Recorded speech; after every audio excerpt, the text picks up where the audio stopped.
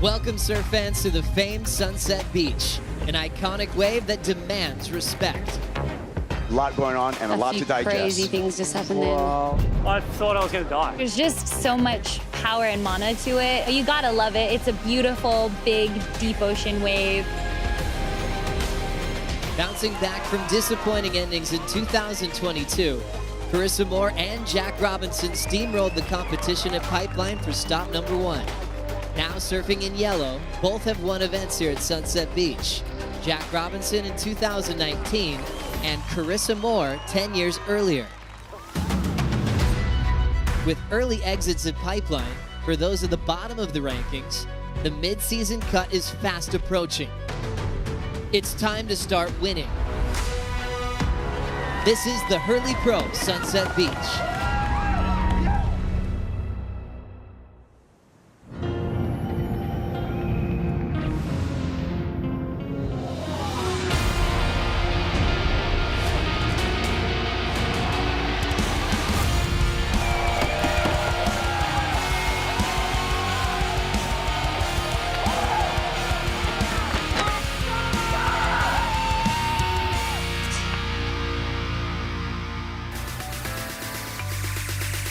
Welcome back to Sunset Beach, Hurley Pro Sunset Beach. Taking a look at this morning. Swells come up.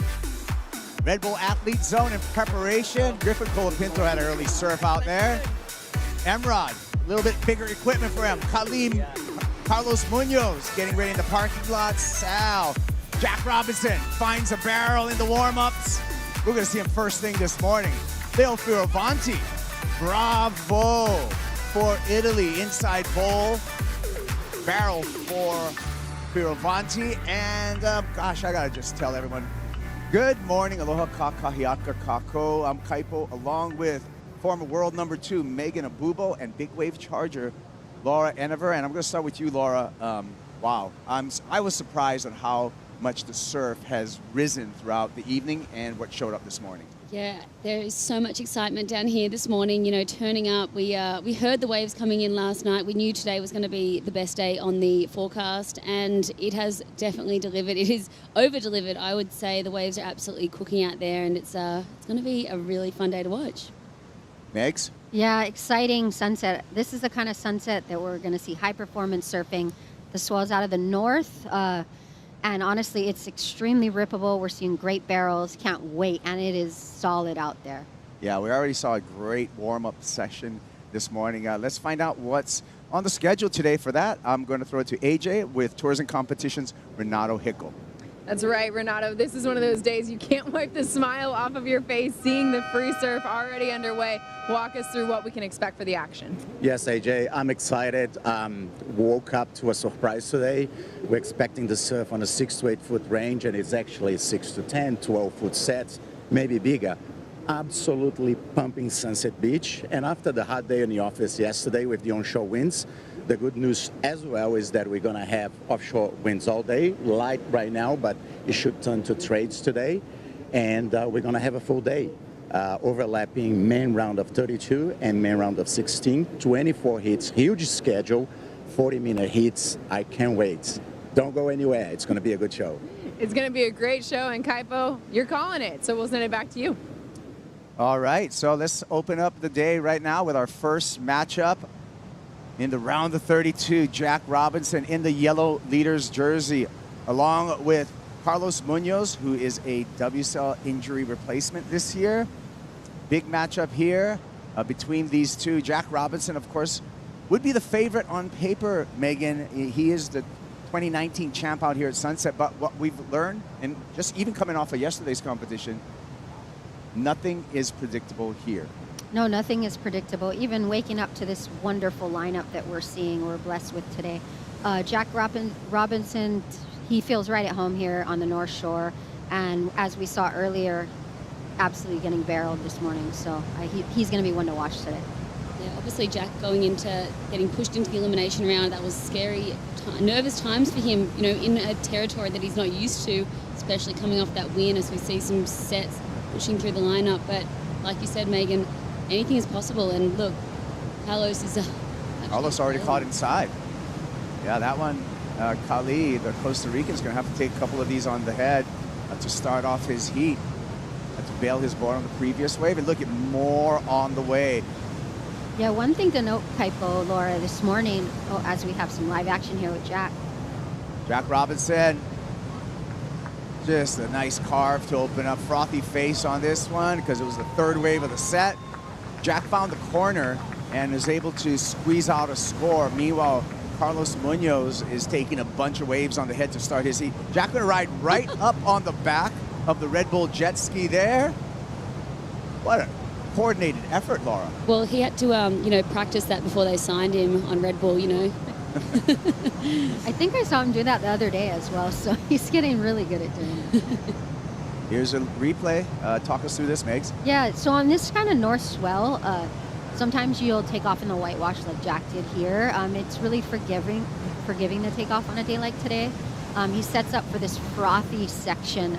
Nice first turn there, and only to just gain a beautiful end section right there. He kind of gets a little bit of air off that, and yeah, you can see here how it rolls into it. Again, north swells at sunset are really fun. If you can call sunset playful, today is a nice day. Even Carlos Munoz can, as you saw him, he out the back, you can actually duck dive some of the waves on a day like today. It's not so heavy and west. That didn't look like, it was going to be anything super special there from Jack. He would have known that it would have had that foam and froth on the face being the third wave of the set, but he obviously saw that inside bowl that he knew would allow him to have 2 turns, solid start. I think for Jack, he's just going to make sure he gives himself as much opportunity as possible today. So while we're waiting for the score, let's check in with Surfline and our Surfline forecast and what's on the books. Well, we knew that this swell was coming as we look at it, a jumbled swell coming through here on Thursday. It looks like it got cleaned up on the way and came up a little hotter than these models expected. The winds, nice and offshore for this. We got a backup swell coming out of the northwest Tuesday, Wednesday, so we'll be looking forward to the future there. But like Laura, you said, today the biggest day in the forecast. For sure, and like you said, over-delivering. It's just come in so beautifully today, 8 to 10 foot faces. Wind 6 to 12 knots offshore, and we're going to see those trades kick in throughout the day, which is awesome for sunset. I mean, it's even better for the barrels out here as well. Yeah, sure is. We're looking at our long-term forecast here, next 4 days, Megs. Yeah, it looks like tomorrow's going to drop a little bit, but the swell's still kind of hanging around until the afternoon, and you love seeing that green. So Sunday, Monday, it looks like we have nice size surf out here at sunset and beautiful conditions. Yeah, I like the orange Sunday afternoon. That is the color code for some prime conditions. So maybe kind of eyeing that up as a possible finals day. We'll see how it plays out. We know we got epic sunset today. Carlos Munoz, way behind on this one.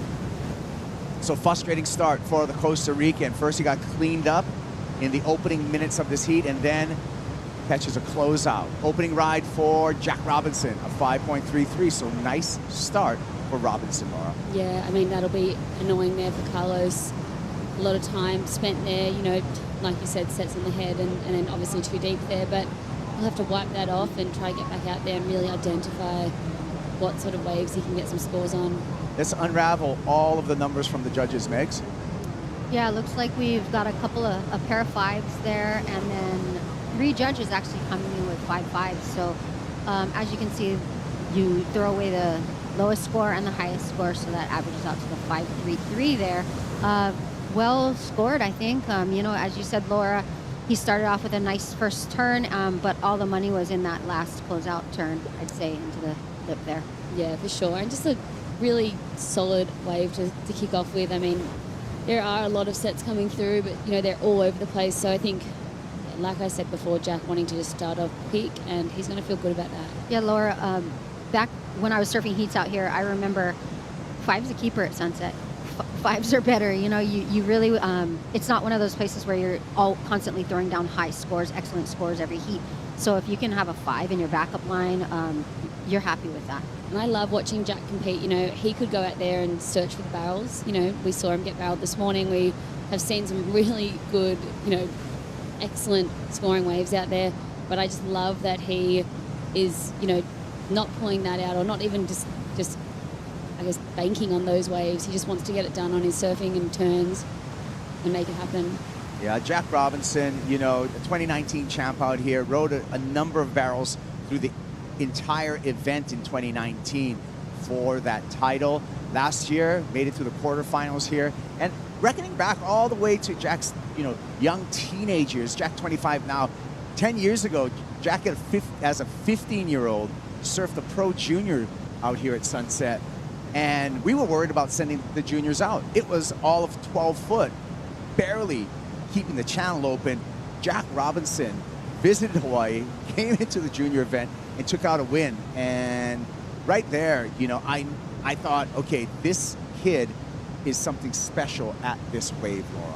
Yeah, he just has that comfortable ability and calmness when it comes to heavy water waves. You know, he's so good at positioning and so just fine to throw himself under the lip, over the lip. Everything about, you know, what scares a lot of people about big waves doesn't really faze Jack.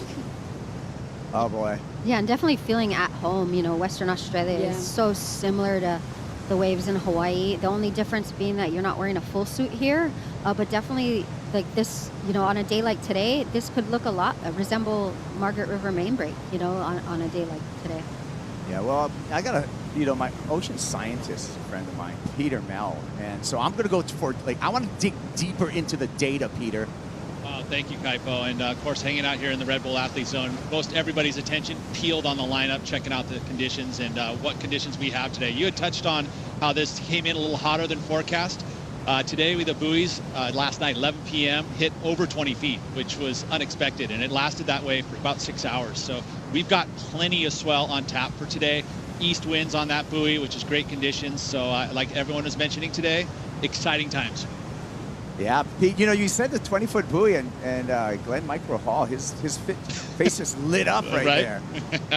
Yeah, you can't help it. I mean, everyone's lit up here.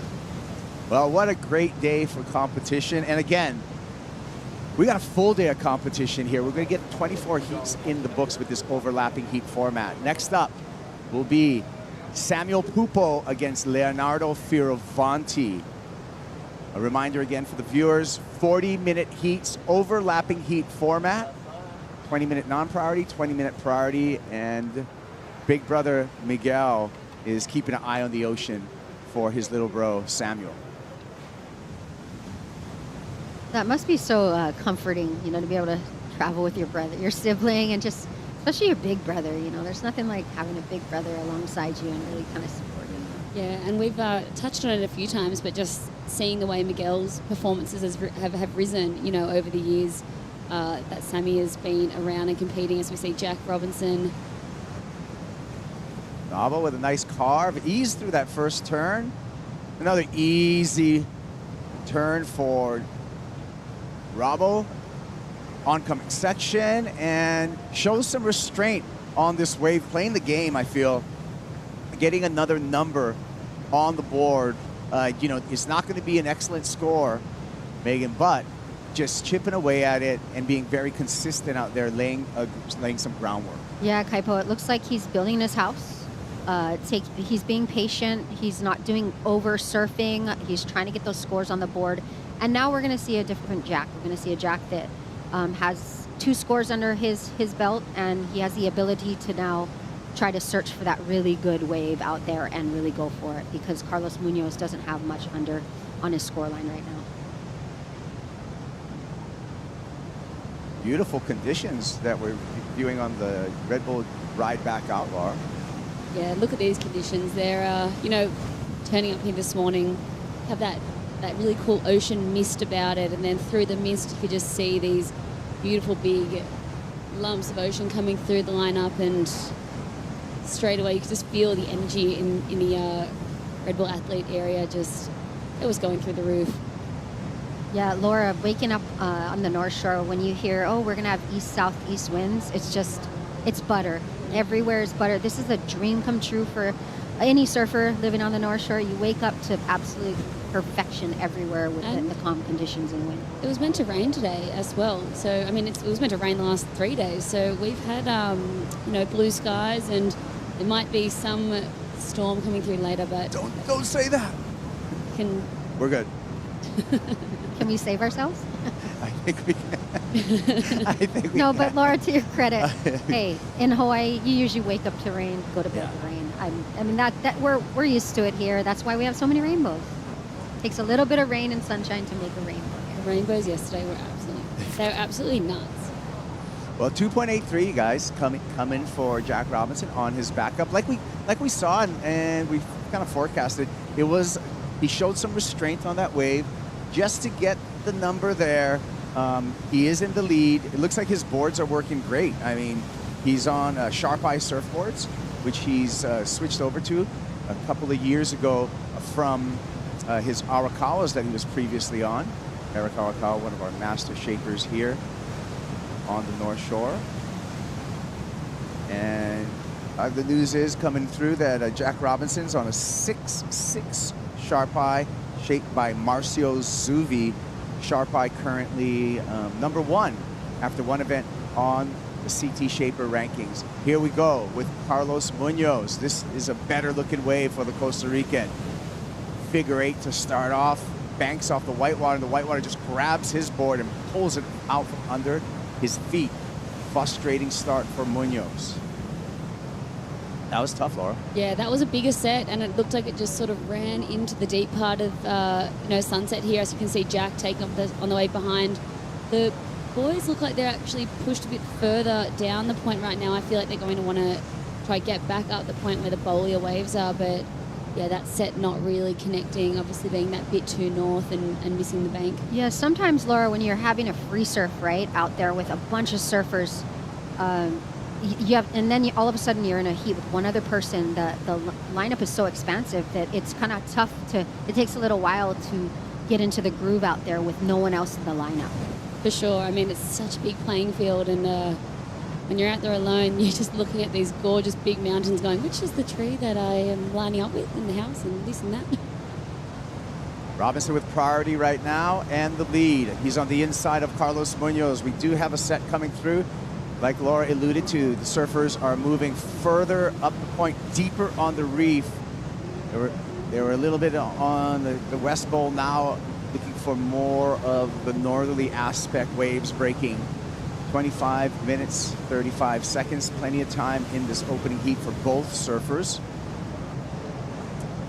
Doesn't look like they're going to take one, so we're going to take a break.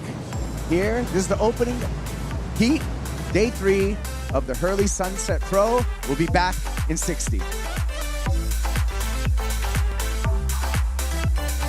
Life to this, all of this. There is so much pressure now. It's really do or die. He's not coming here to participate. He's coming here to win.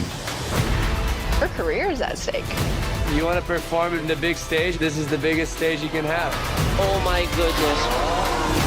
This is sport history.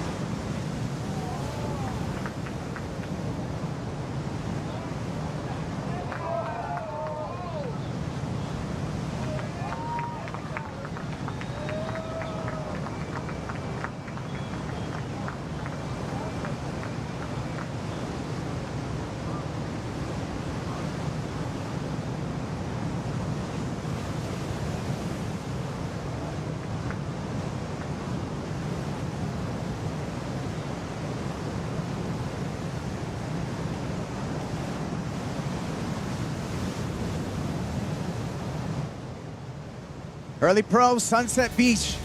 Jack Robinson dropping into this one. Beautiful bottom turn, top turn combo for Jack Robinson.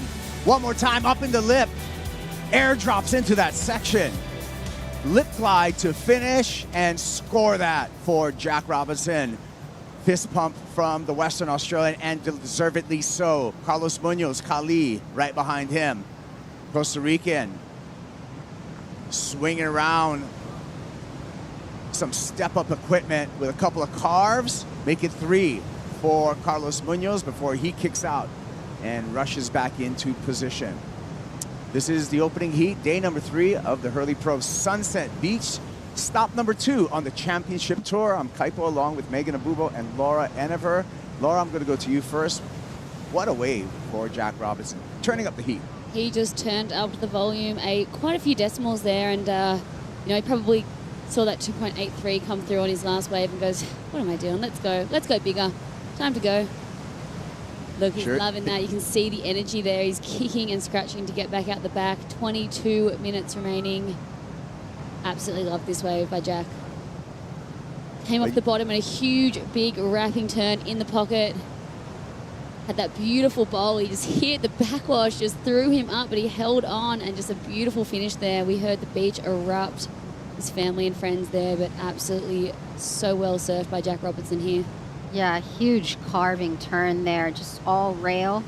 And then really setting himself up here with this, you can see the section coming into him, but I love how he times this, his body positioning, his weight.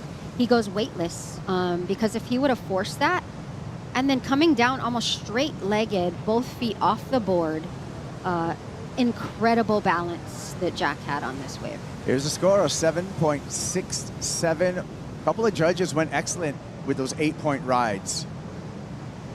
Nice finish as well. A lot of control for Jack Robinson, and he just shows why he's been so successful out here at Sunset Beach. Carlos Munoz, Laura, did pretty good himself. Yeah, this was the way behind Jackson. I had a nice little bowl there. Beautiful carve, just wanting to get something on the board. Nice slash there in the pocket. Unfortunately, this wave just didn't have that nice ending that Jack Robinson's had, so it'll come in a little bit under, I would say. Nothing really big or explosive either, but just that would feel good for Carlos to really get on the board and, just start chipping away. Yeah, he had a frustrating early heat, right? So just to get any kind of real number in his score line probably will help Carlos Munoz mentally, because he's just had fractional scores up until now. That wave, Megan, a 3.33, so it should be something to settle the nerves of Carlos. Jack in the barrel, seeking it, gets it. Robinson following up with a beautiful figure-8 carve there, and why not float it into the channel? He may have just discarded that 5.33. Carlos Munoz, long drop here, long bottom turn. Quick snap in the bowl for Munoz. Has to work around that section, another mid-face snap. And Carlos kicks out to race back to the takeoff zone. Don't you love that from Jack Robinson? He's got he's built his little house, as we say, John. John, watching the waves. Look at that board, that beautiful color on that board, resin tint cut lap. So a lot of boards get airbrushed, but that particular board kind of got color, Megan, like old school style, where the color is in the resin and, not on the blank. Beautiful glassing there for the Paisel camp. New heat out in the water now. Samuel Pupo and Leonardo Fioravanti in their challenge, and their 40-minute clock has just started. Yeah, I love to see the color red. It's just synonymous with Sunset Beach. So many amazing surfers back in the day getting photos. Barry Kanayapuni, Al Chapman, you name it, right? Kaipo, red and Sunset Beach goes hand in hand. Yeah, that'll be coming up in the third heat of the day. John Florence, Ian Gentile. But right now we got a new heat on the water, Laura. Your thoughts on this matchup between Samuel Pupo and Leonardo Fioravanti? This is a super exciting matchup. I'm pumped to see these guys together in a heat. Leo obviously just coming off his second place at Pipeline. Here he goes. Battle there to get to the bottom, and a little bit of early frustration from Fioravanti. So he'll just prone out, get to the channel, and get his Red Bull ski ride back out. Leo just always wearing it on his sleeve. Some athletes, they're a little more reserved, quieter, but he's getting that frustration out, right? Early on. Yeah. Picked up there by the Surfshark Hawaiian Water Patrol. Surfshark fights off all hackers, trackers, viruses in the cyber ocean. Unleash your full potential in the waters and online. So thanks to Surfshark for keeping us safe online, as well as powering our Hawaiian Water Patrol. Looks like this might be Sammy and Leo's first matchup as well. So, you know, two youngsters coming through. Sammy had that breakout, incredible year last year, Rookie of the Year, and Leo, you know, obviously knocked off the tour, but came back and smashed through that Challenger Series. Yeah, won the Challenger Series. All right, we got to pay off a number. 6.5 is checked in for Jack Robinson. Robinson with a 7.67 and the 6.5. He has put Carlos Munoz into a two-wave combination. To pile on top of that, Jack Robinson does have heat control with priority at the same time. So, Megs, how's Carlos going to, you know, dig himself out of this ditch?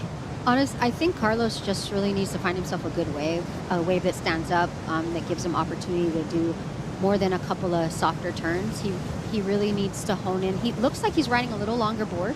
So I do think, as you noted earlier, Laura, he could probably get a little further out in the lineup and have trust in that confidence in his equipment right now and really get a bomb. But definitely he needs two solid waves. AJ, what you got? Well, so as we know, Sammy Pupo in the water right now. Miguel Pupo, his brother, is up there in the Red Bull Athlete Zone watching him. And I asked, did you have any advice for Sammy before he got in the water? And he told me his advice to his brother was just to stay busy. We've seen the rhythm that Leo has been in already early in this CT season. And so he told Sammy to stay busy. I asked him, do you get more nervous watching Sammy do his heats or for your own? And he said, Sammy's, and it's not even close. Yeah, well, a couple of brothers competing. When we look at the history of this event and brothers competing, a couple of brothers won back-to-back in the 80s. 1983, Michael Ho took a win out here. 1984, younger brother Derek Ho took a win. We got another couple of brothers as well to talk about. 1996, Paul Ant-Man Patterson won out here at Sunset Beach. His brother, Jake the Snake Patterson, won at Sunset Beach in 2003. So some interesting brothers talk there, Laura. How cool is that? I mean, there's so many cool dynamic duos and brothers and siblings, sisters, brothers, just coming through the ranks. And, you know, and over the years, the history is so cool. So, I mean, yeah, the Hoes, Derek and Michael, that stands out. They are the legends of the North Shore, and I wish I was here to watch that. Yeah, I remember watching when I was a kid. It was incredible.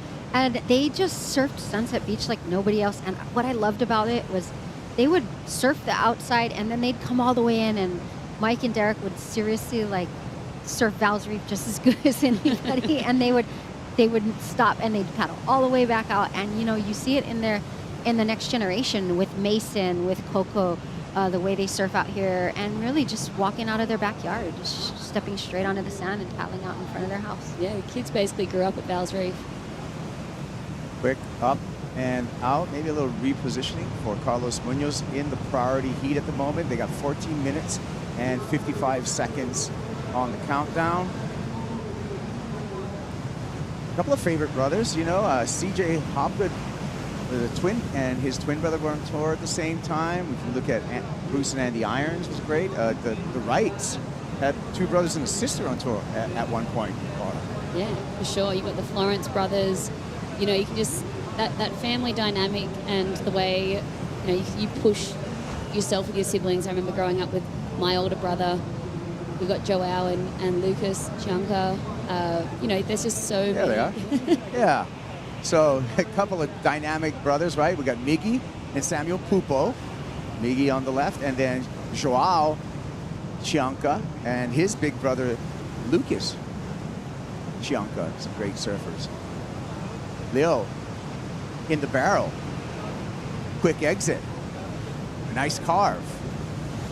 Fioravanti now getting into gear, Megs. Yeah, Leo just showing us this north swell will provide a nice barrel on that inside section. That is something that is notable when sunset's on the north swell. So he's looking for that. As we can see here, he almost eyes it up straight away. He stalls into the barrel. Beautiful looking barrel there. And then just finishes it off with a nice carve here. Great way to start the heat. But again, we're going to see hopefully some good barrels today, because the swell is providing and setting us up for a perfect lineup for turns, and then that inside bowl to have a nice tube. Let's take a look at, as Leo's paddling back out, some of the elements that are going to take into account for the judging. A commitment to the bigger, heavier waves will be rewarded. Combination to major maneuvers with speed, power flows. The surfers' commitment to hold rail through their maneuvers the entire ride is also important factors. Degree of difficulty of maneuvers are also going to be factored in to the performance and the numbers. And deep and technical barrel rides on critical waves will be well rewarded. All those are from the notes that we got from our judging panel this morning. Very detailed, right, Kaipo? They have to be so spot on when it comes to the world stage here and in how they're evaluating each surfer and really not missing out on anything, making sure they have all their bases covered when it comes to judging each wave properly. Yeah. It's cool because, Laura, the surfers all get that note in their thread first thing in the morning. Yeah, for sure. And you wake up and you know exactly what the judges are looking for. You know what, edge you could bring and take from that information and really put out into your heat. I mean, at the end of the day, everyone's going out to surf and do their best, biggest surfing. And, you just know at the end of the day, the biggest turns you can do in the most critical section is going to get you the biggest points. And obviously, knowing that barrels will score, that's awesome as well. All right, well, 11 minutes 45 in this priority heat. Let's hit the heat recap. Jack Robinson. Rails on fire on this wave. Air drops off of that turn. No problem. Re-engages. And a nice finish for Jack Robinson. That was a 7.67. Then he had this backup here, Megan. Yeah, rolled into this beautiful wave, pulls straight into the barrel. And look at his timing in there. It's just absolutely perfect. The positioning of his feet as well. It's like he took off and knew exactly what was coming for him. He had his feet placed way further up the board just so he could be nice and stable and have that forward momentum in that pit. Carlos Munoz. Yeah, in a combination right now, wants to break that combo. First hook and turn. Off the top, a little frustration there. That wave dissipated quicker than expected, I feel, for Carlos Munoz. Yeah, I feel at this point, Carlos just needs to be looking for any wave that's going to give him like a really punchy, exciting section so he can just try to do a really, really big turn. Just that wave just wasn't going to have anything too exciting there. Yeah, the judges already threw in the number at 2.1, so it does not change the situation for Carlos Munoz at 10:25 on the clock. No, we see some nice waves lines on the horizon right here. So, and with Jack with priority, I think he's looking to go big here. He has two really good scoring waves. It's interesting, Megan, you've been talking about the north in this swell, but I also feel there's a little bit of, when we see this from up above, there is some west in this swell mixing in. So not a pure north swell, and and that's why you see the switching on the lineup, right? You're right, Kaipo, and that's also what's creating such a nice barrel too on the inside. You want a little bit of that hook, right, coming in at you. The good old sunset duck dive. I'm not real familiar with it because I'm usually doing the sunset bail. All right, well, catching up with Leo Fioravanti. He's been busy in the non-priority portion of his heat. Pulls in the barrel, but takes that one on the shoulders. Previous wave score for Fioravanti at 2.83. Sammy Pupo, who he's challenged up against, no waves ridden yet for Pupo. Yeah, Leo just pulling the trigger quite a lot, but it just seems like those waves are really lumpy and bumpy, those ones that he's picking on the west bowl there. Yeah, Laura, you got to be kind of careful in a heat too, especially at a wave like Sunset. You want to conserve your energy, and we're seeing Leo with 4 rides, all pretty mediocre scores. So, spending that energy, as we can see this replay of Leo right here, just a little cut back, trying to make something happen, but kind of warbly and bouncy this wave. Funky snap into like a weird barrel section. You can tell he's just trying to really, force and turn nothing into something just on those inside waves there. But he might try to reassess now that, he's given these west ones a shot, but just they're really hard to surf.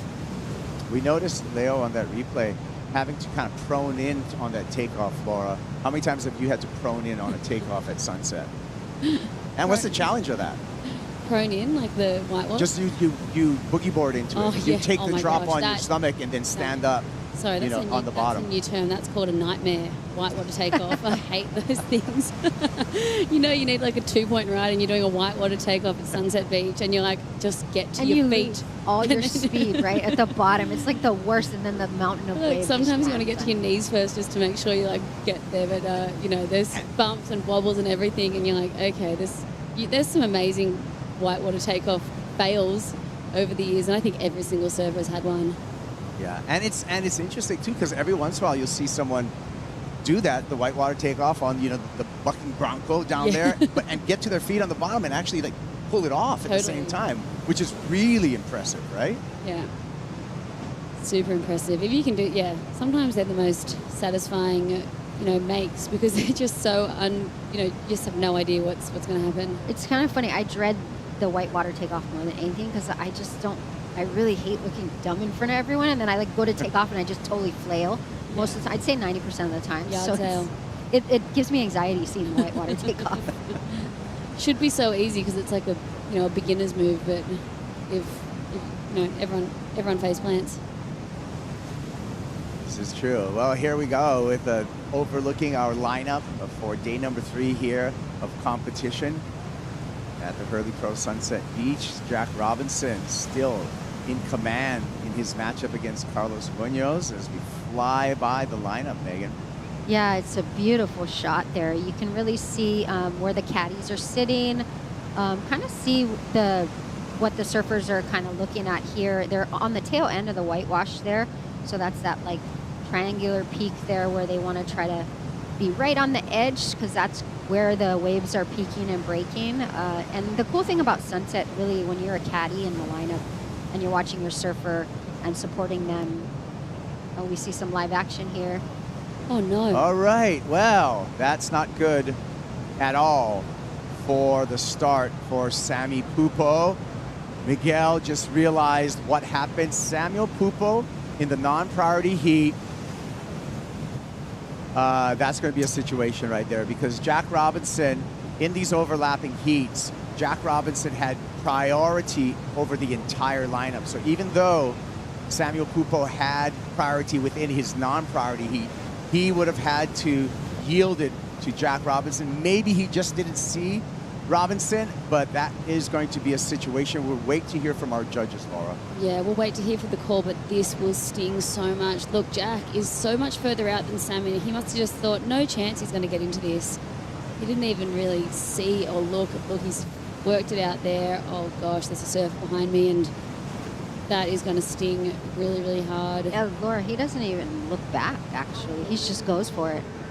I mean, Jack is one of the world's best paddlers. He can get into anything, so I think, Sammy is just going to be baffled that he didn't realize. Yeah, we just got the news as we're taking another look at this. This is a priority interference on Black, priority interference on Samuel Pupo. He will only have one wave counted in his matchup against Leonardo Fioravanti. So Fioravanti now with a big advantage over Samuel Pupo in the non-priority heat. Priority heat attention now to Carlos Munoz. Carlos carves off the top there in a very steep section. Little bit of lump and backwash, gets up in the lip, glides that one and stomps the finish. That's the comeback for Carlos Munoz, Laura. That is exactly what he needed to do. He needed a wave that had two big sections, two big clean sections, and a nice end section. All of his waves haven't had, they've just kind of gone into dead water, flat water. So that was a nice critical end turn there, and he'll be back in this with 4 minutes to go. Yeah, you see here Carlos taking off right here. This first turn was huge. He just put everything into it. And then right here on that closeout, just off the lip there, manages to hang on beautifully. Yeah, he gave it. That's the Carlos Munoz we want to see. Yeah, love this hack there. A bit of bump went up the face, but just really hung on and used that to his advantage. And just he had to really time this section. This is so hard to do to, airdrop into this end. And to stay on it there. Look at that. That's crazy. Let's check out Jack Robinson right now. Jack straight into the barrel. finds the exit. It's got more for us. Carving through this section. Good rail work. Seeking the barrel one more time. Why not? 2 for 1 for Jack Robinson, and he's putting on the heat in his opening heat of today. On fire, Jack Robinson. Yeah, Jack Robinson is putting on a clinic at Sunset Beach. If anyone wants to get your notebooks and learn how, straight into the barrel. Beautiful carves. That board looks super good under his feet. Yeah, if there's a barrel, he will sniff it out and find it. Look, I love the way he just went straight into it, under the lip there for Jack Robinson, and flies on out. Look how smooth and like beautiful this wave was, and then found this end bonus section tube. How fun. Well, right when Carlos Munoz was making his comeback and probably breaking the combo, we'll see what happens. But look at this from above. Just such a good read on this wave. Gets the barrel outside. Nice carve here. Sees more opportunity on the inside. No problem. Parks it and exits. You know, with that perspective, Kaipo, you can see how fast he's going with that aerial view right here. He takes off straight into the barrel. Managed to stay perfectly high on that wave, so he makes it out. And then right here, he just sets himself up. All rail turn. Huge slashing turn into the whitewash there, and then just manages to try to tuck right back in beautifully on the inside of this barrel. And then he's already eyeing up, going so fast here. Beautiful cut back into the whitewash. Yeah, absolutely incredible read there. You know, the way, I love the way he swooped back and just got way back into the pocket of the wave and just waited for it to do its thing on the inside there. And wow, here's the scores. I thought it'd be excellent. A couple of judges disagree. 2 did agree, 3 agreed. 3 up on the excellent range, 2 down. So it comes just under excellent at a 7.83. So a couple of stingy judges this morning. But still, Jack Robinson with a strong lead over Carlos Munoz. Yeah, it's still early. Maybe they're still having their coffee. you know, it's a long day. There's going to be a lot of incredible waves coming through. The sun hasn't even come up. Look, just as I'm talking, the sun is peeking over that mountain, and we know what happens when the sun comes out the waves. Right. We get tan. No, the waves turn on, right? I don't know, every local here says they don't even surf in the morning. They just wait till the sun comes up. It's always better. Honestly, if you grow up out here, you don't surf early. It's just, if you go out before 8 o'clock, you're going to be in the lineup, in an empty lineup on some of the best waves in the world. It's just a fact. Except it's 80 people. You're right. 4 a.m. Someone goes out at night with the light on. Yeah, this is true. In the dark. Well, we're down to 25 seconds, and it is a foregone conclusion. Not quite, though. I don't want to jinx it because Carlos Munoz can do it in one wave. He needs an 8.57 right now. And that's not going to be it. So now we can draw the conclusion that Carlos Munoz will be out of competition with an equal 17. And Jack Robinson moving on into the round of 16. We're going to move on to a quick break. We'll be right back. New heat's going to be in the water when we return.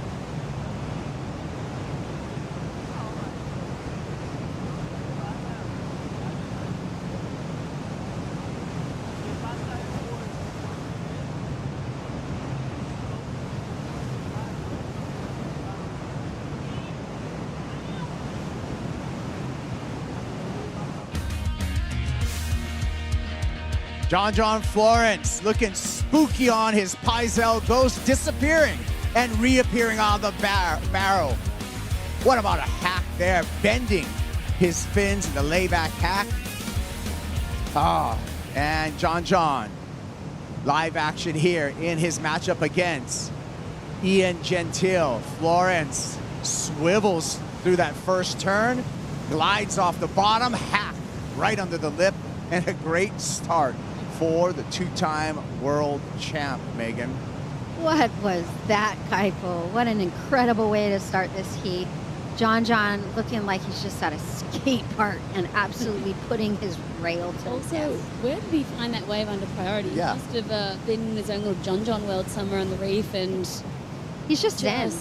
He's zen, so in tune. In tune with the waves. Of course, just John, an overall ocean like waterman, and he just always seems to find the best waves in the lineup, doesn't he?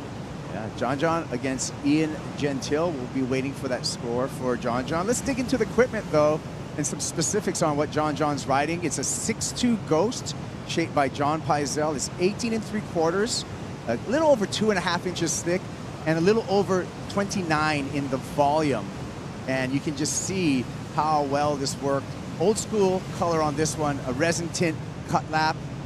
Working pretty good for John Florence, Megs. Yeah. Beautiful first turn. That second one was all the money. Just a huge hack in the bowl. He's looking loose right here. He's so much speed here. Look at that. Just layback, snap, hack. I mean, all of the above. Just right in the most critical part of the wave. I'm going to say the judges are going to eat this up like a little You know, Laura, we talk about shapes a lot, and sizes on boards. Rarely do we talk about what's inside the core, the blank. John right there paddling out. He uses Arctic foam, and that's exclusively what he uses, Arctic foam blown in Ensenada, Mexico. So very consistent there, and those guys are working on actually some sustainable foam as well. Peter, you got something for me? Yeah, that biofoam, right? I've actually seen some of that from those guys at Arctic, but I did want to touch on what happened this morning early in this heat here. Late start for Ian Gentile. He actually ended up paddling out and chose to just kind of cruise out. He literally was the start of the heat. He was in at bows. He had a good 4 or 5 minute paddle, and it didn't look rushed, didn't ask for water patrol, nothing. He was just cruising. All of a sudden had to watch John on that last one. Although Ian on a 6'5", John on a 6'2", so a good 3-inch difference there. All right, well, we're going to turn our attention right now to Ian Gentile on his opening ride, looking to answer back against John Florence. John opened up with a 6.83, so quite a challenge for Ian Gentile early on, Megs. Yeah, a challenge. I can't believe he was kind of relaxed, but Ian, that's kind of his mentality, He's pretty laid back, outer island boy. Anxiety thinking about being on the inside when your heat has started. Wow. But to watch John like do that in front of you when you know you're late for your That's heat. like a nightmare, as a surfer. You have like these nightmares about being late for your heat and like you're paddling out and you're just not moving anywhere. But I'm glad he made it out the back. Yeah, I used to get those nightmares about attending school. About school. All right, well, 2-point ride for Ian Gentile. So John with the advantage in the non-priority heat. When we talk about the priority heat between Leo Fioravanti and Samuel Pupo with a big challenge up against him, Laura. He's got that priority interference, and he needs, however, just a 4.33. If Leo doesn't improve upon his scoreline, likely Leo's going to do that. But what a tough situation for Sammy. I mean, for being in such a bad situation, it is actually the best case scenario right now. Needing a 4.33, Leo has really not been able to turn in any scores. As soon as Leo gets over a 10-point total, it's toast for Sammy. He won't be able to, get through it anyway. But he's still got a fighting chance right now, and crazier things have happened, and this has happened before. Sammy Pupo gets up, winds up, carves back, missed time there, just kicks out. Kiowa Belly, priority interference at Pipeline last event, and still managed to win the heat. Yeah. So it can be done. Fioravanti now on his effort. He wants to close this thing out. Nice carve for the Italian on his toes. Can't find open face again. So still an opportunity for Samuel Pupo at this moment. Jack Robinson, he was brilliant out there. I want to hear from him. right, well, let's hear from Jack Robinson. Kaipo just said that you were brilliant out there, and certainly on a day like today when Sunset Beach is pumping the way that it is, how did you find your rhythm so early? Am I on Kaipo's fantasy again? Is that why? Kaipo, is he on your fantasy? You know that. He said you know that, absolutely. Yeah, sure. No, it's always tough at Sunset, but yesterday was like the hardest because just to get through that, and then now we have really good waves today. Yeah, just really happy to get through that, and then on to today. And this is the first time since you've had to surf an elimination round, you've moved through the round of 16. How did you capitalize on being forced into that situation and use it as momentum today? Yeah, it's definitely something different that you feel, you know? It's like, but you kind of got to embrace it, and I guess it's, instead of going the short way, you go the long way sometimes, so that's part of the game. Part of the game, and you played it very well this morning. What were you wanting to accomplish on the waves? Because you had two very good scores. Yeah, I mean, I was just trying to get started pretty quick because Sunset's always tricky. If you don't get started and you just chase your tail around the lineup, it's like you're just almost there and you can't get it. So yeah, I was just trying to get started, and yeah, actually, it's crazy, you know, the double heats too. I didn't want to. It's not even intentional at all. I just was going, and then I don't think Samuel looked at me in the other heat, and I was like, no, like, so but yeah, I was just trying to surf my heat. Hectic start to the morning, but you got out to the round of 16. Congratulations. Thanks. Okay, on to the next one. All right. Wow. During that interview, saw something really unusual. John Florence skipping out on a turn, on a bottom turn. I don't know when was the last time we ever saw that, Laura. Maybe got to screw in a fin. Let's take a look at this, Megs. Tell me what could have gone wrong here. Yeah, I mean, right here he looks perfectly set up, and then beautiful arcing turn there, and then you know what? I think he was a little bit not as centered on his board as maybe he wanted to be. Live action here, Sammy Pupo, and just grabs a rail dig there for Pupo, so you can see just maybe the mental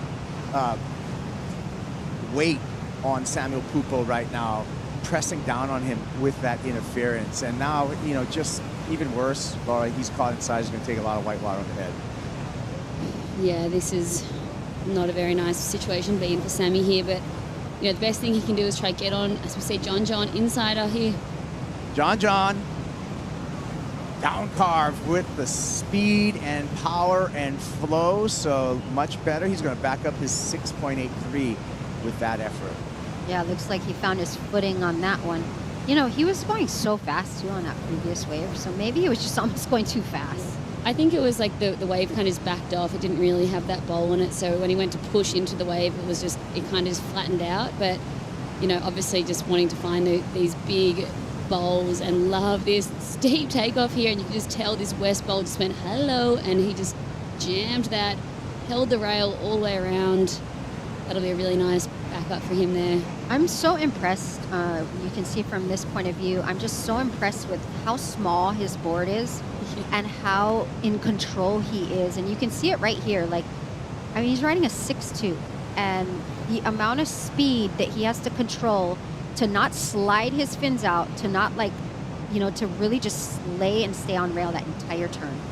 Well, the board he's riding, although it's a 6.2, it was kind of a groundbreaking design from Paisel Surfboards. That Ghost model has a lot of volume in the chest area and up in the nose, but then has a really pulled-in tail. So that 6.2 probably like templated out with that fuller front, but then the back is probably the tail of a 6.6. And that's why he has that hold, but then he has that paddle power of a bigger board, and yeah, that was, you know, brought to light with that Ghost model. Yeah, and the advantage of obviously riding a smaller board for John is, you know, he just wants to be able to find those gnarly sections and do the surfing that he does at Haleiwa, at the beach breaks, anywhere on them. So I love the approach that we see from John out Sunset. It's so exciting and progressive, and another thing that to note.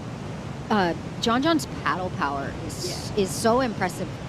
He is so strong. He can seriously get himself on anything, and I think that really plays into favor when he rides smaller boards. He's a tall guy. He's got long arms. Well, we saw that paddle out just a second ago of Matt Young. He's going to be in the next matchup against Callum Robinson. We'll get back to that because John is up and riding, slashing, finding a little shampoo barrel there. No problem for John, looking extremely casual. Last wave for John was a 5.17. May have just done better than that on that last effort, Megan. Yeah, he's looking so good. He's just in tune. I love how he's just maneuvering around all these bumps and lumps in the wave and making it look like nothing. He's just cutting through each wave like it's butter, and it's really not. It's not super easy out there right now. He's making it look like a piece of cake out there, and Ian is just... John, cutting through the waves like some chocolate halpia pie. Just like smooth as all, and just as sweet too. Right, that's a Sunset staple. Here we see John here taking off.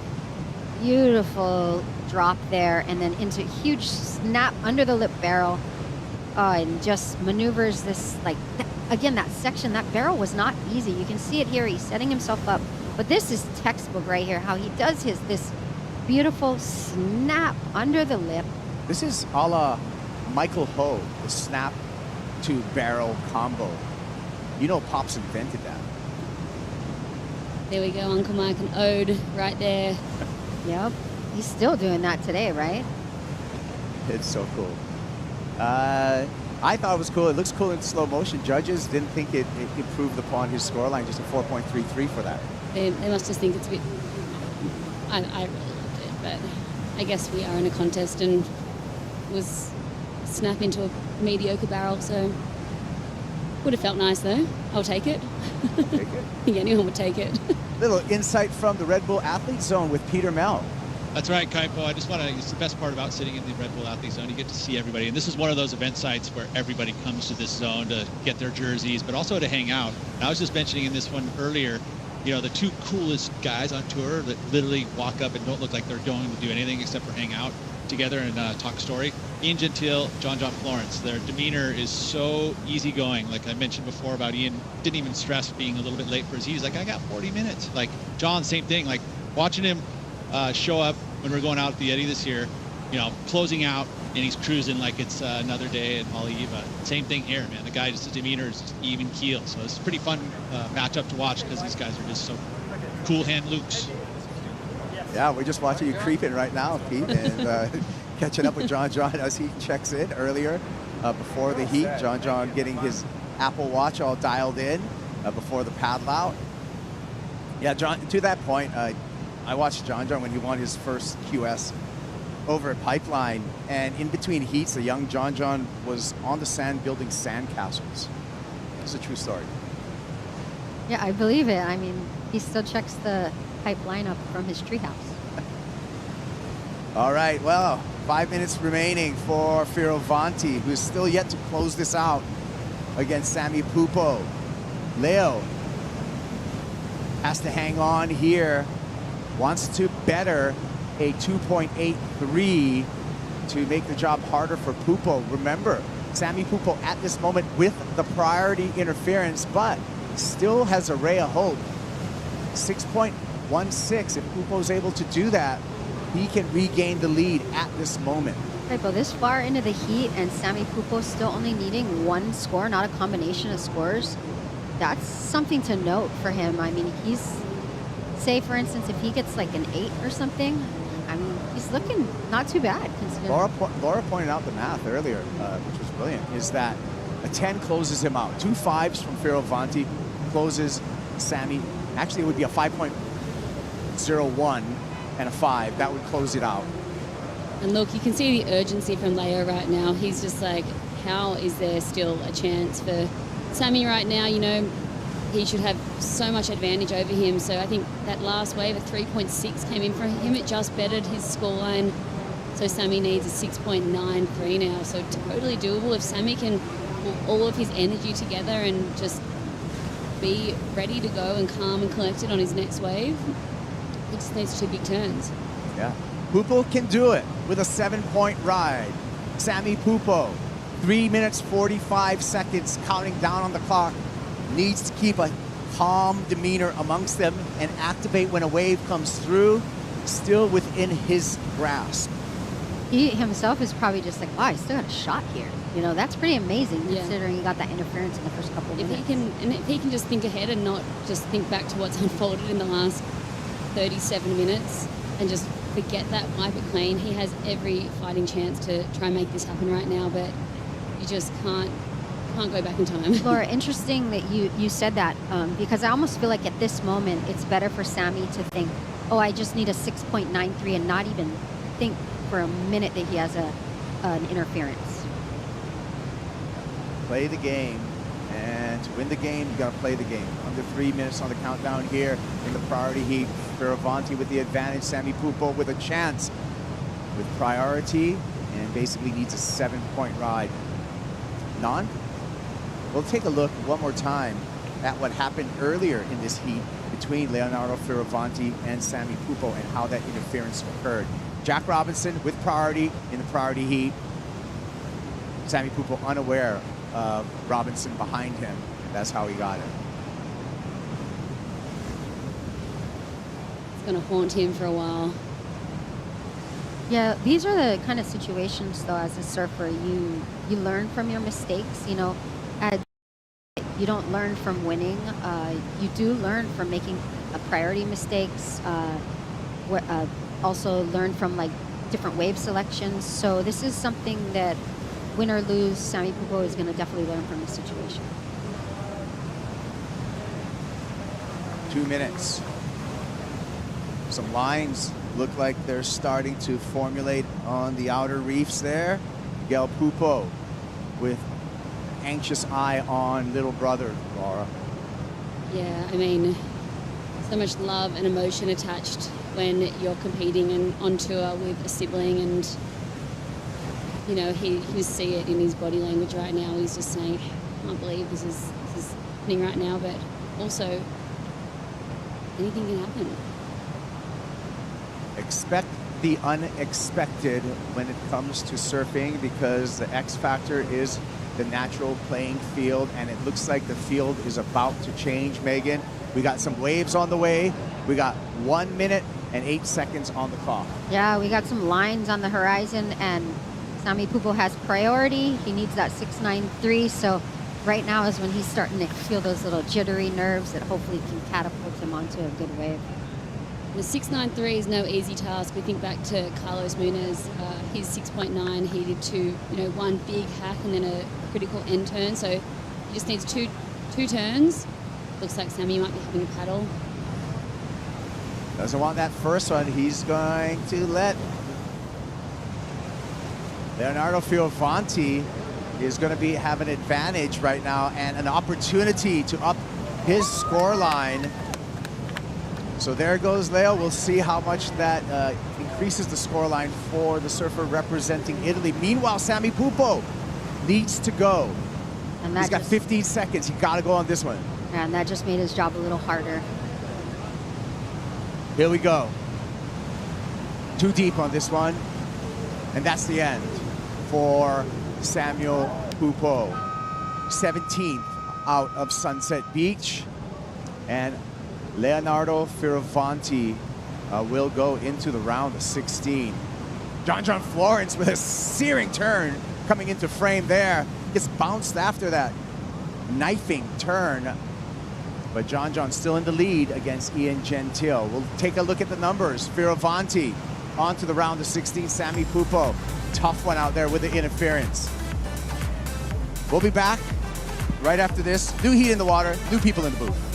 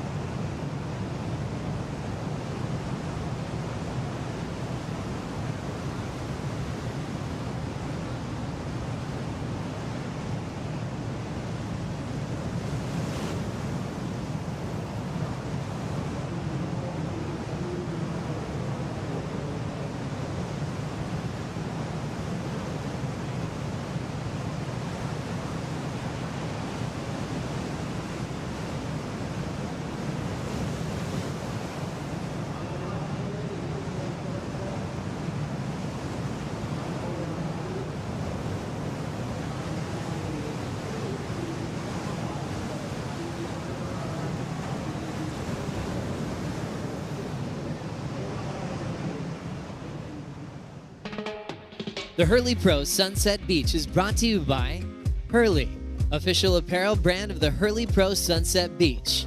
By Shiseido, official sunscreen of the World Surf League. And by Craft 1861, official health and wellness partner of the World Surf League. All right, we're back here at Sunset Beach, and we are having a good time this morning. The waves are pumping. Ladies and gentlemen, here we are at the Hurley Pro Sunset Beach, and let me tell you, we woke up to the surprise of some massive walls of water out here at the gateway to big wave surfing. Peter Mel, Brett Simpson, how excited are we that the waves are going off right now? It's absolutely firing. It's as good as it gets. I mean, it's, I don't know. You don't have to 9 convince out of me. 10. I'm backing you. I mean, every wave I watched pulling up, guys were carving barrel every other wave. So, yeah, it's been, and the numbers have shown early on. Jack got a couple amazing waves. It's still sunset where it is tricky. You know, you still got to find them, and someone's got to win these things. Conditions, though, look at the surface of the water, Peter. Yeah, that wasn't a surprise. I think they were always calling this, the east-southeast, which is great for here. It's not going to be blustery, and it even turned a little bit more to the east. I will say, though, that last night, the buoys, like up at buoy 101 and the other one that are two of them right next to each other, there was 55-knot winds on that buoy, that's almost hurricane force. It is hurricane force, so it just goes to show that up above the islands here, it's just howling. That's obviously why we see the increase in swells. There's a lot of extra wind, and it's a blessing to be able to wake up and get over forecast as far as size goes. It's amazing. Well, you know what's amazing is this overlapping format. It just allows for so much surfing to be happening. There's no scraps. I mean, talk us through that a little bit, Pete, because this is something that if you're a viewer, you're saying, well, wait a minute, there's two heats in the water. Well, we're mowing through heats too, right? I mean, ultimately, the permits here in Hawaii mean that you have to have pretty much, they want 4-man heats, and so that's kind of how the rules have been stated from back in the day. So the overlapping heats is a great format. I mean, it was designed by Kelly Slater, 5-10 years ago, something like that, and ultimately it saves a ton of time. And in a place like Sunset Beach specifically, and even Pipeline too, having the overlapping format, there's plenty of waves, and it also adds time to each individual heat. It goes from 30 minutes to 40 minutes, so you have more water time, and of course that means more surfing. That's right. Callum Robson rips into the lip, and he's going to kick out of that one. Thought maybe that wave was going to give him a little extra. He's out there on a 6'6", Pete, equipment today. A big difference from what we saw yesterday. Nat Young looking at this one, and he goes for the lobster dive. Yeah, I think that's what's fun about this, where like those two guys are out there with no priority, and they're trying to get the ball rolling. They want to get moving. They want to catch a wave, maybe get a 4 or 5 plus on the board. You're feeling pretty good about yourself. And here's Ian. I watched him before. He paddled out a little bit late, and big carve right there. Wow, that was a beautiful turn right there. That first carve, I loved it. Into a second one. Back to your story, you're saying he got to the, oh wait, John Florence right behind him. He's got the red hot board, bang, into the corner. Wow, a lot of power on that 6'2" Ghost model from Paizel. That was a beautiful turn right there. Where it is, he was feeling a little under the weather, but still looking like he's on top of the world. Yeah, I'm sure. Yeah, I mean, he takes such good care of himself, I'm sure. Oh, a little paddle battle. Let's see what the two guys that are so easy going. Are they really going to actually battle it out? Pretty long arms, these two guys right here. Yeah, it's a 6'5" against a 6'2". Yeah. Probably same volume, though. The thing is, this morning, you're telling me that Ian Gentile didn't even paddle out until there was like 40 seconds before his heat or something? Yeah, I don't know if it was if he was confused on how the format was being run, but he did. There was 40 seconds to go, and he jumped in the water right at the keyhole here, and it takes about 7. You're usually paddling out halfway through the previous heat. Yeah, so he you know what the jumps crazy part about that, though? He paddled right by the Surfshark Hawaiian Water Patrol and didn't ask for a ride. No big. It was like no he big didn't care. deal. John got his first wave, got the 683, and he was still. Yeah. And then John got the ski and went right past him again. Like he still didn't know it was on. So I don't know if it was. It definitely. You don't want to do that against John or any of these guys, but I'm not sure what happened there. He was a little bit confused, I think. Maybe we'll let just it call stress it him out, though. A rookie mistake. Yeah. Oh, whoa. Yeah. He is a rookie. Yeah. Out in the water right now, 13:30 on the clock for the priority heat. Heat 3, John Florence looking like he is just having a field day. I mean, the way that he's surfing, it was just so much fun. Here's the replays, Pete, for Ian. Yeah, so 6'5" sharp eye, a little longer than he was riding yesterday, and this was a beautiful arc. I mean, that's what that longer line, that longer rail will give you, is that ability to hold it through. I mean, if you listen to what Pertamo, the head judge, had on today, we want to see long rail lines, and that was a long rail line into a gouge. And that's just a little difference. That's that 6'2". You slow that 6'2" down a little bit more, and you just are able to rip in. Look at this, Brett, just into the lip, too. I feel like that turn is so gnarly. It's almost, for John, though, it's like a safety turn. He wipes speed off. Yeah. And he has it so dialed that it's just not fair because he goes so fast. The one point of difference in that maneuver that he does, though, is where he does it and the angle of approach. So he goes up there a real vertical and then in the lip. And so he's on the very edge of literally just blowing out the back. Yeah. Here's There Natty. we go.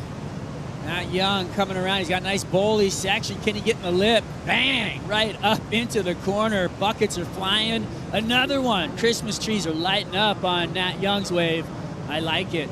Solid surfing right there under the priority of John and Ian Gentile's heat. So great surfing right there. Picking up the scraps, exactly what we were talking about earlier. Nothing is going uneaten out there. Yeah, I love his technique on that backhand carve. Another point of difference for Nat that he brings with his backhand surfing is that approach into the lip. Very vertical, and he carves through it. You know, it's not listening up. You see some surfers will place their board up there, but he actually carves through it. Look at this fan of water. That's the technique. You're able to carve through it. The spray comes off the rail. It's distinct, too. When you look at it from so far away, when you see that much spray, it just translates into good numbers. Yeah, it's just big surfing. You know, the timing, his timing is always as spot on the backhand. I mean, one of the best backhands on tour. And then right there, maybe not like a full bottom turn, but it cut it a little early and then just keeps all that speed through the turn. So he's no stranger, as Pete knows. I'm sure you guys surf all the time, but it's got little similarities somewhat. The lane and the kind of sometimes transition of the face, yeah, and the bump. There's a lump out there. Yes. Yeah. I agree with you 100% on him feeling comfortable out here with that kind of comparison to his home breaks up there. I will say, though, like, he surfs pipe, amazing, right? And I'll tell you, there's nothing in Santa Cruz that'll train you for pipe.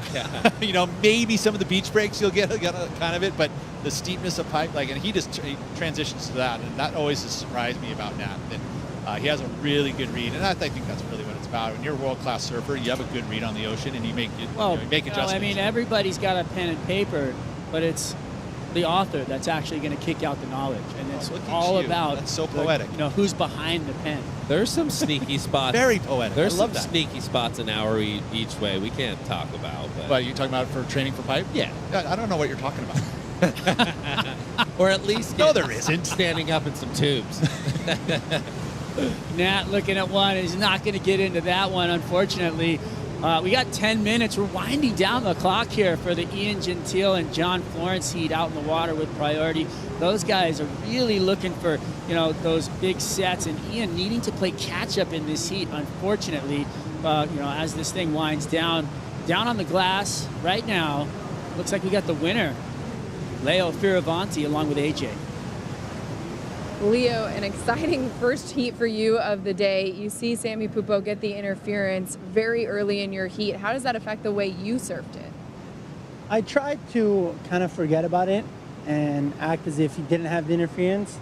I didn't want to put it, to where I'm going on my defense and then he attacks, obviously, and, get some big scores. But I struggled out there. I mean, sunset is tough and it looks clean out there, but it's much bumpier than it looks. And yeah, I definitely wanted to get better waves, but I'm glad that I got through that heat and on to the next one. And it sucks, of course, for Samuel. You never want to surf against somebody that gets an interference. It's not the best way to win, of course, but I'm sure he'll learn from that. And for you, what are you going to take? You said you didn't necessarily get the waves that you wanted. What are you going to take from this heat in the round of 16? Well, the next heat I know I have Jack, and Jack is amazing out here. He put an amazing performance this morning, so I know I'm going to have to step up and, get some good scores, but also find some clean walls. I think later the trades will start kicking in, so it will be cleaner. And, I'm confident that I can get some big scores. I just got to put myself on the waves and loosen up and open up. You want to say anything to friends and family back home? Yes, ciao a tutti, grazie per il tifo, continuiamo ad andare avanti, dai. Congratulations. Thank you. All right, thank you, AJ. Looks like Nat Young taking a look at this little swinger as it comes across the reef. A small wave, not really much to offer there, so he's going to kick out of that one. I'm not very happy with Leo Fioravanti right now. He just took out one of my fantasy team riders. He took out Sammy. Well, Sammy kind of took out himself, but I'm a little upset about that. Yeah. That looked like a tricky situation on that wave. I was watching from afar, and Jack kind of was like maybe not going to go, and then I don't know. He just chipped into it, and I don't think Sammy looked back, and it was. All right, when you're looking back, I mean, because you got to read what's in front of you, right? You can't always look over your shoulder and keep paying attention because you have to know what's going on. And sunset, you're not doing like a one paddle. It's kind of like you're digging for this thing, and like it's sometimes hard. So yeah, that was a bit of a bummer, but I'm sure like he will learn. You can't really afford to do that. Out in the water right now. Just a note on John Florence. He did win here back in 2011, but he hasn't had a great finish for quite some time. I mean, which is surprising, obviously. Right, that's my point. Yeah, no, it is surprising considering how well he surfs out here and what performances he puts on. He doesn't put a ton of time in here. Like when sunset's good, All Eve is pretty good, and I think it seems like there's a lot more pipeline. footage. Yeah, pipeline too. Rock piles. You'll see those clips, and you whoa, take it easy. You think it's I'm dropping that one. Look, he's trying to give away all the secret spots today. What's up, bro? I won't say anything. No, but it looks like sunset. So he's obviously. It feels like he wins a contest every year, right? Just by watching from the clips that he drops. Yeah, right? you're like, I mean, all those he drops. must have won That last is year. sunset, by the way, that he's surfing on those clips, and he's just killing it. It's crazy because there's just so like his surfing obviously fits it. And he's riding. It looks like a short board. I mean, it is kind of a short board for him. Yeah. It's the same board. He's been riding it. Anywhere from like basically 4 foot to 10 foot. I had the conversation with Paizel this morning, and I was saying, gosh, the model he's riding, that Ghost model, it looks so much wider than all the other boards. Like when you see him out there on that thing, and he said, well, it's actually as the board gets bigger, the width doesn't change, right? It actually kind of drops down a little bit. So he's got all that volume up front on a lot of his boards. Straight. But as it gets longer, like the 6.2, it kind of narrows it a little bit. Well, I was going to say, but you have to pull the nose in at some point, and that's why it looks kind of bigger up front, because at some point you got to pull the template in. But that's where he's getting all his paddling from. Yeah. And then the tail, if you look at the tail, it's tight. Like it's a nice tight pin narrower, tail. longer straight rail, so he's able to use that rail. But then the shortness of the board, so it's just a unique design. There's been boards over the years that have emulated that. I mean, Kelly at one point had that board when he won one of his Pipe Masters back in whatever. Had similar kind of style of that. He had a little disc. Kind of almost rounder. It was much rounder in the front, but the actual tail shape was through the center. Remember when he showed up at Snapper and rode the 5.6 fish? That was 5.3. They wouldn't give him above a 3. He's been pushing. Well, what is he going to ride today, guys?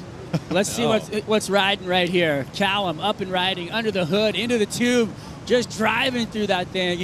It would have been beautiful. I love the north angled Sunset Beach because it does give us the inside bowl. Like inside bowls, you can focus on it. Here we go. Nat Young, 6.6 Proton. Nat off the bottom. He's got a hot knife through butter right there. That board looks really nice, and he holds on through all that conversion. Cool. That was actually really hard to do. Non-priority heat. We also have a late run into here to Ian Gentile, who pulled this off. Wow, so some tree trunk legs just running through lips out there.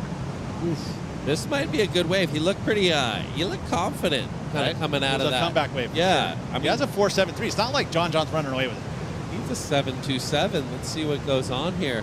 Griffey. The boys, there we are. There's a team, right? There's Griffin Colapinto and Tommy Whitaker, his coach. Tommy was good out here. On tour. All of Hawaii. Insane. Oliva, Sunset. Yeah. He was, great surfer. I love our industry or our world, so to speak, in surfing, because these guys are on tour. Now they're still on tour. They're not going anywhere. Look at us. We're up here on sometimes tour. you're like, I got to get away from it. You get away from it for a second, you're like, I got to get back in it. Let's take a look at Ian Gentile's wave, guys. Oh, whoa. That's trippy. We didn't know it was the same wave, but it was. Smaller, it was weird. Nat was way up the point on the at the point. Does this huge turn, and then he was kind of over more towards the North Pole and got a couple turns off. I mean, they're two separate waves. I almost feel like Nat's score is better.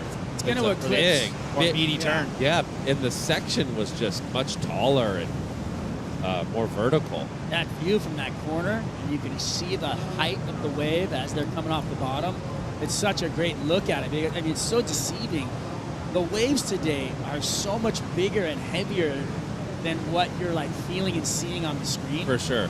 Like that barrel Callum pulled into probably felt like his jaws. Yeah. No, and you're like, no, for sure. It's wobbling, and then the thing just clamps you, and you're like, oh my gosh, my back. Oh, score's coming in for Gentile. Look at this.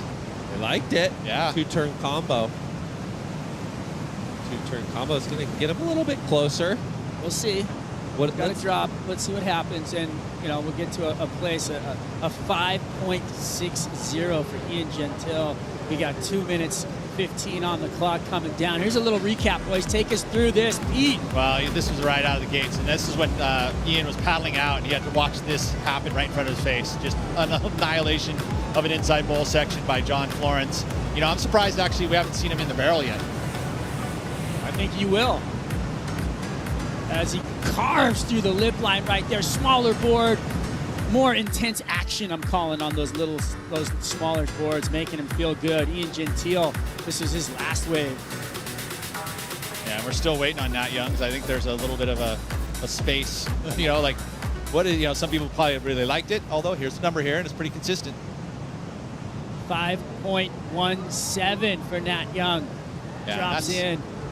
11 points outside on a non-priority. That's a good solid start, and in a minute and a half he's going to have free reign of the lineup. Here we go. Ian ready to swing for the fences, looking for a 6.41.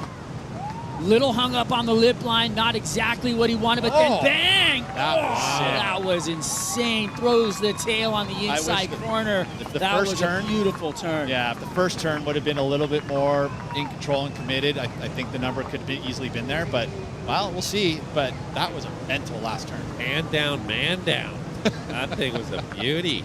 That was one of those wow factors. That's what the judges are looking for, critical turns on critical sections. Well, to any time like Nat's turn, that turn, where you drift the fins out there, it's hard to control. Yeah, it's sketchy. It's high risk. Yeah, that'll be interesting. I mean, time's pretty much, he's tapping out right here. I think going to go have a chat, but here we was go. this Replay. with priority? He did have priority. So nice carve, kind of in the bowl. Snaps it, slides it right there. Almost lost his back foot. The only thing I think that's going to go against him here is that the wave was really jumbly. So you saw the first turn where he kind of got held up there. There's a lot of lump in the face, and then again right here. It was also pushing out to sea, right? So reality is it's not a critical section as you might say, but the turn that definitely was critical. That was critical. I love the way he blew the tail out. So hats off to Ian Gentile. Maui boy coming across strong at the end of this heat. We'll see what happens with him as the time winds out for John Florence and Ian Gentile. I mean, if his last one's a 5.6,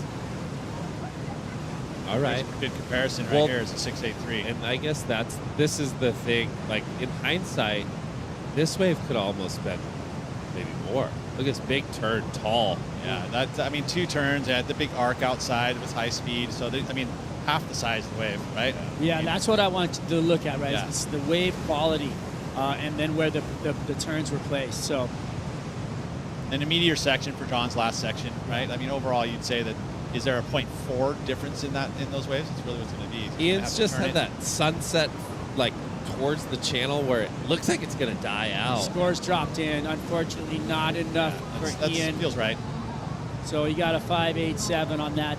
Well, the surfing was there. The wave kind of let him down. Ian Gentile, great heat for you. But John Florence is going to advance on here at the Hurley Pro Sunset Beach. We'll be right back with more red-hot action from the surf.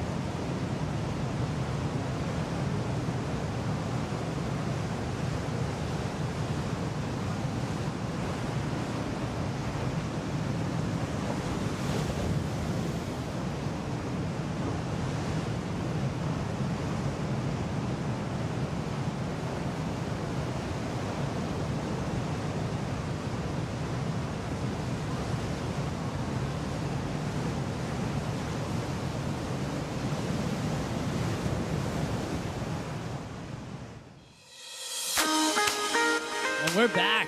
The Hurley Pro with Super Surfer. Let me tell you something right now. I like the characters that they're dropping in there. One of those kind of looked like Strider. Was that first one you? No. Brett Simpson's in the game. Tribal I King. put myself in there. Now, So what's the? I mean, you played this. What Yeah. is the the secret to the success of this game?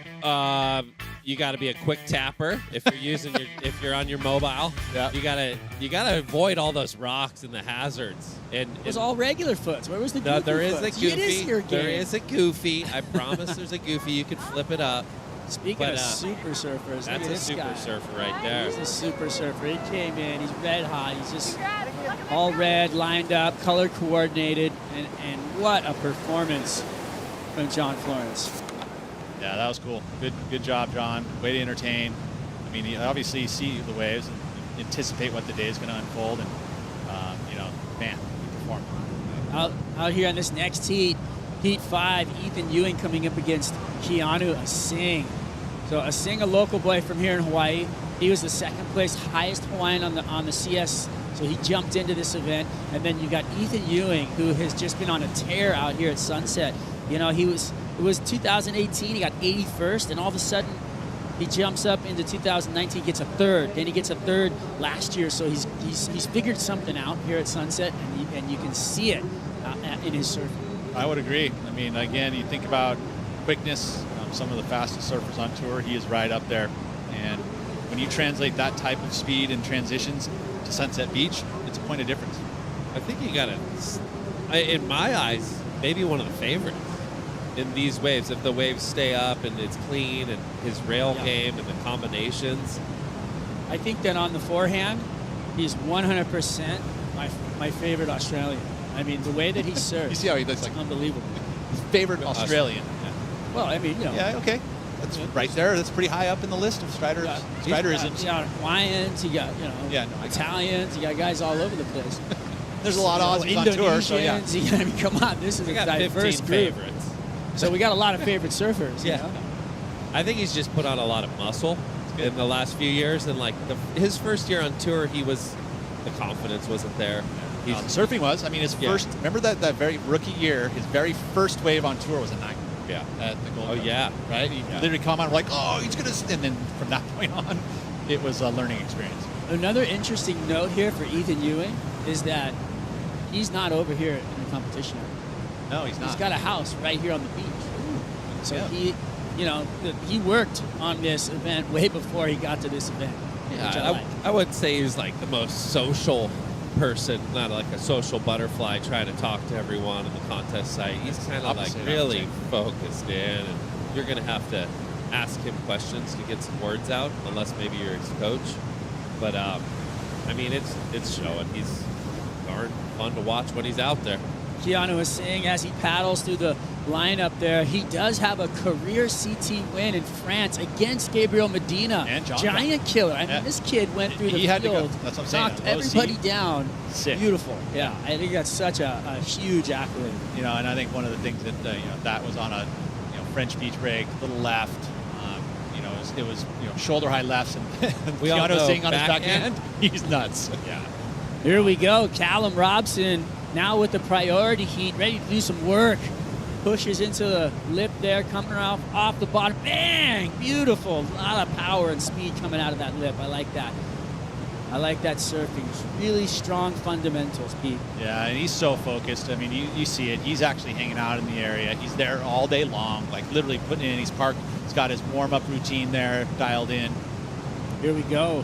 The non-priority heat. Keanu Asing just trying to get the board moving, riding a little bit more lumber, obviously, than yesterday.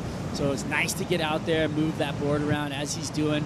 This wave will be that kind of setup and feet in the wax, so to speak. Kind of a neat size because you'll see that there will be a contrast in board pickup. So there's going to be the guys that are going to have the extra lumber. They're going to go 6'6", maybe 6. I mean, I think 6'6" would probably be the biggest board today. You never know, but the fact then you've got all these guys that like the Johns, Baron, Mamiya. They're all going to be on 6'2". They're going to be on their little short board. I mean, you saw Baron out there this morning. He looked like he was on a 5'10". Yeah.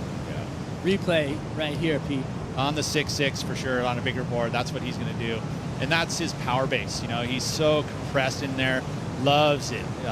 This is the stuff that he's just probably looking at. He's just licking his lips. He's thriving. Look at him, nice bottom turn, perfect form. This is that second turn, jams it right there. And then, anytime you get high up at Sunset, you're gonna free fall, and he's able to kind of tail tap that. And I think that's when you see the layback decision in regards to that style of turn, and then the layback decision. The layback decision keeps you underneath the lip line, and whereas if you do it with your arms up above your head and waist like that, you're gonna airdrop. You're right? going flying. Yeah, which is dramatic too. I mean, shoot, if you can do two styles of turns, like those are the two you want to do at Sunset. Yeah, the layback's kind of more on rail, like you said, a little earlier, maybe more spray. Yeah. You were mentioning how it's kind of a cheating a little bit, right? It's like an easy turn. Well, I would agree though, because I go to that turn a lot too. Everyone's different though. I'm gonna say thank you, Pete, because you really broke that down and to really give it a good scope. I never really thought about the arms up and hitting the lip and how projected you're going to get with the lip because of doing that. No, So you keep it under great it. Great point, Pete. I love that. That's Good why pickup, bro. You're the Good analyst. pickup. You're the analyst. Oh, come on. You're analyzing too. We all are. We're surfers. We're having a little fun get together here on the set. And I love the board talk, just the bigger boards and the smaller boards. And, it just reminds me of the artist in the canvas and throwing different styles at it. It's just so fun to see different approaches. I'm going to kick my feet up. I'm going to get comfy.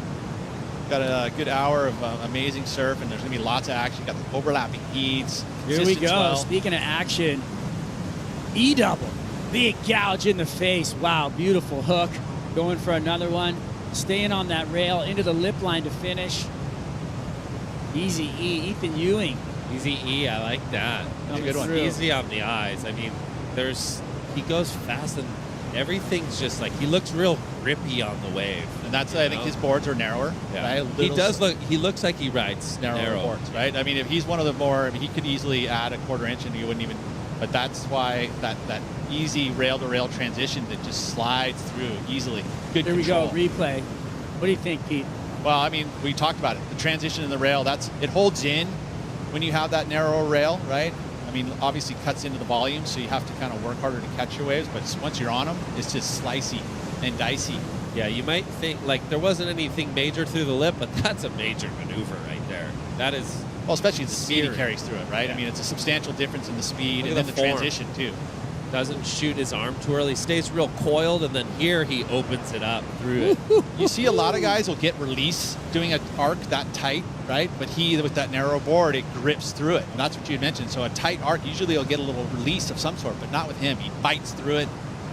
His placement on his board, too, he's fairly back, which just allows him to kind of draw Right, the those Darren lines. Hanley shapes, the DHDs. I mean, he's putting those boards through the motions. They've been working on some beautiful railroad tracks. I mean, you saw he did not come off the track once. He's got to be climbing the ranking. He likes glass fins too. He's not using carbon fins, so he ultimately likes that glass fin. Last year here, getting a 3rd place, absolutely tearing through the lip. Almost looks like the same day. Surfing. I mean, look at this guy.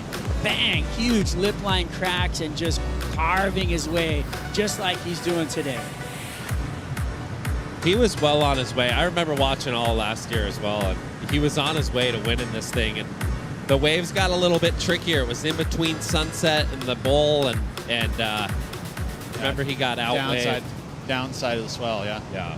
Nat Young dropping in, looking for a corner. Little let down with that turn, but he's going to go straight back up. Nice little snap right there.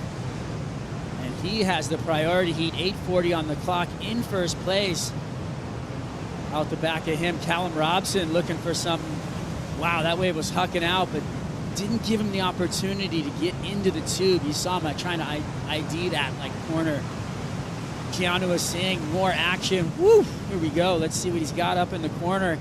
Rah! Little drop wallet turn, and he's going to be out. So all those waves not really giving these guys the opportunities that they wanted.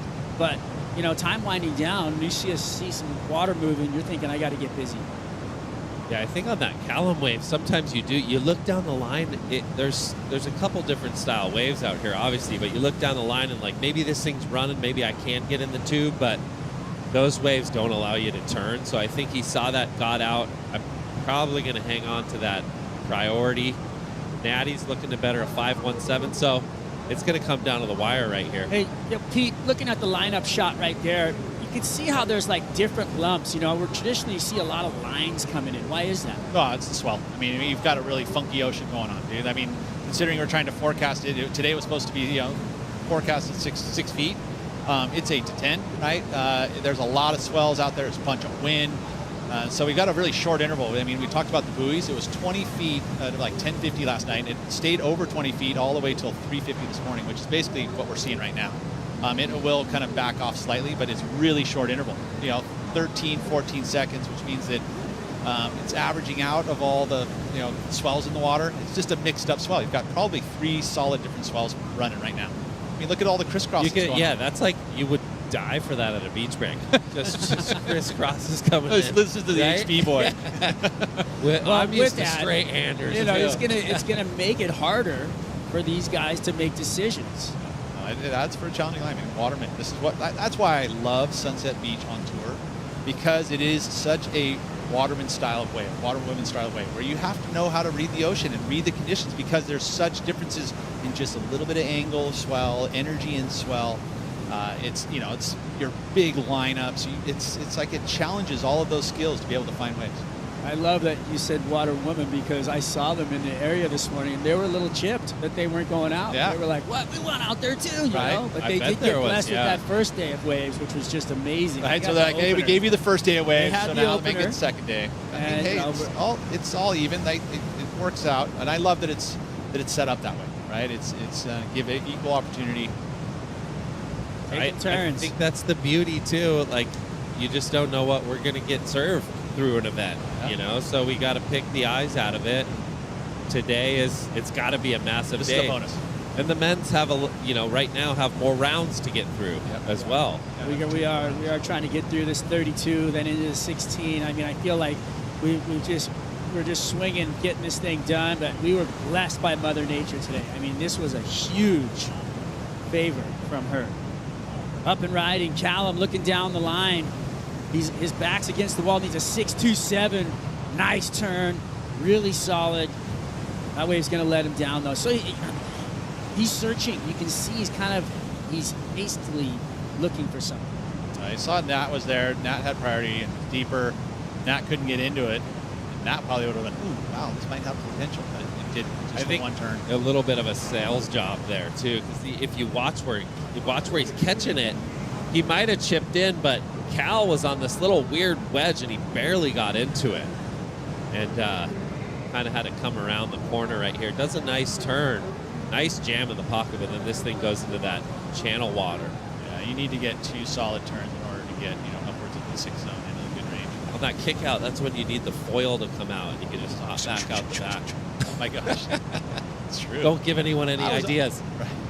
I was watching Foiler. Literally, they were just going down the coast. Oh, here we go. Here comes the innovation. Pops out the bottom. Yeah, boom, out the back, catches the second reefer. What do you score it? Let's keep Is it our one normal single ride? boards. Let's keep it on the tracks here, All right, boys. Let's all keep right. our normal boards in the water. That's it's your job. You got to keep things on the track. 4 minutes. Winding down here off for Callum Robson. He's got to get back over there. You can see him paddling on the left of your screen there. And he is going to get back into that lineup and try and find something of substance, because right now he's not getting what he needs. And that's the haste, the anxiety, and the pressure starting to build. It's a tricky one because you're out there going, man, I only got 340. Nat's got priority over me.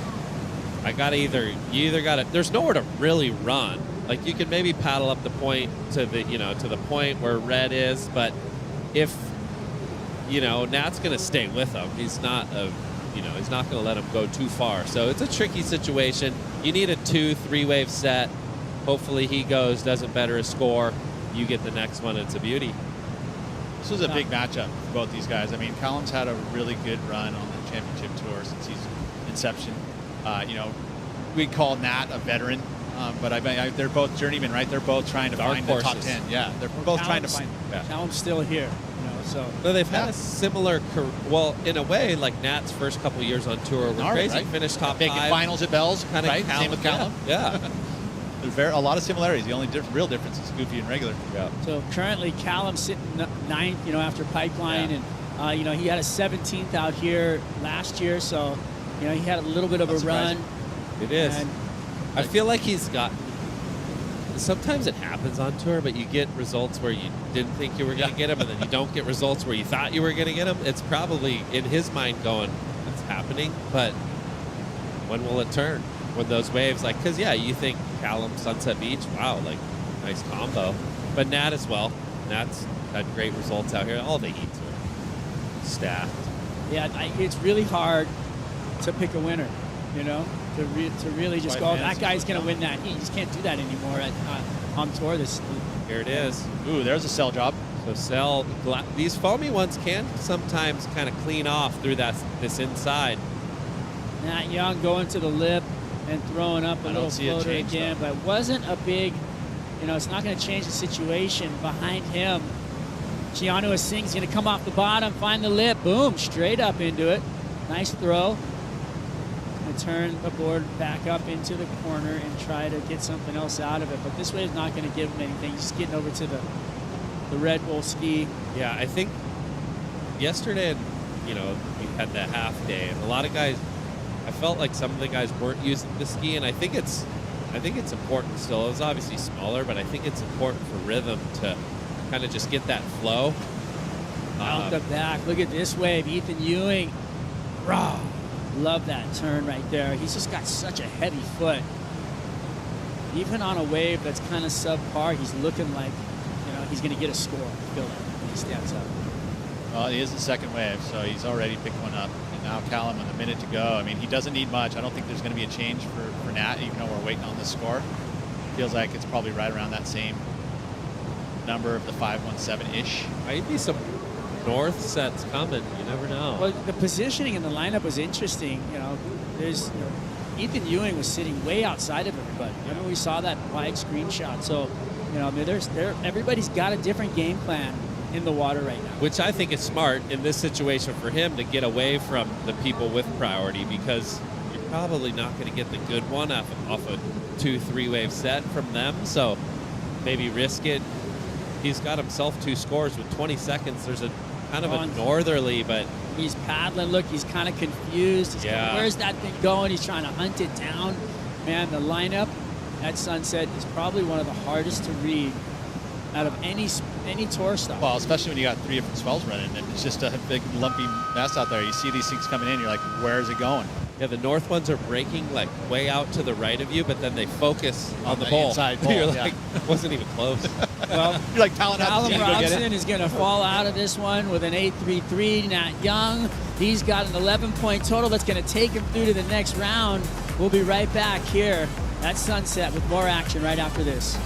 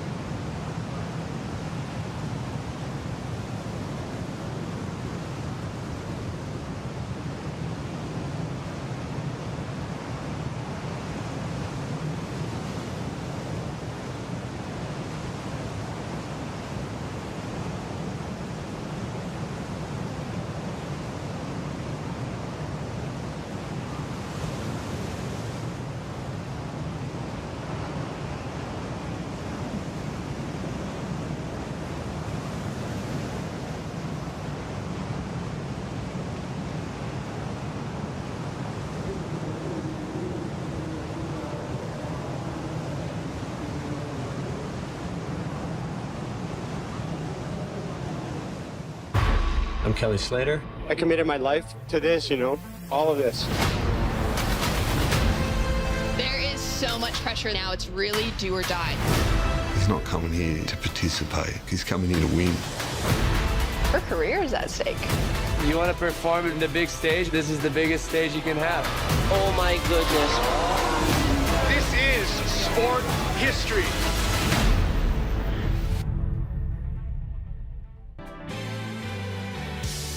Make or break, dropping tomorrow, season 2. I love it. There's action coming down the pipe. Out here in the water right now, Kelly Slater and Jake Marshall hitting the water. And Jake is a dangerous competitor out here at Sunset Beach. Look at this guy. He's got a mean flow, got the rail up into the lip with a huge cut back into rebound. He's not going to back down off of Kelly Slater. I wouldn't. I mean, considering I think this is a good opportunity for Jake to be able to get one up on the goat. You know, and he's very accomplished here. He loves and focuses a lot of his attention to this break, being that he does have a property here. He lives just across the road over just down by Rocky Point. But again, focuses a lot of attention on this break. There goes Ethan Ewing winding up on a beautiful looking wall of water. Good setup, cut back. Goes for another carve on the face. A little syrupy. Now he's going to get another one off, but this wave let him down a bit, so he didn't get the kind of action he wanted out of that. And Pete, every wave out here is kind of a roll of the dice. Yeah, different, right? I mean, he was sitting kind of up the point, and that's when you can catch those waves up the point. They're kind of sweep out to sea the whole way. Those big north ones, they kind of come and focus on the inside bowl, but he's been focusing up more to the up the point. So he's going to get that style of wave sitting. Now he has a priority heat, so ultimately he has better free reign in the lineup. And he's back on the Red Bull ski with the Surfshark Hawaiian Water Patrol crew, taking everybody back out and around. As you saw in that shot earlier, there was a wave barreling right down on his head, and the ski right in there, picked him up, slipped him out to the outside. Now he's basically dry hair, but paddling back out, which is a luxury here. Well, it's a luxury for everyone, right? The surfers involved, us watching and calling heats, the fans. I mean, that's the advent of having these things and having the ability to do it. Here's a replay right here, Pete. Yeah, I mean, and Jake, you touched on it. I mean, you have insight on Jake being a Hurley team rider. Yeah, no, last night I surfed out here, but that was a beautiful rebound right there. That's maybe one of my favorite tricks in the book. I posted one the other day. Taj did one back in the day, and I think it's kind of we got to bring it back. Ethan does it well or score it, right? That's what I'm saying. If you're going to see it, score it. Yeah, and it's critical. Like you're not easy to do. You're taking it all the way back and going up through the lip. So, but back to Jake. He, like you said, he knows this wave really well. Yesterday, he was catching a lot of good waves, like in the afternoon. He just had this. And it was crowded. It was a lot crowded. Of people. He was deep. He was wide. He was on. To your point, in that shot of Jake taking off, Kelly Slater was on the corner, right? He wanted it too, but Jake outpositioned him at Sunset Beach. Yeah, and that is something that you were just talking about. He's great at positioning. He knows his lineups out here. I mean, he does spend a lot of time. Kelly's probably by the paddle, looks like the boards. He's underwater. He might be body surfing. But he's a freak. You can't even see the nose. He's body surfing. Oh, that's so good. Yeah, and he's one of the surfers that'll ride low volume, right? I mean, for the most part, he is volume-wise. And he even admitted that in the make or break, there's some shots of him. He's going, this one's like 27 liters, which is probably a little small for me, but I'm riding it anyway. The greatest to ever do it, the GOAT, the 11-time world champion, Kelly Slater. We're privileged just to have him here at the water and still with us, which is just incredible. I love it. So true. There he is right there on screen, paddling around. And, well, another GOAT on the women's side, Laura Enever, is over in the Red Bull athlete area. Bye. You're just trying to stump Thanks, her, guys. huh? But no, I'm not the GOAT. Kelly is, and he is the GOAT because he arrived actually about 18 minutes ago. It's not his first rodeo. Just pulls up out the front of his car, gets his stuff out, walks straight here, grabbed his rushie, and he's out there. Kelly, he's so mysterious, but he loves his, cruisy mornings. He would have been watching the contest at home. I was speaking to his partner, Kalani. They just had a cruisy breakfast and everything, and he's riding the same board that he was riding the other day. So that 6'3" Slater Designs with the 5 endo fins in it. This would obviously be the biggest waves he's ever surfed on it so far. So excited to see how it goes. Same. One thing he's got going is definitely the wind's down. Yeah. Here we go. Here he is. Yeah. Nope. No. This is Ethan Ewing in the red jersey. Pulls up into the hood, gets a nice little tube. Can he push through? Oh, unfortunate right there for him. He got bucked off by the whitewater monster inside the foam ball, grabbed him. It doesn't take much to. You need one that stays super hollow, and as soon as there's foam in there and it starts touching you, look how quickly he's back it just up. eats you, just instantly. Interesting, he jumped out. He got gobbled up on that wave. And then now we look at how quickly he's back out there.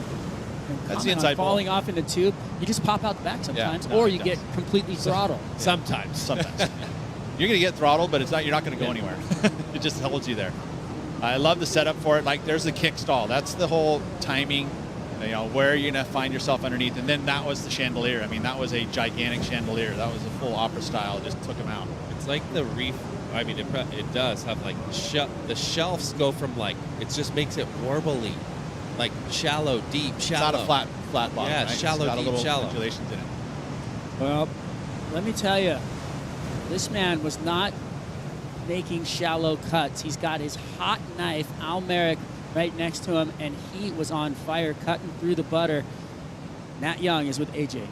Nat, the boys describing the way you were using your board as a hot knife through butter. You changed your equipment this morning. How did that affect the way that you were able to get those deep turns? Yeah, I changed my equipment. I was not expecting it to be this big today. I don't think anybody really was. So I pretty much had my boards picked out, and then I woke up and saw what the waves looked like. So I jumped to a bigger board. It's a 6.8. Haven't ridden it this whole trip, but I rode it in this comp last year, so I knew it was a good board. But yeah, I just wanted to be like sturdy out there, and it does a lot of chops going through the waves, so just moved to a little bit bigger board and a little trustier. And it worked out for you as you were getting comfortable with this board. How did you feel your confidence growing throughout the heat? Yeah, just today doing the overlapping heats, it's a little bit of a different approach with no priority for those first 20. So you're kind of just trying to get busy, ride what the other guys aren't taking. And I got my 2 scores in that first 20 minutes. So the back half just kind of control the heat and try to better my scores. Better than you did. You're on to the round of 16. Congratulations. Thank you guys. Appreciate it. First with a 3.57. Thank you very much, Nat. Thank you very much, AJ.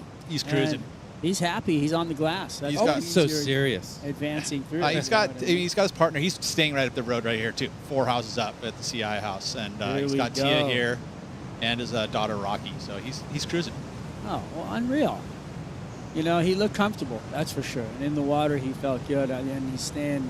I know the house. We stayed there last year. It's a cool little house, huh? Well, it's just very well placed. Yeah, it is, huh?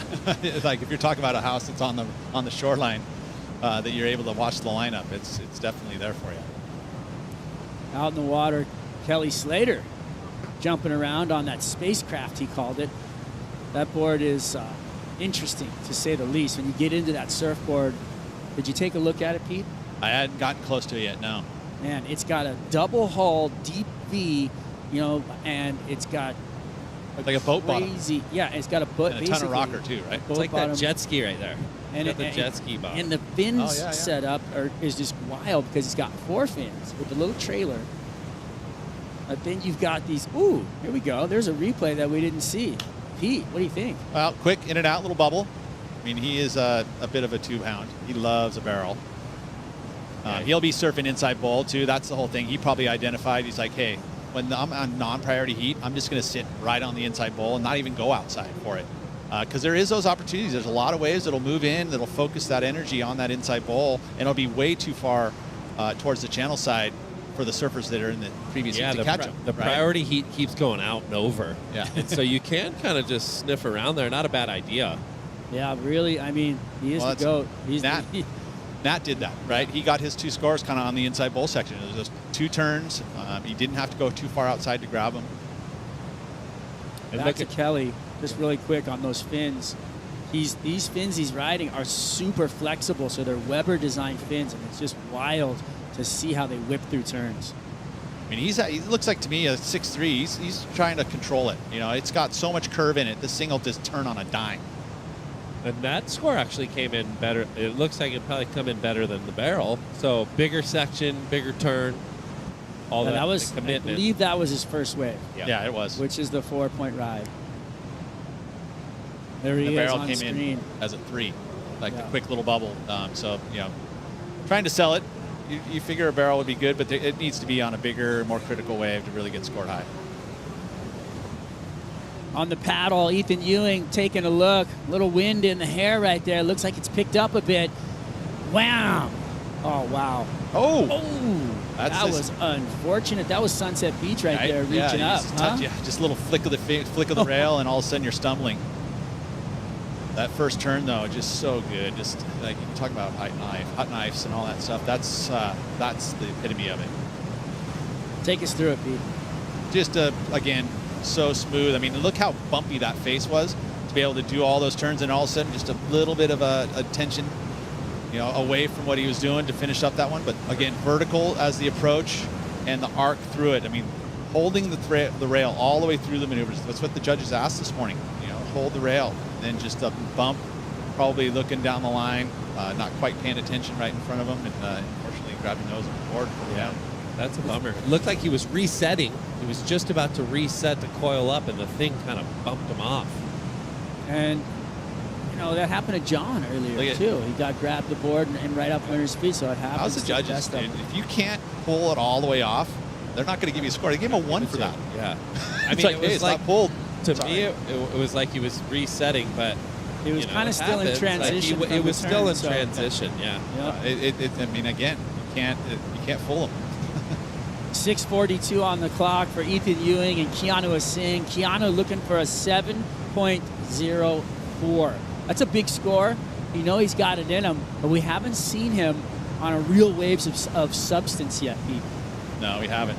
Look at it. You can see right there. This is a drone view. You get to see the positioning. You see Kelly was kind of sitting underneath Jake, and then all of a sudden, no, I'm going to go paddle him. So they're in a non-priority heat, so they have to give way to the two surfers to the left, but they have their own priority in their own heat, right? So Jake has priority over Kelly in their heat. Well, I do want to point out that Kelly got an interference in this heat, in this event last year, right? Doing the same thing. Exactly what he's doing right now, going too deep. We talked about that the other day. When you go past someone, it's hard. At a wave of consequence and you're going fast, like you might think you have time to kick out or straighten out, but it's harder than you think if someone's going to last second drop in. Plus, you don't want to get caught, right? So ultimately, you're trying to figure out a way to get out of the wave and get back out before, because you're trying to sell them, right? You end up selling them and you're on the wave with them. You got to kick out. And unfortunately, at sunset, if you go too far in, you're going all the way around. Doing them, yeah. You're hopping. And may not get you better go all the way around, because if you don't, you're getting an interference. Just like Kelly did. So I don't think he's ever going to cross paths again. Well, look where he's going. Not listening to you, Strider. He's your friend. Well, here's a big set coming in. That's what he's looking at. All those lines out the back and those lumps coming through. The wind does feel like it picked up a little bit to me. Yeah, the trades are coming in. That's what was expected today. We're east-southeast, but look at Slater. Kicks into a roll-in off the corner, bumps in. He's got some speed. That board looking nice and loose. Can he get some lip line time off the bottom? Here we go. Big layback gouge under the hood. Core strength. Can he pull out of that? Unfortunate. Goes down. He dug the rail. That didn't help for the acceleration out of the move. And then the lip just literally went over the top of him. Although he expected him to maybe come to his feet again. That's Kelly. I thought he might be getting a barrel. Sometimes those little slingshots kind of will double up like it did, but it just was a little wonky. I bet he was thinking barrel at some stage. I will say, though, I'm liking the Slater we're seeing in this heat because he's moving and catching waves. Hey, he doesn't have an interference. I'm just kidding. Take it easy. Oh, man, any chance an old competitor of the GOAT gets the poke at him, he will, won't he? He's a beast. I mean, how many generations? Let's say legit 4. Oh, yeah. Right? 4 generations of surfers he's meandered through. Imagine every guy that he's just beat down through the tours through the years. Yeah, everyone wants a little poke at him when they could. How cool. I mean, think about Jake right now. Like, he would be relishing this opportunity to surf against Kelly. Oh, Gary. And there is nobody in any sport that has been in the game this long and dominated for this.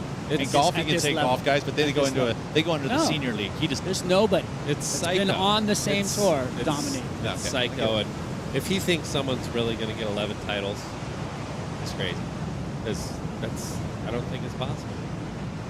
Maybe not as long as I'm here. Yeah, he's something else. Just the commitment, his level of motivation. Wow, look at this wave out the back. It's a bomb. Jake has to jump off because Keanu Asing with the priority heat's coming around. What a bummer. He likes it. Right there too. Look at this wave. Beautiful wall of water in front of him. He's looking for the tube. Can he pull in? He does. He's under the hood. He comes flying out. Let's see what he's got on the end of it. Wow, what a beautiful wave. Another layback jam. pull through. Oh, unfortunate right there. I think he had, if he attacked that section a little Hit it. earlier, hit it. Yeah. He might get the score. Yeah, hit it. Ah, that was such Went a underneath it. gorgeous wave. I mean, the wave set up to this big, beautiful tube. He drove right through it, and unfortunately was in two minds on the inside and goes down. Yeah, Jake identified that was that wave, and he was in position, a really good position for it. He had to jump off. You see right there, he jumped off. Keanu sits there and waits this one out. He sees it's loading up on the inside bowl section. Look, he's timing there. A little drag of the hand, another drag of the hand. A nice barrel. Beautifully done. You know, Right just here, he's got to go up through it. Yeah, just up and over and out. Big fly into the flats. A little late. Well, You know? it was a little. I think that the decision making, because this was really nice right here. It's a proper barrel, and then he's coming out in this section, almost wipes a little off, and then it's in between. Like, I'm gonna snap it early, and then I'm gonna get barreled when I don't want to get barreled. I love that. He got barreled on accident right there.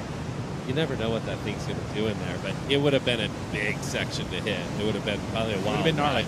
He needed a big score though. Yeah. So, you know, we talked about the Hawaiian So easy Anu from these boy. little wooden chairs in here, huh? I've Really never going lost for the it, heat though. from the wooden chair. Always make the heat from the beach. Well, he's going to get back out there. 1 minute and 15 seconds left on the clock right now. Keanu Singh's going to have to go reestablish himself, and he's hunting. Look at him. He's looking and he's hunting, which is something you have to do at the end of the heat. That's just playing the game. There it is, 5.43. Now only needs a 5 with 1 minute. That's doable. Where's Ethan? Now, well, Ethan get a little defense. Oh, he's Ethan coming. only He's sitting on a coming. couple of 5s, so, you know, like, this is not a blowout heat No. by any means. And there's movement, and, you know, this is something that's going to be really fun to watch as this thing winds down. He's got his eyes on him over there. He was watching where he is, but he realizes that he's sitting in this perfect spot he can cover. There's a stop of Keanu here, trying to hope that just a magical little wave comes into him. You know, you're just, at this point, you're just sitting there looking at the ocean going, come on, baby. Come on, there's another, okay, 26 seconds, that's 2 waves. Come on, let's, you know. And then you realize you're at sunset and you go, I haven't seen a wave for 15 minutes. This morning, right, we had a pretty glassy all the way out to the horizon. Now you can see this little white cap starting. That's that easterly trades. Yeah. And that'll help, I think. You Which know, I did talk to some of the surfers on the way out, and they were saying it was bumpier. When it was clean, it was actually bumpier on the face than when kind of the trades are blowing. Yeah. Well, that thing's going to wind out. Ethan Ewing coming out victorious with some beautiful face carves. And we'll be right back here at Sunset Beach as Ethan Ewing grinds one out.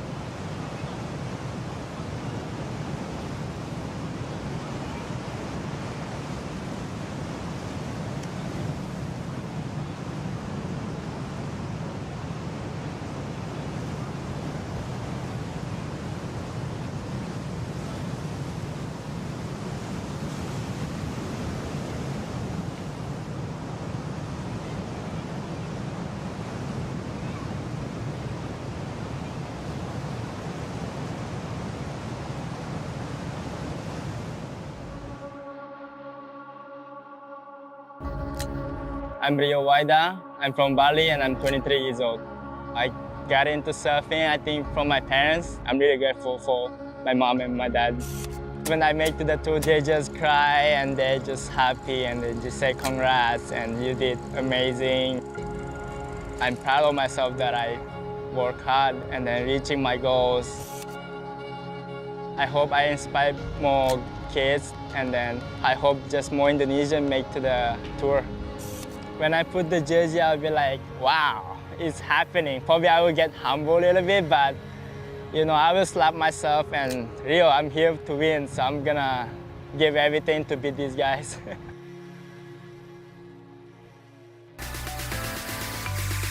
Representing Indonesia, Rio Waida drops into Sunset in his challenge against Gabe Medina. Waida with a nice carve back into the pocket. And that's all it's going to be for the beginning of that heat. Rio Waida up against 3-time world champ Gabe Medina. Here's 11-time world champ Kelly Slater. Finds the barrel, travels a high line exit for Slater. One more chance on the inside, pulls out the back. Kelly Slater up against Jake Marshall in that priority heat, and we got more treats for you here at the Hurley Pro Sunset Beach. We got Kai Lenny here. Kai, thank you for joining us. Thanks for having me. I mean, you surfed earlier today. I mean, actually yesterday. Your thoughts on today's conditions out at Sunset?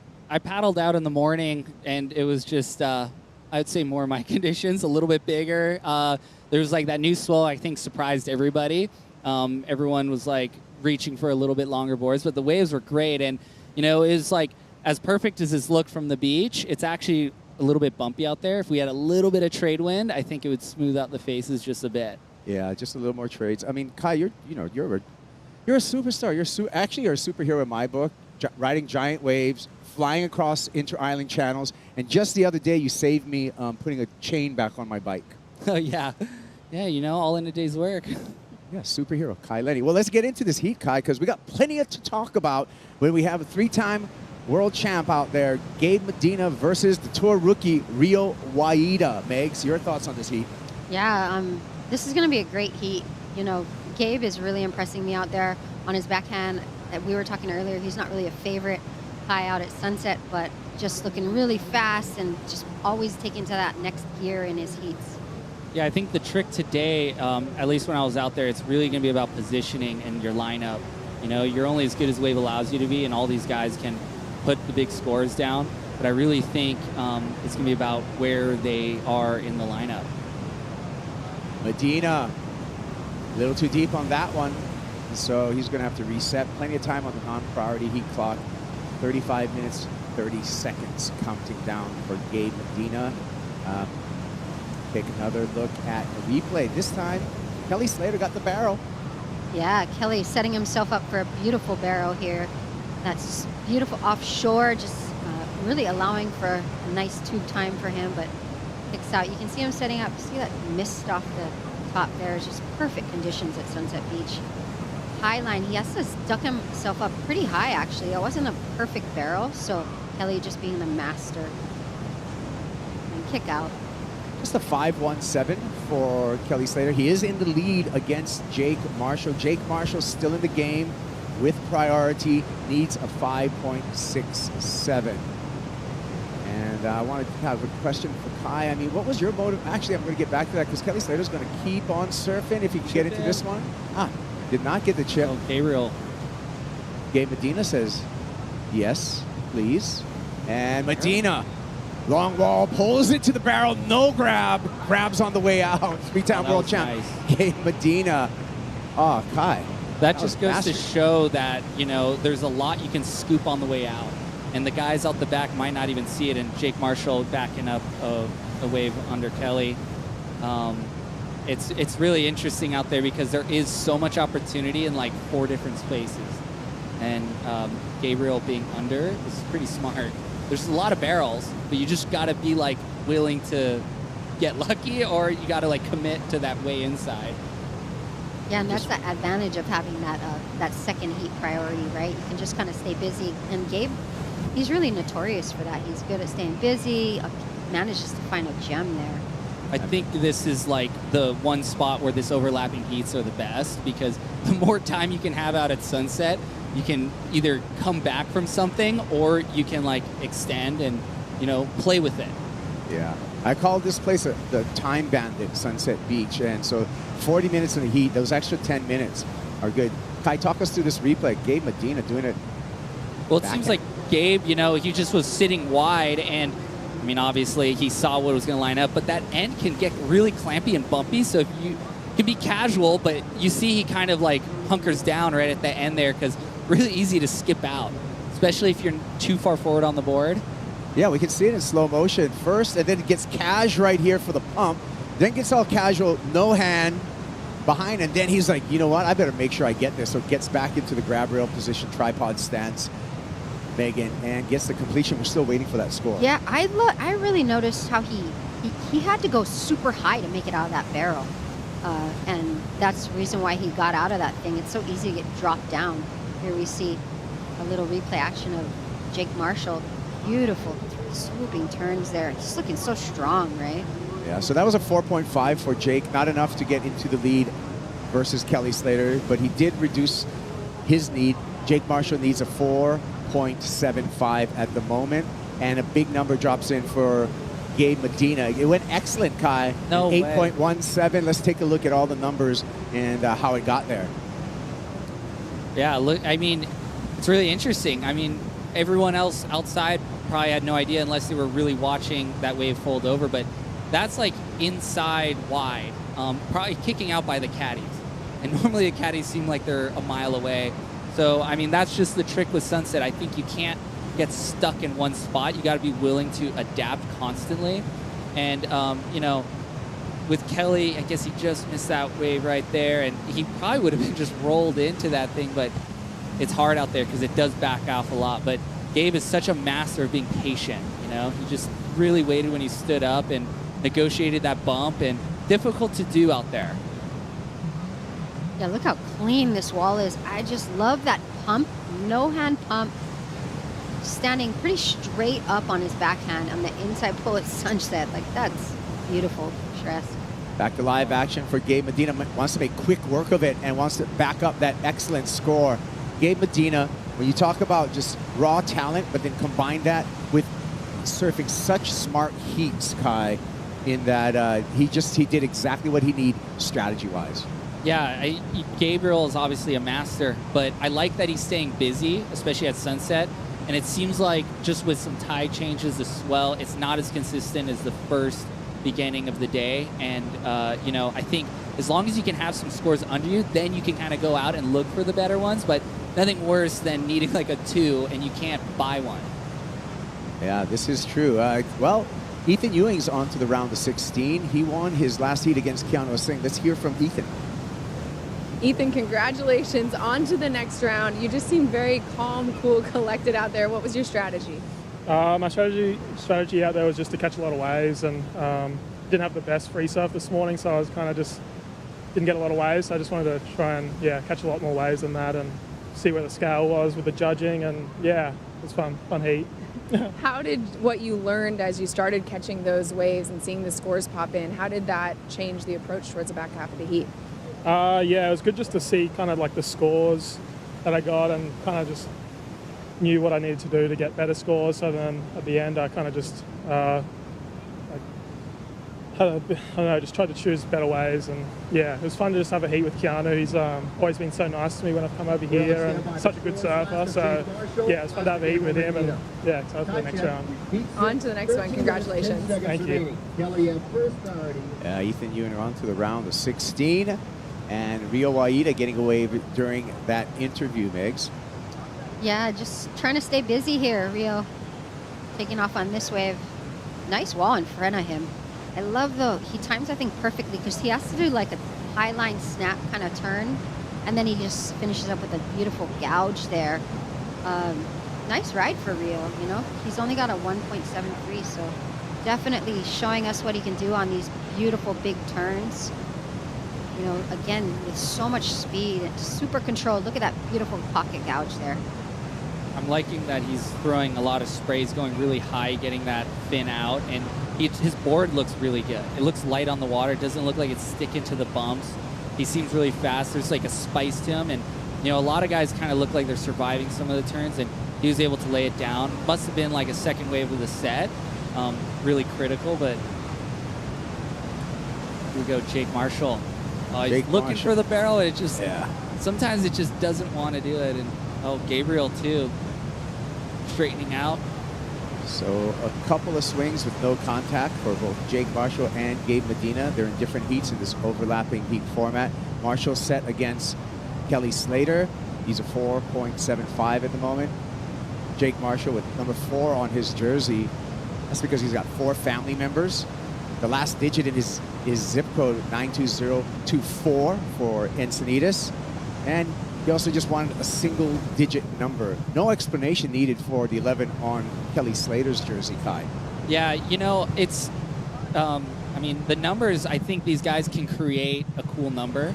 You know, when John picked 12 after, you know, it was the next number after Kelly's, I feel like he made 12 seem really cool. And so when these guys can, like, do really good in these events and, like, you know, be going for a world title, all of a sudden that number gets meaning. They have meaning for themselves, but, you know, they can almost make any number awesome. Yeah. And, like, speaking on Kelly, you know, I feel like I've always loved his surfing. Everyone loves his surfing. But, like, I just feel like his surfing does suit out here. He's just never had that amazing contest. And I'm wondering if he's going to be able to gain momentum because he's been looking great. I mean, the board he's riding, I'm not exactly sure if he's riding the 5-fin today, but, you know, double barrel concave, you know, with a V. I was looking at his board the other day, and, you know, Kelly's just a wizard. And, you know, it's Jake Marshall, though, at the same time in this matchup, he surfs really good out here, and I think he's kind of been slept on a little bit. As we go to Rio Waida, nice downturn for the Indonesian surfer. Up in the lip there, and that was just a disaster waiting to happen, wasn't it, Kai? The convergence, that's hard because you go into all that bump and you want to slam it, but you don't want to be too conservative, and you got to, like, put some flair. And obviously Rio's putting all this spice and flair into his surfing, and he can get the right big wave. He's going to you know, give Gabe a little bit of a run. I think it's just wave choice right now. Slater cuts it half face there, looking for the barrel, smooth off the bottom. Nice arcing turn all the way back into the pocket. There's a little bit more to give, and gets bounced into the channel. Kelly Slater looking to improve upon his scoreline. Needs to do better than a 4.07 to do so. AJ. So, Kaipo, you guys are talking about Kelly surfing and what he hopes to accomplish out here at Sunset Beach. Already, he's made somebody's dreams come true this morning. 14-year-old Kai Say, it's his first time getting a chance to caddy for Kelly Slater. The 14-year-old met Kelly at 8 years old when he was at Pipe, and when I was catching up with his dad, he told me it's just a dream come true for Kai Say to get a chance to caddy for Kelly. He's been riding Slater designs since he was 11 years old. He won Japanese national championships under 12 at 11. And so he says, his dad told me that he surfs 8 hours a day from December to March. So he's just gotten to know Kelly over the years here on the North Shore. And in the first half of this heat, he got a chance to caddy for Kelly Slater at Sunset. Wow, Uncle Kelly with some goodwill, Kai. That's awesome. I mean, yeah, I think you can learn a lot from being in the channel, watching these guys up close, especially, you know, the GOAT. Quick up and out for Jake Marshall. Seems like right now sorry to interrupt, but it just seems like right now the swell is moving up the point again. You know, like when earlier it was like a lot wider, obviously the insiders, but it seems like everything's kind of moving up point kind of to the middle of Sunset right now. So it's going to be really interesting, you know, how they decide which waves to pick. And you would know this, you study a lot of swell, Kai. I mean, as these swells mature, they do tend to turn more north. And in that being said, we should expect more waves off the point by this afternoon. Yeah, there's like a real big east-northeast swell running underneath this kind of west bump. And I think that's what made the waves quite peaky earlier. And they were, you know, the north here is really interesting. It actually fakes west. It like comes in wide and will like move in, and you're like, wait, is that a west set? And, you know, I think actually there's enough west battling that, you know, east-northeast that it's sitting kind of a little bit higher on the point. And this could be tide related too. But it's each heat's going to kind of have its own flavor. So if you're paddling out in your heat, you can't just trust what you're seeing the heat before yours. Yeah, always changing. Here's a replay of Slater, Megs. Yeah, rolled perfectly into that one. And a nice hook under the lip. Almost looked like he was going to get into the barrel there, and just backs it up to a couple of beautiful turns into that. It's kind of scary. See, and this is the thing about Sunset. Like, there's so much water. Look how fast he's going. And you can see it when he's kind of hooking into this last turn here, and he tries to go up, and he's just flying. But that's the part of the wave that gets kind of spooky, right? The backwash Kai, where you got to look out for. Yeah, I feel like Sunset Beach is a really unique wave because it's, of course, one of the original big waves. You know, at one point in time, it was considered like a mecca big wave spot, you know, before Waimea was really well surfed. And, you know, this wave feels like a big wave, even when it's small. It's kind of a big wave simulator, so it's always good for training for big waves. Yeah, I'd say, like, you can see there's a lot of bump to it, and on a normal spot, you know, let's say that was like a, 3 to 4 foot wave, you'd be riding a shortboard. But out here, you're riding like a 6'4". Some guys might be riding a 6'6". I heard guys were even considering 6'7". I feel like maybe not as quite as much energy as earlier. So you got to like do big wave lines in a way, drawing those turns out, negotiating those chops. And at the end of the wave, there's always that one little kind of like current line that you go through. Right. Yeah, you have to do really big turns, right, Kai? There's no little flicking in the pocket here out here. It's all about putting your board on rail. Well, I think generally the judges want to see like a big radius turn. It looks good because the wave's kind of far away, but also that pivot, you can totally hit a little chop and like skip out. Like if you're like buttering it at the end and like, breaking the fins, I think that's super rad. And there's guys like Ethan and John that really are good at that. But you can't go to it too early. I actually think it's really impressive when guys hit the lip and break their fins free and like really reconnect, because there is that kind of wonk to the top of the wave. No matter how perfect it does look, it's a big ocean spot. There's a lot of water moving between Camuland and the point, and it's always flushing out. So, I like this event on tour just because it's fun to see these guys challenged. Yeah, and just equipment choice. We saw John Florence on a 6'2", Slater's on a 6'3" out there, but we got guys like Matt Young rode a 6'8". Yeah. So there's a variety of different sizes of boards, even amongst the competitors. I think it depends on their style for sure, but sometimes I think the bigger boards do look good because it forces you to draw the turns out. And it might be hard for those like real pivoty late turns, but if you can make it happen, it can look cool. Like the other day when Ethan was riding a longer board and he buried the nose all the way, and there was all this plumes of spray, and he was doing this layback jam. It was pretty rad. And so it's really cool to see the different equipment that everyone's using. Well, this is 30 seconds remaining for Jake Marshall. He needs a 5.08 against Slater. Marshall with priority. There he is, down to 20 seconds. And this is going to be his last chance, this little swell train on the way. I don't know if it's going to get to him on time. Counting down. And looks like Marshall will be left paddling rather than surfing and go out with an equal 17th. And meanwhile, Kelly Slater will move into the round of 16 here. When we get back, we got another heat in the water. Griffin Colapinto, Liam O'Brien, when we return.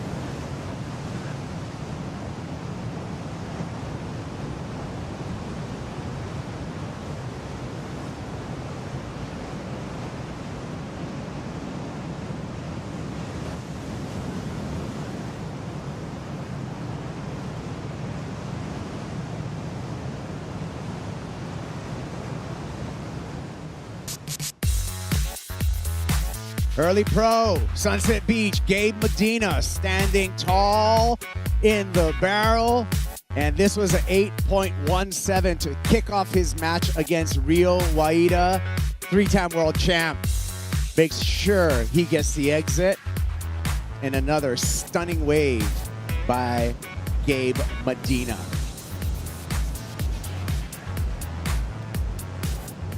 This happened during the break. Replay. And again, some confusion there. It looked like it was Liam O'Brien and Rio Waida on the corner. Could be no call. O'Brien did straighten out and yield to Rio Waida, who is in the priority heat with Gabe Medina. The new heat in the water featuring Liam O'Brien and Griffin Colapinto. I'm Kaipo along with Megan Abubo and Kai Lenny, and the judges just gave us the signal, no call, no interference, so Liam O'Brien cleared to continue to play and earn 2 waves against Griffin Colapinto. Take a look at it again. Yeah, it looks like Liam kind of looked at that wave, and it wasn't until after he straightened out that Rio took off on that wave. So smart call from Liam to straighten up. But it's interesting how many of these calls we're seeing today, isn't it? Well, yeah, it's just because of this format.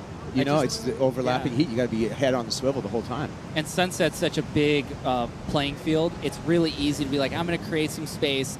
You know, all these guys are on the corner. There's maybe more scoring opportunity out the back, but you just can't cross the surfer's line. They might be like way ahead of you bottom turning, and if you try to like punch through the back or kick out, you're almost better just getting on the head, and thank goodness they have jet ski assist. You learned that in a practical manner, Kai. I think you were in the semifinals one year out here at one of our regionals. We're going to get back to that conversation with Kai Lenny, because Gabe Medina, again, has to just pin drop through that one. We'll see if there's any more rides out the back. He's really hunting that bowl. But you could tell on that wave it was coming in with not as much apex, like it kind of was already bending out. But you don't know when you're out there until you go. Looks like a clean wave. Yeah, just drops into this thing. He's right here. He's getting ready to set up just like that last one, but smart, wise decision, jumps as far as he can away from his board. So we were talking about those interferences, Kai, and I think that you learned that lesson out here one year in the semifinals. It was a QS. You're on your way to the final. Yeah, I had such a good heat. I think I had an 8 and a 9, and it was just like this perfect. I went way out the back because everyone was sitting wide, and I was kind of new to priority and kind of the intricacies of it. And in hindsight, what ended up happening, I caught a wave from way out, and I was able to do a turn, and as I was coming down, Miguel Tudela dropped in, and I was like, oh, okay, he has priority. I'm going to kick out, and I crossed his path even though he was way ahead of me. He didn't even see me, and he wasn't even on his stomach. He was on his stomach still. He hadn't even stood up, and I just wish I would have just straightened out, but there was no jet ski assist. What I should have done is just gone in, because I had like 2 big scores, and it was kind of towards the end of the heat, and oh yeah, that was painful because I wanted to be in that final, and the waves were pumping. And that's when I saw you start transitioning and just broadening your range, where up until then I'm just like Kai Lenny, but he paddles fast and he rides giant waves.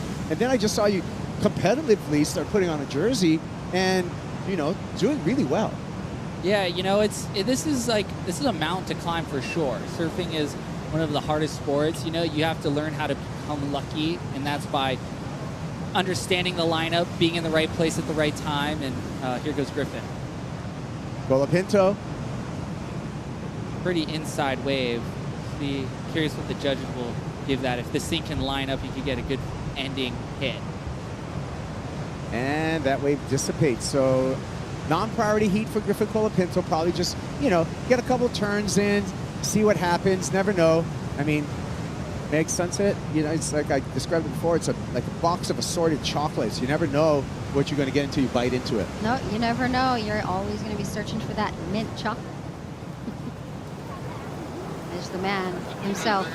Kelly, looking really impressive at Sunset. Just like you said, Kai, he's not expected to really win a lot of heats out here, but it's a wave that you would think suits him perfectly, right? I just think his fundamental surfing is unbelievable. Obviously, he's Kelly Slater, and the fact that he hasn't done good here is, to me, always been surprising. I think you have to kind of fall in love with this wave a little bit and enjoy the challenge. And once you sort of do that, you end up really reading into it. And somebody like him, if he's on the wave, he's going to get the score. Liam O'Brien, and O'Brien with some nice rail work to start off. Hack there, catches a little bit, but no problem. Works his way through that. And one more time into the channel. More opportunity perhaps just on this end section. Just gets a little sneaky snap there for Liam O'Brien, the 23-year-old out of Burleigh Heads, Australia. So looking to Gabe Medina. Medina holding that rail on bomb term, slashing off the top. Well timed, lots of power on display.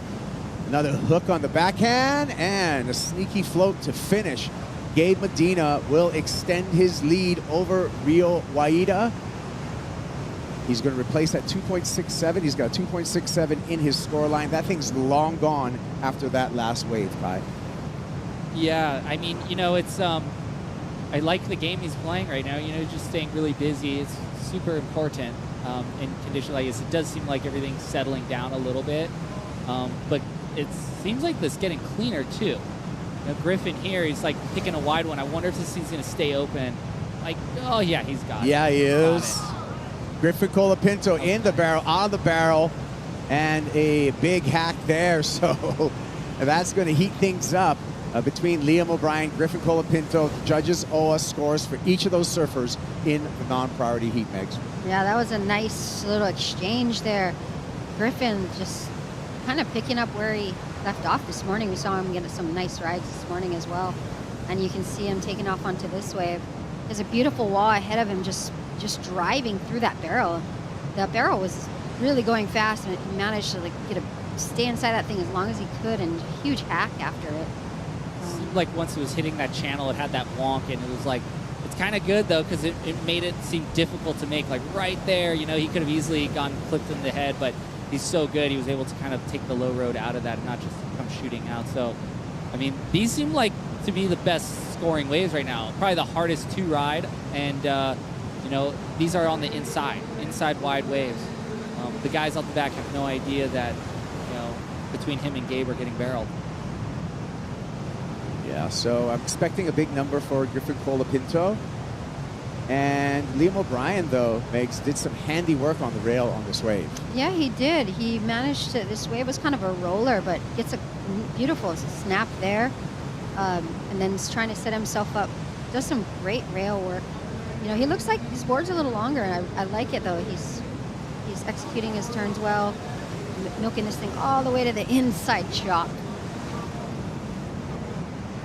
Gabe Medina, Kai, solid. I just feel like Gabriel, you know, he throws so much spray and he makes it look seamless, really clean lines. And, you know, for him, I don't think that's too hard to do, but he's able to fit that many maneuvers in on a short part of the wave. And that's a steep section. I mean, he's going to get rewarded for that. Yeah, it's a lucky score, too, for Gabe Medina, a 7.77. And combine that with his 8.17 start, nearly excellent heat at 15.94 two-wave total for Gabe Medina. Seamless transition. If you noticed every single turn, no double pumping, huge bottom turn to big off the lip, and you know, just this big, perfect transition from turn to turn. When was the last time Goofy Foot won? Was that CJ Hobgood? It would have been CJ Hobgood, Kai, and I'm going to get you that year. It would have been CJ Hobgood in 2008, so it's been a long time. Gabe Medina came pretty close in 2012, where he got second here to Adam Melling. So it's been a while since we had a Goofy Foot. But you know what, you guys? It's time for a Hurley board breakdown. That's right. I'm here in the Red Bull Athlete Zone, and I grabbed one of the best right now, Griffin Colapinto. So in the water, he has a 6.4 and a 6.6. I don't know which one he is absolutely on, but those are the two boards that are in the water. Here's his third backup. It's a 6.5, so sitting in between. Got to look at this board and go, gosh, you know, this one specifically says Sunset on the bottom, so he's got himself a board that is specifically for this venue. Obviously, 2 events back-to-back. You got to have 2 different quivers because they're 2 different styles of monsters. But I'm going to take Pinka's cane. The old guys have canes. I'm going to use his cane, but I want to show you something. Just in the regards to the flip in the tail. This is kind of trending. You know, he's got a lot of curve in boards, but look at that. That last 6 inches, there is a distinct full flip in the tail of the board. That's going to loosen things up in a big way, especially on these bigger boards. You know, you want these big boards to be loose. I mean, Kai, you know about design and want big boards to do well, you know, maneuvers. What are you doing to your boards? You know, I have a flatter rocker. I've been going a lot more nose rocker for out here and a lot more tail rocker just for some hold. But that being said, you know, Griffin has such great control and he's able to really like keep that board in the water. I would honestly be pretty nervous on a lot of tail rocker out here. But it comes down to personal preference. I mean, everyone's equipment is specifically designed for them, and I'm sure he's working really close with Matt to dial in this specific board for this spot. And he looks great when he's on the right waves, and his only difficulty in this contest so far has been being on the waves that'll allow him to surf the way we all know he can. Yeah, so there we go. He got a 7.83 for that last ride, Griffin Colapinto on the Mayhem. And when we get back to a sideline hit, I'm going to try to find out why Peter Mel has got a cane. That was pretty interesting. It was just to show us the rocker, I think, but hopefully Pete's okay. Whose cane was that? Inquiring minds want to know, Kai. We're going to find out for you. I doubt it would be his because he's packing 50-footers at Mavs, you know, through the Mavs Bowl, so.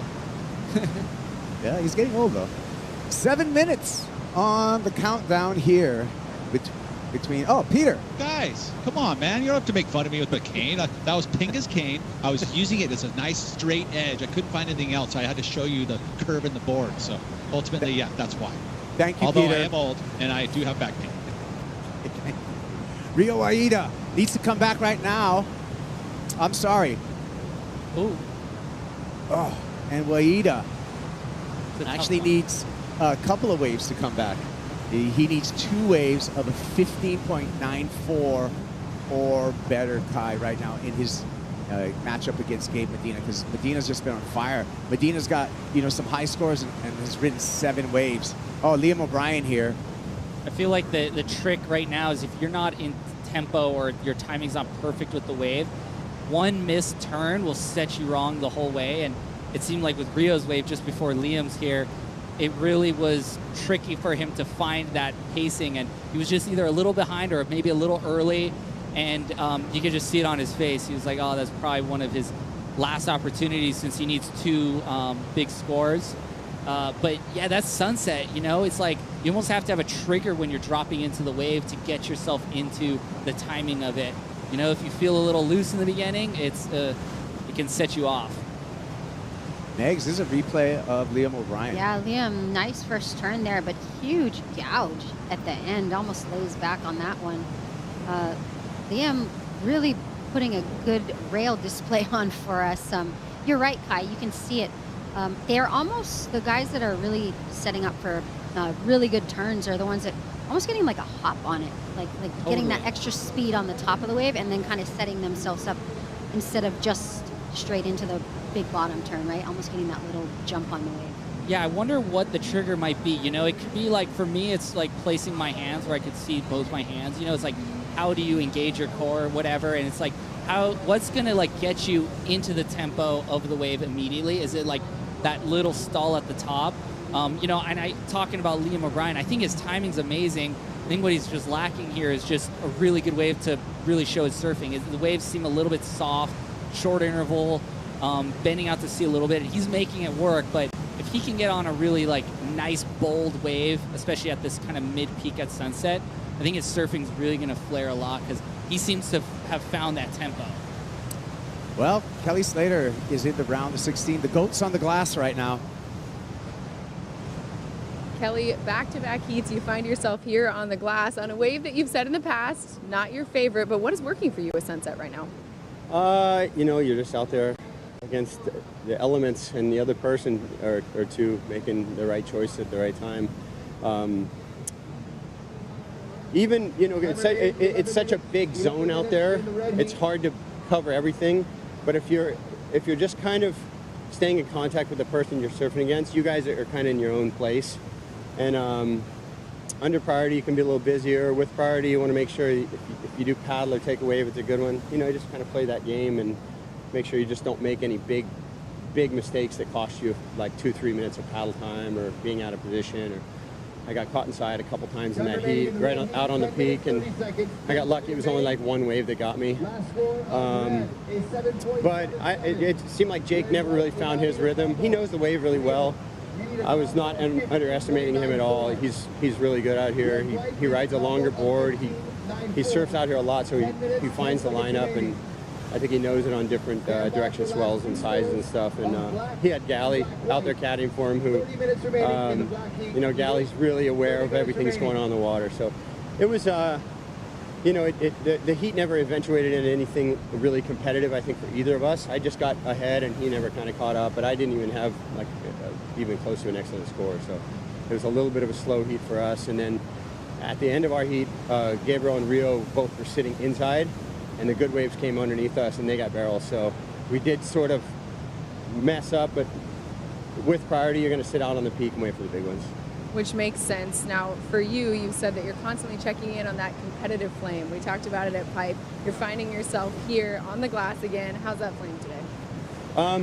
All right, you know, just leave everything on the beach and go out there and focus on what you can do right then, and, you know, make good choices. You're on to the round of 16, so I'd say you made some good ones. All right.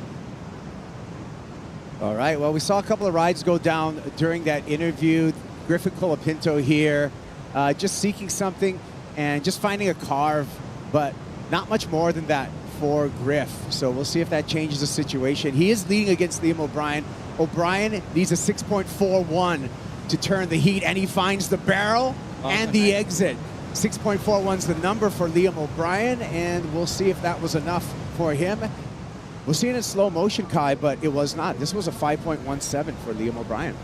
Yeah, you know, if that thing stayed open a little bit, I wonder if he could have, like, flicked it up. There would have been a lot of risk there, but a huge reward. It's hard to make that decision because it happens so quick, but, you know, he's doing what he has to do, you know? He's trying to seek that opportunity. Yeah, I mean, he did reduce the deficit just a little bit. O'Brien looking for a 6.27 in the non-priority heat. In the priority heat, Megan, we have Gabe Medina with a giant lead over Rio Waida. And Medina just prones into this one and kicks out. Rio Waida with a minute remaining. Seems to me the math's pretty easy. He's in an impossible situation. Yeah, Kaipo, Gabe Medina putting together one of the best heats of the day so far. Just looking really in tune with the ocean, riding the barrel really well on his backhand, and just, you know, trying to pick off, as Kai mentioned earlier, he's looking for a particular wave, and it's working out for him. He's looking for that barrel. Yeah, his rhythm, I really like his rhythm. It just seems like he's, like, in really good flow. Like, just the timing of by the time he paddles back out or he's on a ski ride, he's kind of back to where he was.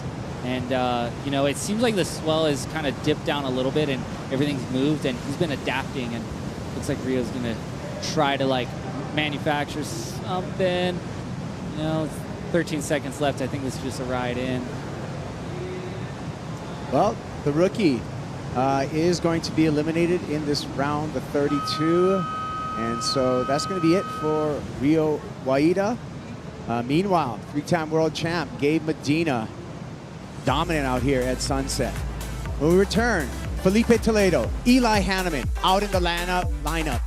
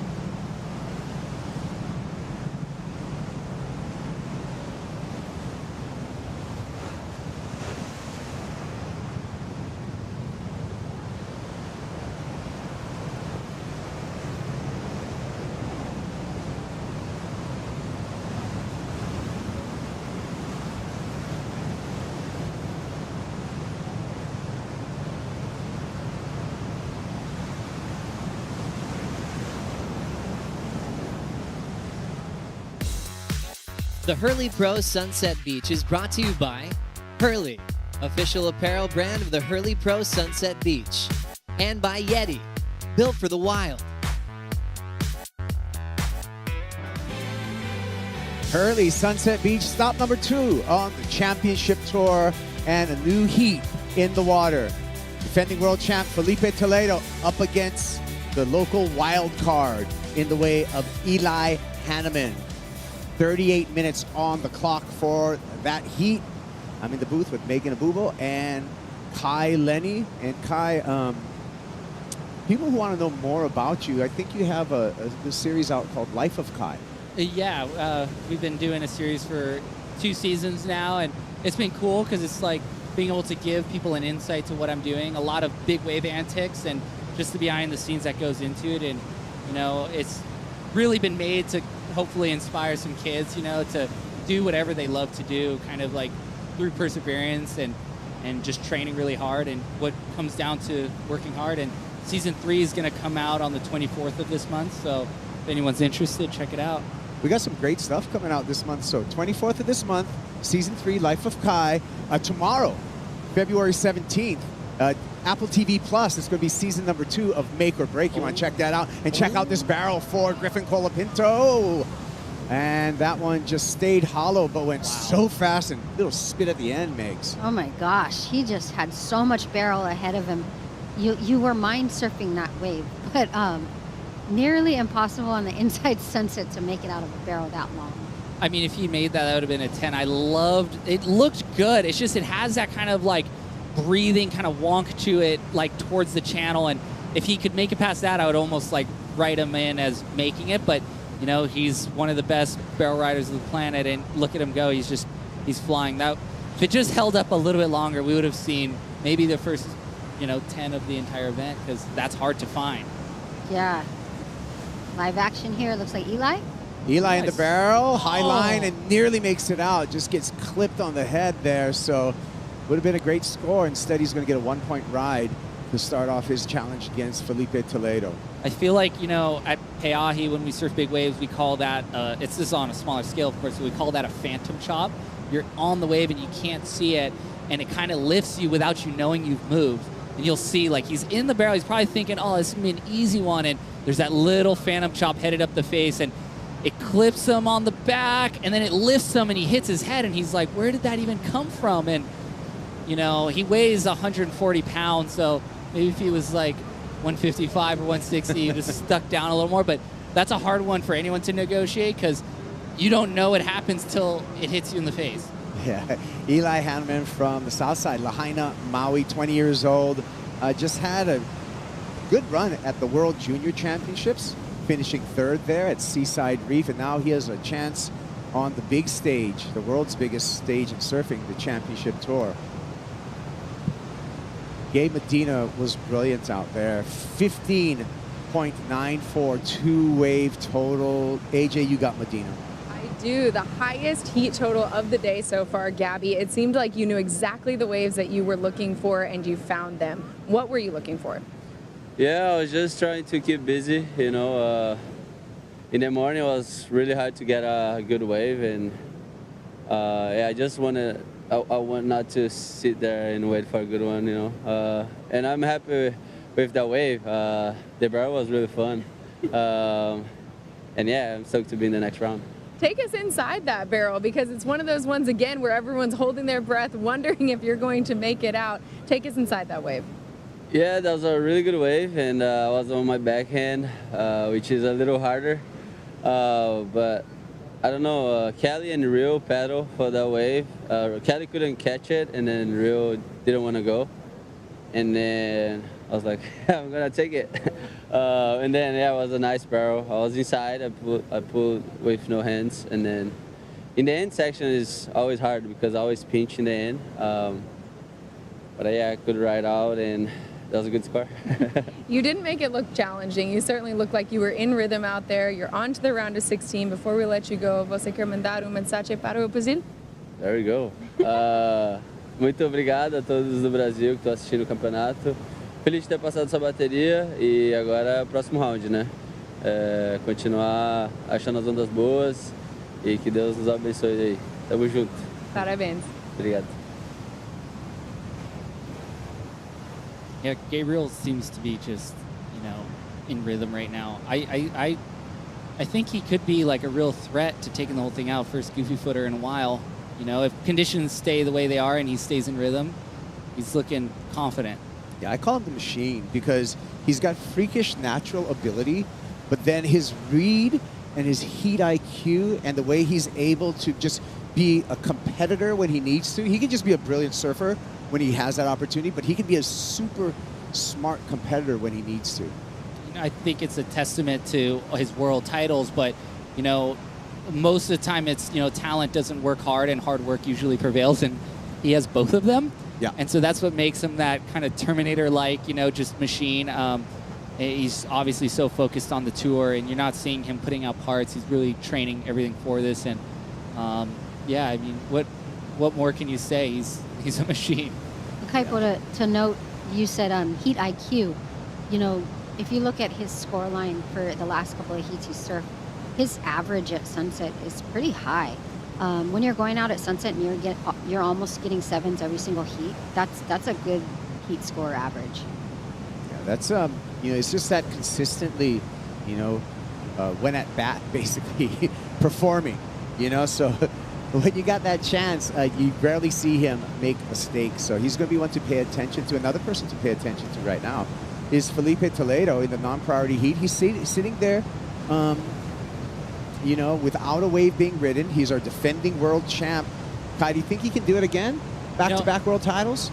I totally think he can, especially, you know, having the finals at lower trestles. It really just fits his surfing. I mean, when Felipe's on, he's the best in the world, especially in those conditions. Here at Sunset, you know, I think he's actually, I feel like, surprised a lot of people with how well he can surf Sunset. Here we go, Griffin trying to manufacture something. It's just, yeah, not a good wave choice on that one, but has to keep moving. But what I was saying with Felipe, you know, like just being out in the heat, I noticed he's looking for the medium ones, the ones that are going to bowl on him, and he can do his Felipe carves. Like right here, this is going to kind of give him something to push off of. And, you know, when he can place those turns like that, he throws so much spray and looks so good. And I feel like he's someone who can take a bad wave here and maximize it and actually make it an excellent score. So he does tend to sit a lot farther in and a little bit wider, especially when I had my first heat with him in this event. That's what I noticed his strategy was. And I think it's just he knows it allows him to get into that bowly clean face to do his, you know, signature carve. He's not worried about dropping into like kind of a big bumpy one. Yeah, and we see him on the ride back out. Here's the replay opener for Toledo, Megs. Yeah, he's setting himself up, just like Kai said, just for that really big forehand hack that he does.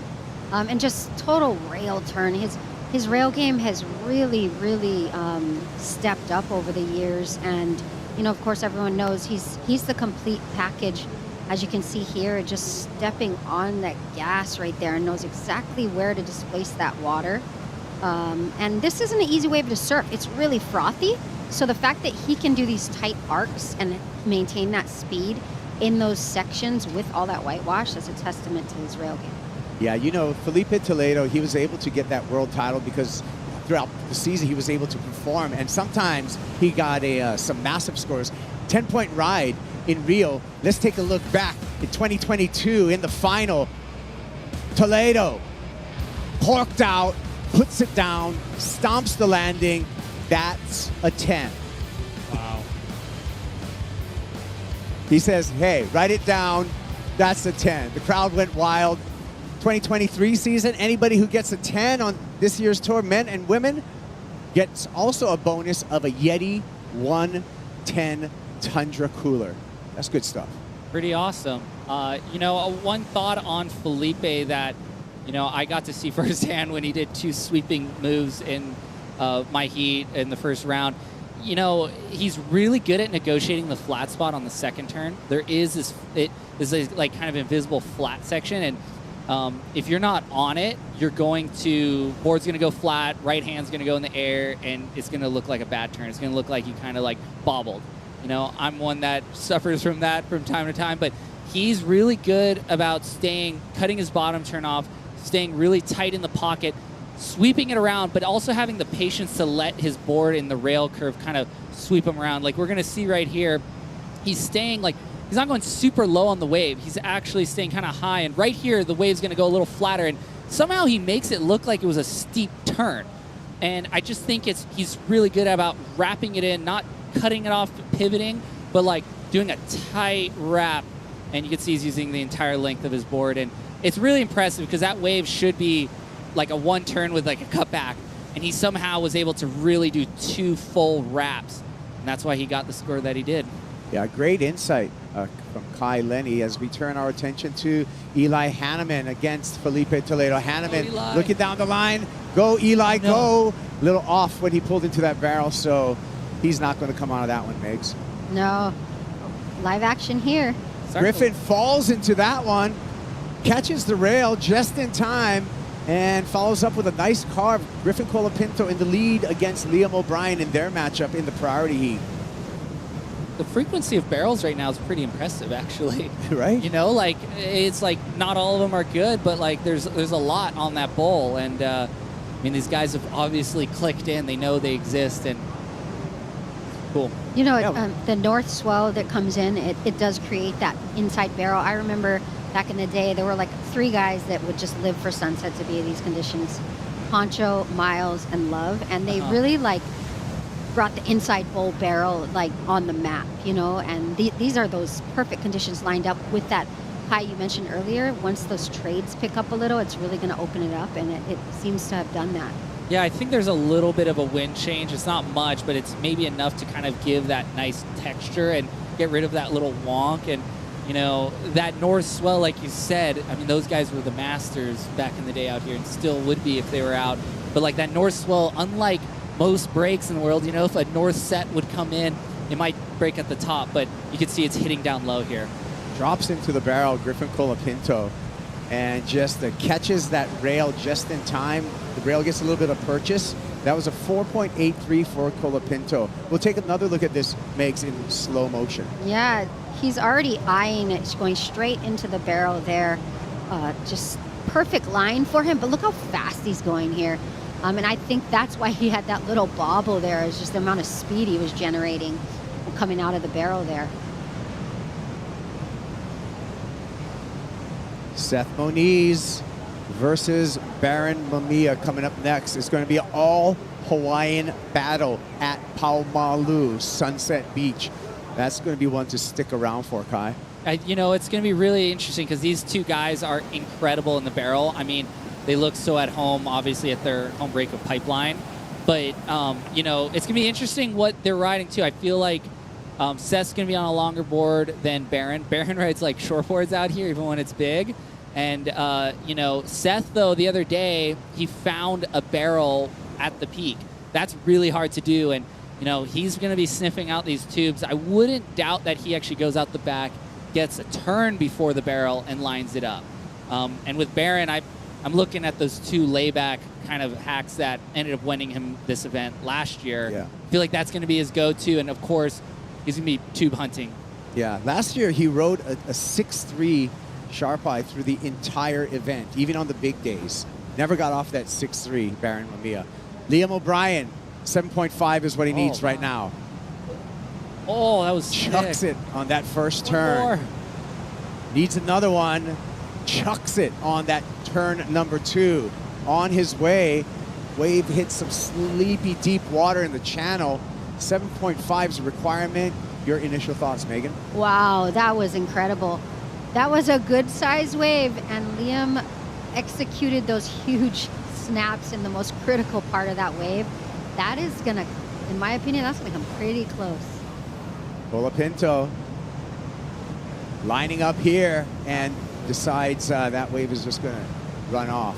What I liked about Liam's wave is he finally got on a bigger wave, and obviously it hit kind of that outside bit, caught the whitewater, but look how patient he is. He's just waiting for it, and he's doing nice vertical layback. That was critical, and he's just still patient. I mean, the whole time I was watching the ride, I'm like, oh, get going, like, don't get caught behind, but it just goes to show his composure.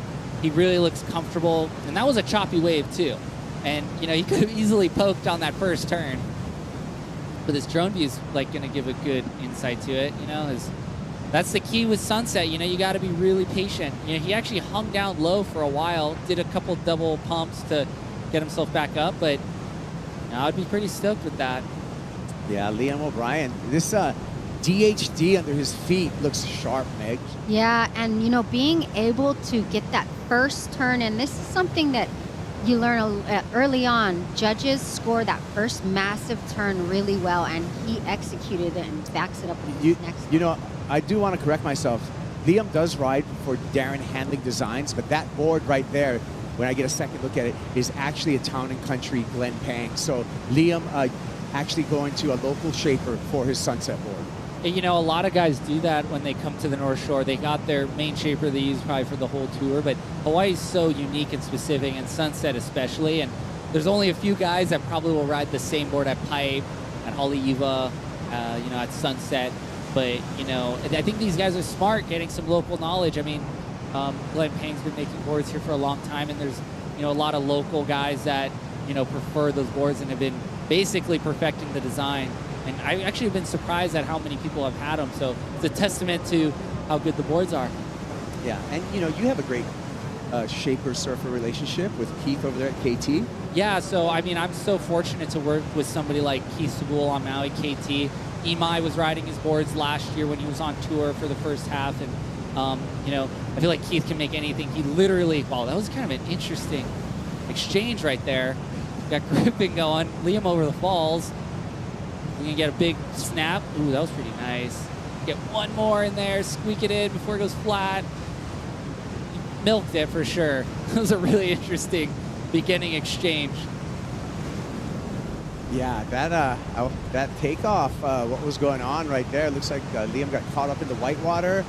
And did maybe Griffin have priority on that? I believe that's what Liam did, the sacrifice. Yeah, that's what it seemed like.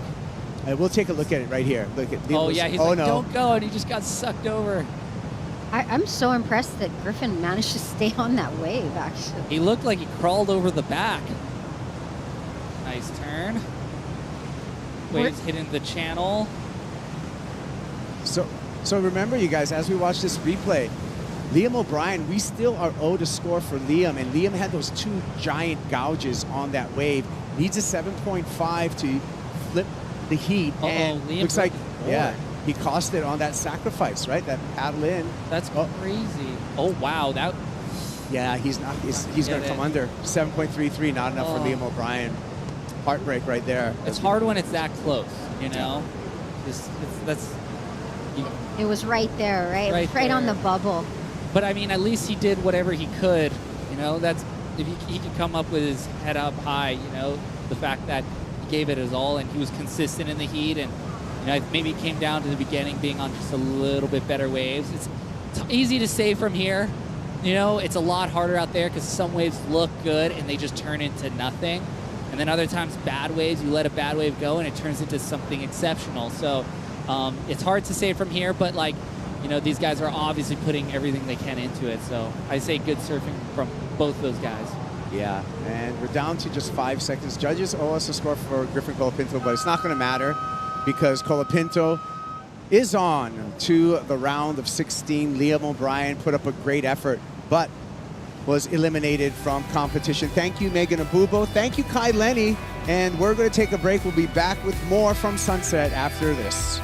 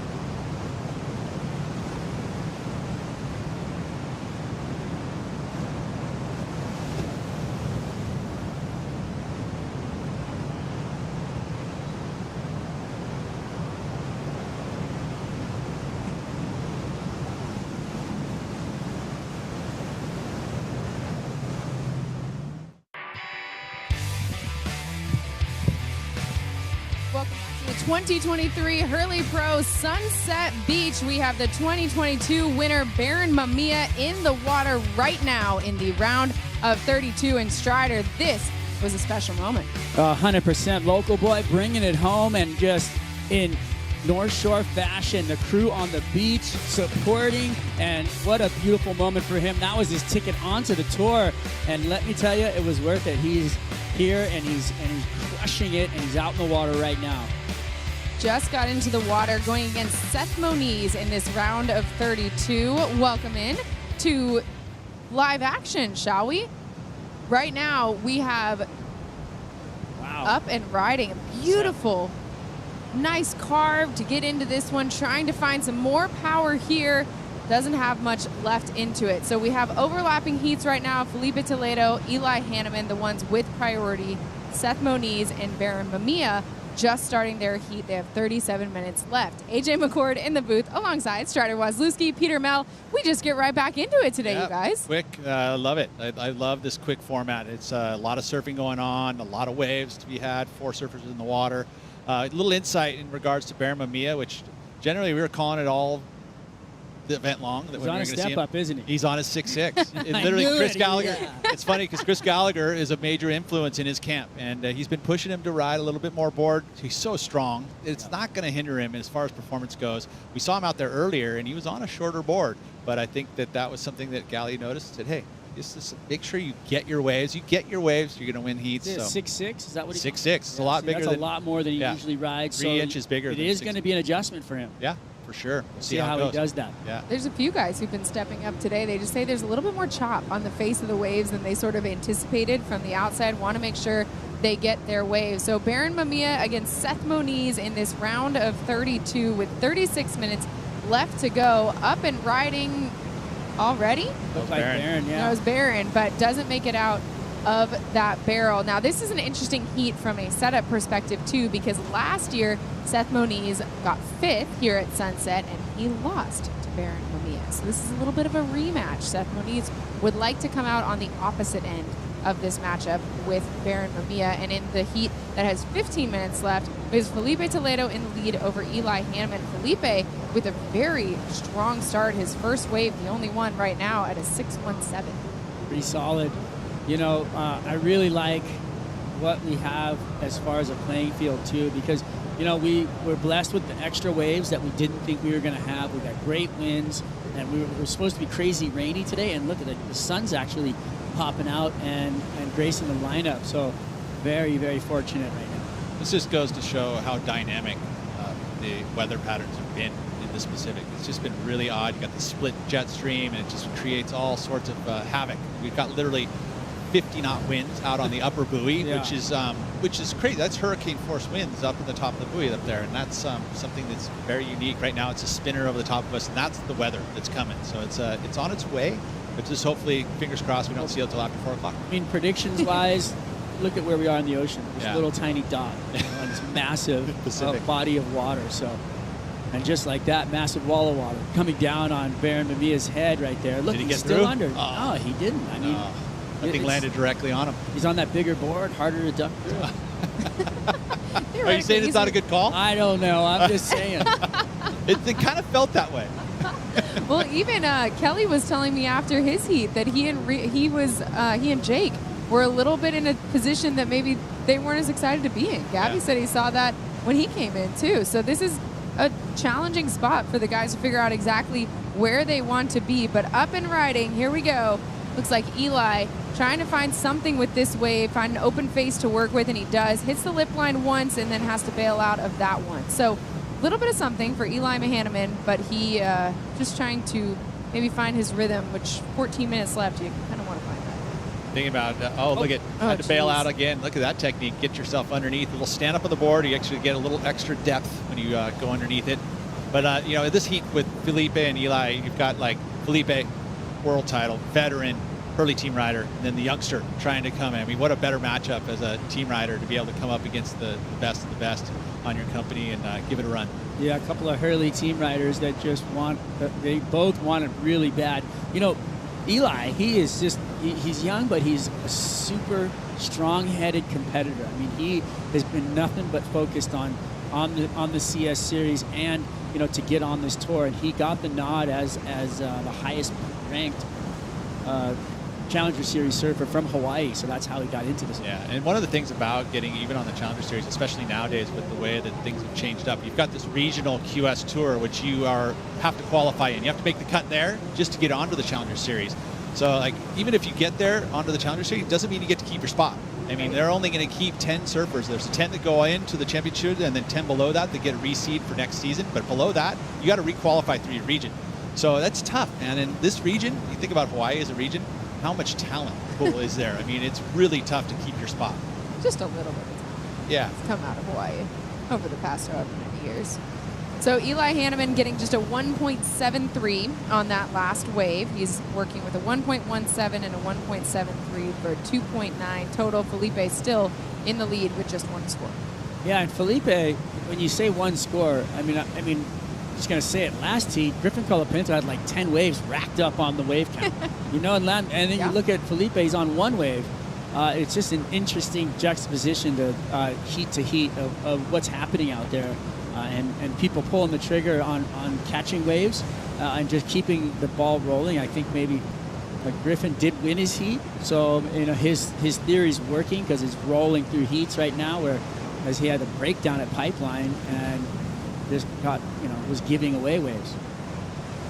Certainly a difference in strategies. Do you just wait for your best one and the one that you think, but then there's so much more pressure on each of those one waves? Felipe Toledo with priority, going to use it here. So this will be his second wave of the heat. Get some momentum going off the lip, back into the whitewash, trying to find the open face again. He does, winding up for something, potentially setting up something here on the bowl, but the wave not going to give it to him. So waited a long time, but up and riding. Here we go.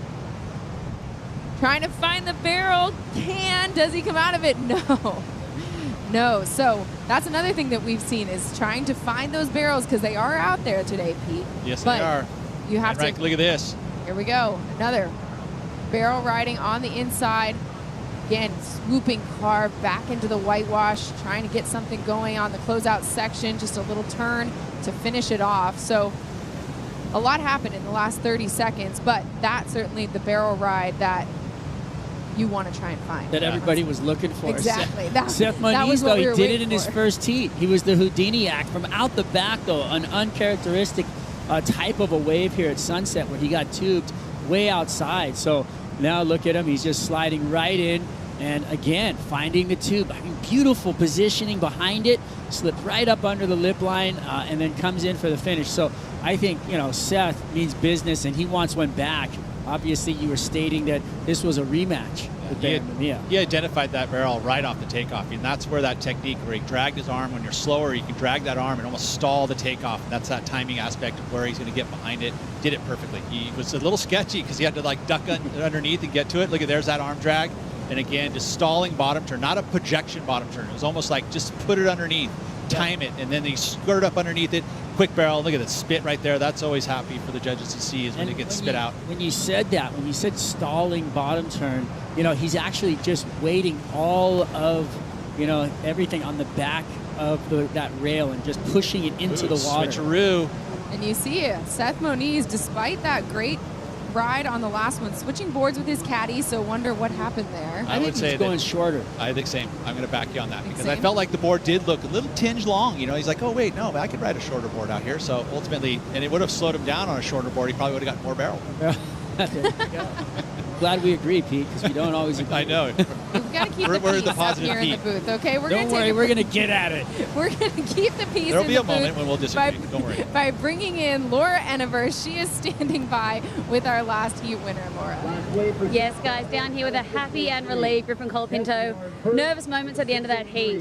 Liam O'Brien just getting the 7.33. Need a 7.5. Take us through that. Oh, yeah, that was scary for sure. Liam surfed a super good heat, super smart, strategic, and I didn't see his waves, but I mean, he must have been surfing good because he got some good scores. So, yeah, he's a really good competitor and good surfer. So, yeah, to get through that feels really good. And you started the heat with a 7.83. That was opening sort of moments of the heat. Couldn't really find a backup for a while. Just how is it all going out there?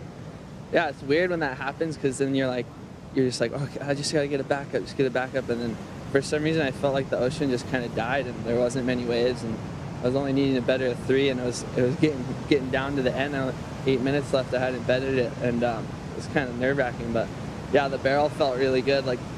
In the barrel, there was so much ribs in it, and I was I had to go high line, and then on the way out, like it like almost like clamped on me, but didn't. But it like shoved my board into my thumb, like, and I like jammed my thumb. So now my thumb's all like swollen, kind of hurts. But yeah, that's the way Sunset is. It's like so unpredictable. We'll have to go put that in the ice bucket. But you know, those trade winds are picked up right now. So how's it changed out there, and anything that you adjust in the next round? I'll probably ride the same board in the next round because the wind makes it really hard to get into. I rode a 6.7, a little extra length. I've been practicing out here a bunch this winter, and I was riding like 6.9, 6.7s, like all these longer boards, so kind of used to that. So I'll probably just keep that going. Amazing. Well, we'll see you into the next round. Go chuck that finger in the Yeti Tundra. All right, thanks, Laura. See you soon. Thanks, Laura. That's exactly where he needs to go. The Red Bull Athlete Zone. They got the ice bath. It might be a little big for just putting your thumb in there, but effective, I guess, right, Starter? They got everything over there. Doctors, hydration, ice baths. I love it. Everything they need, the comfort. They got couches. The zone is epic right now over there in the Red Bull Athlete area. Very, very sweet. In the meantime, during that interview, Felipe Toledo under priority, taking off on another wave. It was good enough for a 4.33, which bettered his situation. So he's now sitting at a 10.5. Eli Hanneman with priority, but needing an 8.77 to overtake the defending champ. And of course, Seth Moniz and Baron Mamiya, they're in the next heat, so not with priority as a heat, but Baron Mamiya with priority in that heat. You guys got that? Got that. Got it. Nailed it? Well, Okay. I saw a good number there for Seth on his barrel, too. I mean, that was a great number to start this heat.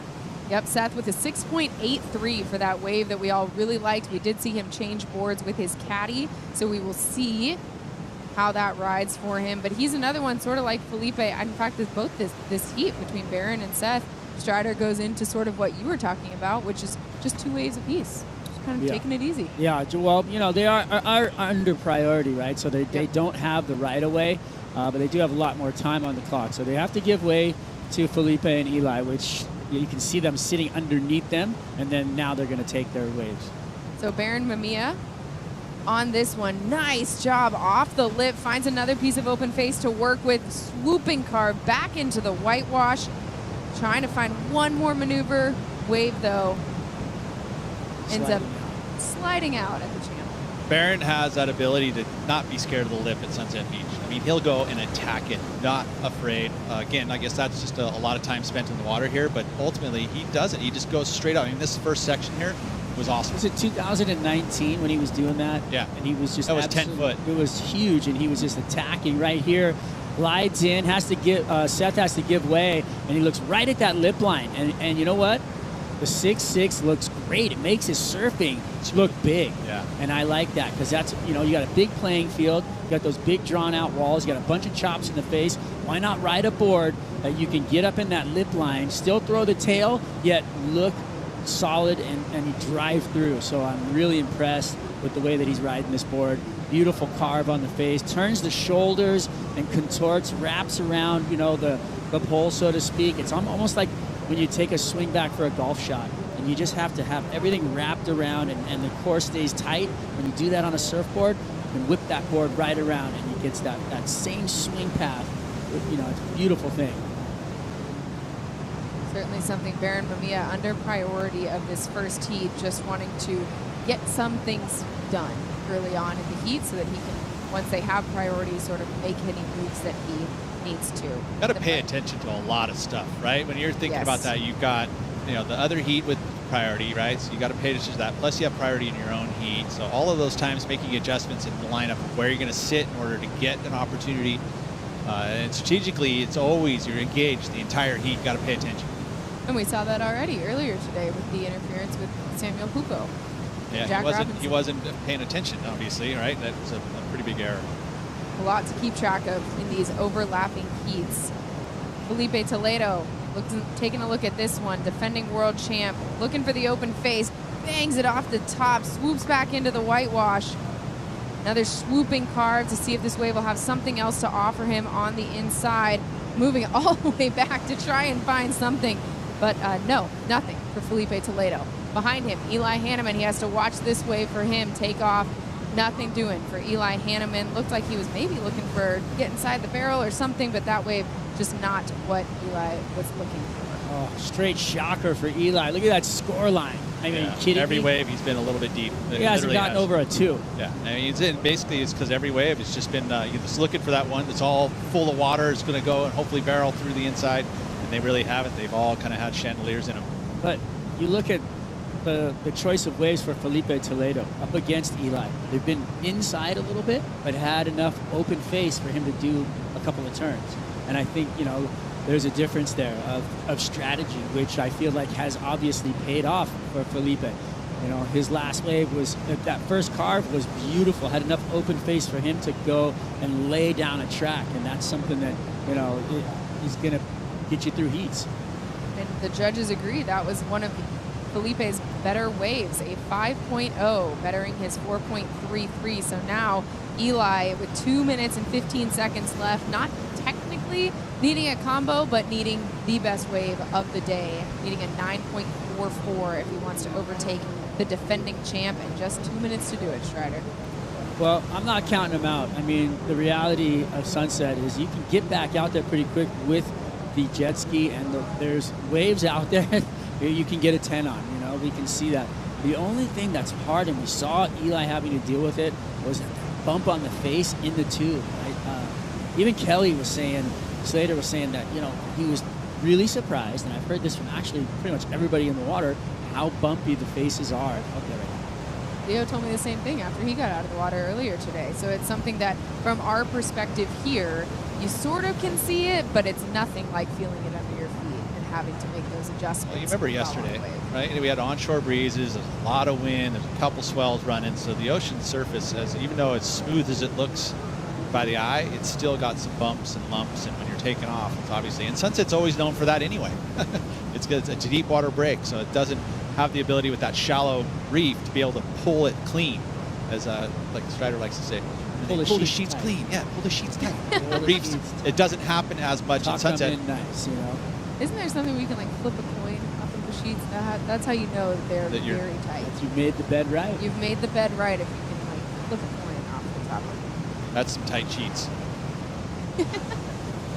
42 seconds left in the heat between Felipe Toledo and Eli Hanneman. Felipe in a strong spot. Eli going to need a very good wave and make the most of it if he wants to overtake Felipe in the last 26 seconds. And here's a little set. Unfortunate, and probably no time left. Which is going to put Barron and Seth in a good position for this next set.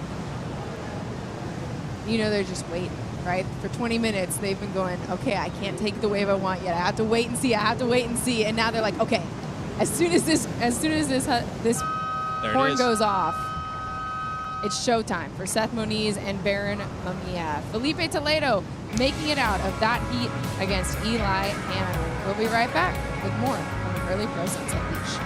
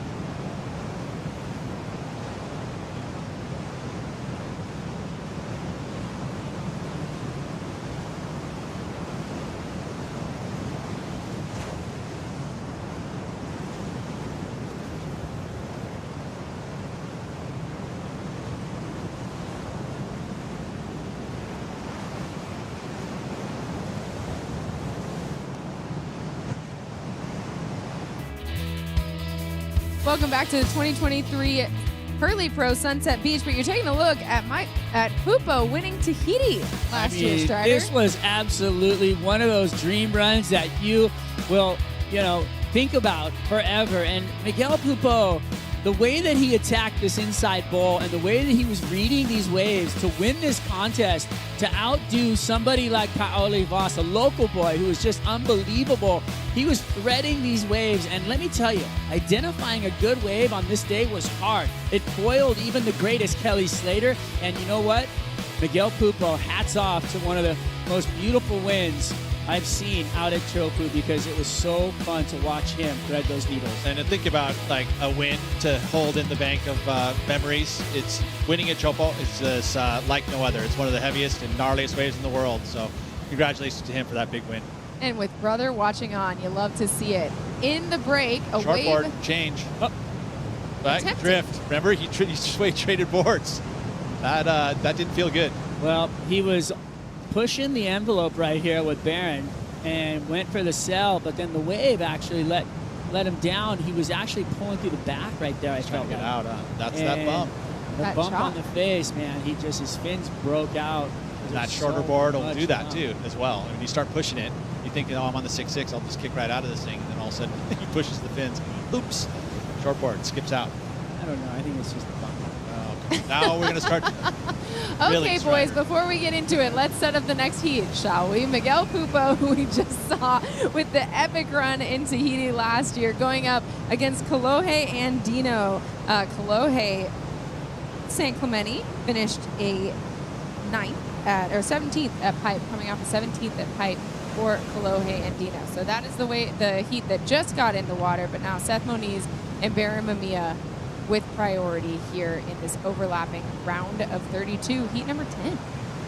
Loved how Kolohe surfed in his first round, his opening round. He was very dynamic. He actually did a big, huge air reverse on the inside bowl, which is something that we didn't get to see very often here at Sunset Beach. So I like this event for Kolohe. Would love to see him get a result. It's been a long time on the championship tour. He was able to win a regional event at the Coldwater Classic, which is a legacy event. But ultimately, I think he would love to see it here on the championship tour. I mean, he's been vying for a world title. He's been top 10. He's had consistency on the, but it's been a little bit of a tough road. So a good result would do him well. That said, he's been going through a lot. You know, he's had a kid. He he went on a surf trip, made a surf movie. Then they were putting so many different projects together that he was so busy in his life that he wasn't, I feel like, able to 100% focus on the day job, which is right now in the water. And now I feel like he's got a comfort zone, which we saw with him going to the air in that first heat. And what better time to do it, to make your statement, than your 100th CT event? Right.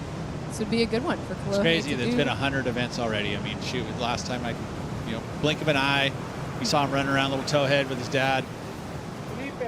Felipe Toledo coming up the beach, a happy man, having gotten out of that last heat and on to the round of 16. The beach is starting to fill up down there, you guys. There's a lot of fans coming up and asking for autographs, and every single one of them stays down for every person. I know that random guy that just walked up and got in his face, he was cool to him. So, what's the notice there, though, is that was a youngster who was caddying for Felipe, which is actually one of the things I think is pretty cool about this event, is sometimes you will see that. I mean, I remember Kelly Slater had Jackson Dorian as a caddy during this event. So it's it's a good place to put a coach, but it's also a good place to give an opportunity to a youngster to go check it out firsthand. And that random guy was Peter King. I was just kidding. And Kelly Slater doing that again today, Pete. He had 14-year-old Kaisei out in the water. There you He's go. been riding Slater Design since he was 11 and got a chance to caddy for Kelly today. All right, Miguel Pupo up on his first wave. Few turns before the wave just doesn't have much more for him in the channel over there, but first wave of the day for Miguel Pupo. And then we have Seth Moniz looking for something, but not going to better his situation on that wave. Quick out. Same board. What do you think? Short board. Come on. We were going to have this talk, Strider. You want to have a talk about that? The board looks a little small now. Think you can trade it back? You can trade it back. I think he was looking to go to the channel right there, maybe to trade it back. You see him? He's looking over there. He was way on the end there, too. So he could be wanting to go do that. And I'm going to have to go back into an alignment with Peter Mel. Oh, look at you. You nice guy, you. Well, I saw guys falling off their board. Remember the Whitewater Monster jumped up and grabbed John's board. We saw, I don't know exactly who it was, but they grabbed another board right out from under his feet off the end of a turn. So I feel, and they were on smaller boards. So I feel like that's something that getting through. Maybe get back to the bigger board. There's Reynos and Chris Gallagher. Chris Gallagher, both the coaches there. Like Reynos has got his back to Chris. Longtime friends, obviously. They both live here on the North Shore. And great coaches, both of them. It's so great to have these guys in the water. And, you know, when you're out there and now you're listening to them, but, you know, you hear what they say to the athletes, and they're giving them a lot of information, and they paddle over, and they actually, there's some blurting and yelling, but a lot of the times they're really quiet and paddling right along next to them so that nobody can hear what they're saying. It's so fun to see, and then you can see the other caddy kind of paddling up to the other guy, kind of trying to get some information. So a really cool insight going on in the channel right there. And not all of our events allow that to happen. I mean, there really isn't any other one that I can think of besides maybe Tahiti, but that's, you have a caddy pit, basically, you sit in, and it's kind of a little bit off to the side, but there is some verbalization that happens there. But other than that, that's pretty much it. I mean, you don't have a pipe, you don't have them anywhere else. Certainly a unique thing to Sunset Beach. Felipe Toledo coming out of that last heat victorious. He is standing by with Laura Ennemer. Yes, guys, down here with the cool, calm Felipe. You were just saying, convincing win, congratulations, but you were just saying it was quite tricky out there. Yeah, you know, it's actually, it is harder than it looks, but, you know, with this two swells, it's kind of hard to peak your place and then, you know, like surf the wave. You know, I was like, oh, should I go down to the bowl and try to get a barrel and 2 turns or whatever, and then should I go up in the point and one of those longer waves, but kind of like more mushier. But yeah, I was just trying to build my scores, and I know Eli was trying to go for the barrel on the inside, and he almost actually made like 2 or 3 waves. But I was just, you know, trusting in my game and my strategy, and worked out pretty good. And talk about your equipment, no changes today? No changes at all. It's the old faithful 6.8. It's been working really good, and yeah, let's keep going. Old Faithful, is this the same board you rode last year as well? Yeah, this is the same board I rode last year. I was actually just talking to Billy in the channel as well, as he was getting for Gabe. He was like, oh, is it the same board that you beat me? I was like, yeah. I was like, damn, bro, you know. But yeah, it's a pretty good board, you know, just put it on ice last year and still feels really good, and maybe we give it a go for another year. Let's see. Yeah, we'll put it in the tundra for an ice bath, and you know, anything you're going to take into the next round? Yeah, you know, I feel like I could, you know, surf better, and I think my wave choice was kind of it let me down a little bit. So just try to be on the best waves, and you know, I trust my surfing, I trust what I'm doing, and I feel like the wave choice, it's the main thing for me next round. And anything you would like to say back to home? Yeah, obrigado a todo mundo que está assistindo, tamo junto. Que Deus abençoe vocês aí, felizão de ter passado, e bora pro próximo round. Valeu. Obrigado. On to the round of 16 is Felipe Toledo, and in fact, him telling us a few days ago that he put that board on ice led to a whole conversation about where does one keep the board when it is on ice. Do you keep it in the house, out of the house, in the bed? Doesn't matter, because the board that's in the water is up and riding. This is Seth Moniz, happened during the interview with Felipe Toledo. Great tag off the lip there. Finishes out, rides it out clean, which we know the judges always like to see a nice finishing maneuver, Strider. Yeah, it was a little off, but he stuck it, you know, and it's definitely one of those lumps and bumps. You know, you go up to hit the corner here, and it's really always a funny one when you're coming out of your turns, because there's so much undulation to the surface, and then there's that water that rumbles back out from the inside. It's like a phenomenon. Somehow there's backwash, you know, 200 yards out into the lineup. Crazy thing to have to navigate here at Sunset. Felipe Toledo now adding his name to the list of people who is telling us it's a lot more challenging than it looks out there right now, Pete. I love that he's actually on a 6.8. That, like, I mean, he's basically saying that even yesterday, right, which is not big Sunset. I mean, you could have easily rode in a shorter board, but if you have a good board that's bigger like that for Sunset Beach, I would never change it. I mean, the thing was definitely loose enough to be able to turn on those little smaller pockets that he was in, still give you enough paddle to move around in the lineup. So a good call there from Felipe. He's not going to change it. Change it from last year. He's Why would riding you? it this year. He's already thinking of next year. You're disadvantaging yourself by going to less, you know, ability to move around the lineup. Yeah, you kind of get a board that's going to probably draw a tighter arc, but in those moments too, you know, you have a little bit of a risk. Did he surf yesterday? Or day before. A few days. Right, it was bigger that day. So yeah, thanks, Strider. Such a subtle Such a way friend, of right? correcting Little, you. Yeah. little subtle way to just stick the. You kook. I forgot. Mike, he already said he was getting older earlier. You don't need to make We're it having worse. fun. Oh my gosh! Now I'm losing my mind. You guys. Now they're ganging up on me. Absolutely not. I would never gang up on Professor Pete. I know. There's another little jab. I know. It's a compliment. Is it? It's a compliment. You got I need to know about the buoys, Sorry, the Pete. swells, the anything. Get sensitive, Pete. Okay, let's Stop get back it, you into guys. Stop it. Hey, 8 minutes left in the water. Back to the water. Baron Mamiya with priority over Seth Moniz. He needs it too. He needs a 6.67 to move on. But Seth Moniz now looking to advance that lead. Gets one carve in, but then comes back to the whitewash. Cannot get it done on that one. Yeah, where's Barron? I mean, I feel like this is kind of unique because Barron likes to catch lots of waves too, right? And he's generally hunting the lineup in a big way, so he's looking for something a little bit more special because he's been passing up some waves. I mean, we've seen probably what, Seth 3-4 times now. With Barron having priority. So, has not settled into that board yet either. Seth. Oh, Seth hasn't. Yeah, I feel like there's still always a change that could go down. Baron Mamiya with priority. He has taken off on just 3 waves so far. His best one, obviously, that 4.5. And you see where he's positioned. The 2 other competitors, this heat before, he's got a good 15 yards, sitting further out, looking for those little bigger set waves. With 6.5, just under 7 minutes to go, Pete, if you're Baron and you know that you need this 6.67, at what point do you start potentially changing your strategy and saying, I just need a wave and to make the most of it? Yeah, I think we've had a pretty quiet time in this heat. There's only been these kind of mediocre set waves, so at any point, right, we're going to see a real set again. So I think he can hold his gun for a while. No panicking yet. I mean, if you get down to 2 minutes, you start to think that he's going to move around a little bit more. But at this point, he knows where his lineups are. He knows that style of wave he's looking for. It just hasn't came yet. And he did win here last turn. So I would say he has still a little bit of confidence coming off of that to say, I know what I want to do. It worked for me before.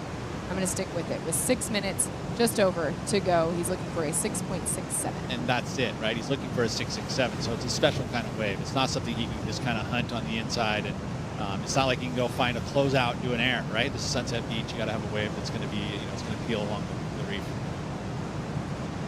A little bit of paddling action here. Maybe some of the guys saying, I might try that strategy. Looks like they're getting a little bit closer to Baron, but here we have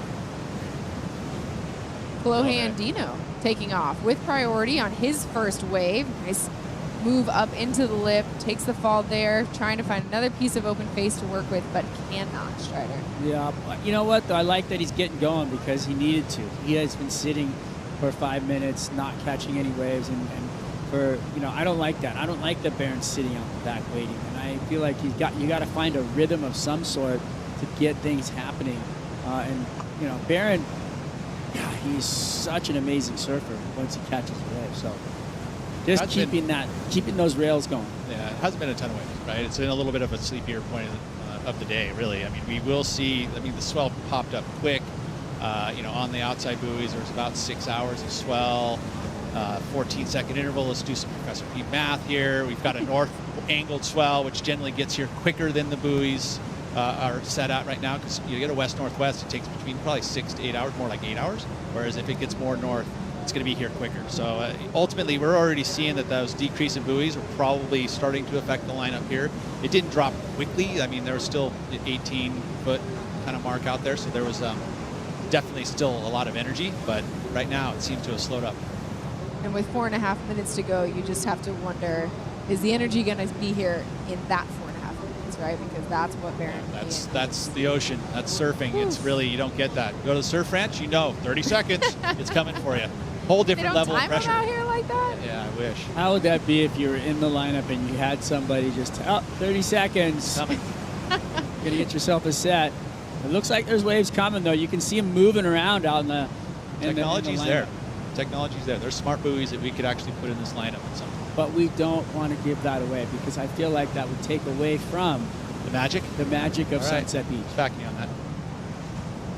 But for say for broadcast though, like if we could actually just kind of formulate, hey, buoy's saying there's a set coming, it's going to be here in 30 seconds. Surfers wouldn't know. But we could kind of foreshadow Inside it. info. Build the drama. There we Is go. that Dad on the beach right there? Tony? Tony. I don't know if that was Tony. Here we go. Maybe.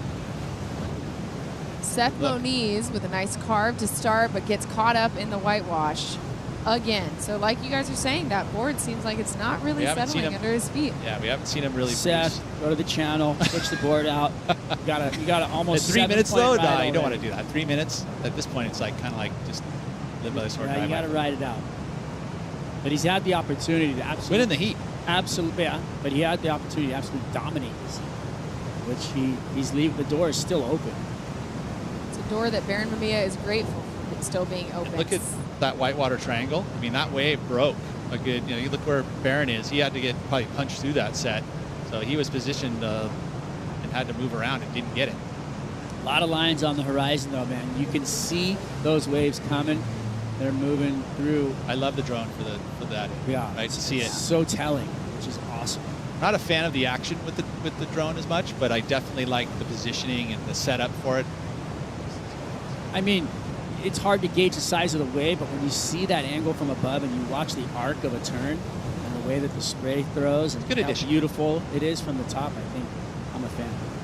Baron Mamiya hoping one of these waves is going to bring him a 6.67. In the meantime, Kolohe Andino with a good turn off the top, manages the return to the base well, and then looks for something in the whitewash, cannot find it. Here is Seth Moniz up and riding again.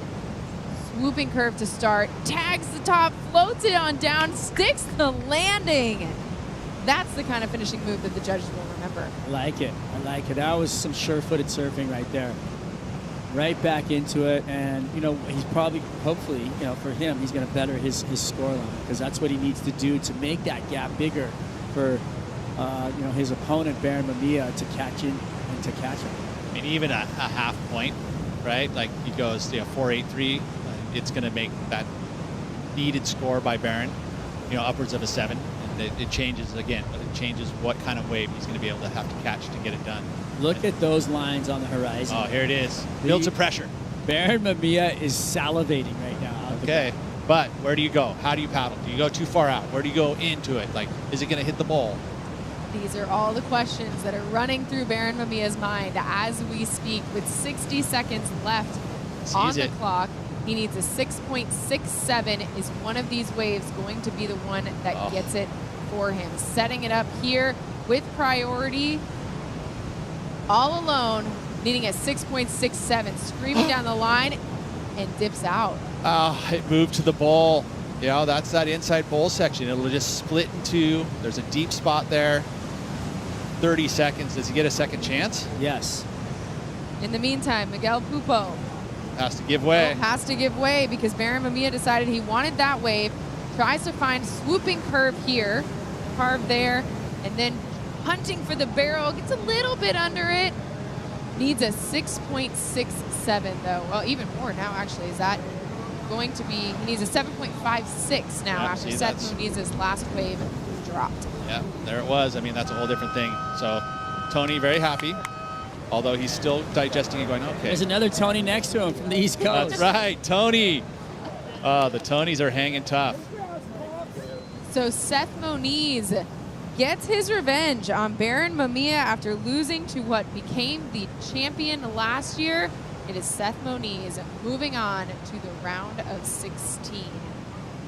On this day on Sunset, Kolohe Andino and Miguel Pupo in the water as we speak, and getting into it is Kaio Ibeli and Ryan Callanan. We'll pick that up on the other side of this.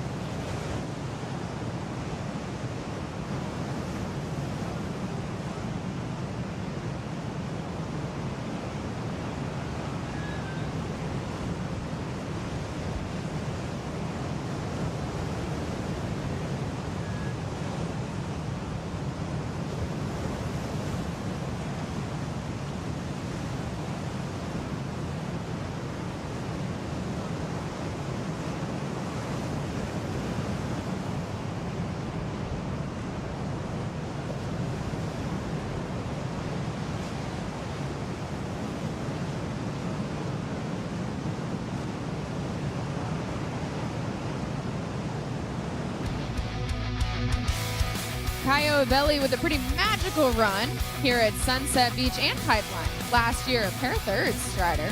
Yeah, you know what? This guy is so underrated in heavy water. I mean, he is an animal, and he loves big lip, and he loves big barrels, and he's just out there going for it constantly. He's a giant killer. He takes down the best of them.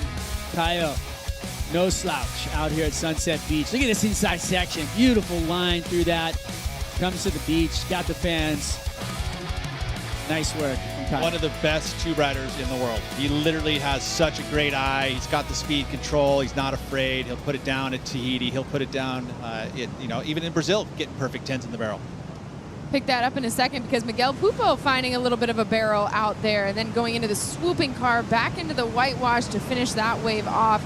Currently, he and Kolohe Andino are the priority heat with 17 minutes left to go. Miguel Pupo needs a 3.61 to move ahead of a Kolohe Andino, and waiting their turn very patiently for those two is Caio Belli and Ryan Callanan, also out in the water right now. They have 37 minutes left for both of them to try and punch their ticket to the round 16. Yeah, you know, that's just something I was thinking about right here, and the fact that Gabriel Medina got to surf Hurley is an inspiration for all goofy footers. The way that he surfed out there, the authority, I really like it. And Miguel Pupo, he would have drawn off of that and watched him and said, you know what, I like it. I can go out there and I can win my heat. Miguel Pupo telling me earlier today that he gets far more nervous watching Sammy compete than he does himself. Certainly no nerves showing on this wave early on for Miguel Pupo. Love the style. Again, just the perfect speed control on your backhand. So difficult to drag your bump here at Sunset Beach. At Pipe, whole different story. The face is nice and smooth, so you can drag on the way down as you drop it in. But here, it feels like the bumps will just knock you off. So trying to slow yourself down, like doing it that style, is hard to do. Here we have up and riding again, but falling off very quickly there. So Miguel Pupo and Kolohe Andino, two guys who have been against each other a few times here before. That's the advantage going to Miguel Pupo for the most part against Kolohe and Dino. So we're waiting on Miguel's last score to come in. But let's take a look at this head-to-head matchup here between Miguel and Kolohe, Strider. Yeah, Miguel's got his number, 4 wins. That's an interesting look into what we have in the water. It's it could be a little bit different here at Sunset, though. At the moment, I feel like Kolohe, like we talked about, has got himself a little momentum, which I do like. I will say, too, that I think that, Miguel and Kolohe, they kind of surfed at different times. They weren't really on tour together as much now because Miguel made it back on tour, and now they've kind of had these matchups. And Miguel's been on fire, and Kolohe's been trying to find the fire, right? So that's kind of how it's been matched up lately. I feel like it's almost right now, it's switched. I think Kolohe has the fire right now, at least at this event, and we'll see how it unfolds, though. This heat's very close already. Last time they met in a head-to-head matchup was at Bell's last year. So Kolohe and Dino looking to flip the script on Miguel Pupo and get his first head-to-head win over the Brazilian. Taking a beautiful look at Sunset Beach. And Strider, this is one of the favorite things that you told me about this year is the tailgating at Sunset. It is so cool. So all the cars that back in up there that you see parked along the bush line there, they're all surfers' cars, and they open up the tailgates, and traditionally they open up a tent on the back, and then everybody's got all their gear, they got their stuff down there. It's almost like a little mini house set up, and it's very reminiscent of football games where they're tailgating and having barbecues, and they got food going, and fans are trying to get down there too. They're trying to take those spots because you can. They're open, but there's not that many of them. But most of the athletes, they get them. They're down there early. They send somebody in the dark. They say, this is my spot. I'm going to claim it. Speaking of claiming something, Seth Moniz claiming his spot in the round of 16. He is standing by with Laura Enneber. Yes, down here with a happy and relieved Seth Moniz. Seth, you were just mentioning, you've surfed this wave ever since you were a kid in events and everything, but how different was today out there?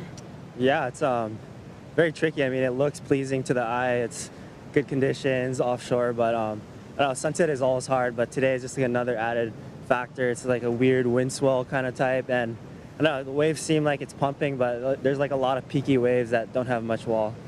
And you did a few board changes out there. Well, just one, but yeah. You got the 683 on the 6.6, and then tell us about what you moved down to. I just moved down to a 6.4 because from the beach it kind of looks bigger, but I think once you're out there, there's not much power in the wave. I mean, I was getting kind of tossed around on my 6'4", but still I kind of wanted a smaller board to do turns. And anything you'll take into the next round? Yeah, I'm really happy with that. I was bummer to match up with my good friend Barron, and third round right here. Good job. Yeah, it sucks to match up with your close friends in earlier rounds. It's such a crucial contest for us, but I'm happy with that heat win. And you've got an amazing camp. Your family's up here. 6'6" or 6'4" in the next heat? I think 6'4", yeah, for sure. Awesome. Good luck. We'll see you soon. Thanks, Laura. So he has a very tall task going up against Felipe Toledo in the round of 16, who knew exactly which board he wanted, all the way from last year's Strider, where you see Seth Moniz happy with that decision to move down to the 6'4". Almost felt like Laura was trying to sell him the 6'6", though. Yeah. Right? Didn't it feel like that a little bit? A little bit. But we were right, Pete. We said that he stepped down, and and you could see it on the surface of the water how he was riding the board. So actually, that last wave he got looked super comfortable. Stomped the floater. Yeah. So Seth Moniz moving through. And again, we're talking like subtle differences, right? I mean, ultimately he can make that adjustment on the fly pretty easily. And Miguel Pupo with priority, 4-0 against Kolohe Andino, and looking for a big score here. Tags the lip line a few times, cannot stick the landing though. So he was looking for a 3.41, excuse me, to overtake Kolohe Andino in the lead. Got a few nice turns there in Strider before he took that fall at the end. And he looked back out when he came up, and he's like, "Whoa, what just happened?" It doesn't look like much, or maybe it does, but on that inside section, there's so much water moving in there. It's wild. Look at this paddle in, beautiful, right under the whitewash on his back. So gets a great setup, gets a quick carve off, and then he's looking for more. Does another quick snap, jabbed it pretty hard, then went right back up. But right there, when all that water came down on him, it must have slammed him because he was looking around looking funny at the end. Well, you think about the floater at the very end section, all of a sudden the wind is kind of accelerating up the face, and you're trying to get that board back and get the wind vertical like that, and then all of a sudden he's trying to whip it off so you get the wind underneath so you can land nice and smooth. It just didn't feel like it happened as quickly as he would have liked. Awkward fall. Yeah. So he makes his way back out to the lineup, but that is the best score. Yeah, the best score for him today, a 4.23. So he now finds himself in the lead against Kolohe Andino, who's now looking for a 3.67 to take that back. And rightfully so. Two solid turns on a really nice open face wave. So, getting great work done there. And, for Miguel Pupo, he's, on the backhand, he can whip it up into that corner pretty quickly. And he's had Kolohe's number lately, but Kolohe Andino, one of those surfers who just has so much championship tour experience. We talked about this being his 100th CT event, and the list of guys in front of him who've competed in more CT events is very short. We'll get to that in just a minute because here he goes. All right, swooping carve to start this thing, gets back into the whitewash to try and find a little more power, another nice carve, but that is all that wave is going to offer. Brian Callahan with just again trying to get himself the inside, just move around with the non-priority heat. You get basically the scraps at that point, right? You have to give way to the other heat. So ultimately you are trying to, if you can actually find two nice waves in this part of the heat, it's awesome. We saw Nat Young do that. His best scores came in the non-priority heat, and he was able to kind of control it when he had priority over all the rest of the folks in his next heat, and that's kind of what it is. You get those, if you can get a good score in that non-priority part, it makes it very comfortable in that back end. And here's a look at that experience that Kolohe Andino is bringing into Sunset here. 100th CT event, and look at that. Kelly Slater, Jordy Smith, Gabrielle Medina, Jadson Andre, the only ones who have surfed more CT events than Andino. But right behind him, Miguel Pupo. Yeah, so like 5 events behind, right? I mean, it's pretty cool. Not a lot of difference in experience, but a lot of experience. And here's Miguel Pupo trying to utilize some of that here at Sunset to keep the lead. Trying to find the barrel, but cannot find it. Perfect example. Just gets caught. As I was talking about, like when you try to drag your bum and that type of, it's just there's too many bumps, and all of a sudden, he put his bum in, and it just went poink and just knocked him off kilter, off balance. He couldn't power through it. So it is a technique that works, but only in certain types of waves and certain types of situations. It worked for him on this earlier wave, which he ended up getting a score with, but not this one. Yeah, you know, you can watch it right here. He lays his body onto the water, and you can see yeah. his back foot get popped off. Yep. And once that happens, it's really hard to regain composure. His foot got caught as he tried to bring it back around, and it was just... Should have just gone to the surf ski. You know, he didn't get the chance to go for the surf ski. The GoPro didn't come into effect there. But you know what? He's, you know, at least he's going for it, which I really like. He's really looking at that technique and trying to put whatever he can into the wall.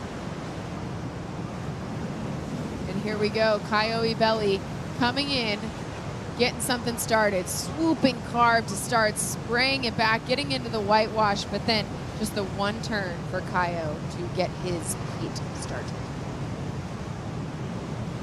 So 40 minutes. I mean, he waited 13 minutes. I mean, 12 and a half minutes to get started there. That just goes. I mean, it feels like to me that we're seeing a little bit of a moment in the swell where it's backing off slightly. So the wind's on it, and it's not as many waves. Great arc. I mean, that's the technique that has done him so well in Hawaii. And undercover-wise, I mean, you said that he was like kind of an underdog here, but his results have been he's underrated. Underrated. There you go. That's the word you use. And it's true because you don't think about it. You're like, oh man, is he just? But he does well in Hawaii. He does put results up. Well, the media doesn't give him due credit. I feel like he's such a great surfer, and he's taken down the best in the world. From John to everybody. Yeah. And here he is. That like it would fuel the fire, but I think that let's just say American media could grab a hold of that. Well, you think about all the Brazilians. Highlight. There's a lot of Brazilians that are surfing really well, right? Yeah. And Kaio's ultra. He's probably one of the most consistent of all those groups. Are they like, man, another Brazilian killing it? Well, I mean, he's got to deal with Felipe. He's got to deal with Italo. He's got to deal with Gabriel. Now Miguel and Sammy, the new blood. What about Joao Chianca? Joao Chianca. Yeah, I mean, there's a talent pool is just deep. Joao's going up against Iago Dora in Heat 14. So, pair of Brazilians. Wow, housemates. They're going to be going at it. They are, huh? Yeah, it's two totally different mindsets, too. Iago's really loosened up and free right now. And this man, Joao, serious. He's just all about waxing every inch of the board and making sure he's ready for everything. Getting all 10 hours of sleep. Probably be pretty tough at the Welcome House. Kept him up the other night. Oh, subtly. Iago. For the Valentine's party was going, a little dance party. But they shut it down early. They did. They went to dark. 5 minutes left in this heat between Miguel Pupo and Kolohe Andino. Kolohe with the priority and needing a 3.67 to get his first head-to-head win over Miguel Pupo in their 5th time matching up head-to-head. But Miguel sitting on a 7.43 right now, and then the heat right behind them, Ryan Callanan and Kaio Ibeli, just waiting patiently for the ones that Pupo and Andino don't take off on. Ryan Callanan with priority and the lead in that one. This is a really exciting season, not just for the fact that it's the CT and we're back again, but it's a qualification season 2023. So the WSL is going to provisionally qualify the first 10 men and 8 women for the Paris 2024 Summer Olympics. Each country can qualify 2 men, 2 women through this year's CT. And surfing at the Paris Olympics, of course, going to take place at Tea'upo'o in Tahiti. Yeah, and that's one of the reasons why we're seeing Kelly Slater on tour still, because that is definitely in his mind. You think about it, close out his career as an Olympian? Be pretty awesome. A gold medalist? Well, I mean, that's going, and especially at Chopo. At Chopo? Yeah, okay. That is 100% possible. The odds are good, for sure, if he gets on the team. That's the thing, he has to get on the team. Did get a chance, Kolohe got a chance to surf in the inaugural Olympics that also had surfing in Tokyo. So bringing some Olympic experience to this, and Kolohe is going to need to rely on all the experience he can, because 3:47 left on the clock. He has priority, and just looking for a decent score, a 3.67 to advance here. This is Ryan Callanan, excuse me, up and riding, getting swooping carve to start, trying to fight through the whitewash, and he does. Gets one more turn in before, nice save. Sort of riding out of the wave. I just have to point something out. Oh wait, we'll get back to it. Let's get Kaio Ibeli. Oh, he wants to hear what you have to say too. Well, you saw him paddling into that wave. He's looking all around him, and he was like making sure there was nobody else around. Didn't have priority in the heat. It just is a great look into the headset of these guys. They're like, whoa, whoa, whoa, is there anybody there, right? So true. Kolohe Andino has priority and is in the priority heat, so he is owning this wave, running down the line, trying to find a piece of open face to work with, and does not. So he has to bow out, and he used his priority on that wave. Now Miguel Pupo in a great spot with priority and the lead and taking off. So he's looking for something to work with. Tags the lip one time there. Up again, you see the spray, sticks the landing. He's pumped about that one, and rightfully so. Huge moment in the heat, really huge moment. Being that Kolohe pulled the trigger on the first wave, it looked like it was a good one, didn't give him the opportunity, only needed a 3.67, and sure enough, there's Miguel on the next wave behind it. He's gonna better his number. He's gonna make things very tough for Kolohe now. Only needed a 3.67, but after this score comes in, it's gonna be a lot higher. And, you know, watching Miguel ride that wave, he was on a bigger board. He's approaching the lip line sooner than you normally would. And like even on that last turn, if you watch it. So look, he comes in, he's got a bigger board, so he's got more glide. And right there, he gets a nice little setup turn. But this finish turn right here, early. He went up early so that he could get out of it early so that he wasn't falling with the lip. I mean, we saw him awkwardly fall earlier.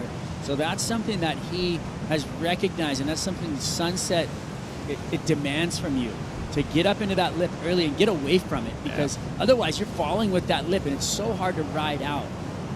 Coyote Belly up and in the barrel right now. He finds a spot, a lip to try and make a turn on, but cannot get it done. Pete, I feel like on the replay of Miguel's wave, we really saw what you were talking about with the wind and on that finishing turn.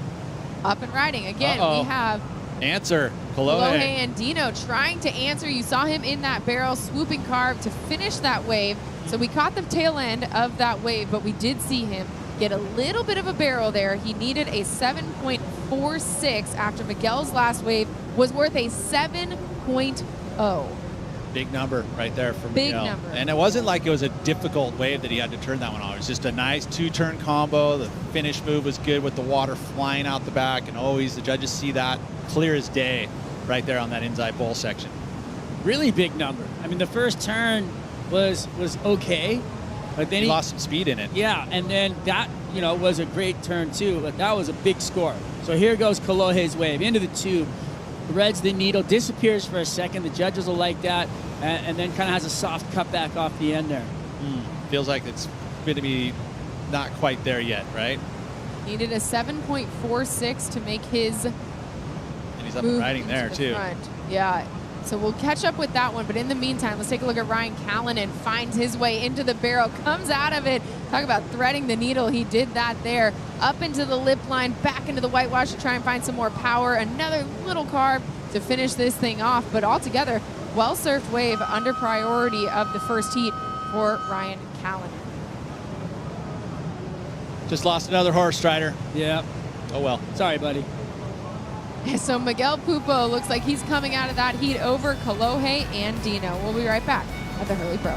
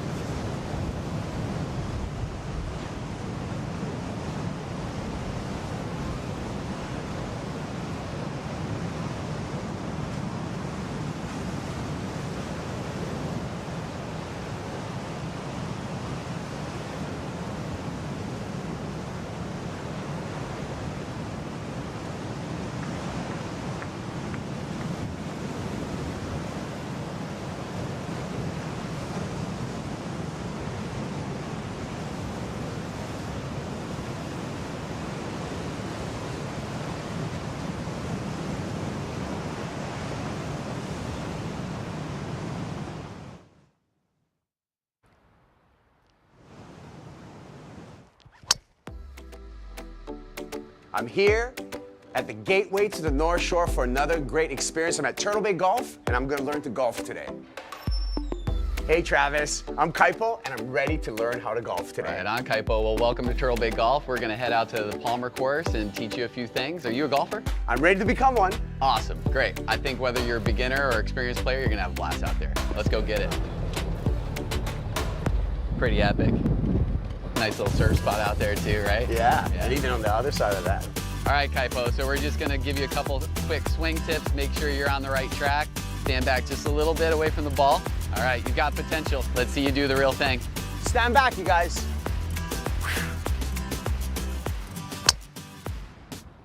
Kaipo, that was amazing.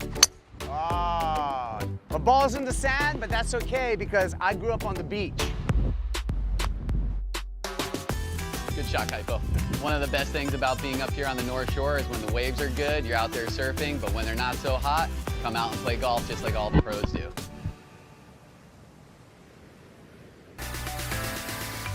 Back at the Hurley Pro Sunset Beach, the round of 32 out in the water. Kyle Ebeli pulling into this barrel. Ebeli coming around the corner, and that one looks like there's no exit for Kyle Ebeli. Matched up against Ryan Callahan in the priority heat. Non-priority heat has just begun with Italo Ferreira up against Emrod Michael Rodriguez. So a couple of Brazilians battling out for a position in the round of 16. I'm Kaipo, along with former world number 2, Megan Abubo, and Hurley team rider, Shaden Picaro. Thank you for joining us, Shaden. Thank you, Kaipo and Megan. So stoked to be here at Sunset Beach on a beautiful day. Waves are epic, and the boys are ripping and getting barreled. And getting barreled. You're a North Shore resident now, Shaden, and we're going to get to that as we see a hair drop for Italo Ferreira. Ferreira back in the barrel and comes out. Cat-like reflexes for the 2019 world champ. How was that? What was that? The fact that he stayed glued to his board somehow, that's incredible. I can't even believe that. And you know, the wind is picking up, Shaden. This morning was pretty dead glass, but seeing those offshores, but it's kind of creating some nice barrels out there, isn't it? Yes, the offshore winds, you know, the North Shore or Hawaii, we get a lot of trade winds. And the trade winds make the waves a lot more beautiful. It's an open ocean, and there can be a lot of swell and different angles. And I think the wind really grooms the waves and makes the waves suck off the reef a lot better. So, yeah, it's about that time. Midday, trade winds are blowing, waves are firing. Yeah, Surfline's been forecasting for these favorable winds to continue throughout the day. So, what a great day 3 that we have here. We will be through the round of 16 and have all the quarterfinals set by end of day. So thank you for joining us for day 3 here at the Hurley Pro Sunset Beach. And thank you for everyone watching locally on Spectrum, the Surf Channel, 20 and 1020 in high definition. Greg Fujimoto and the crew over there at Spectrum. And all of you watching locally, remember, if you miss anything today, right after the conclusion of today's contest, they're going to replay all the action. Shada, how nice is the Surf Channel? The Surf Channel is epic. You know, sometimes I don't get to watch the contest, and I go home and have some dinner. Maybe I don't want to watch a movie, but I can go back to the replays and watch all my friends surf and kind of relive the day once again. Yeah, it's great. So checking out our surfers out in the lineup, favorable conditions. And waiting for that score for Italo. It comes through. And, oh, that hurt. Kolohe Andino has been knocked out of competition in the last heat from Miguel Pupo. So, hey. Megan, I mean, pro surfing's a roller coaster. You're on top one day, and then, you know, then those disappointing finishes can get to you. Yeah, you know, the passion really comes out. Losses are hard to swallow. Everyone has their good days and their bad days. So as a competitor, you know, no one ever wants to lose. It's definitely always tough to swallow. We have live action here.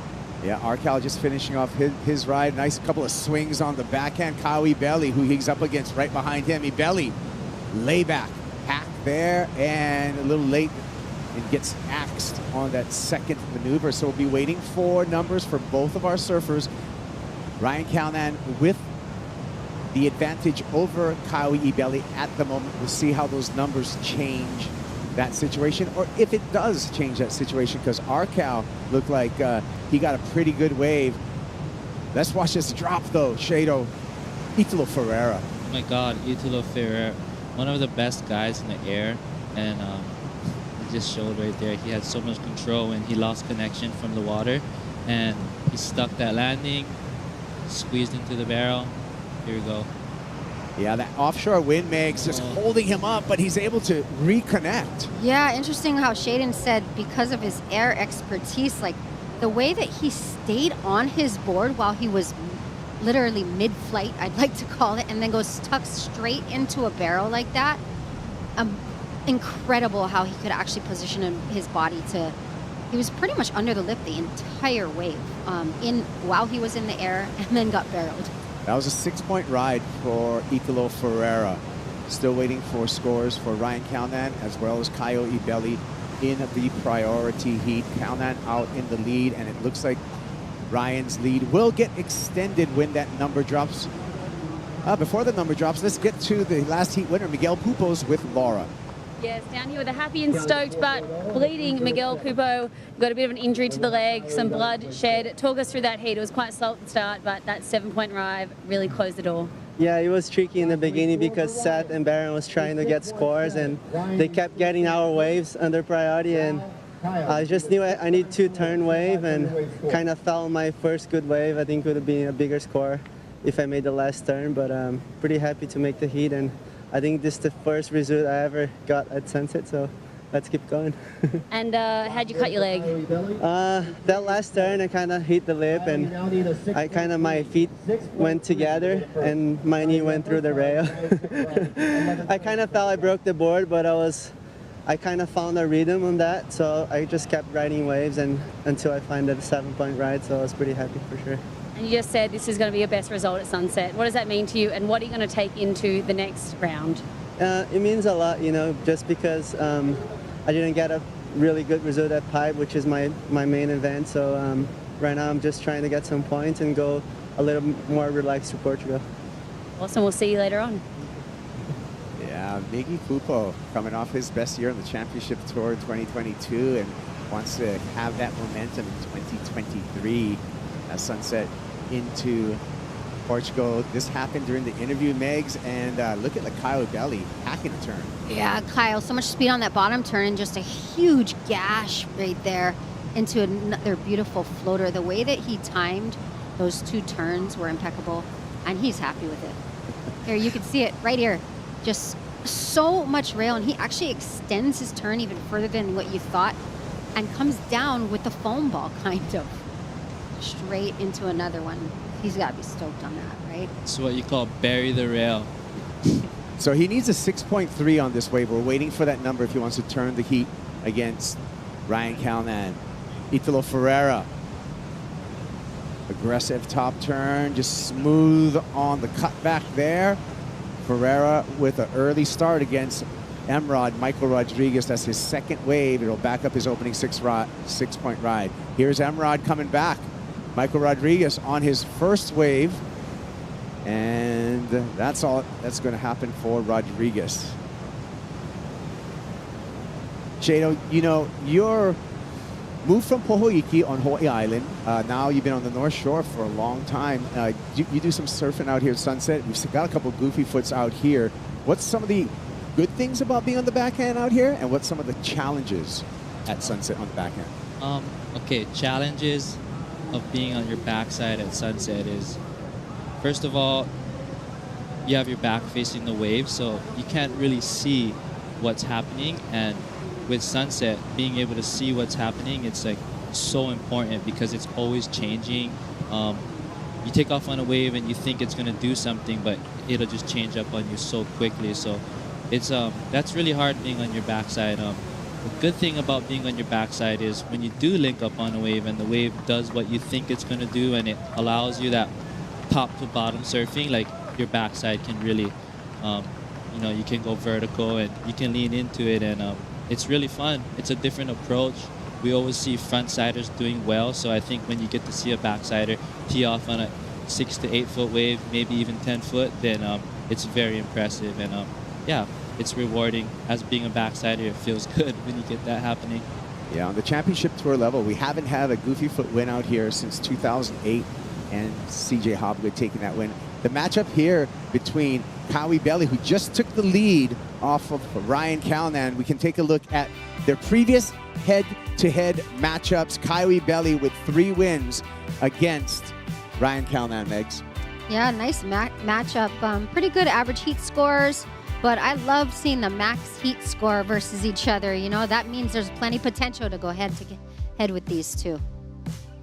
Yeah, and the last matchup between these two happened at Pipe, in the round of 16, Kyle Belly being victorious in that matchup. So Arcal would like to pay him back, and Arcal needs a 5.88 as we return to live action. Ryan Callanan out in the white jersey. He needs a 5.88.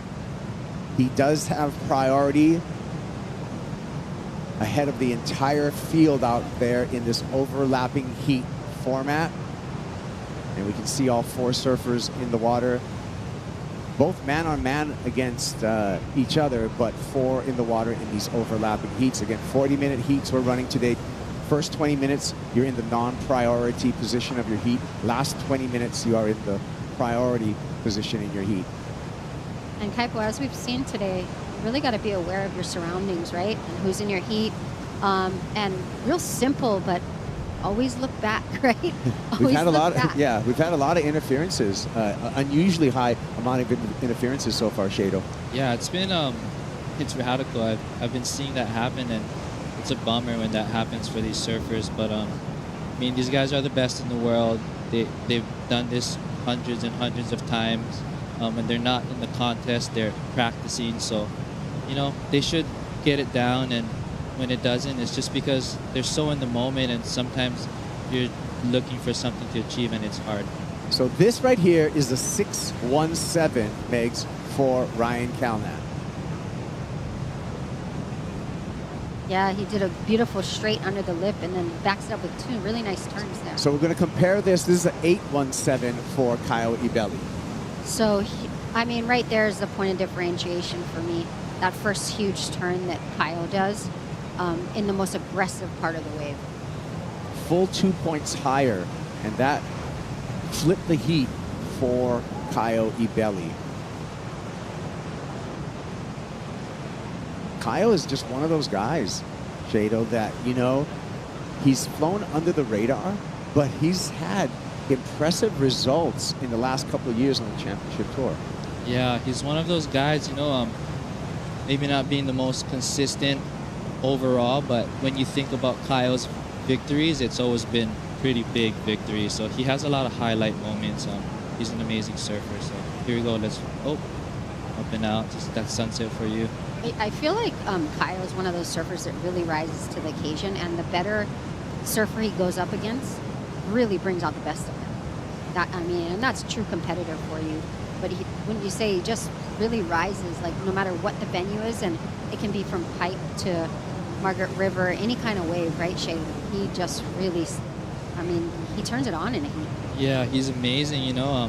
Obviously he has really good rail surfing, but if he's got to do an air to get a score, he might just do the biggest air and blow your mind too. So Kyle's just got it in him, you know. He embraces the moment, and he lets his emotions and everything just come out on the wave. So it's beautiful to see him here today, and we're here commentating him. That's cool. Yeah, Hawaii's been good to Kyle the last couple of years. 2022, he opened up with a 3rd place finish, a semifinal finish at Pipeline. Then he followed up with another semifinal finish here at Sunset. Kyle coming off of the start of 2023 at Pipe, already with a 3rd place finish. He's number 3 in the rankings coming into Sunset. We'll see if he's able to duplicate that effort and really give himself a head start on the championship tour. Speaking of Kyle Belly, here he is, slashing off the top, get some air under the board, no problem, in a difficult end section, and he is feeling it, Shado. Yeah, I like that. He was, from the moment he took off on that wave, you knew he had so much intention of bettering that 3.83. So let's see if he does that. And I really like the way how he's just committing to his first turn and not hesitating on the following it up. Here goes Ryan. Arcal, pretty smooth on the backhand on the first turn and just gives up on that wave, wants to get back out and hang on to priority. He's only got 3 minutes and 20 seconds in the heat against Kyle Ibelli. Kyle's spent quite a few years here in the off season as well, surfing in Hawaii, and I think that you can really see that in his surfing, where we see him just kind of searching for a nice wave ahead of him. You know, he's got that forehand move down and just catching air on that, but great backup wave, right, Shaden? And really all that emotion coming out. Yeah, so amazing. Look at him just vertical in the lip, getting a little free fall, and just he lands and regains so quickly and just goes straight back up. Knows that it's not over yet. He needs to finish it. You know, I love playing WSL Fantasy. And Kyle Ibelli, because of his finish at Pipeline, that put him in Tier A coming into Sunset Beach. That Tier A is your first pick, and that's also where your power surfers are. But, you know, some guys are going to break away from the pack because only 5% of you playing Fantasy picked Kyle and in that Tier A. And what happens in Fantasy, it's the times that you don't do the obvious picks, and that guy comes out as a winner. That's how you win Fantasy. Right, Kaipo, and you know all about fantasy, right? You play it well. But this morning, I shuffled a few of my picks around actually. But you're right, that Tier A is tough. You got John in that tier, right? You got some tough surfers there. It's always interesting to see that first day go by and then people shuffle their picks around. Well, in lifetime right now on Fantasy, Kyle's actually earning you more points than John. So just in lifetime, you know, that could change by the end of this event or even heat, because here comes Arcal. Decides not to pull in there, and it looks like he wouldn't have had a chance, but that was pretty important for him to get a score, because Kyle Ibelli just got a 6.17. Arcal now needing an 8.17. Ryan Calnan needs to go excellent if he wants to get into the round of 16. Yeah, that was a bummer. He really gave that wave like one good crack, you know. Just Mother Nature sometimes just gotta play that game, and maybe he can get out there and get two turns like that. Yeah, we got, you know, Hawaiian Water Patrol on the Red Bull jet skis to shuttle guys out, but look at Kyle Ibelli, just voracious. Again, one more wave for Ibelli, and comes around this section, just has to duck out the back there. That will not change the situation. Kyle will remain in the lead. We're still waiting for the score for Ryan Callanan, but the speculation, Megan, is that it's not going to be enough. No, he basically has to match Kyle's 8.17, and we saw that wave was pretty exceptional. He doesn't have enough time. He's kind of running out. But one thing I love about what Ryan's doing is he does on his backhand that huge rooster tail turn. It's really pleasing to the judges, and that's something that I love watching poopy footers do out here at Sunset. So much wall and big, huge rooster tail fans. Yeah, I love the way he does that. You know, for being a backsider, he really draws out that turn and still gives it that backside flair. Good job, Kyle and Ryan. Both amazing surfers. Just contest surfing, huh? Well, that's going to be it. Kyle Ibelli on to the round of 16. Ryan Callanan out of competition. We're taking a break. We'll be back with more from Sunset Beach. Yago Dora, Joao Chianca when we return.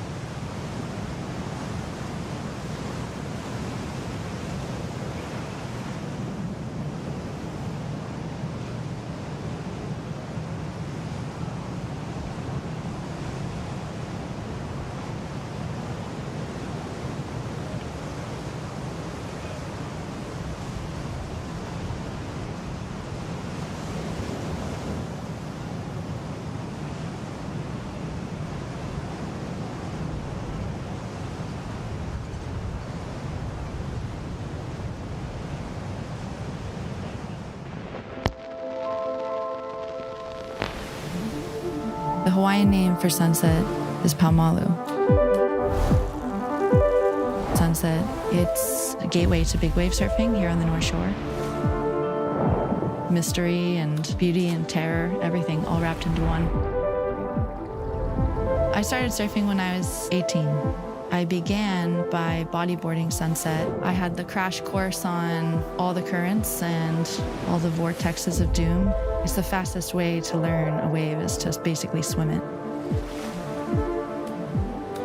My first board at sunset was a single fin. Single fins draw such beautiful lines, give you a lovely feeling on the bottom turn as you set up for the West Bowl to get barreled. In order to surf these waves, you have to move outside yourself into some other part of who you are, and it can really transform your energy.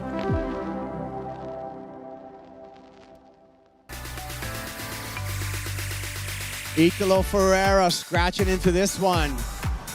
The 2019 world champ, carving off the top, patient on the bottom, snapping under the lip, and puts it down.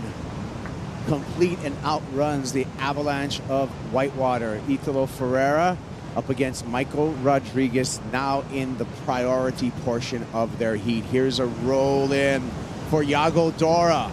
Dora hooking it on the backhand. Beautiful turn. Pulling in. Dora's. And just goes for it. Unable to come out of there. But nice effort for Iago. Joao Chianca, who's matched up against Iago Dora, just with a quick snap. And Joao kicks out there.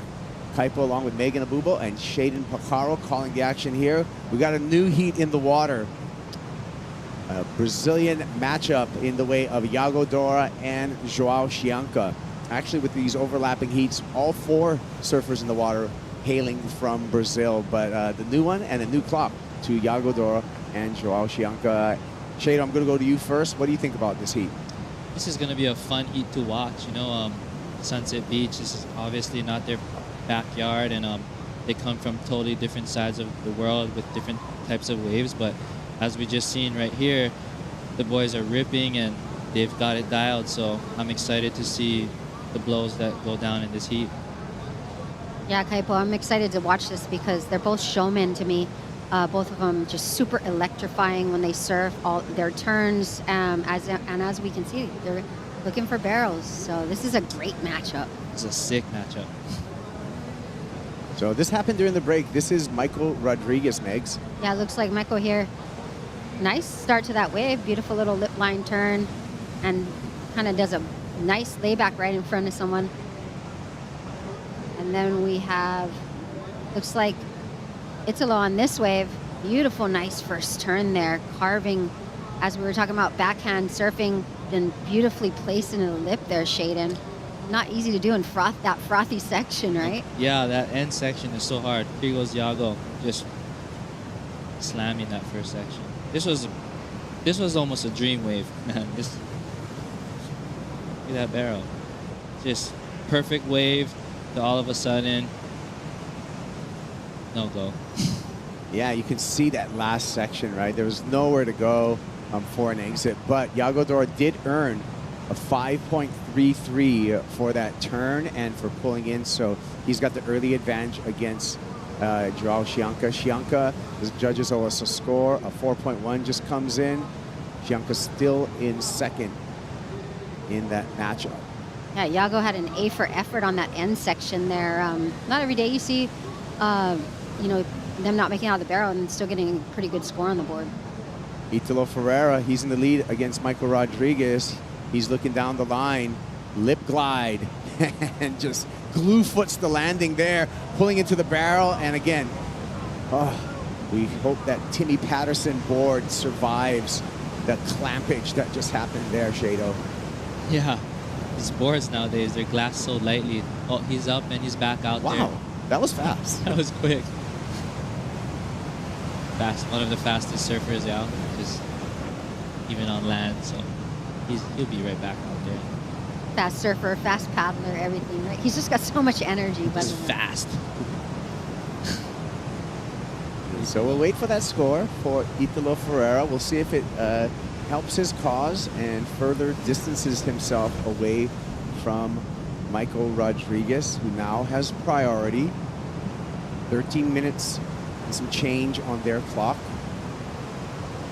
That end section just seems to be clamping a little bit more. I wonder, could be tidal, swell moving around a little bit more. Not every day you get to surf sunset or a heat and go out there maybe looking to get barreled, you know. I'm seeing a lot of good scores. There's a lot of barrel opportunity, and sunset has a really good barrel. You know, Pipeline is an amazing place to get barreled, but sunset is so difficult, so tricky. It's an illusion. It's a bull ride, so it's really rewarding when you can get barreled out here. All right, this is going to be another look at the last of Italo Ferreira from above. This is a 3.97, mostly based off of that backhand floater and then that section there. You know, we'll see it again in slow motion as well. Yeah, Italo just pulling in, just getting completely clamped on. So while we were rolling into this piece, Emmy Erickson was in the Yeti piece was talking about Sunset Beach and Paumalu. Both of you of Hawaiian descent, along with myself, Sunset Beach, Paumalu, has had a long storied history in surfing and in Hawaiian legends in Mo'olelo. There's an interesting legend about a maiden who was alongshore and gathering he'e, which is octopus. And she took too many he'e, beyond her quota. And she was punished by the gods and eaten because she took too much he'e. Now, in Hawaiian, there's kauna. So he'e means octopus. Now, follow me. And he'e also means sliding, which can mean surfing.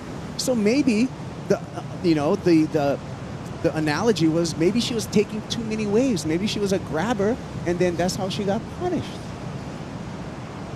Think about it. We're going to come back to that thought after we hear from the last heat winner, Kaio Ibeli, with Laura Enever.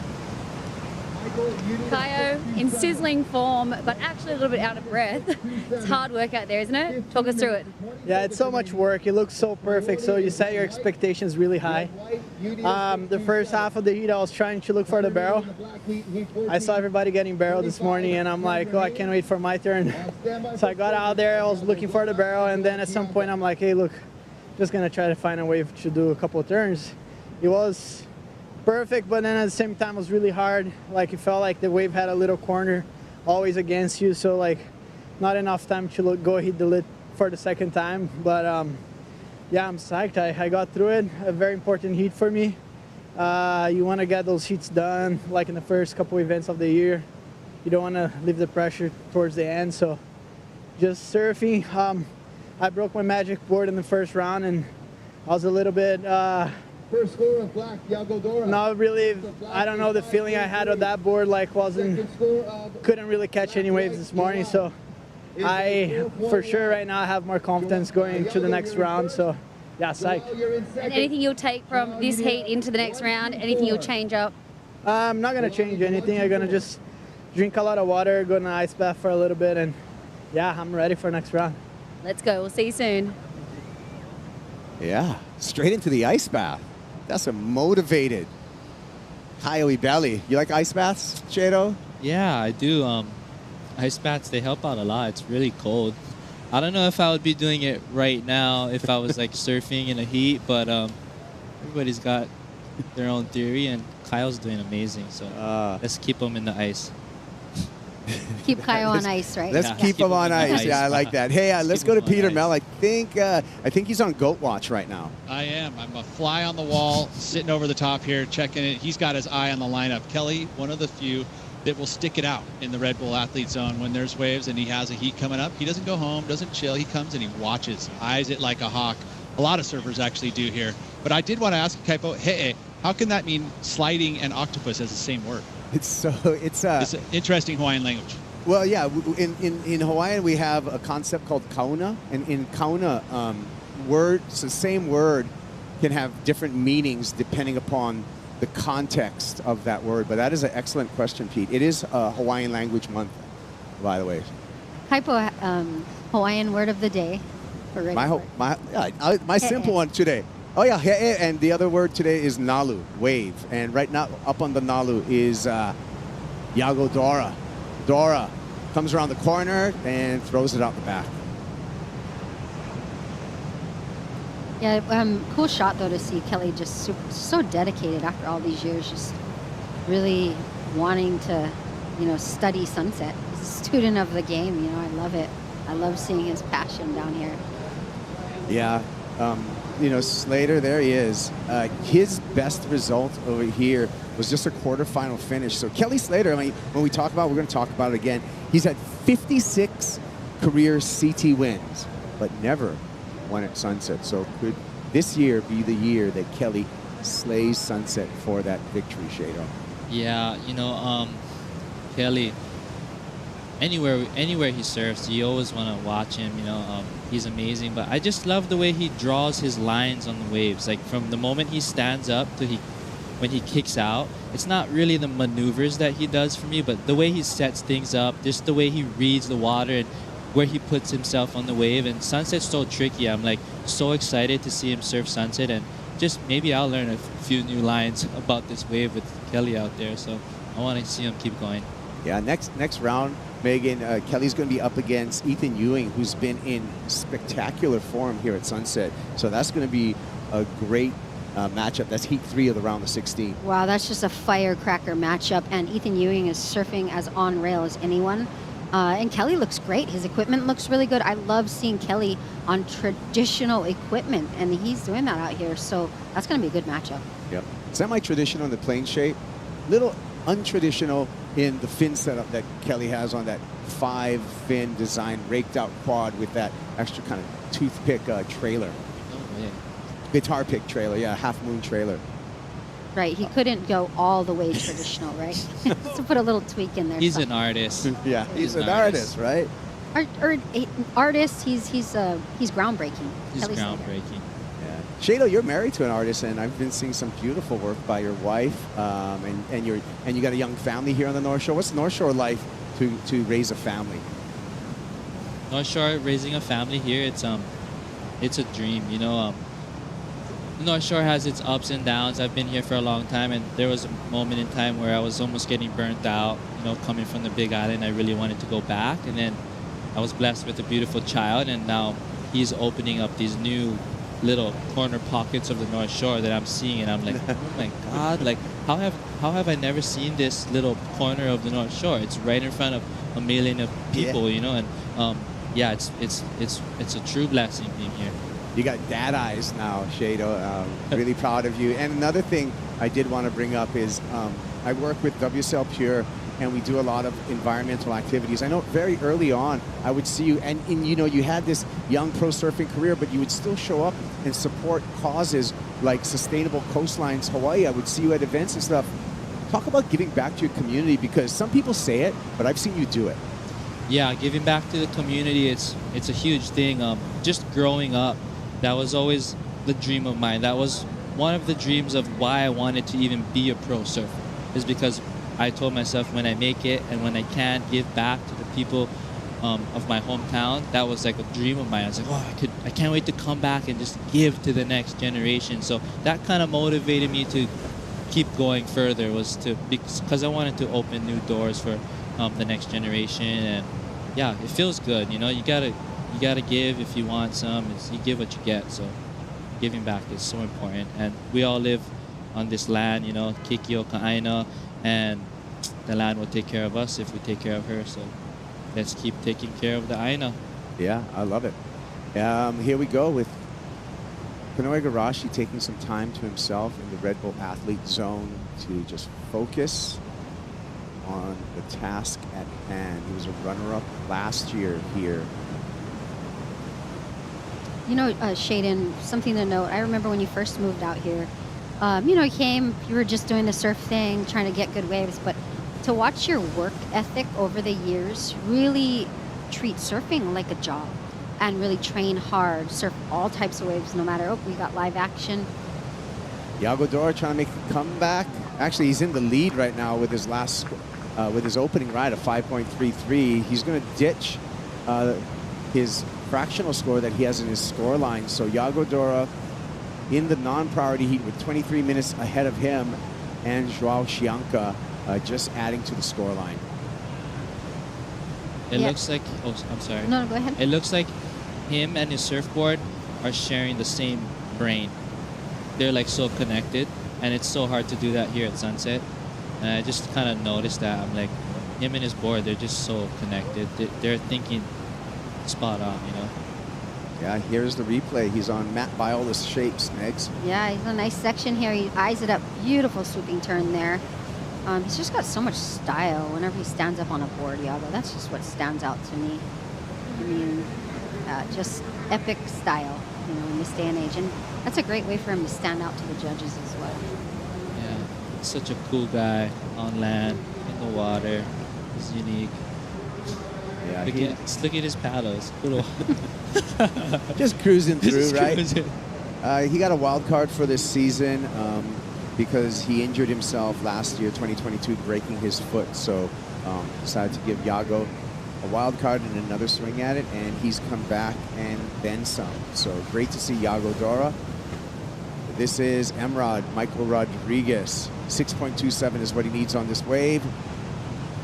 Great start there, but that's all he's going to get. Yeah, nice turn.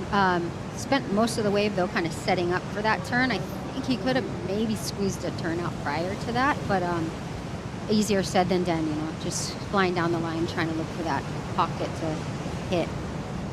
Well, he's down to 1 minute and 45 seconds against Italo Ferreira. Ferreira with the lead. Ferreira with priority. Heat control. We got to give it to Italo Ferreira in this final 90 seconds. We'll see how this plays out. Emrod's going to have to be evasive and find another wave likely, and needs, again, that 6.27.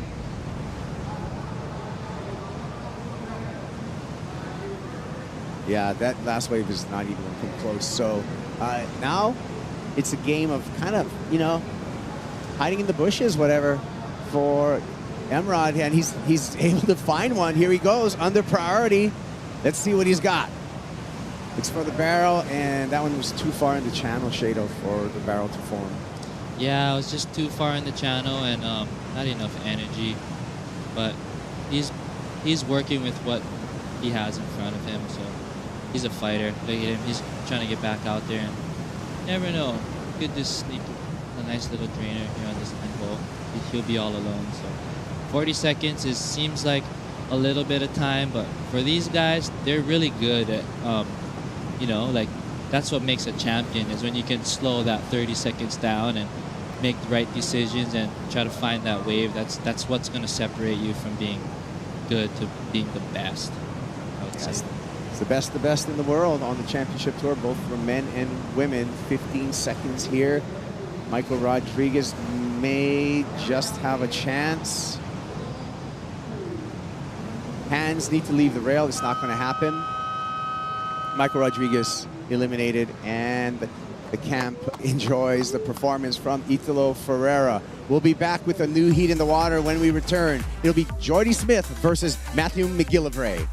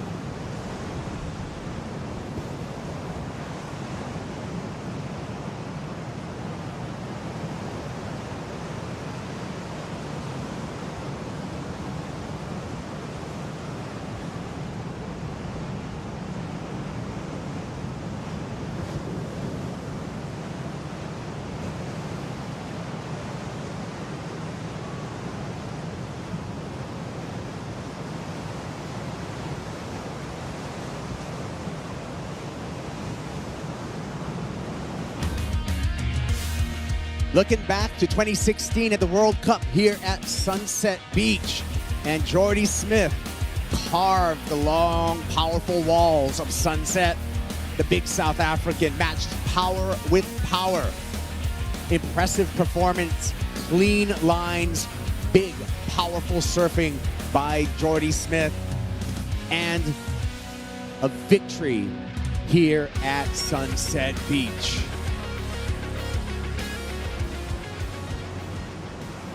And we got Jordy Smith out in the water here in Heat 15, the round of 32. It's an all South African match in Heat 15. Jordy Smith from Durban, South Africa, up against Matthew McGillivray from Jeffreys Bay, South Africa. Kaipo along with Megan Abubo and Shaden Potcaro.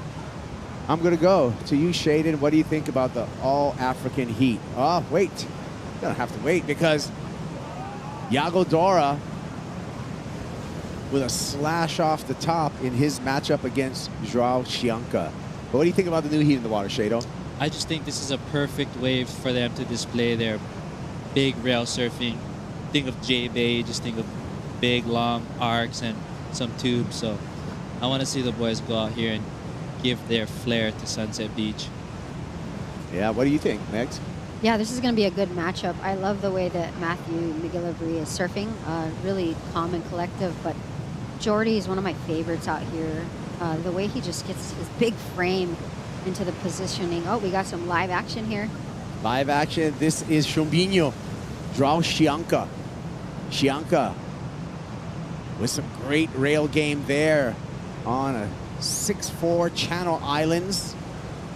Happy Traveler model. And I don't know if he's enticing the judges there. He needs a 5.24 to take the lead off of Yago Dora. That was an interesting exit for Joao Chianca, who already is on a roll in 2023, coming off a third-place finish at event number 1 at Pipe. Shado, talk us through this replay. Yeah, here he goes. You know, he's gonna attack this first section. This wave standing up again. That's 2 nice turns. And he somehow jams 1/3 one, kind of on the lip too. So I think it's gonna be close. I mean, that was great surfing. Yeah, that was great surfing. And it's really aggressive. But this, Cheeky. that's the first time I've seen that. That's a new claim there. Every event we're seeing. Elephant ears. Here comes Dora. Cuts that right under the lip with a high line carve. And an aggressive second turn for Yago Dora. So back and forth between Yago Dora and Joao Chianca. Matthew McGillivray on his opening ride against Jordy Smith with a big slash on the forehand. Wow, we're going to be waiting for a number of different scores and see how it sets the situation, especially in the priority heat between Yago Dora and Joao Chianca. I mean, Yago hasn't really connected on a full wave. It's kind of been like 1-turn scores, and just thinking back on Joao's wave, that was might be the best wave of the heat. It was a cool wave. It was kind of like off to the side. It felt like it was going to end, but it just kept giving him a little bull. Yeah, it stood up well for him, and didn't it? It's almost like section after section it kept producing. Yeah. Red Bull Jet Ski, Hawaiian Water Patrol. They're going to usher Matty McGillivray out. By the way, we do have a jet ski assist for these overlapping heats. But if there's a situation in which, say, all 4 surfers are there, and we have 4 skis in the water, but if a ski's not available, the priority goes to the heat in their priority portion of their heat. Here's a replay, Megs, of McGillivray's opening ride. Yeah, his opening turn was really nice, swooping turn there. Beautiful snap there in the pocket. Looking good, super crispy. Just warming up. Yeah, I like this matchup though, him and Jordy, because again, they have pretty similar techniques, the way they approach the waves, and then, you know, their setup almost is similar, and they know how to really jam that second turn in with all that speed, Shaden. Yeah, yeah, they definitely have that same kind of technique, and it's just cool to see Matthew. You know, he's a younger generation, and Jordy's out there holding it down. So yeah, it's a good matchup. Just I'm sure Matthew had a lot of inspiration from Jordy. Chianca just took the lead. Now looking to the barrel, gets behind the curtain. One more section for Joao Chianca. And around with a powerful hack to finish. And he has another celebration in the channel. His previous wave was a 7-point ride. He's taken the lead off of Iago Dora. Now with a more impressive effort for Chombinho as he gets jetted back out there. Bravo. Let's hear from Italo Ferreira. He won the last heat, Laura. He did. Italo, calm and collected down here. You know, actually took a bit of a board to the stomach then, but, you know, came through with the win in that heat. How was it? Yeah, that was a good heat, you know, and I tried to stay busy in the heat, you know, catch a lot of waves and try to get the score, you know, and it's kind of hard out there, but sometimes there are so many options, you know, like if you find a good one, and yeah, it was a nice heat, and so still. And looking really connected to your equipment, riding a 6-7 out there. We were just joking. It's like a longboard for you, but how's it all feeling? Yeah, it looked like a longboard for me, but it's a good board and make me more confident on a bottom turn, you know, and to go vertical on a wave, you know, and it does a good paddle too, so it's a nice board. And you'll be on again later this afternoon. What are you going to do between now and then? I don't know, just cruise, eat something, and be ready, yeah. And anything that you'll take from that heat into your next round? I think just catch wave, you know, and having fun out there. And I have been talking to one of those boys, you know, and he just say, oh, go surf and enjoy. Yeah. Epic. We'll see you soon. Pressed up. I love it. Italo Ferreira. Always growing on him. He said, just cruise. Just pretty good. Cruise. Hey, you guys, we saw Joao up in before that interview. That was an 8.17 for Chianca. Here we go. This is the first wave up and out for Jordy Smith, but Joao Chianca, all of a sudden, the back half of his matchup against Iago Dora is just going off. Check this out, Megs. Yeah, huge snap. Hooks it right into under the barrel. But right here, the setup turn, just all rail turn, and another beautiful claim from him. He's feeling it. He is feeling it out there. He's having fun. Yeah, there he is with a big hack. And great technique to get into the barrel, steadfast through that barrel, and just another turn to boot. So that's how you get up into the excellent range. And then we call it a celebration. You know, my Brazilian friends tell me that there's not a Portuguese word that they use for claim. They say it's not a claim. They say what we call it as we see catching up again with another barrel. Joao Chianca in the green room gets the exit, was very, very relaxed. And another celebration in the channel for Chombinho. We'll wait for that number. He's just on the gas and right now. And he can make it halfway back out. Straight into another pit. How is that? And then, you know what, Shado? Rhythm, right? Sunset, sometimes just the rhythm can be on your side. Yeah, rhythm. And I watch a lot of the best surfers surf sunset, and I noticed that like it's so important to hunt that inside bowl, because when you're out the back, you can't see what's happening. So you actually get a better view of the wave when you're going out at it rather than being outside and you know, stuck out the back. So staying in rhythm right here. And it was Jordy. And now. Hope this guy can find a big wall. Oh, wow. Here we go. One more time. This was an 8.5 for Joao Chianca. So now Chianca has gone excellent. 2-wave total, a 16.67, and he's just put Iago Dora into a combination position. We'll take a look at the unabridged version of the heat between Chianca and Dora. All the wave scores highlighted are the top 2 scores, and you can see double excellent rides, 8s or lates. It looks like it's lates right now for Iago Dora because Joao's just put the afterburners on. Yeah, and I think that, you know, that's going to put to the other surfers on notice. He just got that from what Shaden was saying earlier as well on the inside bowl. He got an 8.17 on the inside bowl. So, or sorry, an 8.5 on the inside bowl. So you know, if you're looking for a good score and you can get that barrel that lines up, it'll produce for you. Yeah, Sunset. Especially when you have this swell in the water. It's not too west. It has a little north, and maybe it's mixing with the east swell, or I'm not sure. But when it's west, it kind of misses that inside bowl, and it'll hug towards the point.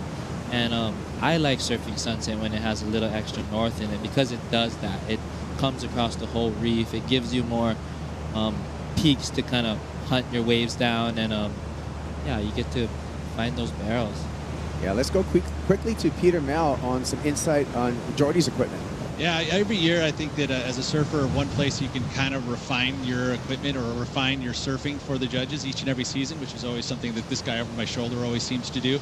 But Jordy's got a new prototype fin he's been working on with Futures, and it's got something that we've seen in the past, but it's a little different. He's got a vector, which is that concave on the fin, made out of glass, which is a little bit different than what we've seen in the past, where usually there's composite with a foam core. These ones are all glass, and they have a very subtle convex or concave inside the fin, not through the tip, just in the side fins. So I feel like you know, those types, that vector or that concave makes a very engaging fin, very tight arcs, you know. And if it's for me, I didn't really appreciate it. But the way that I see with Jordy's fins, I love the glass flex. It's a different flex pattern than we'll see with composite fins. And also the fact that he's got a very subtle vector in there. He's riding those models right now. He's been trying to change it for the year. The template's very similar to what a John template is, but it's actually in between a medium and a large as far as size goes. So it's a medium large. But prototype fins, and I think they'll be on the shelves here pretty soon. All right.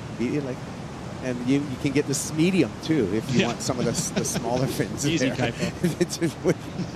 Peter Mel with the pit stop check. Yeah, always good. You know, the vector, that concave, actually, I used to be in the fin business, actually. What that does is it makes the fin very grippy because of that concave on the inside foil. So, and that's probably what Jordy's looking for, is a lot of grip in his fins. Look at Jack Robinson studying the lineup with Pato Teixeira and Leandro Dora, Iago's dad, and Jack's coach at the same time. Both of their coaches, actually. There's Jordy Smith. And just a carve for number 23, Michael Jordan Smith. A slow start for Jordy out here. I think he's just trying to recollect on where he's sitting in the lineup right now. Iago wants to surf his way out of the combination that he's currently in. Big carve off the top. He's just going to hang on to this whitewater, riding it into the ski pickup zone. Chianca. Man on a mission. A man on a mission, Shado says, and just kicks out of there. Not going to change his situation, but he's already gone excellent with a two-wave total of a 16.67. Matthew McGillivray has to whitewater into this one. Wall forms up in front of McGillivray, but it just closes out. So rapid fire out in the lineup. All four surfers getting a ride, and the judges deliberating on four scores at the moment. Yeah, it's a little unfortunate for Iago. He's surfing so good, but he just hasn't quite gotten the wave that allows him that extra time to set up another turn. You know, he's kind of getting those one turns, but those turns are maybe the best turns of the heat. Take a look at this again. Last of Dora, Megs. Yeah, it looks like Iago's got a nice wall ahead of him. Yeah, as you said, Shannon, beautiful, huge fan there, but not a lot on offer after that. And it's also tough because Joao's had that amazing barrel, and that is a point of differentiation out there right now. Yeah. Hey, if you're on Oahu, you can come down to Sunset Beach for stop 2 of the championship tour, the Hurley Pro Sunset Beach, and all the seats on the sand are free, 90 free. Absolutely free. There's no tickets you need. You just, Megs, you like the free 90 free. I do. I like to make you laugh. Oh, Kaipo, all day next to you, you know, I want to laugh. I'd rather, it's better than being serious, right? I mean, we're sitting here at Sunset Beach, the waves are pumping. I mean, I can't stop saying how good it is. Like growing up here, you know, my whole life, like I'm tripping out looking at this lineup right now. And it has been nonstop good waves all day. Eggs, what would you ride out there? Oh yeah, I'll definitely show my age here. Me, I would probably ride a 6'9". Really? I have a board of yours from way back. It's a 7.2. Oh. It's such a blade, like an Eric. Oh yeah, you guys both ride Eric. It's cool to see that your number went actually down. Yeah, well, it's kind of north, so it's a little easier, you know. If it's this size in a west, maybe I'd ride the 7.2. Hey, good point. I didn't really, I should have made that connection. Both of you riding, you know, the boards from just the scientist, Eric Arakawa, North Shore Shaper. And I want to shout out Eric because when we talk about record keeping and being precise in measurements, Eric was like way ahead of the curve when it came to, like, I call him like the professor, where he would be really exact on all his board measurements and keep a lot of data for every single rider that he's had, you know, throughout his shaping career. Yeah, Eric, I spent a lot of time in there with him, just hanging out. You know, I respect him as a father and just a human outside of the shaping world, so we connect. But when I do go in there, he has files and files and files, and he's so precise at keeping track that I need to go in there and tell him that he needs to push it more and more and more because his changes are so tedious that I'm like, no, we need to push it more, Eric. We can always come back. Yeah. So right now, I think that's what I'm trying to do. I'm in there and I'm like, no, more Shaden, content, does more he still have rock. the floppy disks? Because I'm not going to lie, that was hilarious. I mean, thousands of floppy disks. Old school floppies back in the day. Yeah. No, but Eric is groundbreaking in Yeah. what he did. And it just, like you said, a scientist. Oh, live action, Matthew McGillivray. Oh, just got a little hung up by the wind there on the drop and unable to get into the open face. But easy times for him. He's in the non-priority heat. He's got 21 minutes ahead of him, and he will have the Red Bull ski assist on the inside here. We're down to just 90 seconds, and Yago Dora will be bowing out of the competition here at Sunset. He's in a combination, and the time is just not going to give him the chance to come back at this point.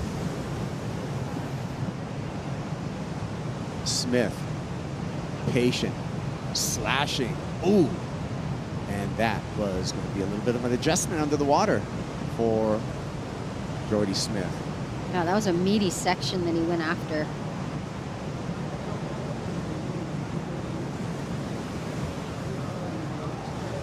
Well, just 50 minutes left, and, you know, Joao Chianca, a semifinal finish at Pipe, and Chumbinho is going to continue, and he's just going to close it out. That's the defense that he needed to play right there at 40 seconds.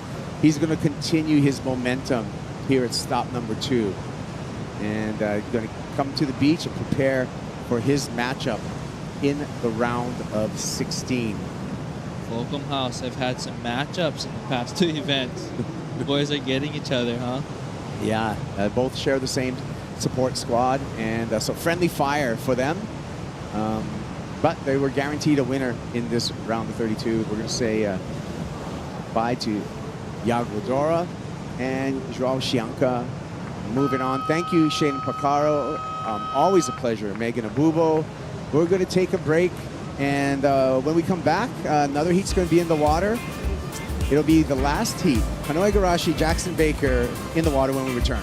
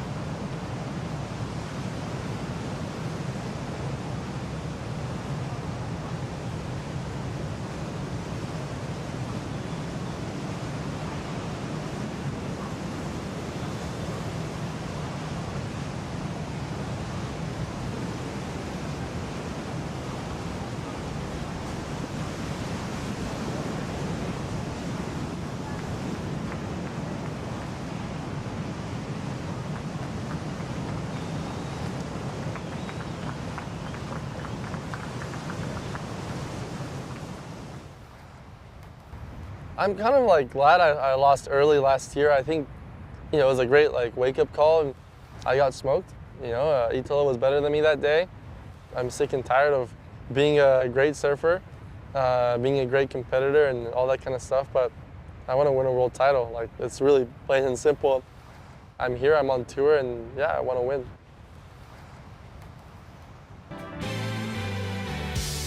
All right, live action out the back right now, driving off the bottom. Kanoa Igarashi lays the hammer down, a little lumpy, but he's into the corner again. Good flow for Kanoa Igarashi right out of that piece. He said he got smoked. Here we go. Baker up and riding. Beautiful turn right here off the top. Another gorgeous crack into the corner. I like that. Baker, he is money out here at Sunset Beach. Big Pete, I love it. Yeah, I do too. Both these surfers, actually. Kanoa is one of those guys that I think that has the ability to do well at Sunset Beach. Yeah, you talked about last year getting smoked, but ultimately he surfs really well here. Well, I mean, I want to ask Jesse, you know, Sunset, it's the great equalizer because the real high-performance crazy airs go out the window.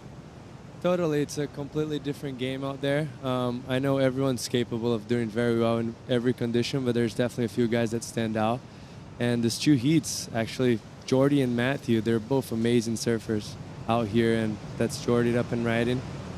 Looks like a little frothy wave for him to start, but nice finish. And yeah, that lots of weight he has on his foot right there, so that really helps him to just go maneuver through those bumpy conditions very well. It's an all South African matchup out there. Matthew McGilvray and Jordy Smith going head-to-head right now, 16:42 on the clock. And coming up right behind them, Kanoa Igarashi and Jackson Baker. They're heading up. That's going to be a really fun one to watch. You know, these two guys, I love the fact that, you know, that question I asked you is that, you know, the playing field gets evened out. We're just going to see big rail carbs out there from those two. And I feel like Jackson Baker has a really heavy rail line. That's for sure, Pete. Yeah, he sure does. And I mean, I think that's one of his fortes. You know, a lot of the young Aussie surfers that have been coming out of there, Callum, Jackson, both really good and solid in those types of waves. I mean, you start thinking about where they're going to have advantages. Bells Beach, you know, big open walls that are able to utilize that rail. You'd have to say Margaret River is another one where you see Jackson Baker's going to, you know, obviously love it. You look at the board he's actually riding. Matter of fact, he's had that board since Margaret River last season. So this one's been around. It actually went back to the factory in CI, Australia, sat there for a little bit, and all of a sudden he was going to pick up some other boards. They're like, oh, what's this one here? He's like, oh man, that board works so good. And he was able to put it back in his quiver because he'd actually given it to Nat, and Nat was able to ride it, borrow it. But it came back to the factory, so it came back into his life. Wow, the tail of a yeah. of a surfboard. And when it goes to a factory, it generally could go to any team rider at that point, right? Yeah, yeah. But it came back to Jackson. It might have been the pale pink. That's really cool. You know, out in the lead right now, it looks like Matthew McGilvray has that. He doesn't have a great backup, but I'm not surprised. I've seen him upset quite a few surfers. We saw him, you know, pulling off the impossible in Tahiti last year. But Jesse, this kid is an animal. Totally, and these conditions fit him so well. Like, Jordy has a very tough task in front of him, and we'll catch up to this later. But see how he's so able to just make his turn look so big always, and he's so strong on his foot and just manages this tough sections very well. That's a huge finishing turn for him. Hold on. Oh, he got unstuck there. That's unfortunate. Jordy going for a jump over the falls. But, wow, Matthew McGilvray, we were talking about him. He has got so much big surfing in his repertoire. And you talked about how he opens up and makes all those, you know, turns look so big. If he would have come away with that last turn, that would have been a heater of a score. That's what he was looking for. Unfortunately for him, he came off. And, you know, that end section on the inside there, Pete, it's a lot to deal with. It is. You know, Lumpy, we've been talking about it all event long, and the breeze has kicked up a little bit more further and even more easterly, so it's almost like a traditional trade rather than the southeast, but it's definitely strengthening. You know, it's much stronger. It's what is forecast as we watch this replay here. That section there flattened out, but this was an opportunity to really solidify the score. He had it going on, but just couldn't hang on, and he won't get credit for that. So really, it'll just come to that. And then Jordy, unfortunately, wave choice. Been a little off in this heat, you know. I mean, he surfed his way to 7 points, but ultimately he's been out of rhythm. So it'll be interesting to see if he can pull himself back in for this last 13 and a half minutes, because McGillivray had the best number, the 5.83. Door open still with Matthew not completing that last turn. But Jordy Smith, when he jumped off on that wave, there was a lot of water coming behind him, too. You saw another set stacking up, you know, in a heat. I know these guys are athletes, but you do get winded out there, Jesse.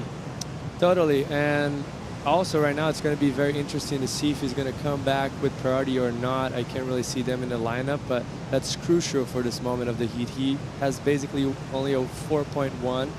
McGillivray's coming with a backup score already, and he only has 13 minutes left. So, yeah, it's a tough heat for him right now. Well, reality in this heat, too, for Matthew is that he got a 33rd in that first event, right? So at Pipeline, it was a big, you know, that's just basically his throwaway. So that's all you get on these first 5 events is one throwaway. So that's already gone. So he needs to do well in these heats. Well, he was in the elimination round as well, right, again. So he got through that. Luckily, he didn't at Pipe, but was able to get through into this round of 32. But ultimately, this is a great opportunity. 12 minutes, he's got the lead. He's got 2 better waves than Jordy, so he's got a substantial lead. But at this point now, you got to control it for this last 12 and a half. You can see all of the Red Bull skis there, and it's such a luxury to have those skis coming to get you the Surfshark Water Patrol, Hawaiian Water Patrol. I'm trying to think of when the last time we actually had this at Sunset Beach. Did we have it last year? A little assist? I don't recall if we did. We did? I think so. Yeah, I mean, but it generally, not for the Challenger Series. They didn't have that at all. I mean, water safety was there to save you, but they weren't giving you rides back out. So a little change, nice little dividend of being in the championship tour. Yeah, it's a luxury for sure. I mean, so much energy goes into that. You saw Jordy getting pounded over the falls and just getting rattled around. Well, a guy that looked like he was dancing and rattling it around out there, Joao Chianca, is down on the glass. Down here with Joao, highest heat total of the event so far, 16.67. Said you wanted to screenshot that so you could just check it out going into your next round, but you look fired up out there, so many waves. How'd you feel? Yeah, felt great. The day is so pretty. We woke up with the waves firing, and I don't know, I was just feeling so good before the heat. I was a little bummed to go against Iago. Iago is an incredible friend of mine, and 3 years ago I was here, and I wasn't like making part of the city, and I was like seeing him shred at Pipe. So it's crazy how things goes during the along the time and the year. So I was super fired up for the heat. I saw so many barrels looking at the waves, and I could just feel it. I could just feel it that if I sat on the bowl, on the white bowl, I could have so many chances. And yeah, that's the heat that we won. Looking back to last year, you had close heats, but amazing heats here and at Pipeline. They've been going your way this time. Does it feel like a different shift? It does. It does, and I'm super stoked with that. Put a lot of work. Have been going through some really hard losses, so that's really good. It's a really cool feeling to have things go in a way, and so fired up to the next round. It's gonna be a hard one against Italo, but yeah, we go get it. Well, you've got some momentum and you're stoked and happy, and you've been down here all day since 6 a.m. So go up there and get some food, and we'll see you soon. Thank you. Anything you want to say to home? Claro, família, amigos, obrigado, Casa QL, Frente Nova, é isso. Valeu. Obrigada. All right. Well, great heat win for Chianca, the Chianca royalty family from Saquarema, Brazil, and up and riding. Look at this replay, Pete, of Matthew McGillivray. Yeah, he did himself big justice here. He added another 1.5 points to his score line, which is exactly what he's got. More pressure onto Jordy with 9 minutes to go. Got the best number of the heat, with some just nice polished surfing. I mean, it was still, had to negotiate the bumps, had to negotiate getting the lip on his tail block, and he did everything right. Yeah,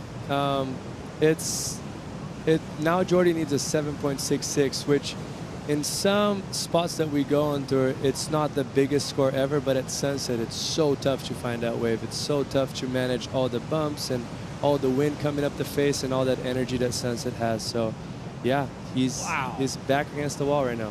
Look at these waves coming in. I mean, it is, you heard Joel talk about it in that interview, but look at how beautiful these walls of water are. I mean, you just look over your shoulder when you're standing out there watching from the beach and you see how beautiful this is. It's unbelievable we're getting blessed today. This is, you know, a gift. Again, the forecast did not look this great. And once again, we're where you want to be.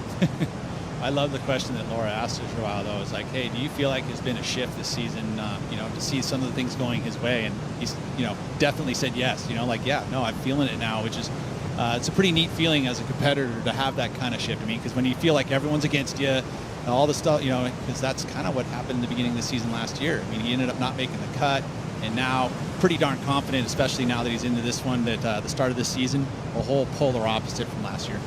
And, you know, they're shifting up the seeding rounds too now. Yeah, he didn't have to come up against the John Johns as much. I think that's a key element into his success because last year he was making John surf better. He was rising to the occasion. We saw him at Pipeline. When I saw Joao Chianca at Pipeline against John out there, I felt like that's the rookie of the year because he was surfing so well. And I actually stated that. I thought he was going to be the rookie of the year. And he was rising, you know, heat point totals to the point where he would have won any other heat out in the water. And it was happening all through the year until he fell off tour. So it was really unlucky, really, for him to have to deal with somebody who was coming up against and raising, that he pushed their levels. Yeah, and the start of the Challenger Series didn't go that easy for him either, right? So it was all of a sudden he's like, wow, wait a minute, I just make it to the tour, and then it's just got hard to get back, and he had to fight to get back on tour all the way to the end of the year. So congratulations to him, and now feels like there's a lot learned in those hard losses and all that hard work to get you there. It's a psychological kind of moment that you have to dig through, and when you can do it early in your career and get through it, pretty good stuff. Well, we see, you know, he was beaming through that last interview. So good times, really fun, and out in the water right now. As you can see that big, wide, beautiful shot from up above. I love seeing how big the playing field is here. We've talked about it before, Pete, but, you know, do you have a spot in the lineup out there, or are you just tracking the way the swells are moving? Well, a little bit of both, but ultimately you do find your region. You know, if you're going to say, hey, I'm going to focus on the inside bowl, there's a lineup for your inside bowl section. You know, there's these big towers on the back of the hills here. There's some trees in the front. You kind of line those up. Matter of fact, the towers have kind of disappeared a little bit. So now you got to find different towers and different trees, but you do know where that inside bowl is. You can line up off it, and then you start roaming from there where you want to be. If you want to go sit on the top of the, you know, the West Bowl, you know where that lineup is. And there's actually a hill that comes down on the Kahuku side, and then there's trees there, which actually gets you a version of how far out you are. Here we go. Jordy Smith rolls in. Beautiful entry off the bottom. Slams the corner looking for the tube. Comes up a little short, but then he's back out on the open face to throw down the rail gouge. And then comes unstuck, out of sorts. That is not the Jordy Smith we're used to. Here we go. McGillivray rolls in over the falls. Pulls into the tube. He's deep. I don't think he's coming out of that one, guys. No, I don't think so either, but I mean, he gave it an effort. The airdrop, unfortunately, kind of got him unstuck, which probably sent him 2 yards too deep, although that wave didn't stay nice open, so either way, I don't think it would have been a great ability to get through it, but man, I mean, back to back, we like seeing that. Jordy's going to get his best wave, even though at the fall at the end, those 2 turns were pretty solid. Yeah, it was some great surfing. Here we go. Kanoa Igarashi off the bottom, looking for the top. Gouges back, continues the turn. I like that. Another one underneath the lip and wears it on the shoulders, but stays on his feet. So rock solid surfing from Kanoa Igarashi right there. Judges sedating how they wanted you to hold your rails, and the transitions between those rails are going to be something they'll take notice of, right? And that was a great example of laying down the rail, keeping it, even like digging it in for a little extra, but like straight into the transition into the bottom turn. And Kanoa doesn't do it any better. I mean, that's why he's so successful at it, is that he has this nice release out of it, but he always is engaged inside rail, outside rail. There's no real super pumps. It's pretty rare that he does it unless he's trying to telegraph an air. But ultimately, if he knows he's going to go into those combos, he lays the rail out. Just one little pump there, but look, just carve down again, straight into that inside rail, no pumps. And somehow was able to get out early enough before that thing smashed him in the head. How about this one, Jesse? Yeah, Jordy definitely coming back in the game. I think was the reading that he had on that wave was very important. This big gouge right here, unfortunately, he wasn't able to click on that last turn because it would have put him a little closer to Matt McGillivray. probably very close to Matt McGillivray best score. And this was tough. It's just what we were talking about, like so much backwash and bump out there. Any little mistake gets you a little bit too behind, and that was a great scoring opportunity. Maybe he could have squeezed out of that. Yeah, maybe. Yeah, if he had an extra couple yards, for sure. And that might have been heat done for him. You know, that would have been a great score if you come out of that barrel. And again, that's the wind pushing you up the face, the bump, the water coming out of the channel. Even though it looks very clean out there from this perspective here, there's so much factoring in that we can't even see it, or only surfers would feel it when you stand up on a board. You know? Every interview is basically saying that. They're talking about, oh yeah, it looks so smooth, I want to go out there and ride my shortboard, but then get out there and all of a sudden it's a whole different story. McGillivray never beat Jordy Smith. So this would be a huge one for him. And also, you know, he's one of those surfers that is against the fence, as we talked about, you know, on the ratings right now, and making sure he gets that cut. His number's good enough, right? It's a match. I mean, with 2 minutes to go, I mean, he's right back in it. Now just has to put a fair number up there at 5.76. So that's, I mean, fight back. 6.07 for Jordy Smith, puts him in striking distance. 2:33 on the clock. We love it. It's crunch time right now at the end of this heat. And that came all from that quality of turn and how he cuts the water. Like, he cuts the water out here like no one does it. Like, it's so solid and so beautiful. And that second turn, it's where all the score potential came from that wave. Jordy Smith sitting, waiting right now for that 5.76 out the back. He really intent on, you know, 2 minutes. There's time on the clock. There is, and this is a big, important moment for Matthew McGillivray. He has the lead. He has 2 minutes. He's got priority, and he's sitting on the inside of Jordy. So at this point, Jordy's going to be trying to figure out at least a two-wave set, and Matthew has to find a way to make sure that if he does pull the trigger, that he's bettering that 5.83. And it's also important to mention here, Matt, that's such an important heat for him, you know? Like, this is probably his best conditions here in Margaret River, so he knows he has to capitalize. And going against a guy like Jordy Smith out here is not easy, so he's feeling the pressure right there. It's big time. Oh, here you go. Look at this. So good. So 5.76 too. It's not like it's a it's a special wave. It can be the inside bowl section pretty easily. But 1:17 on the clock. It is ticking down. It's go time. This is where nervous moments are happening. Jordy holding his position out the back. He knows where he wants to be. He needs a wave of substance. Are you in two places at one time? You can't do it, so you got to pick a location in that lineup. And that's the worst if you get caught in between, right? You're like, oh, paddle this way, paddle that way. You're just wasting time. So you got to commit and hope that it comes there and hope it's destiny that you're going to get the opportunity. Under a minute left. This is go time. Jordy looking around. There are lines out the back. There will be some movement as this comes in. As you can see, Jordy shifting now. McGillivray hovering with priority. He's going to let him have it. It's hard to tell what that wave is over this angle. I don't know if it's going to break. It's not. He's going to have to go over that one. Man, this is a tough position for Jordy Smith. Not having priority. Yeah, he can cover right here easy. He's in a tough spot. He's going to go. McGillivray taking this wave out of defense. Not an amazing wave, but he's going to shut the door on Jordy Smith. He's going to throw down a cutback, and he's going to say thank you very much for my first win over my fellow countryman, Jordy Smith. It's huge for him, and he knows it. Whoa! Came out of That's nowhere. What we like to see. Big Daddy Baker blasting out the back right there, and a fist pump. I'm calling Baker as one of my favorite surfers at Sunset Beach. Did you see the buckets coming off of his tail? That was pure fire flying off the tail. Matthew McGillivray taking the win over Jordy Smith. Pretty heavy. I love it. Coming down the line, we got a big heat in the water. Kanoa Igarashi and Jackson Baker. We'll be right back with the rest of that one. The Hurley Pro Sunset Beach is brought to you by Hurley, the official apparel brand of the Hurley Pro Sunset Beach.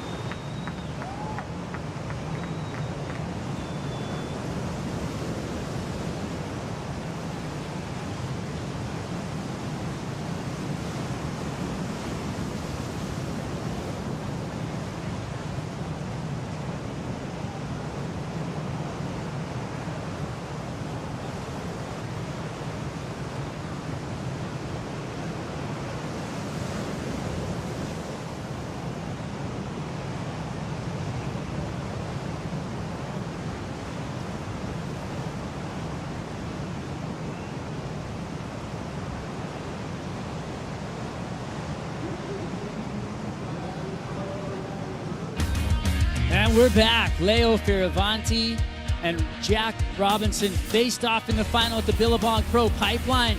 Jack Robinson came out on top. It was a grudge match. It was a grovel match. It was just all up in the lip and doing what you could with what you had. And Jack Robinson came away with the first win of the year, and that's why he is in the water now with the leader's jersey. He's got that gold-yellow jersey on his back, and he probably is relishing in it. Right now, Leo Fioravanti, though, he wants revenge. He wants to come back. He fought his hardest, but couldn't come up with the win out there at Pipeline, Pete. That's right. You know, and it's a rematch here in the round of 16. That first heat, big win for Jack. I mean, and you think about Jack's wins, you know, we knew how accomplished he is in waves of consequence, you know, slabs, barrels, but he won in conditions that were pretty much average, you know, like almost, you know, qualifying series standards, but he took wins, so it's good to see that he's developed himself so well. Jesse Mendez, here's a replay of Jack right now. I think it's a great start, nothing special, but once you don't have priority on your heat, you kind of got to get the scraps, and this was an incredible wave from Jackson Baker. That was a huge carve. He held the rail so nicely and just finished it very strong, and he's so good at putting pressure on his back foot and throwing buckets and making his surfing look big. And look how critical that turn was. Like, that was second to none. Pete, talk about where he's hitting the corner and throwing the buckets. Well, it's that two-turn combination, right? Both those turns were very dramatic. They're different, so they showcase the variety, and the number reflects it. I mean, it's a big number and 8 points in the excellent range with two nice, beautiful turns. Here we go. Jack Robinson back up and riding, flying across the inside bowl, looking for the lip again. Bottom turn, deep, straight up into the barrel. Wow, that was a really critical turn in a heavy section, and he just attacked that lip line. That was really impressive. Watch the fins there, Jack. He's been working the jet ski, hasn't he? Jack Robinson coming up against Leo Fioravanti. This is a rematch from the pipe final. You got number 1 in the world with Jack Robinson. You got number 2 in the world with Leo Fioravanti, the Italian. This is such a great heat. You know what? Jack's up 2-0 right now, though. So this is something, you know, Leo, in the back of his mind, really wants to take this one out. And just a touch on the seeding, you know, these two guys are 1 and 2 right now in the current rankings, but it doesn't mean that in the very beginning of the season that they're going to instantly go to that seeding. There's actually a development as it moves through the season where you kind of move up and down those seeding ladders, because it's a combination of the current rankings and last year's rankings. And it's interesting to notice that they're both like very good friends growing up. Both had the same sponsors, and they're surfing against each other a lot, and that just gives a lot of friction. Yeah, so they're super competitive humans. It's the same generation, right? You want to beat your buddies. It's fireworks right now. Like, they're gonna go as hard as you can. I love that. You know, coming from you know, tour competitor, you know, Triple Crown. You got so many accolades. You are, you know, one of those guys that came and broke down the door. Walking the walk here on the North Shore, Jesse. So great to have you in the booth, and I love to get your insight. And just right there alone, knowing the fire that's in the water right now between those two surfers. You build up the drama. We like it. When you said that. Hey, it's undeniable. Like, they're both fierce competitors, and they love doing that. And actually, they live it in the water very nice, both of them. Yeah. So they're going to kill themselves there, and they're going to come in and shake hands. So that's going to be great. And Leo's pretty, I mean, they're kind of two different styles and approaches, too. Leo's pretty in your face and vocal, and Jack's a little more low key, but definitely the fire's burning bright in both of them. Leo out there on the Bradleys. Jack Robinson on the Sharp Eyes. This is, you know, Jack's had a lot of success out here. He has won this event in 2019, so he's got, you know, he's got that feeling. Leo was 17th last year, 13th in 2018. He's gotten pretty far along in this event, but never really broke into the finals, and that's a whole new realm. Yeah, and they're both amazing surfers here, and they spend a lot of time. I think the most important thing for a professional surfer, if you want to be on tour one day, is putting time out here, because the waves are so hard, and it takes so many hours spent in the water for you to actually understand a little bit of it. So yeah, it's important. Roland from the outside corner, big cutback back into that Manoa Igarashi in the black jersey in the priority heat with 13:21 on the clock. He's searching for more. This wave kind of laid down on him, but he's going to stay with it. Grab the rail, cut back into the power pocket. and he's going to be out of there. So, you know, Jesse, I'd like you to touch on this actually for Sunset. You're rolling into a wave. Do you know what the wave's going to do, or is there a 50-50 on? I mean, I just, you know, I want to hear your insight. It's a tough question to answer. I feel like obviously you think that looks like a good wave, and you're trying to identify those waves that you want, mostly during a day like today that is actually a very good day out there. But there's so much that could happen in the meantime that could turn into kind of a bad wave. Canoa is one of the best guys at searching and hunting for waves, and that was a mistake. Obviously he didn't thought that wave was going to be that bad, mostly with his back against the wall, needing a 6.35. So yeah, there's a gamble right there. Yep. You know, here's the replay, Pete. Take us through. Well, I was just going to say, and you're looking at these ones that load up. There's those ones that cap, and if they have extra energy in the channel, it looks like it's going to stand up, and it may give you the barrel, right? But this one didn't. It literally looked like it probably was going to have that moment, and then it just laid down, as you'd mentioned. So these are going to be kind of a mid-range score. Probably won't even fit into his top two. So it's an error because he's just given back priority, especially at this point in the heat. You're down to 12 minutes and you're behind. You need to put up a number. You want the lead back at least, and it didn't happen there. Well, I mean, you got an in-form Jackson Baker who is just salivating to even hit the water here at Sunset. This is where he arrives, right? And when he arrives here, you can see it. He's really comfortable in that Red Bull athlete area. One of the things, really comfortable. Yeah, and that's the thing I think Jackson he carries around with him is that he's like, hey, everyone's human, everyone's the same. And in his eyes, it's like it doesn't matter who he has in his heat. They all can make mistakes. They all can take wrong waves. So I have a chance here, and he believes all the time that he can get the heat win. Leo Fioravanti lays into the first turn, goes for another big arc, beautiful clean face, and a third, brings it down. Great surfing right there from the Italian. I really like the way he attacked that lip line to start with, and then now, you know, following through out the back behind him. Baker, he's looking at something.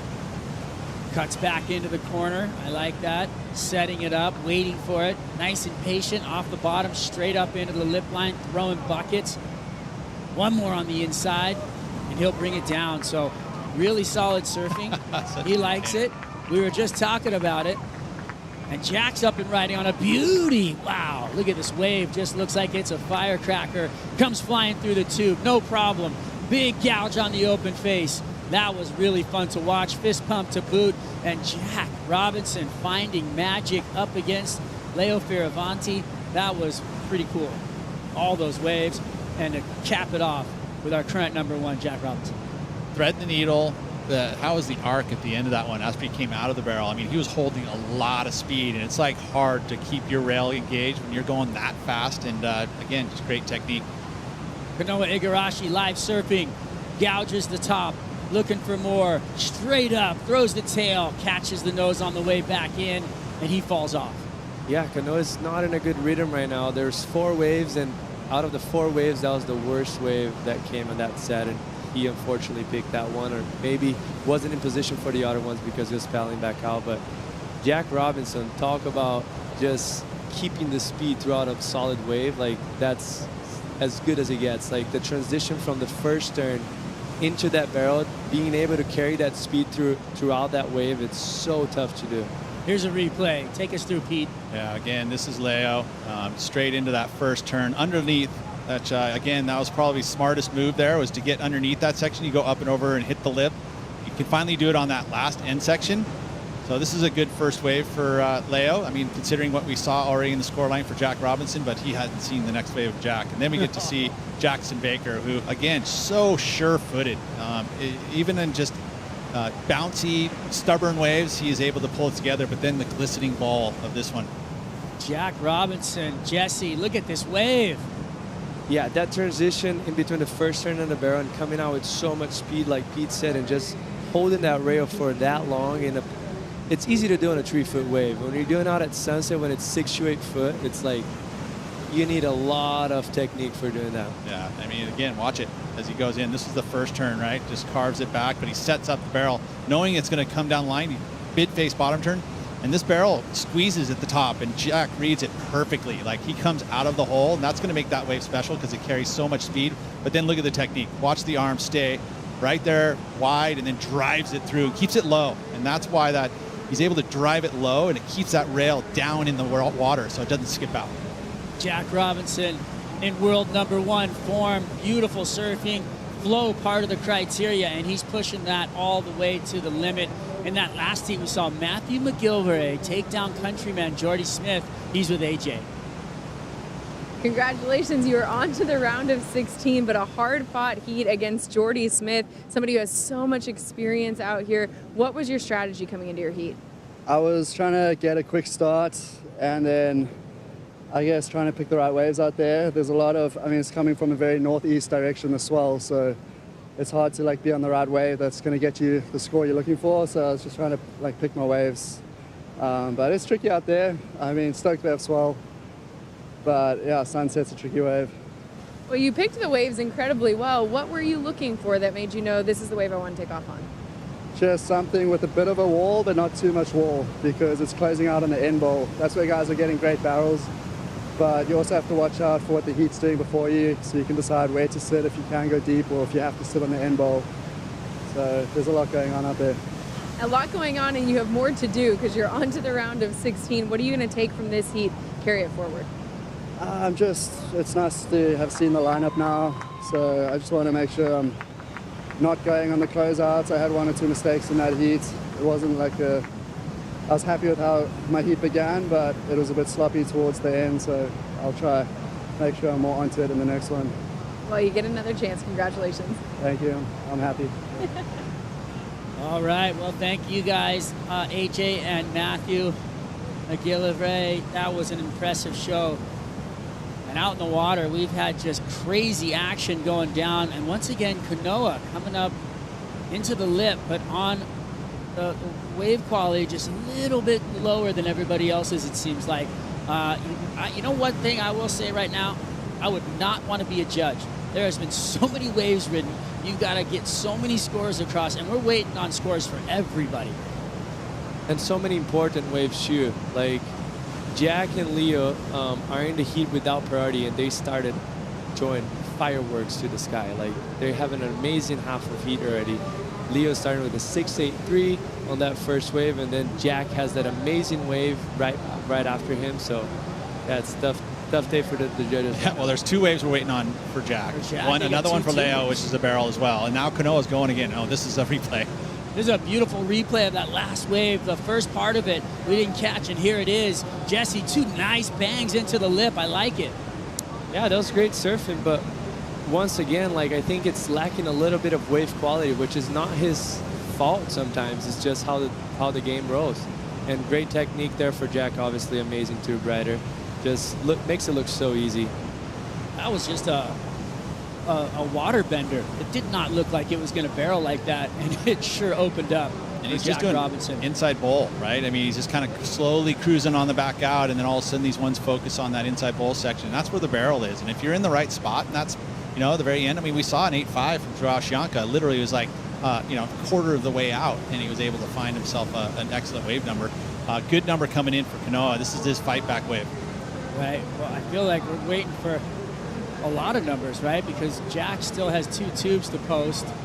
Leo has a wave to post. But I think they're running with the non-priority heat to get that information there first, right? I got that. I totally understand it. Jackson Baker and Kanoa Igarashi waiting on scores with 4:20 on the clock. Igarashi 7.7. That's a solid score. Yeah, good number. And again, just lack of water quality, wave quality, but he still surfed up that number. You know, considering what he had to ride on that one, it wasn't an easy wave, and he actually got himself. That's why Kanoa is so dangerous. It literally, it's crazy how much of a competitor he is. Never say die. He's always going to give. I mean, he was way behind.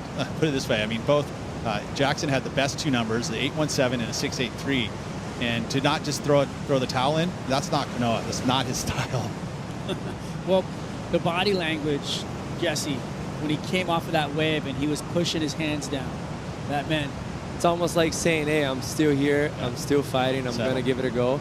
The problem for him right now, it's 3 minutes and 30 seconds, and because you said he had so much of a gap before, even though he got a 7.7, he still needs a 7-point ride to come back, and with priority, Jackson Baker coming up now. Here we go, live action. Jackson Baker carving away on the top of that wave. Huge drop on the top, and then cracks the lip and comes off. Disconnected. When he came back to reconnect, he got bucked.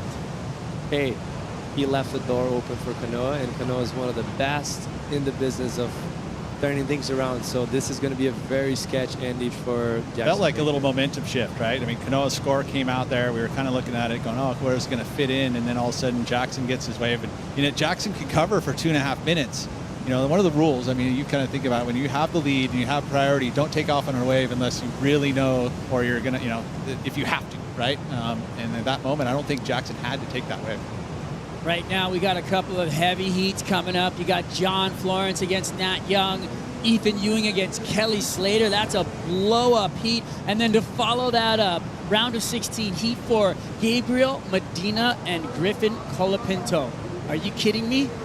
That is, my hair is rising up off my skin right now. That's just pure action coming your way. It's happening at Sunset Beach and pumping Sunset. You know, the winds are going to stay good most of this day. The tide's dropping. I know it's only about a half a foot, but when you start thinking about the inside bowl, that half a foot can do a lot. It can open up those tubes. And if you can think of someone backside out here that can get barrel, that's Gabriel. He proved already earlier today. No hand barrel Incredible out here. surfing. He's on my fantasy team. How's that backside doing it? Incredible. And I said it earlier, he's inspired all the backside surfers today. Here we go. Kanoa Igarashi. Baker left the door open. Is he going to come in the back door and shut the front door? Big turn off the top for Igarashi. Looking for the lip. Slams the corner. Pushing hard. Through the lump. And he needs to finish strong right here. Can he do it? And he does. Man. Stays on his feet. He's looking for a 7.31. I'm going to say it. The wave was there, a little bit wobbly on the maneuvers. It's going to be, it could go both ways. I agree with you, Strider. It's the combination of turns were great. It's hard to get 3 turns in a wave out here. It was critical. Last turn was a floater, but still, like, hitting the lip anytime here is very tough. Let's rewatch this. Good size set wave, right? I mean, first turn, pretty solid, big whip out there. This is where this wave got really difficult. I mean, look at the chatter right there, coming up the face, very tough, and he drives through it. He needed one more turn, and he did what he could with it. I mean, I think it's very close. I mean, it could easily get turned, right? I mean, you watch that again, you're like, hey, that was pretty well done. The fact that nobody, not one of us, wants to call out a yes or a no on the score. I feel like it's there. I personally okay, do. there you go. He's off the fence. Yeah. Jesse. One thing it's important to notice here, too, that wave was stacked up on the inside section, which is the most critical part of the wave out here. And he actually delivered. Like, he did a critical floater. He jammed a turn, too, right before that. Yeah. Look at Jackson right there looking in, too. Hard to get more juice out of that wave. It was a fast wave running down the line. Like, I think he's done it with what he was capable of. And looking for a 7.1 or 3.1. Will he do it? We're waiting on numbers. Jackson Baker paddling in behind him going, ooh, what happened, what happened, what happened? Right by John Florence coming up. I mean, this is just a nail biter. This is not the way you want to leave it. Jackson had so much confidence in the first half of this heat. It was unbelievable. There's not a hint of a score yet. But the scores have dropped in for Jack Robinson on his waves. He got an 8 and a 6.33. And Leo, a 6.83 and a 5.5. And the priority heat now out the back, and we're waiting on scores. Yeah, think about it though. We were able to look at all the waves right now. Like, they could go up on their board. They're going to put all the comparisons of Kanoa and Jackson's waves because it's super close. It literally is that close. I'm questioning it because of the lump on the water, and when he went through his motion, like the first turn was sharp, but it looked like he nursed it just a hair. The second one was beautiful, but he, you know, oh, there it is, starting to see a little bit inside. So it's going for me. Oh, it's close. Yeah, there's 2. That's the only thing that wavered on me. 7, 7.8, 7.3. Oh my! Can't even tell yet. There's still, like, you can't even do the math right now. You need the other 2 judges. Well, 2 guys. I think the 7.31, so it's just kind under. of really. Agree with me. One guy agrees with Pete. Come on, Strider. I don't want to say anything right now. That's a tough one. Jesse, get off the fence. You're the deciding judge. Is it a yay or a nay? Looking at it right now, I think he's going to get it. That 7.8, it has a lot of weight. It's still there. See? Don't know yet. It's literally this judge. Oh, my gosh. Oh! Just enough. Thank That you, is Strider. amazing. Good call, Pete. Hey, and that's the problem when you're going against a guy that it has that level of surfing and it's Crazy. that high in the ranking. They turn heats like nothing. Yeah, You think hey. you got it, and it's He was, he was on my fantasy too, so that's good work.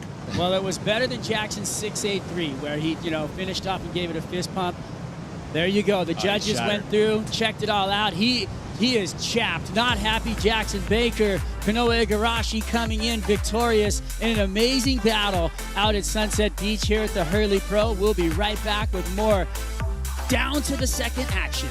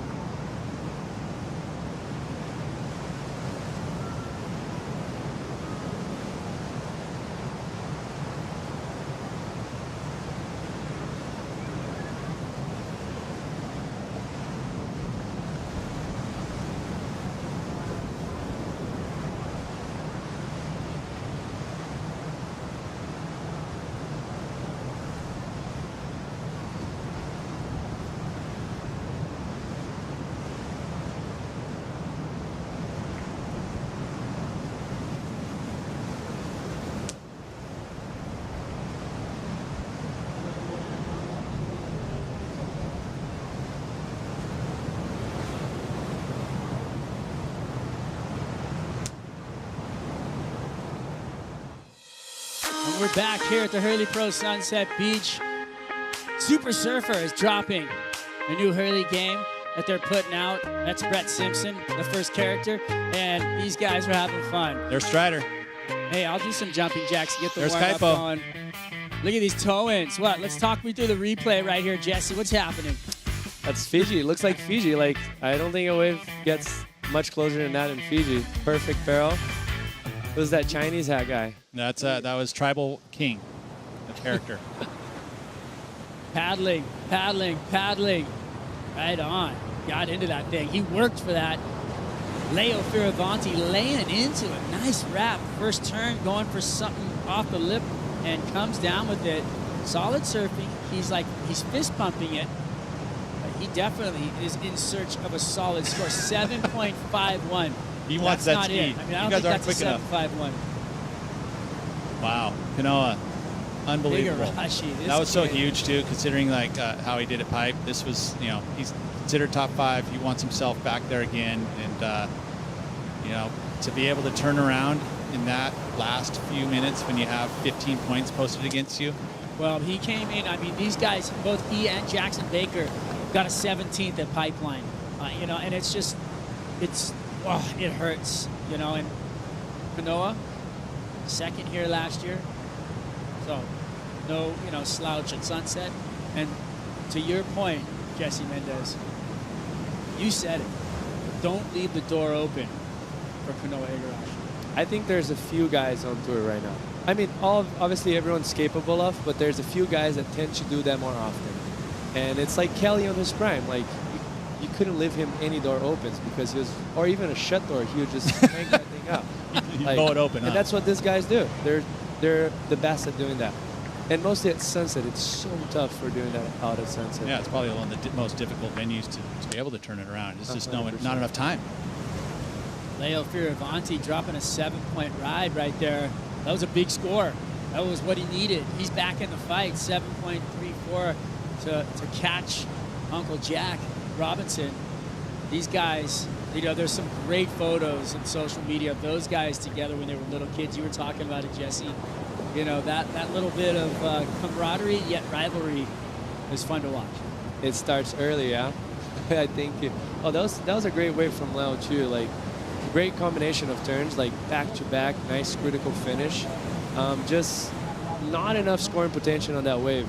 Props to him. He did what he could, but I don't think there's much more he could have got done on that wave. I really like that last turn just because he was falling out of the sky, right? When you hit the lip at Sunset, you're going to go airborne on the way down. Well, 13:36 on the priority heat. Jack Robinson out in front right now with a pretty solid heat point total, 14.33. Leonardo Fioravanti from Italy trying to catch up, 7.1 3-4. If he can get there, it would be pretty amazing for him. These guys, number 1 and number 2 in the world right now. It is so fun to watch this battle unfold. And then you got heat number 2 already, another gnarly one. John Florence and Nat Young have yet to really get started yet for John, but Nat found a little bit of wave. I think the strategy against John, trying to get an early lead. Well, I'm just going to say it. A man just ripped the heart out of another man. And that is Kanoa Igarashi. Just ripped Jackson Baker's heart out. He's on the glass right now. I'm also pretty sure that he gave his friends and family a few more gray hairs. Kanoa, we talked before the season and you said, no more. I'm going to win these heats at the beginning of them. And here you are again on the glass after waiting until the final few minutes to get the score you needed. How did you manage to pull this one off? I mean, at this point, it's not even my fault. It's the guys that I'm competing against. They're so good. I felt like the heat was kind of under control. I had a 5, which is kind of a nice score to have. I feel like when it's like this, and then I had my 6, so I kind of felt like I was kind of one step ahead. But then, yeah, well, Jackson just stepped up and he served that heat so well. He capitalized on my mistakes, and he obviously made the most out of every wave. So, yeah, I mean, I guess all my people, all my friends and family watching, you guys can blame the people I'm competing against. They're too good. Okay, well, you can blame whoever you want to, but it is your fault alone that you just landed your 100th CT heat win. And when I told you that, you said, wow, that's a lot of events. How have you found yourself growing throughout these last 100 CT heat wins? Oh, man, that's crazy. You know, the CT's really done so much for me, and it's really shaped me to be the person who I am. You know, it's really, I've pretty much grown up in front of everybody's eyes. I was a 17-year-old kid at Snapper when I first qualified. So, yeah, everyone saw me pretty much grow up in front of their eyes, and here I am now. I think I'm like 25, and I feel like I'm a lot more mature than when I first got on tour. You know, a lot more, yeah, I guess mature is the right word. Wow, 100's a lot, and I want to see how many Kelly has. I'm sure I'm getting closer and closer to that. No, okay. Closer and closer with another chance in the round of 16. What are you going to take from this one moving forward? Well, I guess not really. You know, I wouldn't be able to tell you like any real big mistakes I had in that heat. I definitely maybe left a couple points out on my waves, but besides that, you know, I like the waves I was catching. I like the rhythm I had of the heat. So yeah, I guess just keep pushing, and then you know, just surf that extra 10% the next heat. Do you want to say anything? Apologize to friends and family back home? Yeah, みんないつもファン応援してくれてありがとうございます。また今回もギリギリのヒートで最後のちょっとのところで点数ゲットしたことで次のヒートはもうちょっといい点数を出してもうちょっと最初から勝つように頑張ります。おめでとう。ありがとうございます。Thank you very much, AJ. Thank you very much, Kanoa Igarashi. And growing up on tour in front of us, it's true. You know, we get to see everybody grow up, and Pete and I feel like uncles to we everybody. are uncles, Strider. I'm feel like we are already. Hey, but it was funny to notice what he said, how much momentum shift on that heat. He felt like he started very well and everything was going against Jacko, and then everything switched, and then right in the end he got the momentum back again. So he stole it right in the end. That was tough loss for Jacko. Especially if surf as good as he did. I mean, putting up 15 points at Sunset is, you know, it's quite a feat.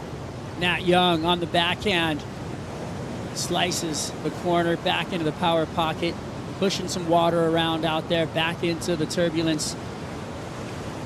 He's going to get out of that one. So Nat Young, 29-13 on the clock against John Florence out in the water right now. John Florence and Nat Young have met up 4 times, and 4 times it's gone to John Florence. So it's an interesting go. I mean, he's had his number in Portugal, in Tahiti, at Bells, and at Margaret River. You'd think that Nat would really want that one back. Well, you look at the stats. I mean, I think we're going to pull up a graphic here, but with that, you can see that it's been pretty much all John over Nat. Well, you know, just like you were talking about there, Pete, you know, all John over Nat Young, the Hawaiian dominating the young man from North America. But let me tell you, not without a fight. mean, you know, Nat is just a surgeon when it comes to hitting the lip, and he's so deadly and powerful. And like you said, he can surf pipeline, and you know. He can sort of do it all. Where does he get it? Yeah, he can do it all. I mean, that's why he's on the championship tour, and you know, he's had great success. But now we got John up and riding. John slams through the lip and just gets compressed on his chest by a ton of water right there. Yeah, uncharacteristic to see John falls out here. I would like to see that wave from the beginning to see what he did before, but John is the type of guy. Here we go. We'll go back to it. Nice drop out of the sky there, Jesse. Nice carve. Very clean wave, so good selection. Just a little too late on that section, and he ended up catching a rail, the outside rail right after, and yeah, that was tough for him because that was a good score to start the heat. Wow, look at all that water coming down on his shoulders. I mean, the legs would have to endure so much pressure.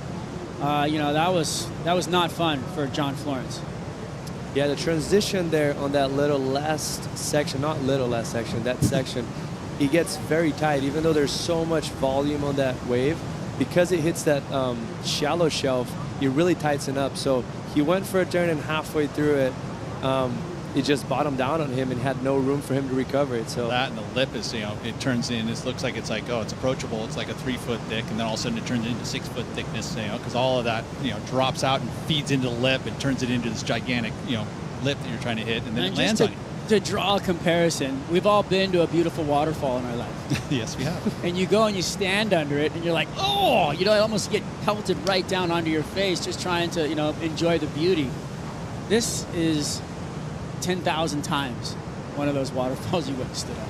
If we could somehow, I mean, we are starting to harness, you know, wave power, but ultimately it's one of the things in the world that if you could harness all of the energy that comes from the wind that produces the waves, and you know, we could able to use that. That's a renewable energy source for sure. It's out there. I've seen it. Yeah, you just got to tap into it. Recap right here. Here's the man himself, Jack Robinson, gouging off the top, flying down the line, linking through the tube, comes out into a beautiful arc. The flow is with Jack Robinson right now. Behind him, another one for Jack. This wave just water bender. Look, I mean, this thing just opened up around him, Pete. It was beautiful. Yeah, and it's an inside bowl section. He identified it. That's what he was able to do the year he won out here. He was able to identify that inside bowl section, and he just had a magic relationship. But I'll tell you what, Leo, been putting it down, laying down the lines. I mean, really it came down to the excellent number of Jack Robinson has been the point of difference. I mean, now needing a 7.34, and Leo does have priority. Leo's very, very smart and savvy competitor, so you'd have to say that he's still got a chance, just like we saw in that last heat. One of the best in the world was in the finals just about a week and a half ago down at Pipeline for the Billabong Pipe Pro. He's not laying down, and Jack's going to force some intention right here out of Leo. You know, this is the cat and mouse, Jesse. Talk to me about, you know, your competitor paddling for waves that are actually your own. Well, I think Jack right now, even though without priority, he's just trying to apply as much pressure as you can and make him the least comfortable as he could be. The more things he's thinking, most likely he won't perform the best. I'm not saying he's overthinking, but even Kelly, you know, like he has a little tricks that he does in the water. Some people say that he splashes water around you to take your attention off of what do you think. Like so there's a little like behind you, so you can't see him, but you're hearing little splashes. Like, is that fish behind me? Is that what? Yeah. And also because you know about it, it gets even more in your head. So the art of war, right? Yes. I mean, I love it. These little insights that are coming out of Jesse Mendez. It is so true to see, you know, and look into the minds of these pro surfers and the little things that are going to push buttons. Speaking of pushing the button, it's go time for John Florence on the inside. Big carve off the top. That's 6'2", looking really nice under his feet. Layback jam, goes over the handlebars. The lump caught the front of the board right there. John Florence goes down. Uncharacteristic fall number 2, Jesse. Yeah, well, he's leaving the door open for Nat, really. I mean, Nat's got to capitalize on these mistakes. You know, you don't often get to have John putting up smaller numbers against you. Here we go, live action. Leo Fioravanti wants the fight back, looking for a 7.34, used priority with 3:40 on the clock. Can he come through it? And a mistake. Pete said something very important in John's heat. If you see their average score, I'll get back to you after Jack's Here we win. go, some live surfing. Jack's going to kick out. Probably identified that Leo didn't have a great wave, so he's going to get out of that one to go sit on him. Totally. They're very smart of him. He doesn't actually need to surf anymore because he's winning the heat, 3 minutes left. He just needs to be smart. And yeah, but back to what Pete was saying, John doesn't usually start the heats very badly. And if you see his average heat score against Nat, it's 16 point something. So it's very high. Yeah.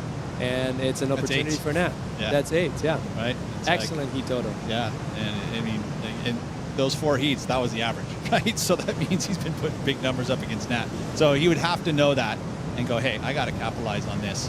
And 7 points in a heat right now with 22 minutes to go, it's not enough.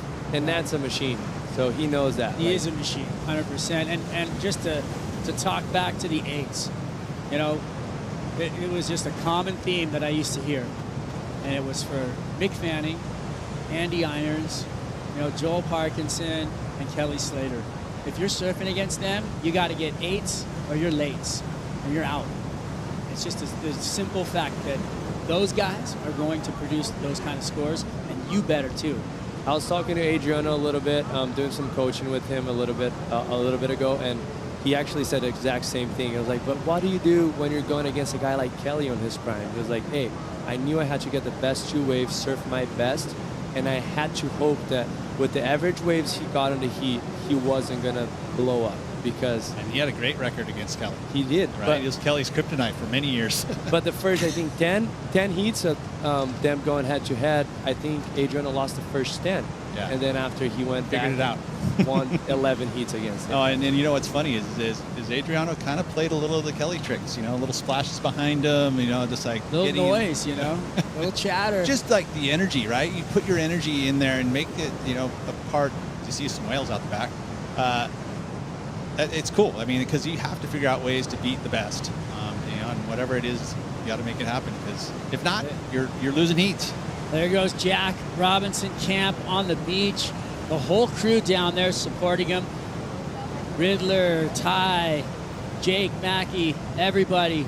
Leandro Dora, the coach. How good is that? It's the Volcom. I think that's it the is. Volcom It is squad, one right? of them. I've been looking at the camps, and that one right in front now? down here That's actually solid. is insane. It's so cool. The mana they call it here in Hawaii, just to And have it's that not just energy on the all beach. around you. You know. It's at the house. It's everything, right? They're shooting photos together. They're cooking meals together. It's a pretty. Bemrose is a big part of that. You know, he's a big It's catalyst. familial. You know, it feels really good. There's some kicking and scratching right here going on. Jack Robinson likes it. It's got a clean face. He's coming off the bottom. Big outside gouge right there. Drops both hands back into transition, straight up into the whitewater. And he's going to come out on the face for a quick little turn to finish off here. So some great surfing right there by Jack. Could eclipse the 6.33, and this thing is over. Yeah, I mean, good work there, having the priority at the end of the heat, taking that wave. Even if he doesn't better the 6.33, got the heat win. And that was Jesse great Mendez. That was insane. Insane. Like both of them probably averaging 14 points, and out at Sunset, like what can you say to Leo? You know, like All-time battle right there with Jack Robinson out in front at 14.33. Leo Firavanti still behind the 8 ball, trying to get a win off of Jack Robinson. Will it happen this year? We'll be right back with more action as you see Jack Robinson.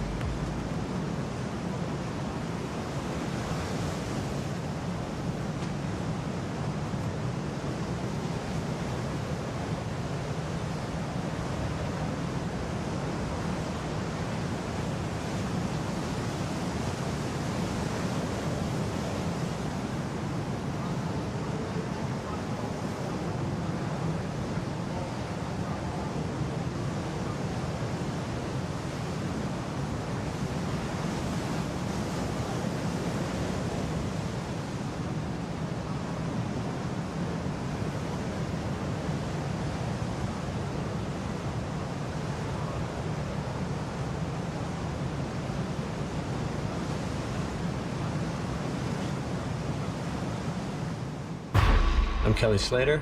I committed my life to this, all of this.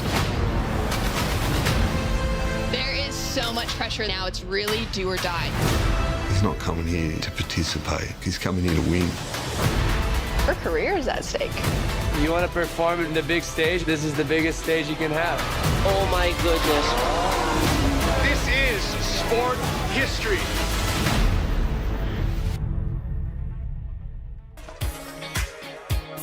Drop in tomorrow, season 2 of Make or Break on Apple TV Plus. Check it out. Check out Nat Young on the backhand, squirting through some turns. Great rhythm and tempo down the line. And Nat's going to finish that ride off. He's trailing John Florence, but may have just taken the lead. New heat in the water with Ethan Ewing. Ewing, always strong on the rail. Beautiful body mechanics and technique, and again Ewing continues his assault on Sunset Beach. Unfortunately, catches an outside rail, goes down. Wow, we are in the round of 16. We're setting up the quarterfinals. By the end of the day, I'm Kaipo along with former world number 2 Megan Abubo and big wave charger Laura Enever. Laura, we got Ethan Ewing, Kelly Slater in the water right now. I love this matchup, Ethan versus Kelly. I think Kelly's got Ethan's number, 2 wins to 0. So, Ethan with his track record here at Sunset, I think he's going to put up some big scores. Yeah. What do you think about this? We're looking at the setup right now, Megan, and Kelly Slater. Maybe a little bit frustrated early on in this heat. Yeah, but Kelly frustrated is not a bad thing. I feel like Kelly frustrated is a positive thing. He's such a natural born competitor, right? I feel like as well, Kelly coming into this event, he seems really calm, like chill. He's been hanging in the event zone in the Rebel Athlete area all day since his last heat, and he's just been watching. He's riding a board that he only rode for the first time a few days ago, 5-fin. I think he's just enjoying being out there and on that board. He actually helped shape that board. And Laura, you talked about the matchup between Kelly Slater and Ethan Ewing. Slater 2-0 on Ethan Ewing. Slater beat Ethan 2017 at Fiji, and Kelly beat Ethan last year, in 2021 at Pipeline. So on paper, Slater with the advantage. At Sunset, when we talk Ethan Ewing, we know what he's capable of. And here he goes again.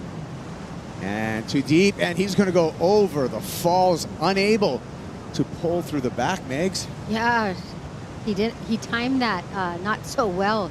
It's always hard to get through the lip there on that double up. We have live action here. John flaring off the top, but gets hung up, and now he's trailing Nat Young. Nat Young just dropped a 7.6 for a backhand assault that had great rhythm, great tempo. That was one of the most critical whitewater takeoffs I've seen. John was basically free-falling in the whitewash, and Nat, 7.67, that was highest score of the heat. He sat and waited for that for quite some time. So right here, Megs doesn't get through. Yeah, I mean, that was a pretty thick lip to try to punch through, and you can see him just get sucked back over the falls. It takes a lot of your energy out. And then he's going to have those next couple waves on his head. And Laura, you were talking about this struggle for John to get to his feet. No one else would be able to make that whitewater takeoff happen. I don't know how he got to his feet there, but Nat going down, that would have been just the majority of us. Like a flurry of kind of a couple of uncharacteristic moves happening out there, and it goes to show how challenging Sunset can be. It really is. And you saw Ethan on that wave. It looked like he wanted to try pull into the tube, and then last minute realized it was further down than he expected, and got to love a little over the falls to wake you up at the start of the heat. Yeah. We got some waves coming through here, and with first priority is John Florence. Let's see if John decides to take one of these series of waves coming through. You can see him in the center of your screen. Yeah, this is a part of when those sets are coming in, like, which wave is going to be the best one? Do I paddle over this one or swing around?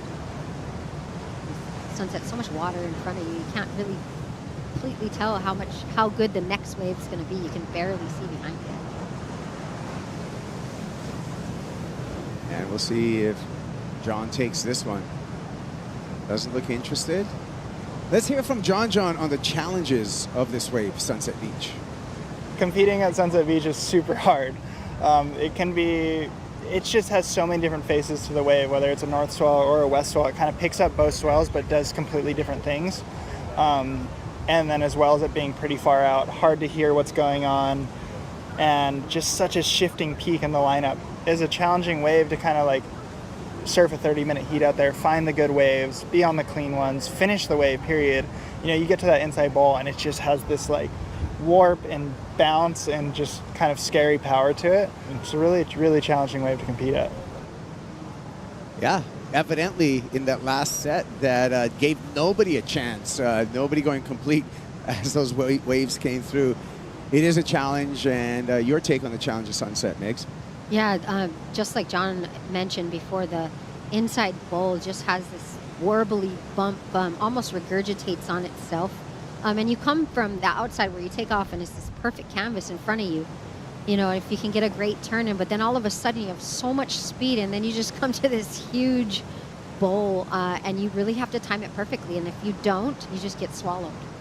Yeah, there's really no other wave that has such a big playing field like this. And, you know, like John mentioned, it's hard to really plan out your heat. You can obviously do everything you can to control your positioning, but in the end you have to be so, you know, aware of what the ocean's doing, where these sets are going to shift. Obviously today is a north swell, there's not much west, so these waves are coming from the north and breaking, you know, deeper up the point, but there's those wide west ones that we have seen people get barrels on. John drops into this one. Good looking drop, great looking top turn. Can he hang on? And even John cannot survive that avalanche of converging white waters. Paddling Slater in position, he has to yield to Nat Young in the priority heat. And Nat too deep on that one. So the situation will remain the same between Nat Young and John Florence. Nat Young in the lead. Yeah, John loves to push that envelope and do that turn as late as possible to maximize the power of the wave and also just make for a really critical turn. But sometimes you're a half a second too late, and I think that's what might have happened on that wave, and the whitewash just kind of gobbled him up. Yeah, he's done those 100 times before, 1,000 times before, sorry. Way more. Yeah, you can see it here when he takes off. And then a little, just so into the lip, right, Lori? He's just so late into the lip there. It's just that warble and convergence that he was just talking about that just did not want to let him come out of that. John just deposited back up in the takeoff zone right there with all of our board caddies in the channel. Griffin Colapinto coming up, and this next matchup you're not going to want to miss. The next heat out in the water will be Griffin Colapinto against Gabe Medina. That is a stacked heat in the round of 16 here at Sunset. Wow, I cannot wait for that one. Thank you. Seeing Griff up there looking pretty calm and comfortable, confident, and haven't seen Gabby around. He's hiding somewhere else, not in the competitors area at the moment. So, you know, both of them having their different pre-heat strategies and flows, but Griffin looked pretty calm. He was just getting really excited when he watched Jack Robinson's heat and Jacko Baker's big turns. So, yeah, Gabby, he has a new kind of preparation that he's been working on. He surfed the Challenger Series over in Sakurama. He did that to get reps, but also part of his process, he won it, but part of the process that was happening there was that he's developing a routine, a heat preparation routine, and I think he's in it right now. Here we go, Ethan Ewing, sharp turn from the Aussie, and one more. That's beautiful surfing, Ethan Ewing. And again, just poetry in the water and catching up with John getting gobbled. Dunzo, underwater. John trying to come back against Nat Young. But meanwhile, Ethan Ewing is firing against Kelly Slater, Migs. Yeah, that was a great looking wave. It was kind of far up on the point, but some of those turns he put together were just rapid fire. Oh, there goes the John's board. It is done. We're going to need a board caddy exchange for John board. Just that beautiful Paisel just snapped in half. Here we go. And again, the challenge of Sunset Beach. It is all happening. Wow, this is a brutal heat for John. I heard he's actually under the weather as well. So he's competing sick and actually just getting walloped right now by some of these waves, and going to need a fresh board to try to get through these last 8 minutes and fight back. So what will happen in this circumstance is that John will be taken out to the channel and dropped off with his board caddy. His board caddy will give him his backup board. The board caddy will get on the Red Bull jet ski, get a ride into the shore, but then the caddy with the new board needs to paddle back out on their own power to replace themselves in the lineup. So that's some of the rules that were set forth at the beginning of the day. So there's a process to this right now. Yeah, sometimes we used to see guys have like 2 boards, leashed up to their ankles, the caddies. Just boards like floating in the lineup back in the day. Oh, and that was a beautifully glassed board with the pigment dye, the cut lap. It was, it was art. That was Glasser art, but it's in 2 pieces now. Such a sad shot, that one. Just, oh, there she goes. Ethan Ewing just dropped the number, a 6.83 for Ewing. And, yeah, John. Paisel makes John plenty of boards, so he's straight back on it, back up. But it looks like there's no color on the backup, but I'm sure it's another 6.2 Ghost. I'm sure he has about 50 of them right there. Yeah, but you always have that one special board. It hurts. Slater pulls in the barrel, and that one's not going to let the 11-time world champ out. We had hope, didn't we? I mean, Urand was drug out, Kaipo. I mean, he is the GOAT, so there was hope for him to come out of that clamping barrel. I do feel like today's like Kelly's bread and butter to try find like the crazy wild barrel. I just feel like that is what he could will his way.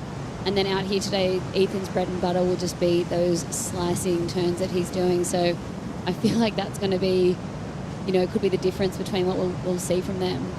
Yeah, it's going to be a scrap between Ethan Ewing and Kelly Slater, both surfers with a 17th over at Pipeline. So both of them not starting off the year very strong. And again, we're looking at one throwaway in the first 5 events. And then after the conclusion of the 5th event at Margaret River, we're going to cut down the men's field to 22 surfers. So first task at hand for all of these tour surfers is to survive that mid-season cut. Kelly Slater in the barrel and out of the barrel. So like you said, Laura, you projected that. This was one of those times that Kelly's going to find those diamonds out there. He found the bubble, stood all in it, and found the exit. And that was like a nice little bubble, but I feel like if anyone's going to find the unicorn, big mama bubble out there, it'll be him. Here it is. In, and look, it just standing straight on the way out. I love the casualness and love the rail grab cutback, Eggs. Yeah, he's looking smooth. He just goes straight into the barrel here. Has a nice high line. He's just on the foam ball there. And right here, he just executes beautiful technique there to grab the rail, like you said. I love it. I love the O flare when it comes out.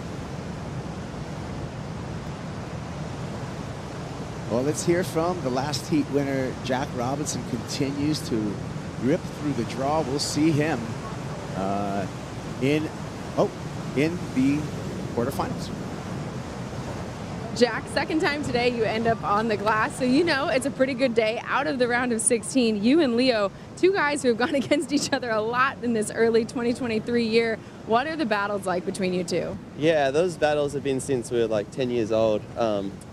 Never give each other an inch, and actually fires me up to go surf, and it was super cool because the waves are so good today, and just happy to get the job done. And Leo's a super good competitor. How did you get the edge on him today?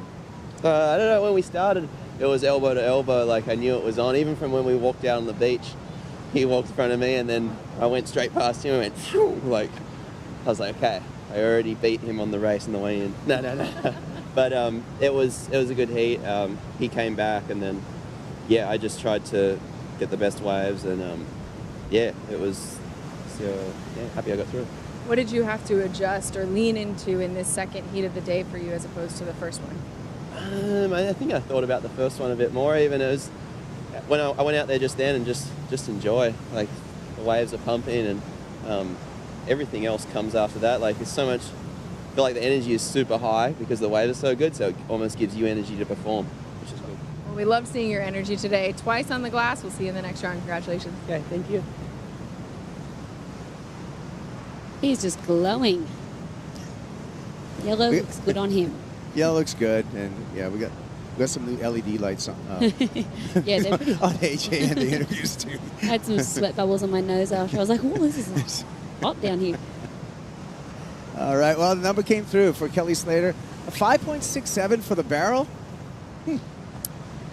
Slater continues to trail Ethan Ewing. Nat got a wave during that interview, Megs. Yeah, sets himself up for this nice first big turn there. Right here, just kind of trying to will something, but it didn't really come after that way. He was only needing to better a 3.67, and that was the first wave that he caught in his whole entire heat a long time ago, almost 40 minutes ago now. So wanted to beat it, and he did a 4.5 for that one turn, which is making John's task slightly more difficult now. Yeah, John definitely looking to get a nice hefty score there. But 7.18 is definitely attainable for John. He's been getting 7s and 8s out here the last couple of days. So yeah, you look back, even looking through John's scoreline right now, he's just had a lot of attempts out here today that just haven't gone his way. Just, getting, thrown off, I guess. Slater again in another barrel, and Slater again with another exit. So needs a 5.84 to take the lead off of Ethan Ewing. And uncharacteristically in this final minute, John Florence is going to break a lot of fantasy surfer hearts right now if he cannot come back somehow with that 7.18 against Nat Young. And we have something on the horizon, don't we, Kaipo? 30 seconds, he's going to have a chance for 2 waves hitting the reef.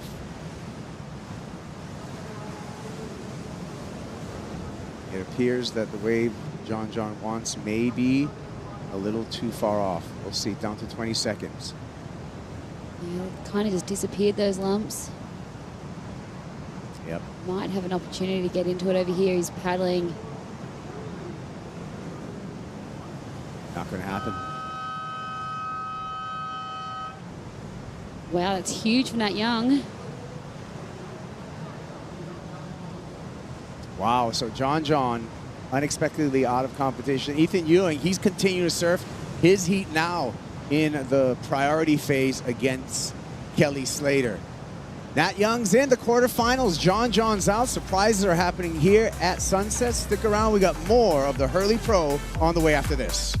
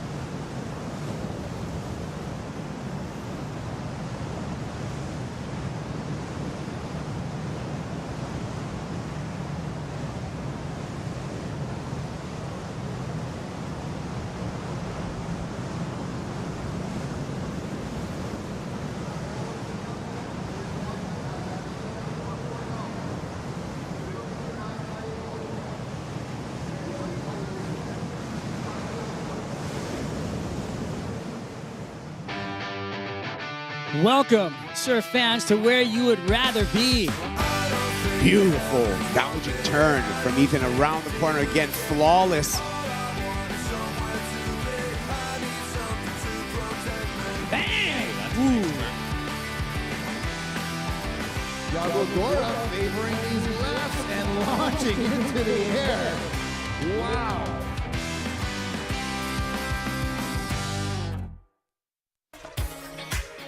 It's happy hour somewhere.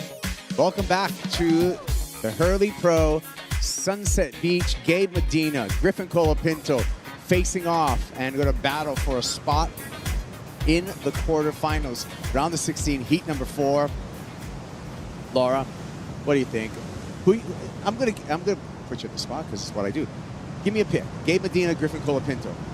Oh gosh, that's a hard one. Both of these guys are standouts out here, and they can both just do some pretty crazy stuff. I feel like Griffin's wanting redemption, but I just feel like Gabriel, he can just do some wild stuff, some wild floaters out here. Okay. I'm with you. Yeah, it's really hard though. It is hard. It is. It's hard to make a pick right from the beginning, you know, and we can look at the past history with Gabe versus Griff. We're going to get back to some stats because 3-time world champs up. He's out. He's won 3 times against Griffin. Griffin has beaten Gabe most recently. Griffin's only win against Gabe Medina happened, you know, just last year in El Salvador, where we saw Griffin go all the way to the win. And so there we go. 3 for Medina. Medina beat Griffin at 2019 in Pipe, 2019 at Tahiti, and 2019 and J Bay. And that's the 3 victories for Gabe Medina. And let's take a look at Griffin Colapinto versus Gabe Medina in El Salvador. This is when Griff had the payback, Megs. Yeah, he was looking so good here. Look at that, just fins free, just in tune with the ocean. It's kind of a little bit how he's surfing out here at Sunset, and that's why to me, this is going to be a good matchup for him. Gabby, always dependable on the backhand. Big air reverses. He can pull those out all the time. It was a close heat. Gabby taking to the air numerous times. But in the end, it was Colapinto. Colapinto to the final and Colapinto for the win. But there's no denying the machine, Gabe Medina, Laura. You know, the exciting thing for us is that these two bring out the best in each other's surfing and have had some wildly incredible battles. So I expect the one today to be nothing less, but yeah, this was an amazing moment for Griff here, just flaring. Yeah. Looked right at home, looked like he was surfing lowers. That momentum took him to the final, and he won that final. 2 wins last year on the championship tour, 1 in Portugal, 1 in El Salvador, for Griffin Colapinto. This guy, he's got 56 wins on the championship tour, and he knows how to find a barrel. Kelly Slater. More up ahead for Slater, and just comes dislodged, but 5.84 will give him the lead. Griffin Colapinto, first wave against Gabe Medina, and Colapinto. Something grabbed his rail there, Megs. Yeah, and I really like the matchup between Ethan and Kelly because Ethan's really taking to the carves and to the turns and open face maneuvers, where Kelly really, just like Laura was mentioning earlier, he's barrel hunting. He's a barrel hunter today. So to see the different ways to approach this heat, see Kelly right here taking off on this. I mean, straight away, he's looking for the barrel. Ducks into that one. And I think Laura's right. He's looking for that unicorn barrel out there today. He's going to make it happen. I feel it. But, you know, Ethan, he's just so in form. And look back at his results that he had last year. He had a 3rd place here at Sunset. He had a 3rd place at Bells Beach, 3rd place at Margaret River. Until he won that elusive win that he'd been chasing at J Bay. And you just tell him in heavy water, big rights, Right. He doesn't. He's surf good on the right, doesn't he? Yeah, Ethan coming off I'm his pretty sure best it goes year left too. on the championship tour, number 4 at the end of 2022. Looking down the barrel of a good year to start for Nat Young with a heat win over the event favorite John Florence. That's right, Nat. You told me you had a plan coming into that heat in the round of 16. How did you execute it? Yeah, I definitely had a game plan of how I wanted to approach the heat with John. I mean, he's deadly everywhere, but I mean, he knows these waves better than anyone. I'm not exactly how good I executed the plan I had, but I think it kind of played into me making it through that heat. Which is exactly what you wanted to do. You're already guaranteed your best finish since Margaret's last year. Moving on into this next round, how confident are you in your surfing right now? I feel good. Against John, like, I didn't feel any pressure at all. The heats before, I definitely had some nerves. I mean, he's the favorite out there for sure. So it was just kind of, you know, if I can surf my best and put up a good heat, I'd be happy. But yeah, it was tough out there. It's hard to find the right waves, and you know, even John, who surfs here all the time, it looked like he had a hard time finding the waves. So I'm excited to keep going, and yeah. Congratulations, you found enough of the right ones. Thank you, appreciate it. That's Nat, and that's that. He's into the quarterfinals. Last score for Kelly Slater did not help his cause. He's 3.53. He just had an up and out there as we rolled out of that interview. So Slater still trailing Ethan Ewing.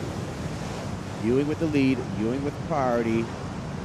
11 minutes, 49 seconds on the clock. Yeah, and back to Nat, I mean, he's been deadly this whole event. You know, the last couple of days, he was in that elimination round and he found the gem. He's just been dropping some big numbers and solid turns and throwing spray into the heavens. So really stoked for him. Yeah, and you know, the point of difference, John out there on the 6'2", Nat Young was out there on the Channel Islands, and it was a 6'8", nearly 19 inches wide, 18 7/8 proton step up. 6'8", you said. Wow, that's one of the longer boards. Medina mining in the barrel, and the cave collapses on the 3-time world champ. Great intention, however, with Gabe Medina. Ethan Ewing utilizing his priority. Strong carve. And just laying into that final maneuver before kicking out. Ewing looking to better his low of a 4.67. That'll do it. I think, you know, Ethan just making it look so easy, so effortless, but just slicing through right there. And I think the judges are really going to love that. It's going to put pressure on Kelly Slater for sure. Yeah, Laura, I really like how he's putting that extra, here you can see him going down the line here. Nice first turn, but right here, he puts that extra stomp to the tail, and it just gives that a little bit more of a dynamic turn to the judges. And you can see it in slow motion right here. I mean, he's carving and lays it out, but then a little extra push right there, and just absolutely huge power gave. Yeah, there was huge a power hack. There was a photo that I think WSL posted on their Instagram on the opening day, and it was of Ethan's turn. It was one of those, and everyone was just commenting on how much board was in the water. Like, it's just unbelievable the amount of rail he can actually just push through the ocean and stay on his feet, not dig, and just drive through his turns on that back foot. It's really unbelievable, and looks like he's going to drop some pretty solid scores right now. Let's go to the nest with the Condor. What do you got, Pete? Oh, that's cute. Yeah, there. What is your name again? Oh, yeah. Kaipo. Look at over here. This is Kelly's chair. He's claimed it with all of his gear. And this was his spot that he was looking at earlier when I was chatting with him. And he was identifying that inside bowl section. Pretty much every one of these waves that he's been trying to go for, he's been looking through, trying to find the barrel. I mean, I think that was where he felt like he was going to have his greatest success. You know, that he probably, matching Ethan with his cars. I mean, yes, Kelly is the best, but I think right now you think about the transition that Ethan has. I think that's where the point of difference is, and you can definitely see that he probably thought the same thing, just going out there looking for those barrels on the inside section. Thank you, Pete. You're welcome, Kaipo. It's your friend Kaipo. He tried to talk, but they muted him. He couldn't even get a comeback in. That's the best kind. Thank you, sound man. I'm sure Kaipo will hear the comeback later today. Yes. 7-point ride drops for Ethan Ewing. And so the young man, 24-year-old, really taking it to the GOAT in this heat. Here's a replay, Megs. Yeah, he managed to get around this section. Big opening turn there. Positions himself perfectly. Has to kind of go up above Gabe and then just lays it all out and manages to get even more power into that hack. The way he was able to slide that board at the end and just make sure, he didn't have like a closeout section that was going to, gobble him up, and so he knew that he could push that little bit extra, and that foam could pick him up and push him back out into the wave phase. So most of that score would have come from that last turn there, and he just kind of turned a mediocre wave into a good score. Gabby getting scrappy right here, trying to take off on that one. Maybe just a little bit of repositioning for Gabriel Medina in the non-priority heat against Griffin Colapinto. Small scores only in non-priority heat. Nobody's broken a 2 between Gabe Medina and Griffin Colapinto. Slater, now with priority, needs a 8.16 if he wants to make his way into the quarterfinals and past Ethan Ewing and Megan. Yeah, he's got a task ahead of him, but he's hunting the barrel out, and if there's any place you're going to get that score, it's in the barrel like in the this. barrel, and almost came out. I literally, in my head, was just saying, I have a feeling that he's just going to pull off something crazy, and fortunately that wasn't it, but it's out there, that wave. I feel I saw the board on the way out there, so he nearly came out of that one. We'll check it again in the replay. Slide straight in, had to go so high to get through this barrel. It's so almondy, but almost, we'll probably look back on that, and yeah, there wasn't really an exit further down the line. So just trying to push through that doggy door then, but Sunset not letting him out. Yeah, he had to try to force his way here. It was like he was on the foam ball, I think, from the get-go, and that's always a hard place to be.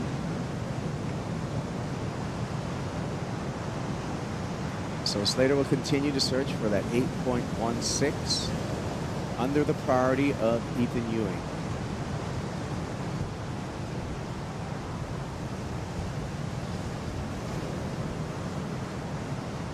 Yeah, Kelly definitely hunting only for that barrel. Be nice to see him, if he does get a wave with a nice wall, really open up and let loose, because his turns were looking really crisp this morning. I really like the way he was surfing, so there comes a point in the heat where you have that game plan, but I wonder if he decides to go, okay, you know what, maybe I should do a couple big turns, turns here to get my score. I know, it'll be interesting to see what he does. I feel like he'd rather, maybe go down punching and just looking for that big tube, but all he needs is a barrel and then a huge end section to do one of those crazy lip lines he can do, and I think that's the formula. I think you hit it, Laura. I think what Slater needs is a long barrel, and then there's probably going to be a little bit more that he needs, and that would have to be, some type of maneuver to just put the exclamation mark to really put a stamp on that wave to get him into the excellent range in which he needs to do right now. Yeah, because his barrel ride, is 5.67. When you look back at it, some of the judges gave him a 6-point ride for that. Yeah, so we look back at the heat recap. Our heat recap here, and we're going to start off with Ethan Ewing. 6.83, Megan, for this effort for the Australian. Nice first turn there, just getting busy. And then we see Kelly straight into a nice, beautiful barrel here. That was just a 5.67, however. Not a lot for the GOAT from the judges. Ewing, though, Laura, 7-point ride right here. Yeah, this is what they love, this nice turn in the pocket there, and then this is where all the turns of this wave, all the points of this wave came from, that slicing gouge right there from Ethan Ewing. Slater, barrel, no. That's not going to be it. That was 4 no's that I had to go through right there, because I was hoping for the miracle barrel for Kelly Slater. You were hoping for that. You were willing it for Kelly. And you still got a shot. I didn't do a very good job. It's under 4 minutes. Slater under priority. Needs to make it happen, Laura, and it's really difficult when you come to this point in the heat. But there are some sets coming. Yeah, there's waves coming, and, you know, we've seen some of those West Bowl sets really lurch up and do some wild things today. So it's not a lot of them, but if he can position himself, and the hard thing will be Ethan's got priority now, so he's got control of the heat. Yeah. Yeah, and you know what? I don't know if we've even seen Ethan yet on a really long wave yet. So He's going to use his priority.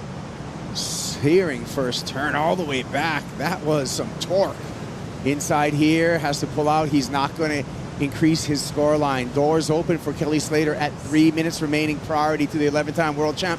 Lots of lines coming, Laura. Ethan just opened up the door to his house and let Kelly in, and he's going to try and see if he can steal some food from his fridge. Yeah, we'll see if Slater takes the slippers off before he walks in, or if he just stomps right in, sand all over the place, and ruins the day. We'll see if that happens right now. He's got the opportunity. Will Ethan need a Dyson to clean it up? Laura and I were talking earlier about how Ethan looks so strong this year.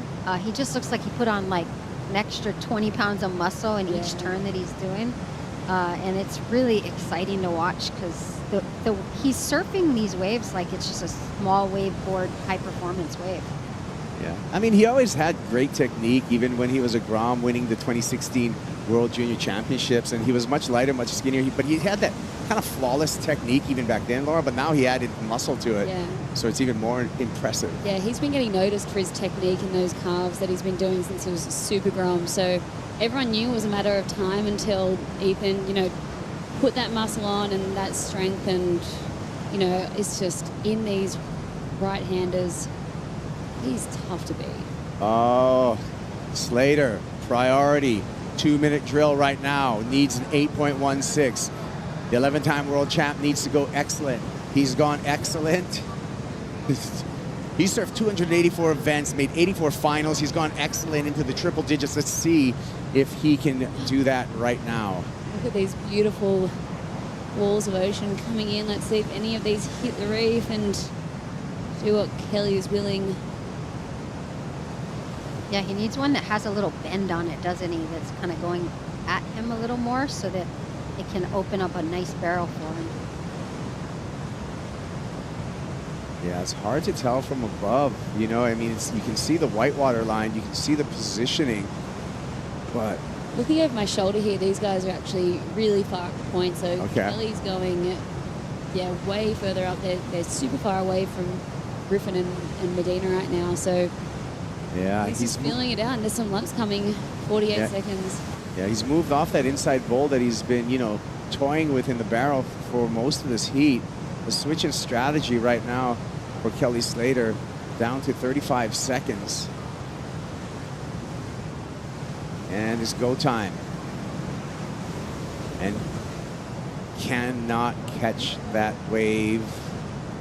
And I don't know if that wave had the quality for an excellent score anyway. 20 seconds. There's some lines coming behind, but might just. Yeah, he just lost his priority too, didn't he? Yeah, well, Ethan would have to be way far down the line to change it. It's not going to matter because Horn Blue, it's done. Ethan Ewing to the quarterfinals with some sharp surfing and just looking like he's the man to beat at Sunset. Unfortunately, we are seeing the exit of the GOAT, Kelly Slater, in this round of 16.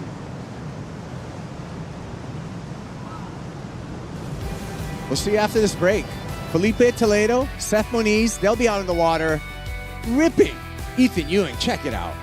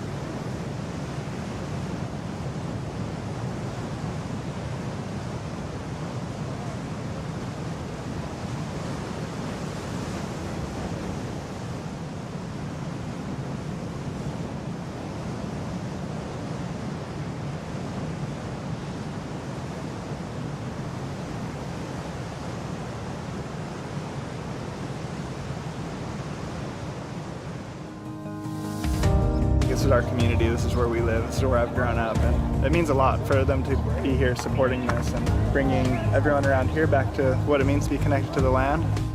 What we kind of formed here is these little islands, and the idea is to create habitat for the birds to nest. So thanks for helping us out to restore this today. Appreciate it. You know, Hawaiian land is so special and it's so prestigious and unique, so we want to keep it that way. It's our job and, you know, our responsibility to give back and to connect with each other. We're stronger together. I'm gonna go plan one for Larry. The WSL grant will really help to provide funds to get a compost machine to reduce food waste around the North Shore. Tell us what you're doing by posting on social media with the hashtag WeAreOneOcean and tagging WSL and WSL Pure in your post. We are one ocean!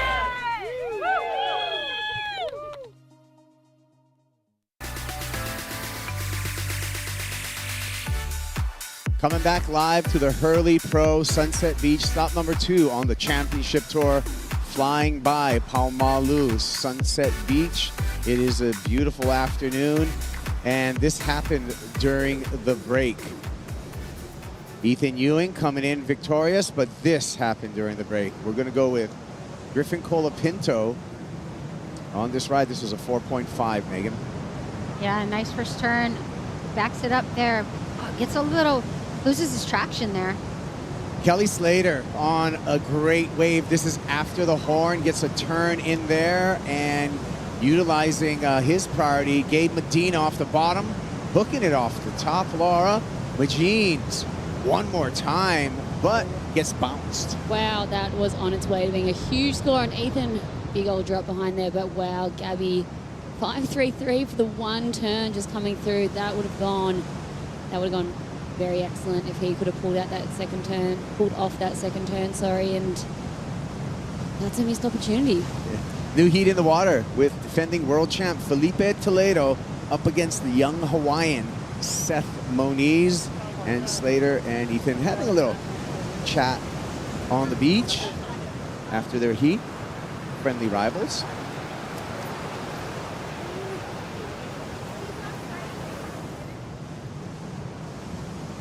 So Toledo, Seth Moniz, what do you think? Megs, who's going to take that one?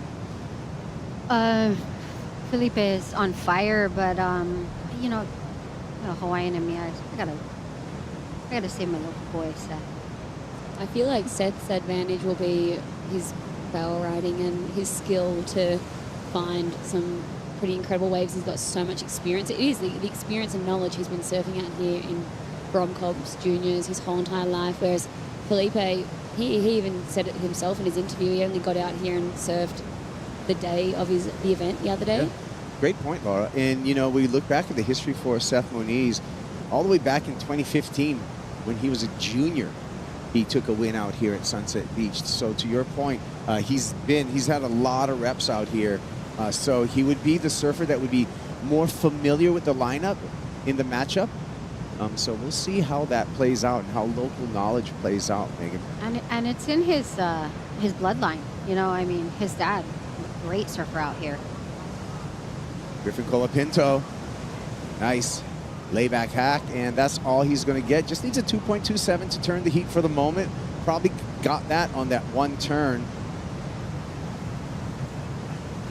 Whitewater roll in. And Seth Moniz is going to start his account. Little figure 8 roundhouse cutback. Down carve there for Moniz, just getting it started against Felipe Toledo.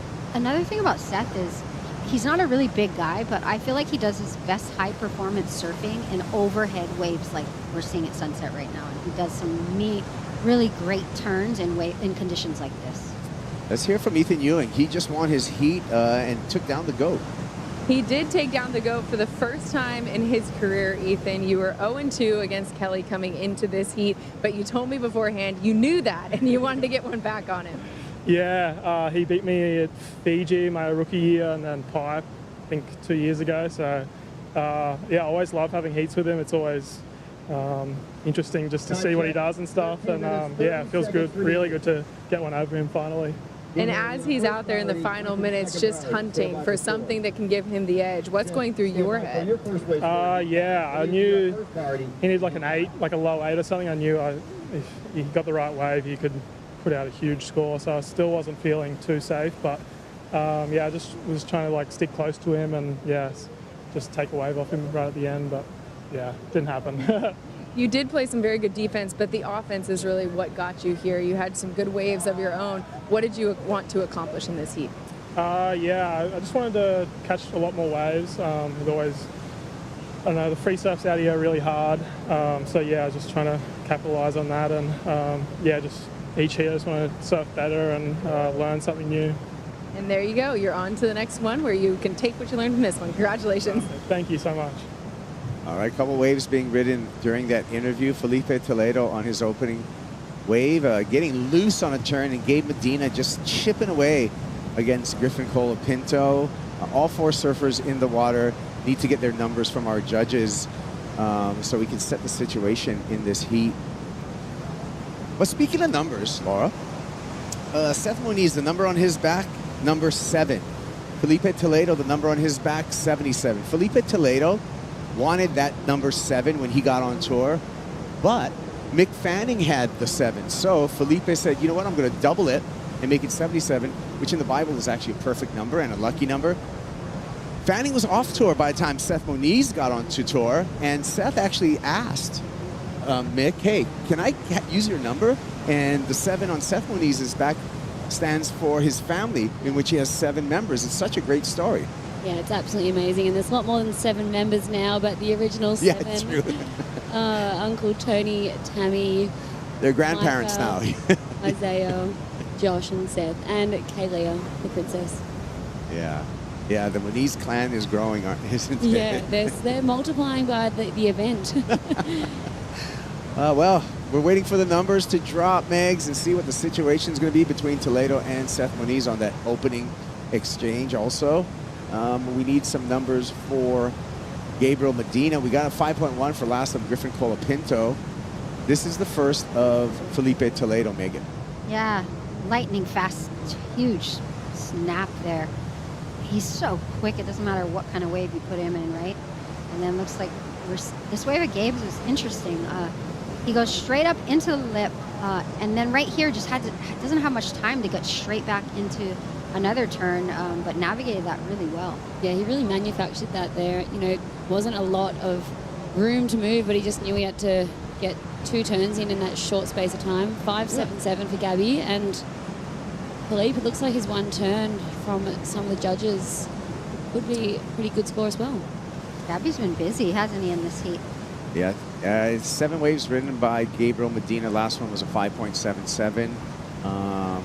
And Kelly Slater just kind of reflecting for the moment on his effort against Ethan Ewing. I mean, he had the intent out there. Megan, he pulled into probably 5 different barrels, just couldn't produce the numbers on those barrels. Yeah, Kaipo, he stayed really busy in that heat, which was good. He got a lot of waves and nearly made it out of a few deep barrels, but unfortunately, Ethan was on fire and on point with his turns out there today, so tough break for Kelly.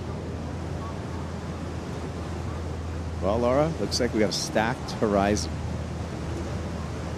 This is exciting, and Griffin, he is in the hot seat holding priority at the moment. There's not a lot between this heat at the moment. You know, these two, as we see Griff on the offense. Colapinto eases through that first carve. Steeper on the inside here, aims towards the lip, attacks the lip, gets the board right underneath his feet. One more time for Griffin, and plants that 3rd turn. Fist pump as he should. He's going to flip this heat right now. Gabe Medina needs to answer back. Starts off with a hook under the lip. Caught a little bit behind and late to the party there. Has to throw it away. Wow, that is exactly what Griffin needed to do to get moving out here. As we see Felipe. Toledo. Lightning fast on those turns. Looking sharp on the sharp eye. Opened up with a 5.03. That just came in. That's going to be his backup. So the stage is set now between Felipe Toledo and Seth Moniz. Griffin Colapinto attacking that wave. likely to take the lead off of Gabe Medina. Colapinto needing a 6-point ride. We're waiting for those scores. Waiting for scores from Medina, Colapinto, and Toledo. Yeah, that'd be a big surprise if Griffin doesn't take the lead with that wave. That was incredible surfing. His maneuvers couldn't have gotten more critical, more powerful. I mean, he executed that wave perfectly. Yeah, he really did. And I mean, he hung on, which is what Gabby hasn't been able to do his last few waves. He's gone for those same floating turns that are in the really hard parts of the wave. As we see Griff take off, nice wave here. One of the more beautiful waves we've seen of this heat. Sizzling first carve here and just perfectly timed. This is where it got hard. He went straight through the lip there and straight up again. Hung on. Look how thick and wobbly that lip is. He was so happy with that. It takes a lot of discipline to go from that first turn into a lip line floater turn like he just did. I don't even know what to call it. That was crazy out of the sky surfing that he just did out of himself. And each wave he just drops from like 5 feet above the bottom of the wave. Yeah, unbelievable there.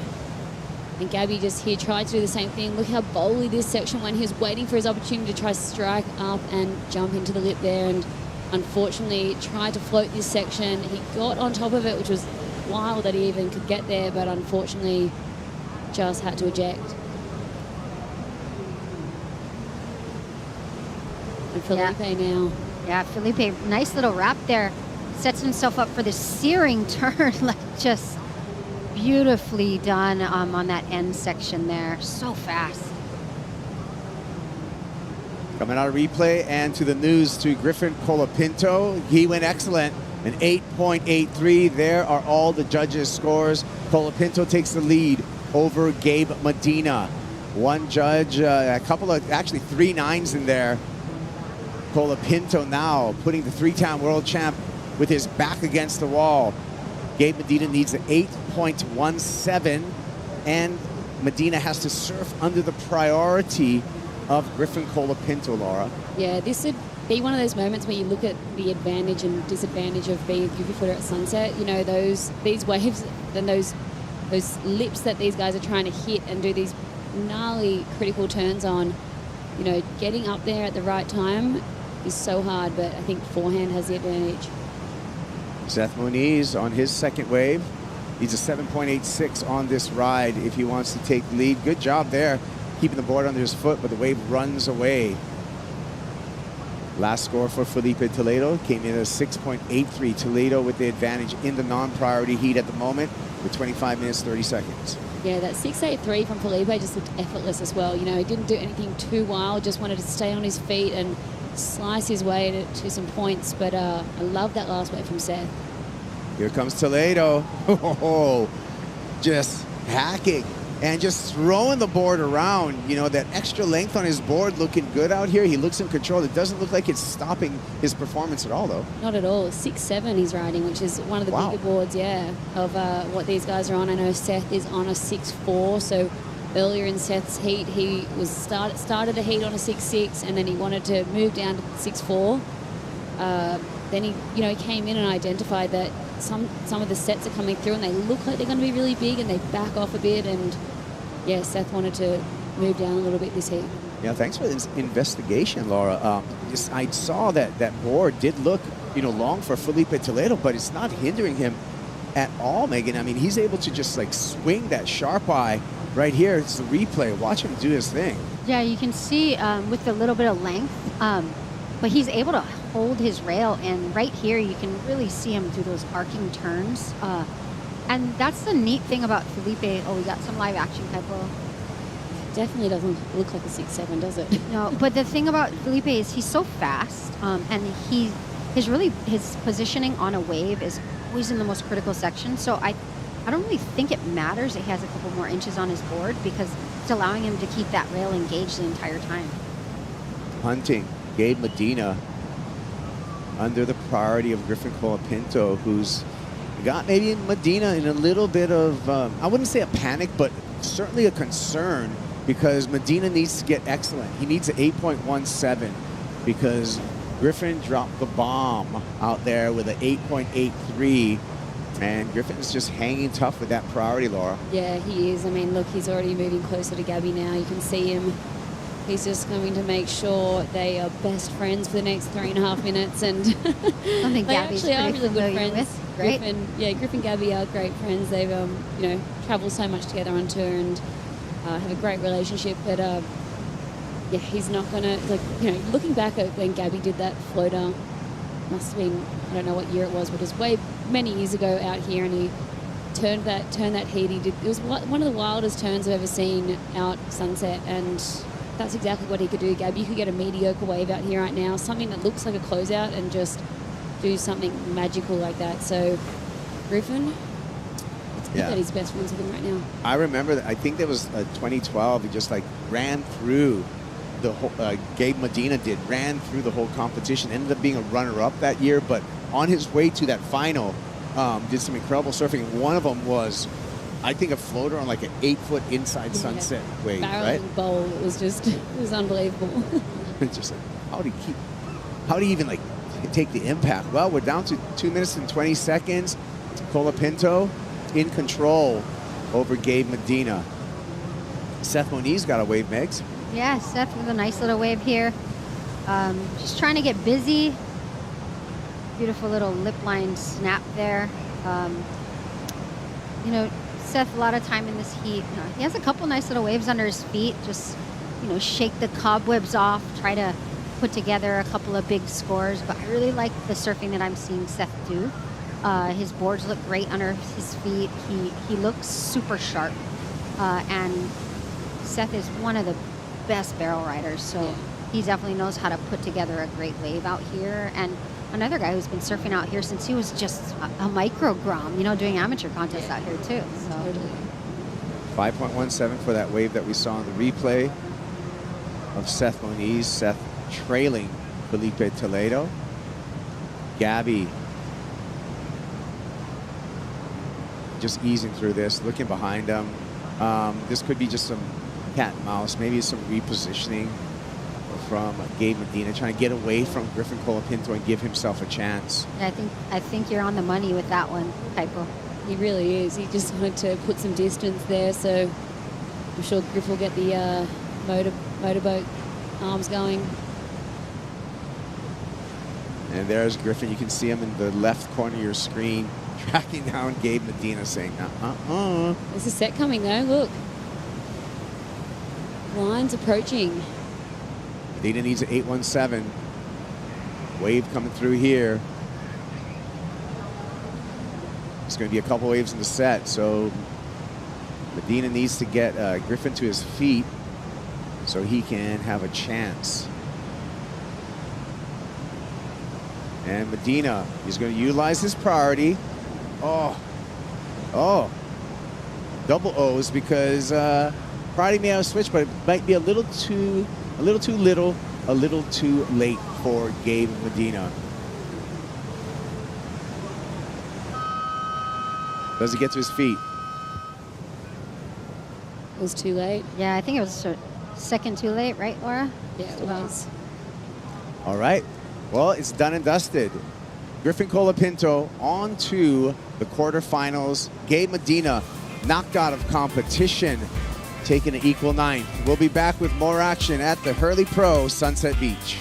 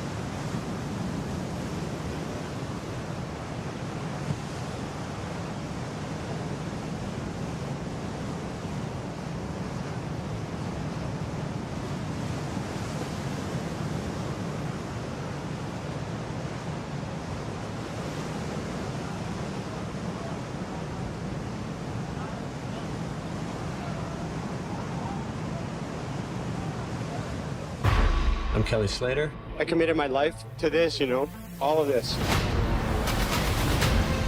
There is so much pressure now. It's really do or die.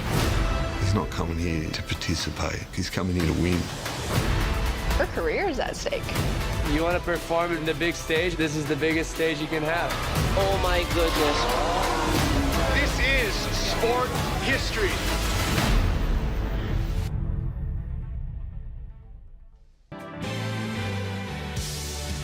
Welcome back to the beautiful Sunset Beach. We're here at the Hurley Pro. My name's Strider Wasilewski, and I'm sitting alongside my man, Peter Mel. We just came off of a heater.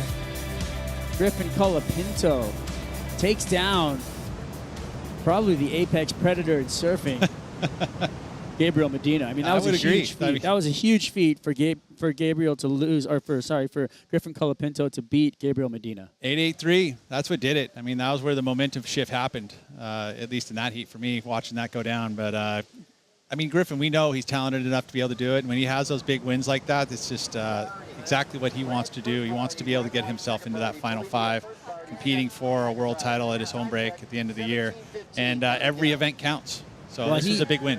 I mean, the way he came into that heat, and he really didn't have what he needed. And then when he attacked that lip line the way he did, he set up the opening carve, which was awesome. But the two lip line attacks were 50-50 critical going each way. And that's the kind of stuff that raises the eyebrows of the judges. Well, 883, I mean, that's the biggest number of the event, right? I mean, pretty much. We had a 9 from Ethan Ewing, but ultimately, that was the highest of the day. Let's give it that. In this heat coming up, new heat coming down the pipe, round of 16, heat 6, Miguel Pupo coming up against Caio Ibelli, and Miguel has Caio's number 2-0. One thing that Kelly, I was having chats with him, and he's been hanging out right before that last heat, but he was talking about Caio and like how Caio has really impressed Kelly, and just.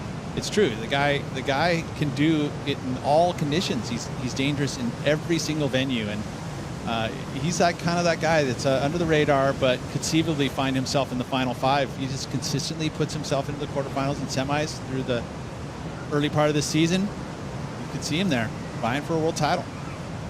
There you go, Miguel Pupo.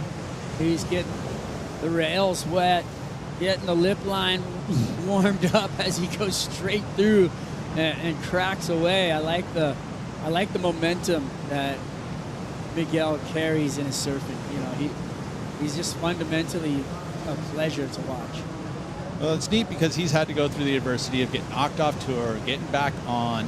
It hasn't been that easy road with sponsors always too. Now he's in a good place in his life, and it's like, once you get kind of relaxed and start to understand, where you compete your best and how you compete your best, that's what Miguel's been able to do, and he's came off the best season he's ever had.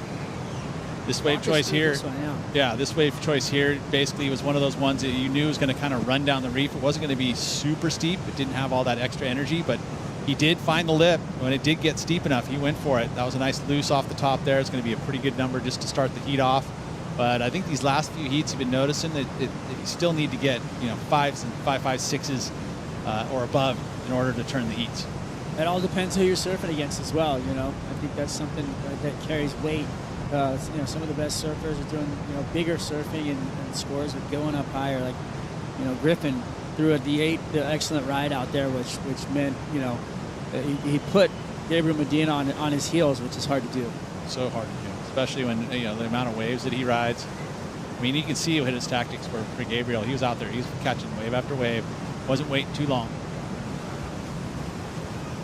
Out there in the water, a couple of lumps, maybe rolling through. There's a lot of movement in the ocean at sunset, always, and with that in the lip line, we saw some crazy movement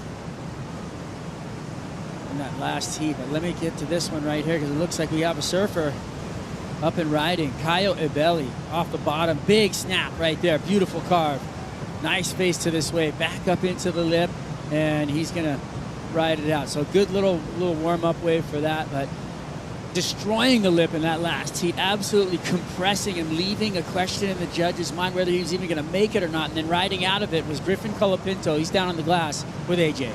He left no doubt, Strider. Griffin, you caught 4 waves. Gabriel Medina catches 10. What was your strategy against a 3-time world champ? Well, it was mostly just go out there and go for it because, I mean, 3-time world champ, gotta surf your best. So, yeah, I just basically, it was just pretty much any wave I got, I was like, I just want to go as hard as I can at this thing. And the couple of waves I had at the start, I wanted to, but like my timing was a little off with the wave, and then my 8, I just like connected so well. And I think my second turn, I was thinking, oh, this could be my last turn of the wave, so I'm just gonna go all out and hit the lip. And so I did that, and then I made that, and I was like, okay, sick. And then I looked up again, I'm like, oh, what? There's another section, and then I'm like, gotta go for it. My legs feel super strong right now. So then, boom, hit that, and then, yeah, that felt really good. I mean, I've been putting so much time into this wave, and Hawaii in general, it's just like, to feel it come together on that is like a really special moment for me. And even more special when you see that 883 drop down. It's the highest wave of the day. How much confidence does it give you that all that training that you've been doing is paying off?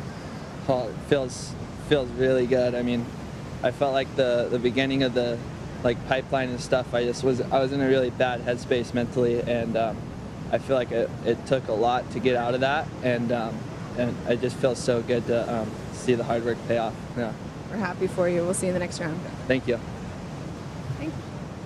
Thank you very much, AJ and Griffin Colapinto, for the lip line show of just displaying that, you know, he's got what it takes. I love his interview and his answer to, you know, that wave where he was saying he was hitting the lip and then he was thinking it was the last turn.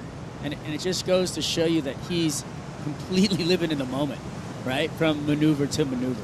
Yeah, he is. I mean, I think he has to work hard, very, very hard at it. And there's a lot of different ways that you can try and get yourself there, whether it be meditation, which is something he works on, but, you know, journaling is another thing that Griffin works with. And there's all these different tools that he's pulling from in order to know that when you're competing in that 30 or 40 minutes, depending on what kind of heats you're in, that you're in the moment. And sure enough, that was a perfect example of it. The 883 best wave of the day, obviously, and the judges saw it the same way. Yeah, it's pretty cool to see him digging deep and writing it out and really kind of letting it all go. Some numbers for you right here. Head-to-head matchup, Toledo versus Seth Moniz. Seth's got 2 wins over Felipe Toledo, so Felipe's got 1 on him. And you know what? It's fun to watch. I mean, the wins were at Pipeline and Tahiti for Seth, so obviously strong points for him, but then we went to Bells for Toledo's win.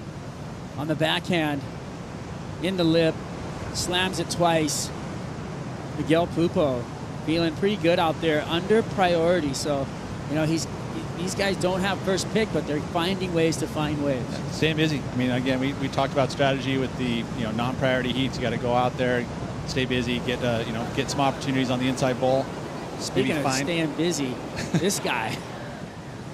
Here we go. Kyle Abelli, big snap off the top. Turns back into the power of the wave, but the wave hits deep water and it sizzles out. So if you're wondering, if you're watching, why are Miguel and Kyle kind of catching these smaller inside waves? And that's the reason. It's strategy. It's part of the deal when you're sitting on those non-priority heats to be able to kind of pick up waves, and hopefully, you find yourself a little gem. You maybe get some really critical move, maybe find a barrel, and all of a sudden you've got a good number in your scoreline before you start your priority heat, which means then you got kind of free reign. You got to wait a little bit more, be a little more patient. And if you do get a couple waves when you're under priority, and when you do have the priority heat, does that create control for you if you have the highest score going into that? Yeah, for sure. I mean, you have the lead, right? And then all of a sudden you kind of transition into the priority heat and you kind of start controlling it. Yeah, utilizing the priority, picking the best waves. It's nice to get that early momentum. We saw Nat Young actually do it earlier this morning in his round of 32 heat. He was able to get a good number. Actually got both his numbers before they went into the priority heat, and then ended up kind of controlling it from that point, and still got the heat win. AJ, she's been all over the place today, and, well, to our delight, she caught up with Kelly Slater. Kelly, we saw you hunting for something in those last few minutes of your heat. What were you looking for? Well, hopefully a barrel. I was wishing for one, but you don't want to be out at sunset with needing an 8, though. I mean, that's really 2 waves. There's only been a few 8s today, and there weren't a lot of waves out there. You saw John's heat was a little off and on. I mean, Nat had one good 7 something, but there wasn't much else in the heat. And I just couldn't seem to lock into any. The sets that were coming earlier, they'd be like the first one kind of on the point, the second one sort of maybe washing through, and the third one would really hit the inside bowl. And so I was waiting, looking for that kind of wave, and just never appeared. And then about maybe 45 seconds after my heat, I caught a really good wave. But yeah, that's just the way it is. I mean, Sunset's a frustrating wave most of the time, and I think even people who like the wave agree to that. So. Fair enough. You did manage it well enough into the round of 16. What are your biggest takeaways from Sunset? You know, as a kid watching this contest, I always saw like Curran, Carroll, Elko, all those guys sitting way out the back, kind of dropping it from behind the peak. So that really stuck in my mind. But the way we surf it these days is we sit inside on smaller boards and we catch the edge of it. And so, but there's part of me that keeps wanting to go outside and sit behind that peak. But you know, you just need the time, you need the swell. You really have to have your lineups. I mean, maybe Michael Ho could still surf a heat out there like that, but right now with you really have 20 minutes of priority. When the sets come, there's probably one good wave in each set, and the guys that have that 20-minute priority get the pick of the litter on that one. My takeaway was I did all right. It was fine. I mean, I never, at no point did I surf great, but I got through a couple of heats and did better than last year. That's my takeaway. You did do better than last year. Now heading into Portugal, just what's going through your head? Those beach breaks on the north side that we always get with no one out. But we'll see. We got pretty unlucky last year with surf. I mean, they had a month straight of good waves with super tubes. And by the time we got there, it kind of shut down, and we surfed that first round in just onshore crap and chop. It turned into like an air contest. But we did have like a day and a half of really good surf, which was fun. The one really good day had some nice waves. This time of year, you would expect there to be enough swell, but to be honest, both the Pacific and the Atlantic have gone kind of strange the last few weeks. So we'll see what happens. We'll look for some good ones and see you back out there. All right. Thank you very much, AJ and Kelly Slater. Mr. Kelly Slater showing up, sounds like in Portugal. And, you know, he alluded to some of those surf sessions that he's had there. There's some great waves down there. The event site's got incredibly hollow, perfect barrels. And hopefully we strike gold once again down there in Portugal, Peter. Oh, fingers crossed, especially since, I mean, the place is a wave magnet, right? Portugal's got all sorts of stuff, especially that area of Peniche, which you have the big peninsula that sticks out. You've got both sides, you know, the winds, whatever way they're blowing, you're going to get offshore breezes on it. And it's just a ton of surf. So ultimately, it's one of our favorite spots on tour. We're headed there just in, a couple weeks. So we'll be right back into competition. We're not even done with this one. We're already talking about the next event, but that's well, that's that just the tour. excited me that, you know, we worked. She asked the question about Portugal, and Kelly answered yes. Yeah, no, you he'll know, be there. And to have Kelly at any event, for me, is a plus. Yeah, agreed. And he's going to, I mean, we're talking about cuts. Look at this. Beautiful. Sliding into the tube behind a double hand drag, trying to get in there, and no exit for Caio Ibelli. He was looking for the tube time right there, though, and you know, rightfully so. Tube time has been scoring well all day. Well, you sit on that inside bowl again. That's, you know, it's really difficult. What we saw from Griffin Colapinto, he tagged it twice on that inside bowl section, but ultimately, yeah, the barrel. And, you know, everyone talked about it. All of our guests, in regards to like the north angled swell, that's what you kind of focus on a lot of times is that inside bowl section because the north swell focuses there.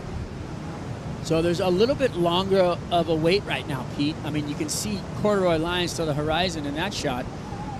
I feel like, though, that we're kind of on the back side of the swell. Is what do we got? I would say so. I mean, by the vibe that we're feeling, it's definitely not like this morning where it was just like, you know, wave after wave and set after set.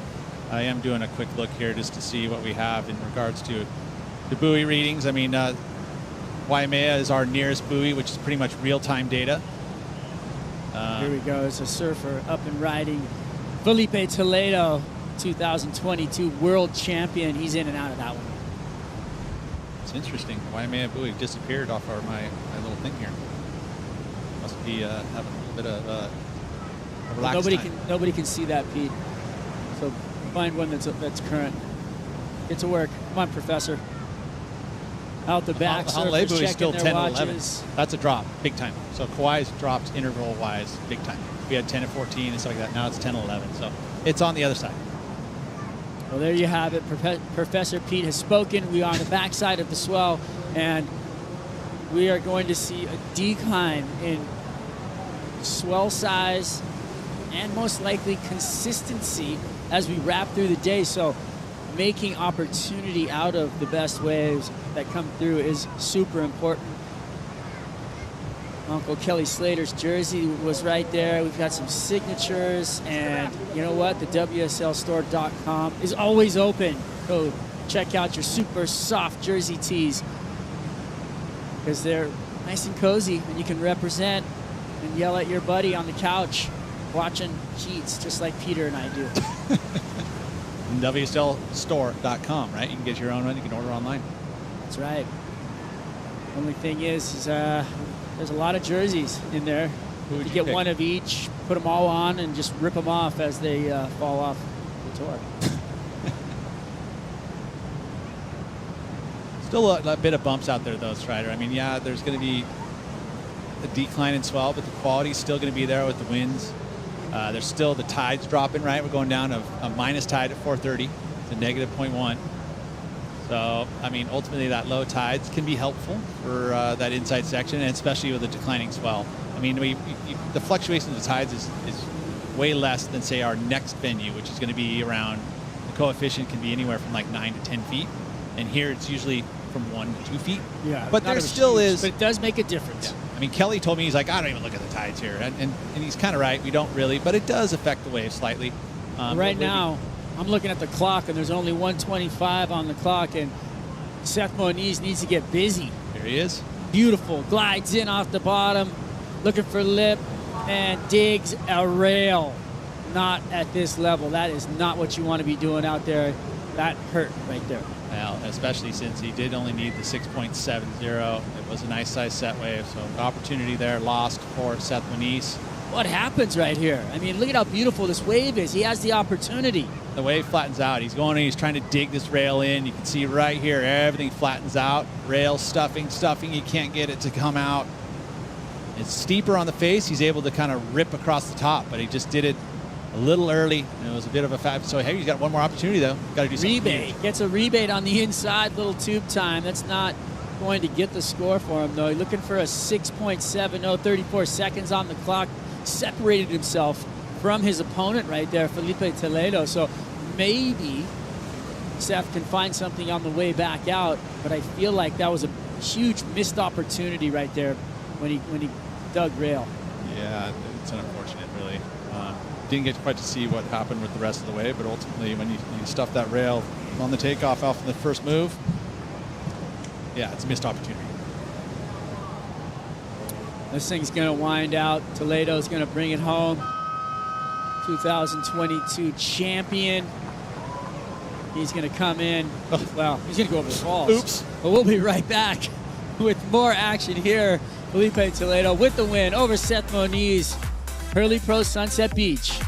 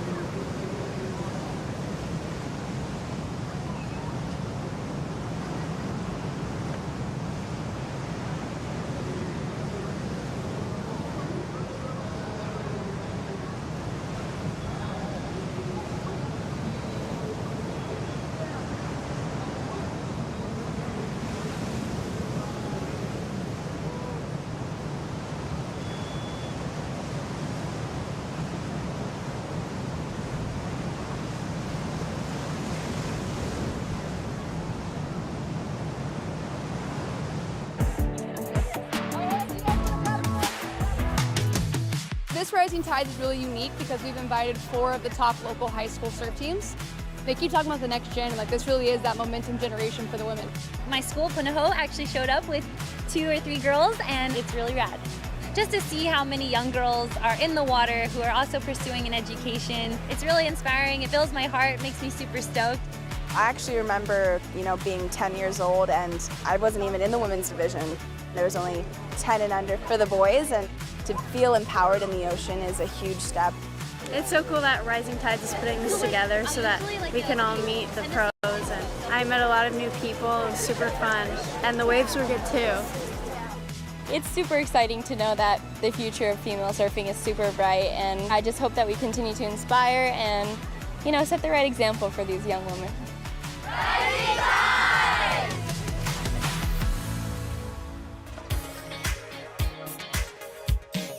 Pura Vida.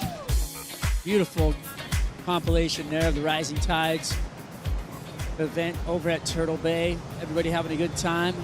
Right now, we're back here at Sunset Beach. Italo Ferreira going up against Joao Chianca. What a heater that's going to be. Woo! That's a heavy one. I mean, swinging for the fences right there. Well, we saw the heat this morning from Joao Chianca, best heat total of the morning. He last second decision to drop to a little bit smaller board out there. Went from the 6'4", I think he was scheduled to ride, ended up with the 6'2". Saw what John was doing early morning on the 6'2".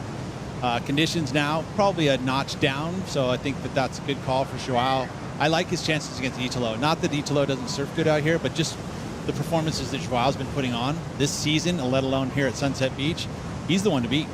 There's a paddle right under the hood. That was beautiful, but loses the rail and goes down in the vortex. That was nothing but a beatdown right there for Kyle Ibelli. Up and riding. Coming across this thing, Joao Chianca. Nice arc right there. Beautiful. He is pushing so hard off the bottom. He's almost losing his fins every time. Yeah, so distinct, right? When you look at it, it's like you see that he is just pushing as hard as he possibly can, and that's commitment. That's something that you can distinctly see. Judges will take notice of it. Now he's sitting in that non-priority heat, so he's just going to kind of grab whatever he can, and I think he fully manufactured that score. It wasn't a huge opportunity with this set. Look what happens here, though. Nice work, though. Just the drift, but when he's pushing on that front rail like that, what's happening is it's lifting the back tail. And so ultimately, when you're trying to stall and get yourself beat deep back in there, it starts to drift, and it just started sliding. And once it starts sliding, it's so hard to keep control. Oh, here we go. Here's that wave again, Pete. Yeah, so again, similar style on the reef and where it was, but this one he ran down the line. But that's that pushing. He is just so into it. Look at, even off the bottom, he's pushing super hard. That's what I was saying. It was the bottom turn that freaked me out. Look at his fins are almost popping out. Yeah. He actually disconnected for a second. It's really, I mean, his torque, and twist that he has is just, it's like no other. I mean, there's not a lot of surfers that you can kind of compare that to. But Joao, just amazing, and he's so reactive too. It's literally just by feel. I really like to see the coil up when they're wrapping their body around and like that. I compare it to when you got a driver in your hand and you're just twisted all the way back around, but everything's staying centered. Miguel Pupo up and riding on a milky one, backhand. Can he get some open face? No. He's going to fall off. Yeah, that was a bit of a bummer. Had priority, chose that wave, so that's a bit of a mistake for Miguel. He's got the lead, but it's not a huge lead. Tapping in on the backhand. Italo Ferreira. One big turn. Pushes some spray around for the second, and he's out. This will be a neat comparison. Similar style of waves for Joao compared to Italo. Same kind of maneuvers, but we'll see if the judges take note of the difference in kind of the power or the commitment to the rail. Because Italo kind of cruised that one, a little bigger board, so he can kind of just wave his way through it. Wow, that was a great takeoff straight through the tube. Beautiful ride for Kyle Ibelli. Grabs the rail, pushing around some water. That was absolutely a pleasure to watch right there. And insane timing to get up under the hood, thread the needle, come out, grab that rail. Big score coming down the pipe for Kyle Ibelli. Kyle's one of the best tube riders in the world. He literally can go backhand, as well as his forehand. Sunset Beach, he's got such a good read. Quickly in that one, read it perfectly, and then watch this cutty. Holds the rail for stability and then just rips on that thing on the way back. This is going to be a good number just because of this. Completely disappeared from view. Nice long barrel, and then the carve. So he's got the maneuver done with the barrel. And yeah, definitely change for Caio Belli into it. This Watch is again. interesting too, right here. Look at Joao Chianca having to go the other way and duck dive to get out of the way. See, look at that thing. Just he identified it early, so he set it up with the takeoff, and then here goes around it and just knows that this thing's flattening out, so he has to hold the rail for stability. And then finally, when he gets his ability to just rip on it, he does. That was sick. Original organic line right there. It's like coming out at back door and having the same thing, just coming out with all that speed. What are you going to do with it? Just grab the rail and just yank on it. Do the Tom Curran. Lines out the back. Things are stacking up this heat, and the conditions still thriving out here at Sunset Beach. Plenty of time on the clock. 12:24 for the priority heat. Miguel Pupo with priority out the back. Caio Belli waiting for a score to drop for him. He only needed a 4.8, so I think he's going to get that for sure and take the lead. Yeah, definitely lead change. Then I was talking about those first two waves, right? Joao and Italo separated by almost a point. You know, the Joao got the better of it, pushing a little harder, gets the bigger number. Here we go. Italo Ferreira catches a rail. That's Stumble. Sunset. That's Sunset for you right there. It'll trip you up. Just for the, I mean, your timing has to be pretty much perfect, right? You're like set things up. You got to make sure if you have a little bobble here and there, it definitely affects the timing, which then all of a sudden puts you late or too early for a section. Smart. Look at him. He gets in the whitewater just to get around to the jet skis. So the Red Bull jet ski there with the Surfshark Hawaiian Water Patrol waiting, and out the back, Caio turns back into the whitewater, comes off the bottom. Nice extension of the body right there into a turn. Gets another one. He's just playing with it at this point. He's feeling pretty good. You can see it, Pete, in the body language. Well, we saw early, right? The 3.6 and the 3.17 were non-priority heat, and then now, once he gets priority, sure enough, locks in an excellent number. Score drops, 8-point ride.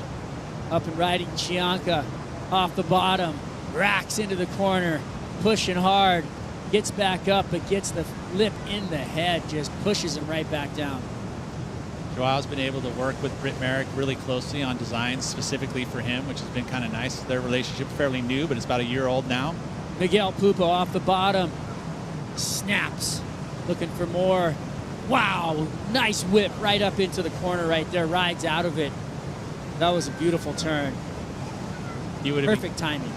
Getting the information too, would have known that 8-point ride came in for Caio, knowing that kind of, at that point you're like, ooh, I gotta start stepping up here. So you can see there was a little bit of anxiousness, and he pushed a bit harder on that one as well for Miguel. It's going to be his best number. He's going to open up his score line a little bit more, Pete. Check it out here as he's again off the point. First section there, just more of the corrective snack, but lots of rail. Water off the rail, and then there, just like the deep bottom turn and hangs on. Yeah, like I said, it's going to be probably his best number. See how he's just whipping it, and that came out of nowhere. The section didn't look like it had that in it, and he just went for it. Pretty cool.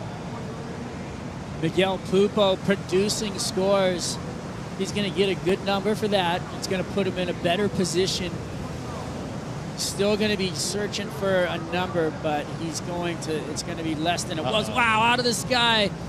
Caio Belli once again pushes through. This guy is on fire. Like I said, one of the best barrel riders in the world, man. He got such a sniffer for it. He knows and sees it. Remember the barrel he had at Saquarema last year?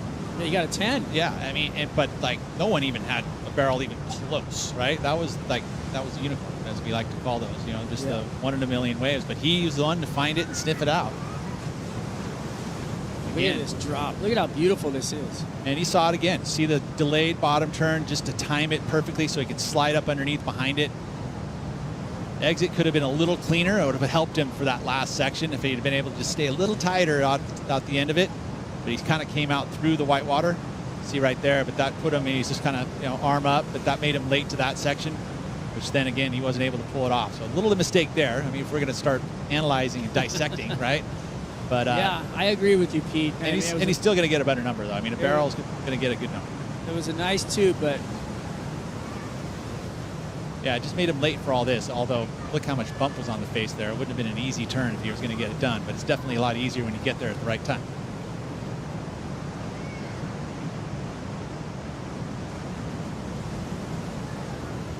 I'm just amazed at how quickly he's finding these waves. He's like just right back out there, and all of a sudden he's in the spot again. I mean, what is he at? Wave number 7 now? I mean, Peter, you know this just as well as any other surfer in the planet, but I mean, even in competition, this happens. There's a flow, right? You get in a rhythm, and sometimes you're on fire. You can be sitting next to somebody at the same wave, and they're getting all the good ones, and you're getting nothing. Yeah, you're just looking. Or you're getting all the good ones, and they're getting nothing. Yeah, exactly. You just got to go out there and just go, "Go Strider," and call yourself into waves. It is a rhythm thing, and the heart. We touch on it all the time, and it's not something that you can just put your finger on and how you're going to get. I mean, ultimately, you do all the hard work, pre-heats, trying to get yourself in the right frame of mind to kind of click yourself into rhythm. But sometimes it just falls in your pocket. Well, Felipe Toledo just won his heat, and he's down on the glass with AJ. Felipe, parabéns. You are moving on to the next round. What was your strategy in that heat? How did you execute it? Thank you.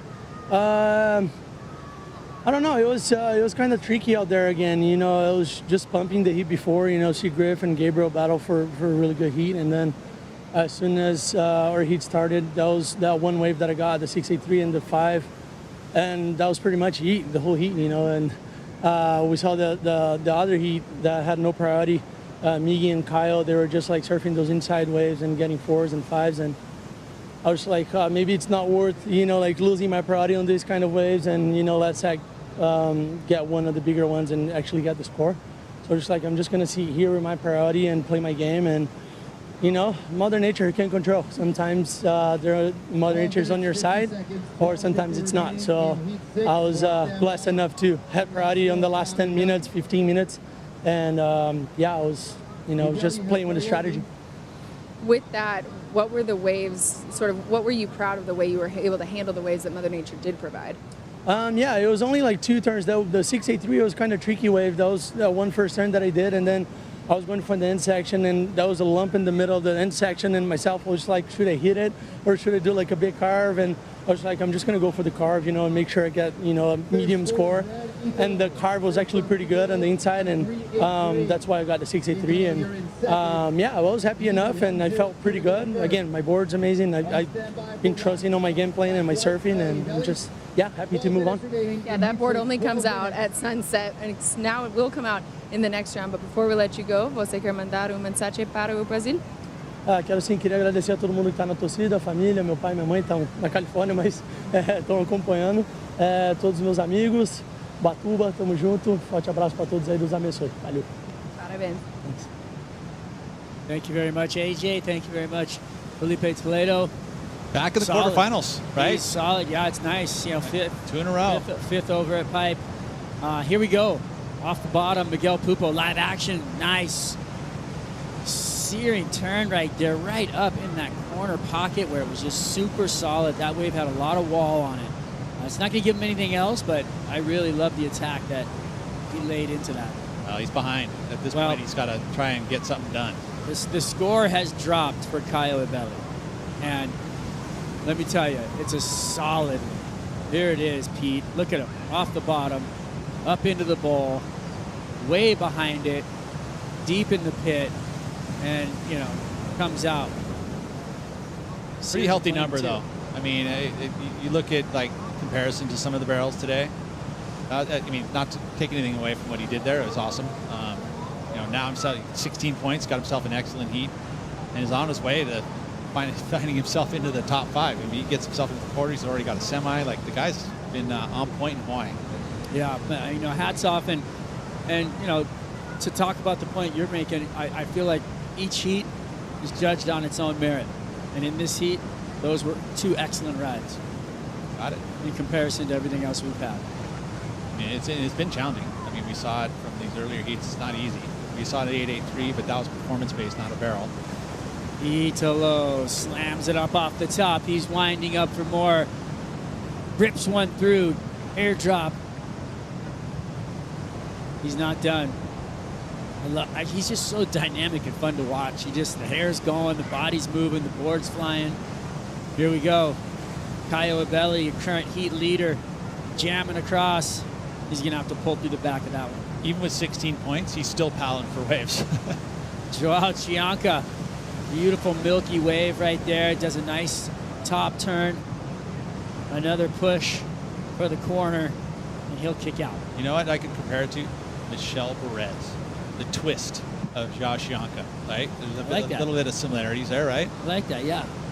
Yeah, you're right. They load up hard. They got all that twist and torque, and you can see the power coming out. I mean, we always talk about there's more will. I feel like in Joao Chianca surfing and more power from Michelle Perez. Well, at the moment, though, looking at the scoreline, it's, I mean, we're waiting on Italo. It's still going to be a pretty darn close heat between these two. Well, they're playing around on the beach down there, and it looks fun. Growing up in Hawaii, nothing but shore break and good times, warm water, put some trunks on, and throw the keys away, and the iPads and the everything just like goes to the beach. It's great. I love it here in Hawaii. And so does AJ. AJ's found herself up in the Turtle Bay VIP area, I believe.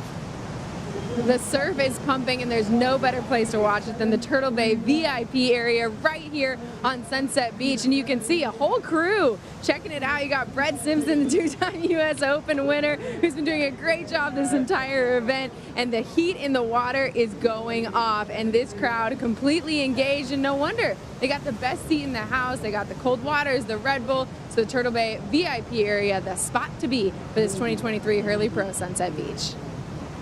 Thank you, AJ. And Miguel in the spot again, just catching another wave. So having a good heat out there, getting moving and trying to play catch up to an on-fire Caio Abelli. But he's going to be searching for a lot more than that. We're going to have to see some seriously red-hot surfing out of Miguel Pupo if he thinks he's going to claw his way out of this. He's only got, 55 seconds left. Let's watch this wave here. I mean, it could go into his top 2, but when you're chasing 16 points and you're comboed, you need to get yourself an 8. And I don't think this is quite going to go into the 8s for Miguel. Good surfing, though, but just Caio too strong and all the barrel hunting that he did. And that's really what won him for it, was finding those barrels. And Caio, so good at it. Miguel Pupo back off the back of the Red Bull ski. I like that he's not giving up. Hawaiian Water Patrol dropping him off, giving him the opportunity to get back into the lineup, but 22 on the clock. That's not a lot of time. No. I mean, and he has to get something above a 6.33 in order to even turn it with one wave. Still waiting on that number for him. Caio's not done either. He's going to close this one out, catch himself a ride to the beach. Not a bad day in the office today for Caio Abelli. Oh, freshly engaged on this trip. He's on a bit of a high. And so is this man. He just doesn't stop. The Ferrari, Italo Ferreira, he just loves it. He's just going to swing and keep swinging just like the rest of them. Well, they like the number, too. Look at that number for the last one. There you go. Well, Caio Abelli takes it out. Miguel Pupo trying to scrape through the back end, but didn't happen. Beautiful surfing, Sunset Beach.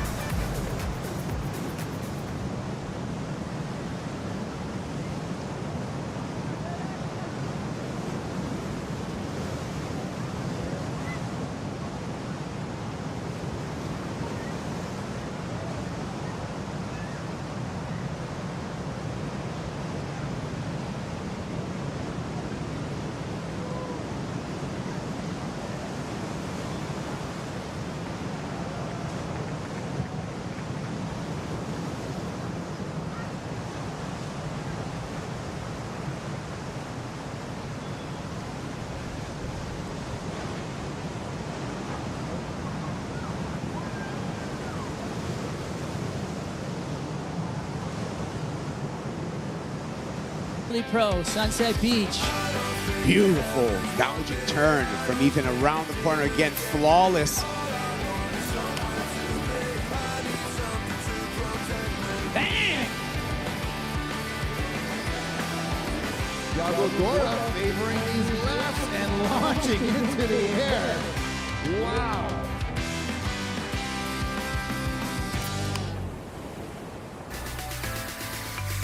Welcome back to Sunset Beach here at the Hurley Pro. That's Caio Ibelli coming in victorious after a couple of beautiful tube rides on the bowl, and he is all smiles as he walks up on that beautiful rusty surfboard.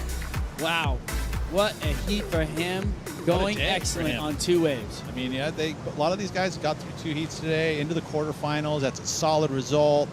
Like, you know, job well done. I mean, blessed with the conditions that we see still underway as we're getting into the afternoons, and it's still pumping sunset. Well, we just kicked off a new heat.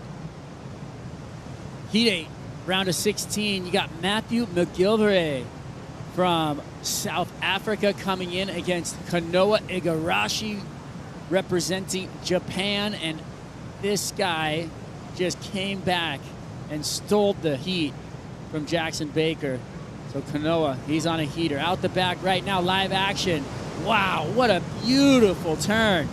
Another gorgeous slip lines, just carve and then just finishes on the inside. Joao Chianca, he Look at likes that. it. That looked like you, Strider. Yeah, he felt like me, I think. He's psyching. I love it. I mean, you know what, though? We've been watching him, and he's been looking like that this whole event. He talked about feeling like that in his post-heat after he won it, you know, and those big, beautiful barrels.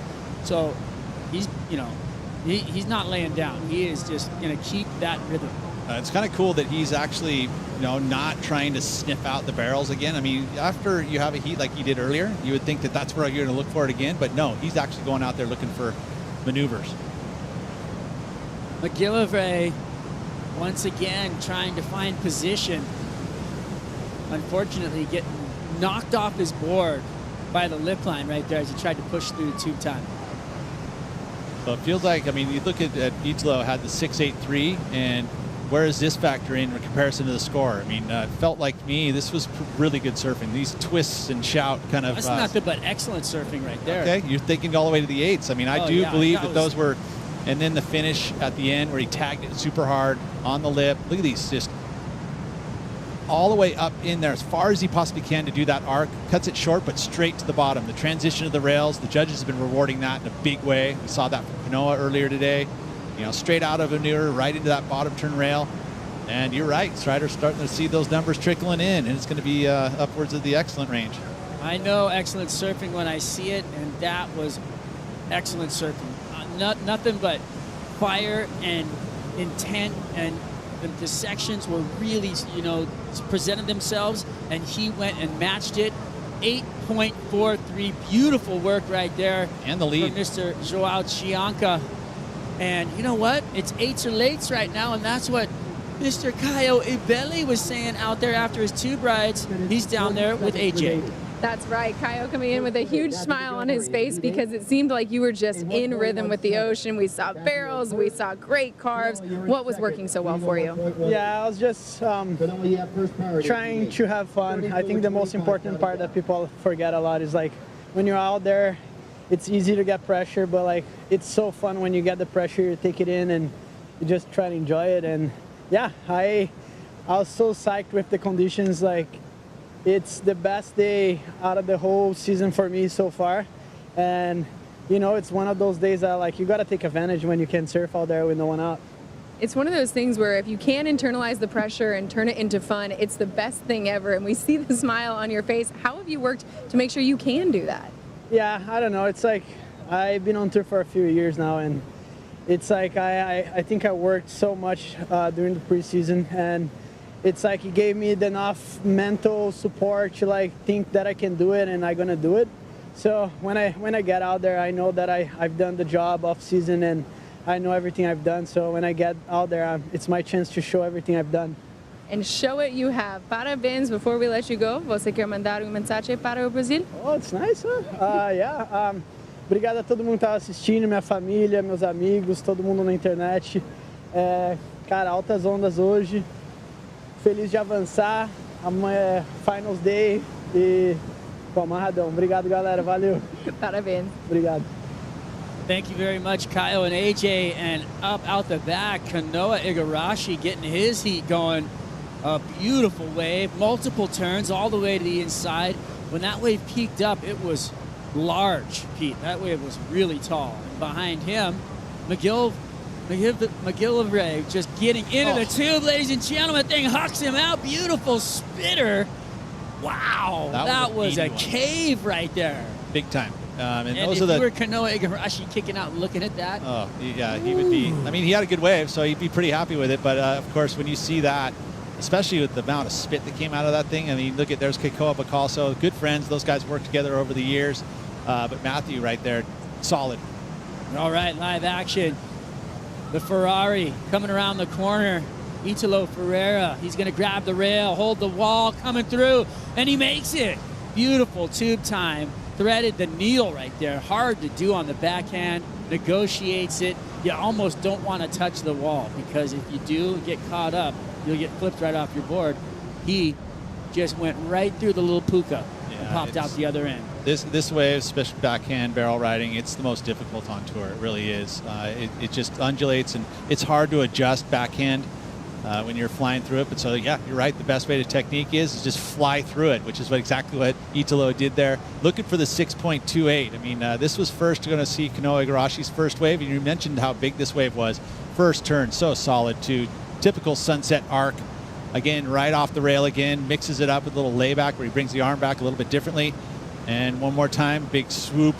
So 3 big swoops and a finish move here just to cut you back into it. So a good start for Kanoa Igarashi, but he had to look at this as he kicks out and look over and he's all, oh, wait, shoot, there's Matt. Look at this, just cave down. Oh, not very long in the tube, but the wave was intense. So it's going to be a pretty good number because that's a critical section. He was able to get himself in there and out clean. Look at that double arm drag stall and quickly in and out of it. Look at the spit. That thing was just hoofing.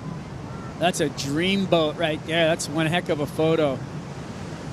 Looking into that, I mean, that was gorgeous. Look, he's just trying to slow down, Pete. And then just gets to the bottom, low roads it, right? See how intense that wave is? That's the kind of sections you want to have for a barrel. And then look at the spit. And you know a wave is hollow when it huffs that much. That was incredibly well surfed. Could have been deeper, though, Pete. There was a note there that you said. But I think he's still going to get a relatively good number for that tube time. And look at the carb off the end. I like it. Not finished. Put the exclamation point on it. Now Italo, same thing. I thought he was going to be able to find a section earlier, but at this point I'm like, oh, the wave's ending. But no, he saw more, and then into that inside bowl section, stays up super high. And to know that and understand that this wave was going to start to shut down like that and to ride out the end, good work there. I mean, trying to better a 5.33. We're really looking at just that final section being most of the points there because he really didn't get anything done earlier. I don't know if it'll improve on the 5.33. We'll see what the judges think. Score drop for Kanoa Igarashi, a 6.0, Peter. Look at the score for Matthew McGillivray. One big section, that'll do it. 8.0, ladies and gentlemen. Excellent. And there you go. I mean, all the surfing that was done there by Kanoa, it all comes down to you like, whoa, you picked the right wave at Sunset Beach. You can get yourself excellent numbers there with just one big barrel. Well, I want you to talk me through the score, not for McGillivray, because we saw that. We know what that was. It was a self-explanatory, big hollow section that he got pitted on and spit out. But Kanoa's wave, what could he have done different? I don't know that he could have done anything different except for choice of wave. I mean, you got to get a much more intense section. The carves that you were doing was nice. It was beautifully well done, but it wasn't that difficult, right? Well, that's my point, is that I feel like he kind of nursed that. Nah, I wouldn't say necessarily nursed it.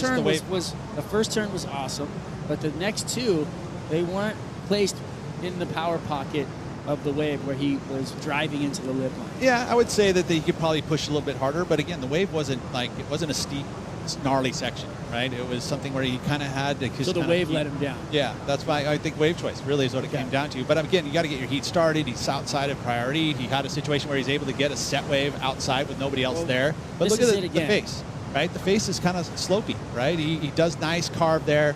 Again, this wave's coming to this section. Maybe could have gone more vertical, gone straight up there. She So could you have. could That have was nursed lip it, so line. that was out on the face. Yep. And then here it flattened out, right? So ultimately, the second section, you probably could have gone a bit more vertical, kind of a bit more or angry at it. But your first wave of the heat, you don't want to be blowing up the fins and falling. But then had to see this.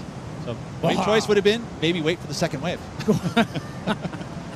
Well, I agree with you on the, wherever Matthew was out there to find that. It was beautiful. Kanoa, I think he could have found the lip line a little tighter up in there. So Especially he that drove second section. his score up. He'll get back out there and reset, up and riding right now in the lip. Joao Chianca going fast. Looks like that 6'2" is just arcing through the lip. Beautiful surfing, fast, clean, solid, and free. So is what free. I'm seeing. I love the rawness of it all. It's like you don't know. Every turn is not the same posed position. Here we go. He's going to have to straighten out because the priority heat, Italo Ferreira, he wanted that one, and he's just going to kick out. Well, you saw the number came in for Italo, even with that little barrel there. Didn't factor in. So No, it wasn't because it was a smaller kind of, wasn't the biggest tube. But look at this guy. He's already on another barrel. Oh, Matthew just on a heater, blasting through the lip, and he's going to go again. Oh, he pushed him down. He pulls that last move off on, lights out. It's another 8-point ride. I think he's still going to get a great He score. is. He's going to push Kanoa to the end here, but we know what Kanoa can do.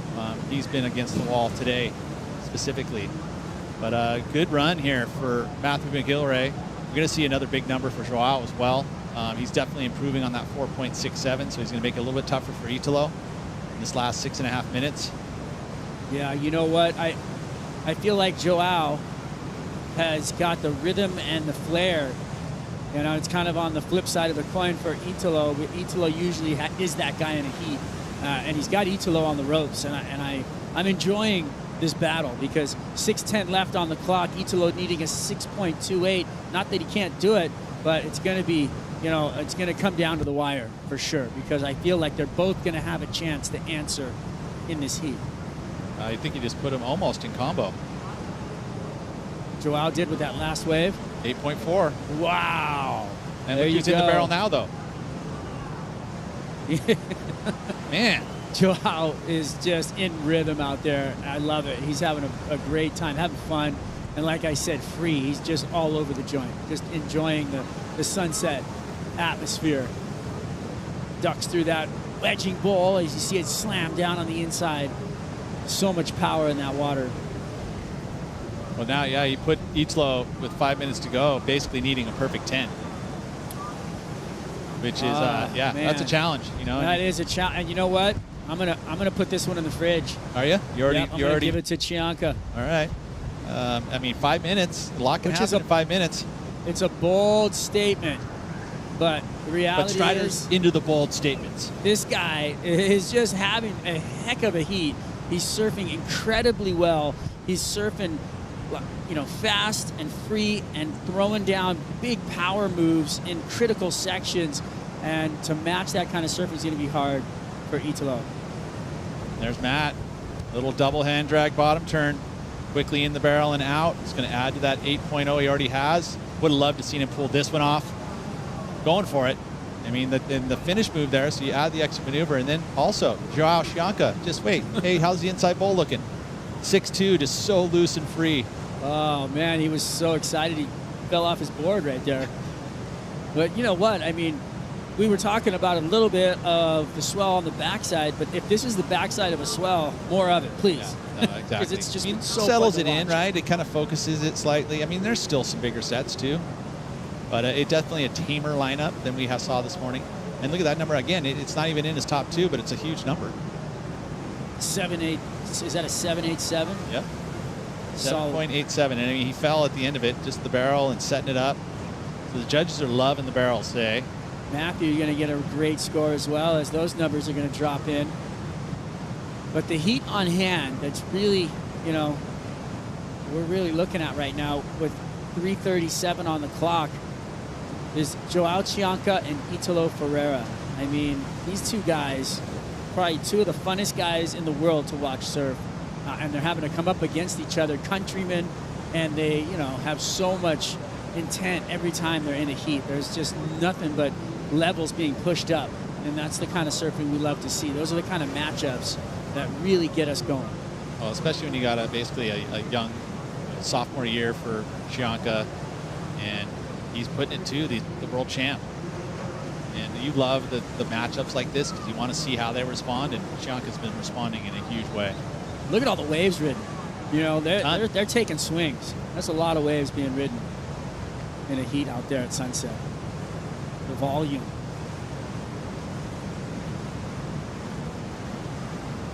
Beautiful walls coming in out the back, positioning, priority with Italo Ferreira.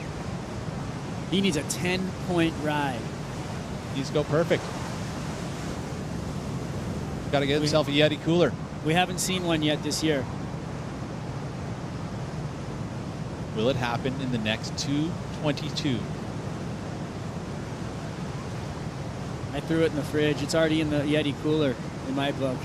Italo up and riding. Coming around the corner. He's too deep. He's going to dive off. That's not it, Strider. Underwater. Manoa Igarashi. He's out the back. Kind of a foamy wave, so he's not going to give him what he wants.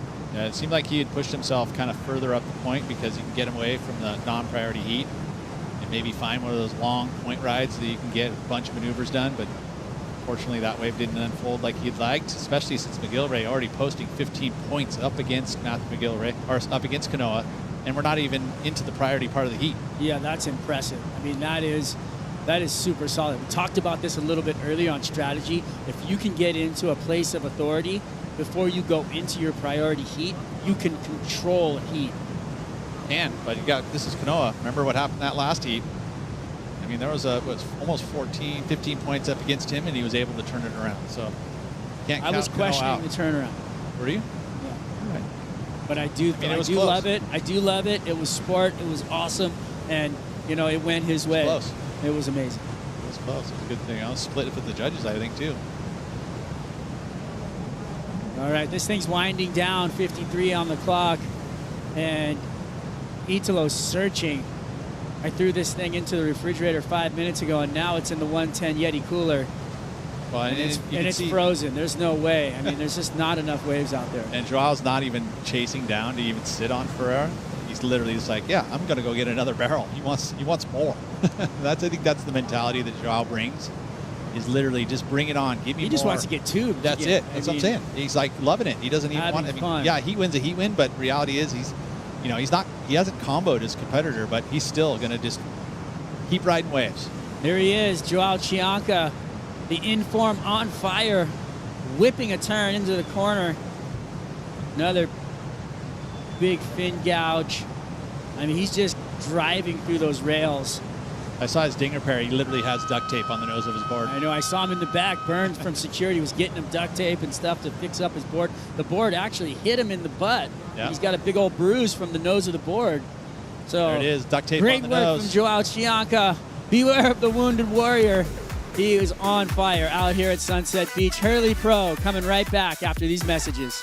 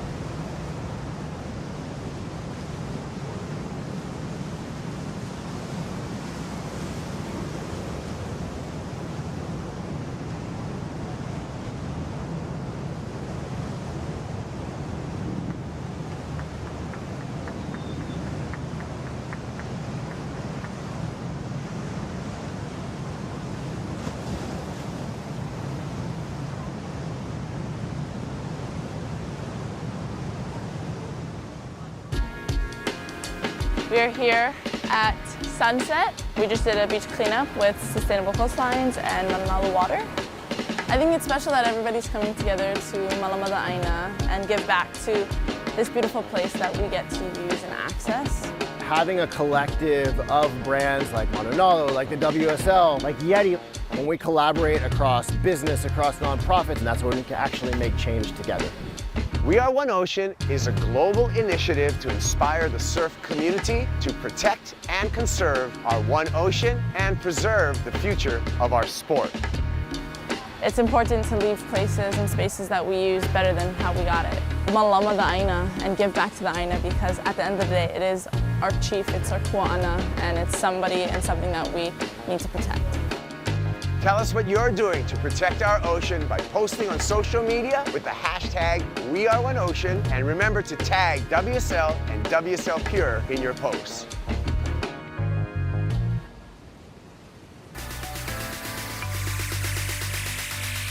Great effort by We Are One Ocean and Hawaii's Sustainable Coastlines, as well as Mananalu Water.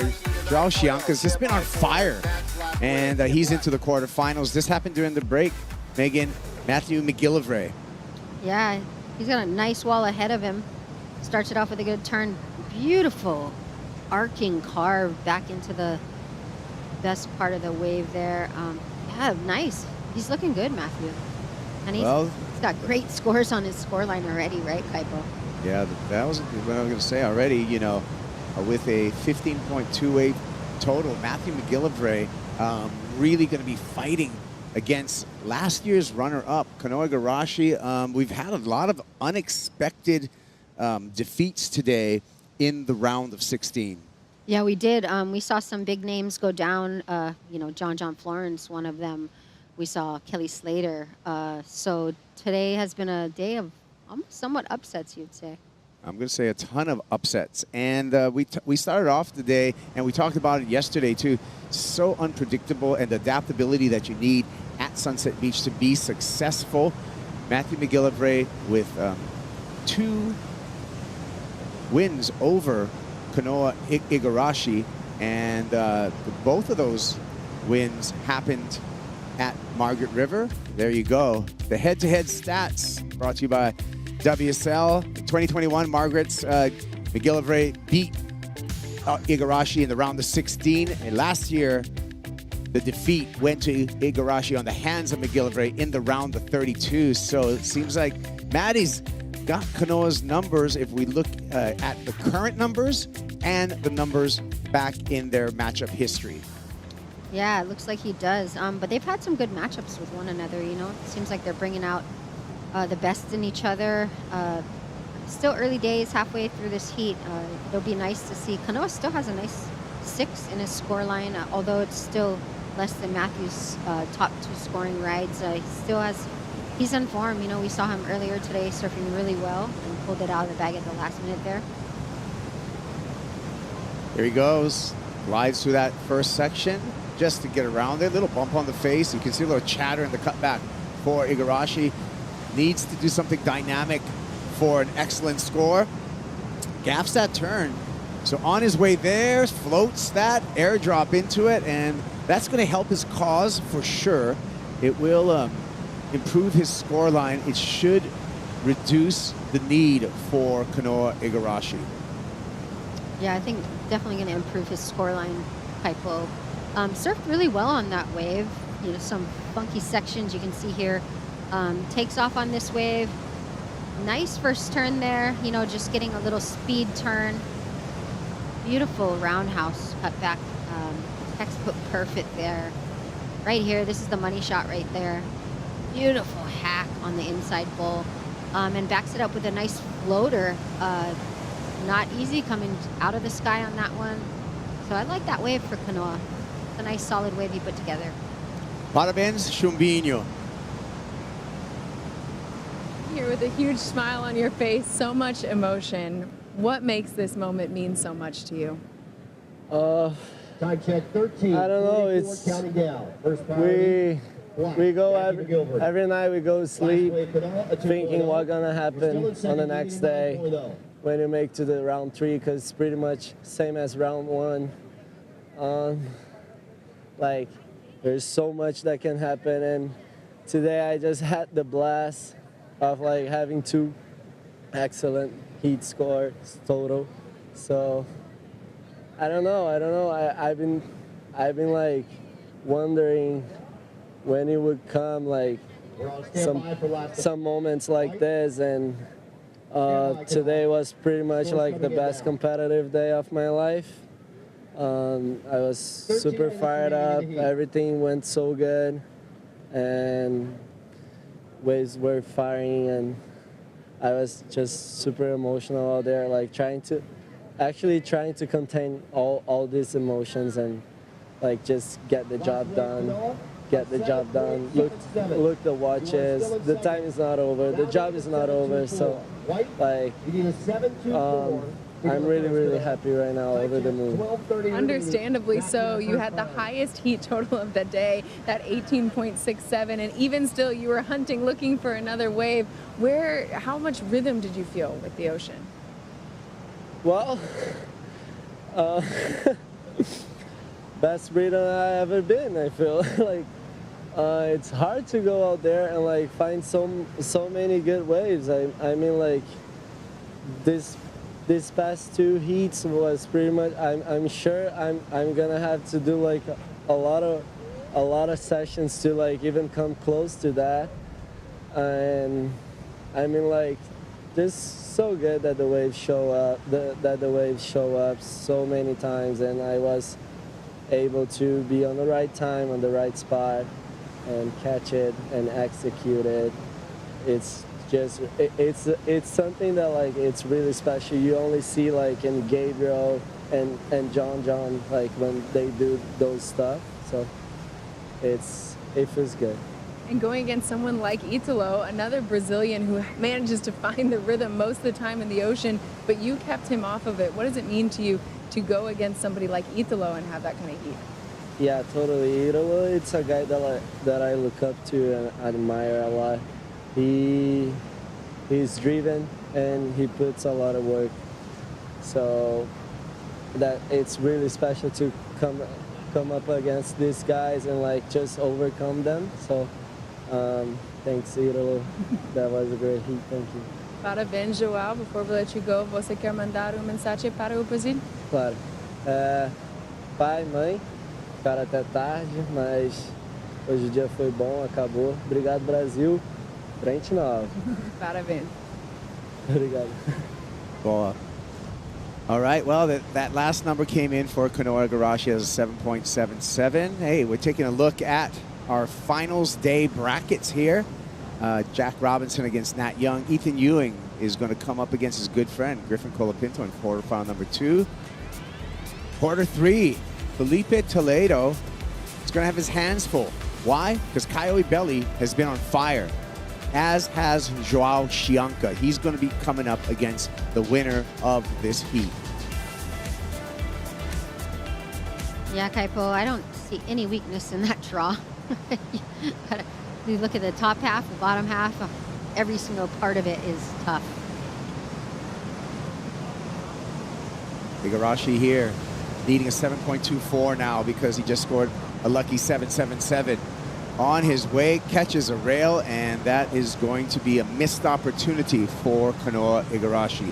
Matthew McGillivray right behind him, squirts off the bottom, slices off the top, right back into the whitewater. One more big carve for the young man from Jeffreys Bay, South Africa.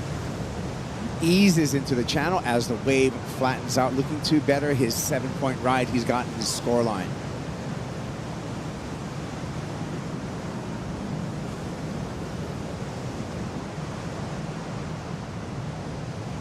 Pretty evenly matched up this heat, their scores. Not a lot of differentiating the two.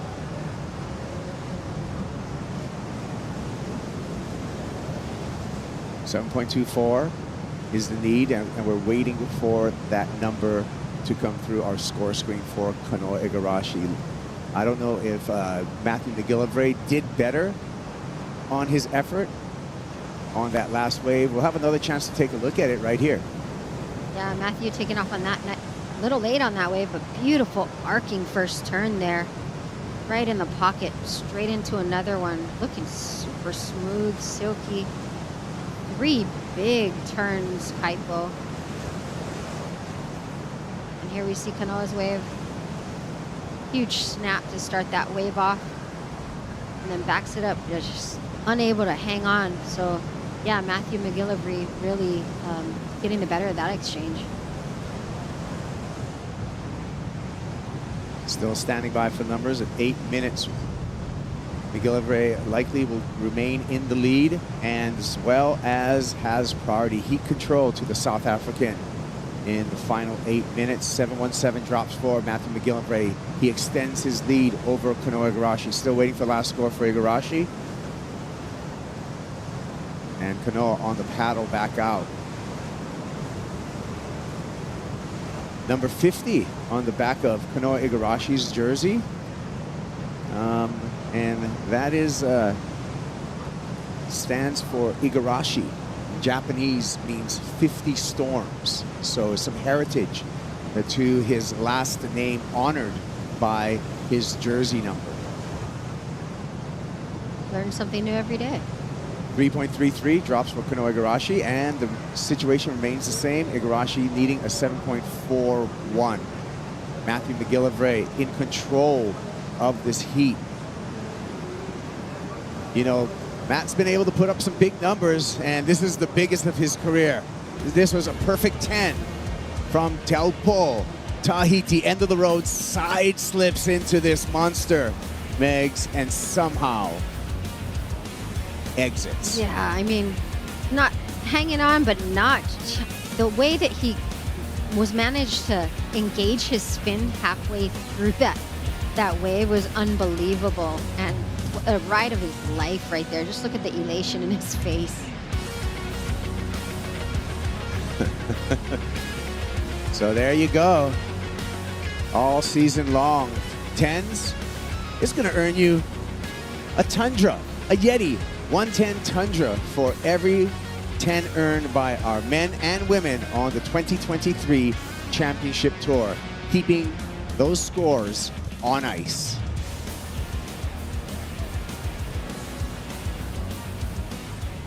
Yeah, when you actually look at the scores that are being dropped in this heat, this is a very competitive heat. Kaipo, we've seen a couple of lopsided heats throughout the day, but this is, I mean, you're both guys. You got an 8 and a 7.17 for Matthew, and then Kanoa's got a 7.7 and a 6. I mean, that's a high score line for both of those guys. We'll see if Matty uses his priorities. No, he's going to let Kanoa go. Here we go. Kanoa Igarashi. 7.41's the mark. Big slashing turn there. A lot of taper to this wave, however. Has to ease through a roundhouse to rebound. Stepping on the tail, looking for something on the inside. Not going to find it. Yeah, with 5 minutes to go, Kanoa's really got to play it smart here. He needs a 7.41 to go into the lead. So I think as soon as he stands up to his feet, really got to make sure that wave's going to produce the score or get out and search for another one, right, Kaipo? Like, just got to stay busy because that's a big score. Yeah, and, you know, further handicapping Kanoa Igarashi is the fact that he is under the priority of Matthew McGillivray. McGillivray just on his 3rd season of the Championship Tour, but he's savvy. He knows the game, so he knows how to play the game, and he knows how to defend things. But Sunset can change things up if a set of waves come through with multiple opportunities. So that's the best thing that Kanoa Igarashi can hope for at this moment. There they are. Yeah, you see that feathering, the whitewash out the back. That's always a great feeling when you're on the inside. And now it's that moment of truth. Which wave do I pick when you have priority? Well, if these guys can scoot over, Kanoa might have a chance tracking this from above. That's wave number 2 in the set. Yeah, there's a couple waves behind it as well. Kanoa's going to take a look at that one and does not go. More waves on the way and positioning by our 2 surfers, Megs. Yeah, it looks like they're kind of in the whitewash there. They got a little plowed by that set, but there's opportunity. This one might land on their head, but this next wave behind might kind of clean for Matt McGillivray. Oh, opting to turn on this wave. Well, Getting to his feet at the bottom of the wave. Little wonk coming through here. Cleans it up there with a big slice off the top. Looking for the barrel, finds a barrel, traveling through there, and goes complete. Matty McGillivray may have improved upon his score line. He's got a pretty big number to beat with that 7.17. What do you think, Meg? Yeah, it's going to be right there. That was a great wave, especially that first turn in the pocket. I can't reiterate enough. The judges love that first huge turn right when you get up to your feet, Kaipo. They like to see that. Shows a lot of aggression, commitment, especially being able to get a great turn in straight off the bat. Take another look. Here's the replay. Yeah, just getting into this wave was difficult for him, and he took off, and here you can just see him setting it up. Beautiful slicing turn, like you said, Kaipo, just right in the pocket, straight into the barrel. I like it. That was a great combo. Great snap to barrel combo. Another view from above. Yeah, this view doesn't totally give it everything that we saw from, but you can see how much he does that arc turn straight into the barrel. Real smooth, beautiful technique there. Watching it in slow motion here with a nice arc and set up for the barrel. However, I can tell you right now that this did not change the situation. This wave earned a 6.67. Igarashi does have priority now and is still seeking out that 7.41 as we come back to live action, and Kanoa dropping into this wave, fades the bottom turn, hooks it off the top, cuts that short to get down the line, double pump around this section, slashes through the bowl there, one more time off the bottom, lip glide, and gets the finish. Body language and the applause from the beach makes me think that Kanoa Igarashi thinks he's got a chance. What do you think, Megs? It's going to be close. I like that wave. I love how he did the long, drawn-out, extended bottom turn in a beautiful first hook. You can see it here. See this takeoff, beautiful. Look how he just draws out this bottom turn. Beautiful first turn. And then right here is where he's setting it up. And just a huge snap there in the pocket. But right here, I like that, but I'm not quite sure, Kaipo. That might be the point of difference right there. Maybe he could have stamped it a little harder on the end there, but beautiful wave put together. Matt gets another wave, finds the barrel, travels through that first section, and then a quick kick out for McGillivray. Down to 30 seconds, waiting for the number for Kanoa Igarashi and to see if he turned the heat with that last effort. Here goes Igarashi again. A little insurance policy for Kanoa. Skips out there, has to throw that away. I'm sure they're doing a bunch of replaying with all of the waves ridden in the heat because this heat is so close and the score needed. Both servers already have 7, so.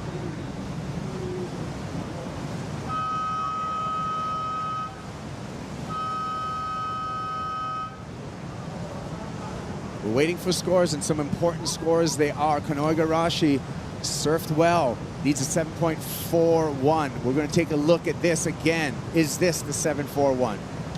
Yeah, there draws out that bottom turn, kind of like a faster turn just to get down the line, but right here's all the money.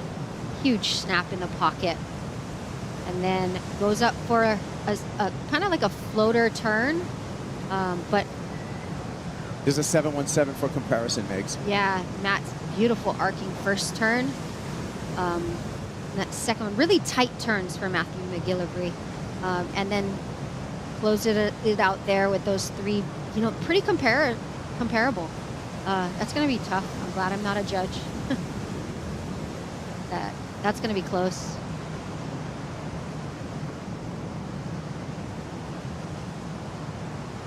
Both Kanoa's turns were really big. I like that, especially that second turn he did. A little bit of a bigger wave too. It's gonna be right there, Kaipo. Judges taking their time. Stick with us. What a heat though, right? I mean, look at those scores. Both surfers got to come out of the water with their heads high. because to put together a heat with an 8 and a 7 or high 7 and a 6, that's great on a day like today. Still no indication from our judges. Time to shake the tower. Let's get some numbers here. Who's it going to be? Kanoa Igarashi or Matthew McGillivray? So right here, this is where they're comparing the 8, the 717, the 777, and they're comparing all the waves to Kanoa's last wave. Just to note that that wave that we're seeing on screen is after the horn. That's not going to count.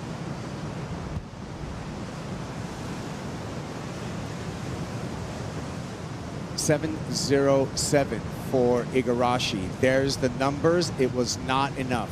Matthew McGillivray will be meeting Joao Chianca, quarterfinal number 4, when we get to finals day.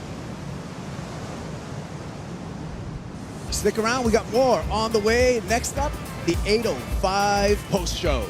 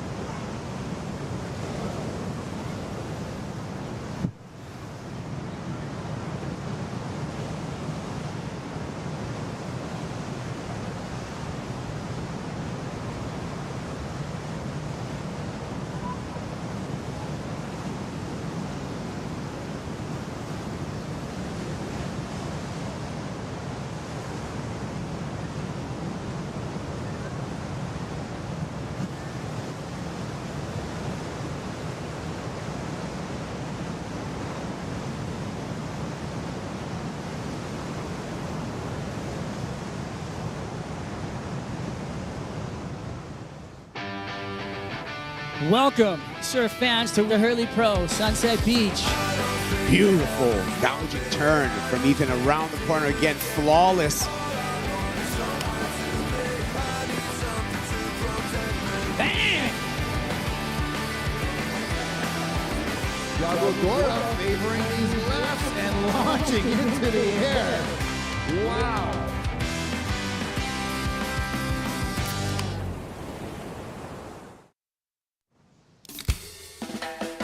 It's the 805 post show here at the Hurley Pro Sunset Beach, stop number 2 on the championship tour. view of Anna Point as we end the day, and a big day it was here, day number 3 of competition. I'm Kaipo along with Laura Enever and Strider Wazalewski. Laura, I'm going to start with you. 24 heats today. We got a lot done. We got a lot done. What an absolute cracker. A long day, but wow, wasn't she exciting? It was exciting, Strider. We saw some great performances, but at the same time, we did see some upsets. Oh, 100%. People got put out in the pasture. It was unfortunate, but you know what? Somebody's got to win, somebody's got to lose, and that's the game when it comes down to elimination time.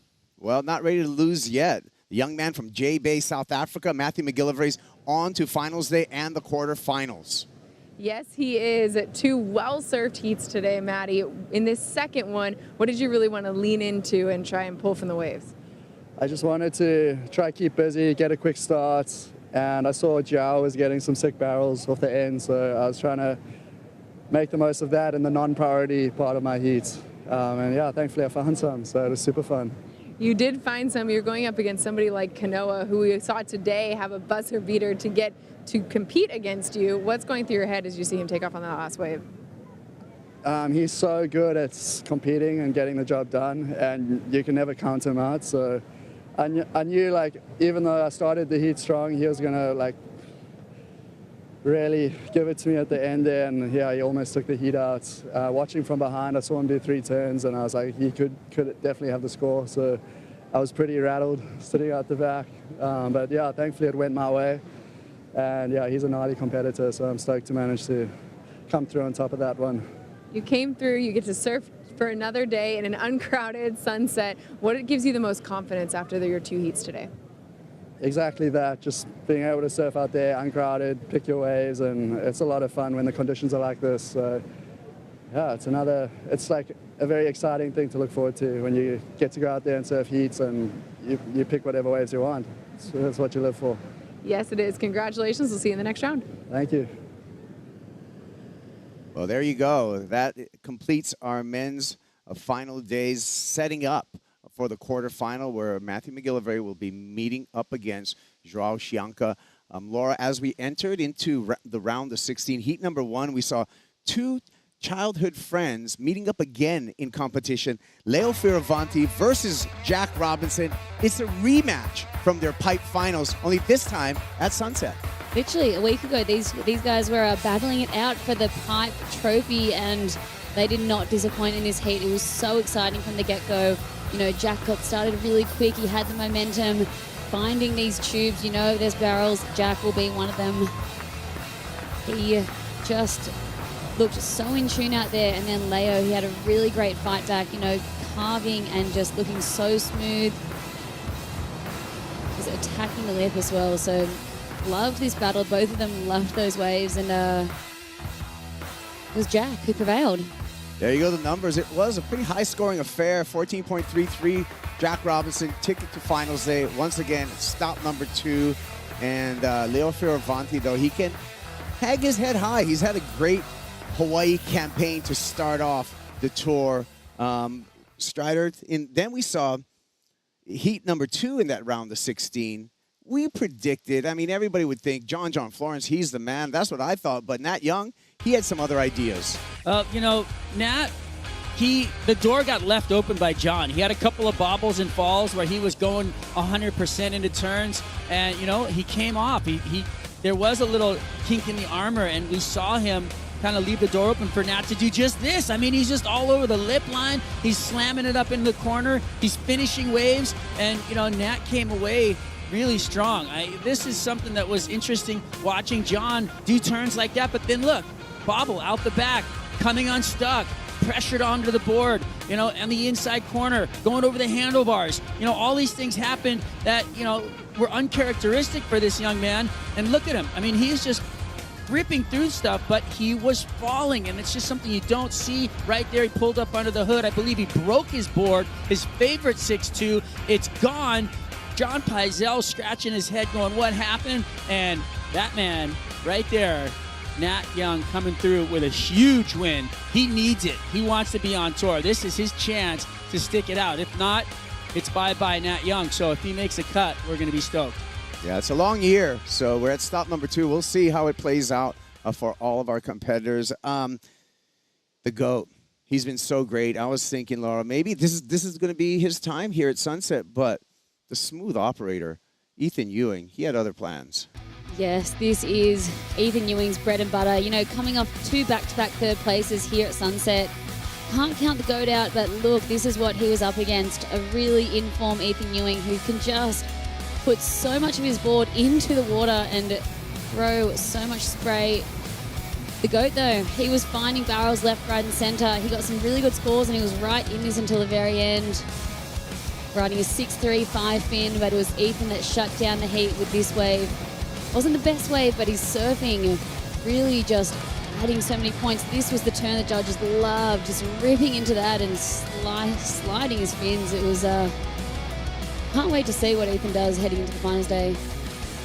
Ethan Ewing has been smooth and precise. The rail game has been on display here at Sunset. There's the numbers. That 7-point ride, he manufactured that off of that wave. Kelly Slater got that barrel. I was surprised on that 5.67 for that barrel strider. Yeah, you know what? Obviously, Kelly Slater is that guy who's always going to produce something fun to watch. He was riding a wild board, though. I mean, that board was not normal, let me tell you. Well, here's our finals day bracket. Jack Robinson, Nat Young, quarterfinal number 1. Strider, who you got? I'm going Jack Robinson. Quarterfinal number 2, Ethan Ewing, Griffin Colapinto. Laura, I'm throwing that to you. This is a hard game, Kaipo. It's my game. After They're good friends. Yeah, they're good friends. After watching Ethan today, I just think he seems in another realm with those carves he's doing. But Griffin throwing it up into some crazy lips and just is so exciting. Okay, get off the fence. Who's going to win? Ethan. Okay. I'm going to go quarterfinal number 3. I'll answer that for you guys just to make it fair. I'm going to go with Kyle Belly on that one. I just think wow, I like that. He grinds stuff. And then Joao Chianca, Matthew McGillivray. Let's finish this off. You guys. Strider. You know what? I think we're going to be surprised by Matthew McGillivray. I think that kid has got so much fire. He's surprised us all today, and I feel like he's going to do it again. Yeah. And he's on my fantasy team. I have to add to that as well. You know, Joao had such a wild day today. He got 2 16.83 totals, both exactly the same in his heats, but has he used up all of his momentum? We'll see. I mean, yeah. What do you think? On 4. Yeah, you got to play too. I just did. I said quarterfinal number 3, I'm taking Kyle Belly. You know what? We do some great work with We Are One Ocean, and it's really a global initiative that we use to inspire surfers, our surf community, to protect and conserve our ocean. We did a great activation over at Kokua Hawaii Foundation and their farm. Let's take a look at the work. This is our community, this is where we live, this is where I've grown up, and it means a lot for them to be here supporting this and bringing everyone around here back to what it means to be connected to the land. When we found this property and started planting natives and growing food, this has been one of the most rewarding experiences, so we're really excited to share it with all of you. We Are One Ocean is a global initiative to inspire the surf community to protect and conserve our one ocean to preserve the future of our sport. Today, we are joining forces to restore native wetland ecosystems and learn about the benefits of composting with WSL Pure grantee, Kokua Hawaii Foundation. What we kind of formed here is these little islands, and the idea is to create habitat for the birds to nest. So thanks for helping us out to restore this today. Appreciate it. It's our job and our responsibility to give back and to connect with each other. We're stronger together. It's just so special to be able to restore and make the world a better place. We're always surfing, so let's do this today.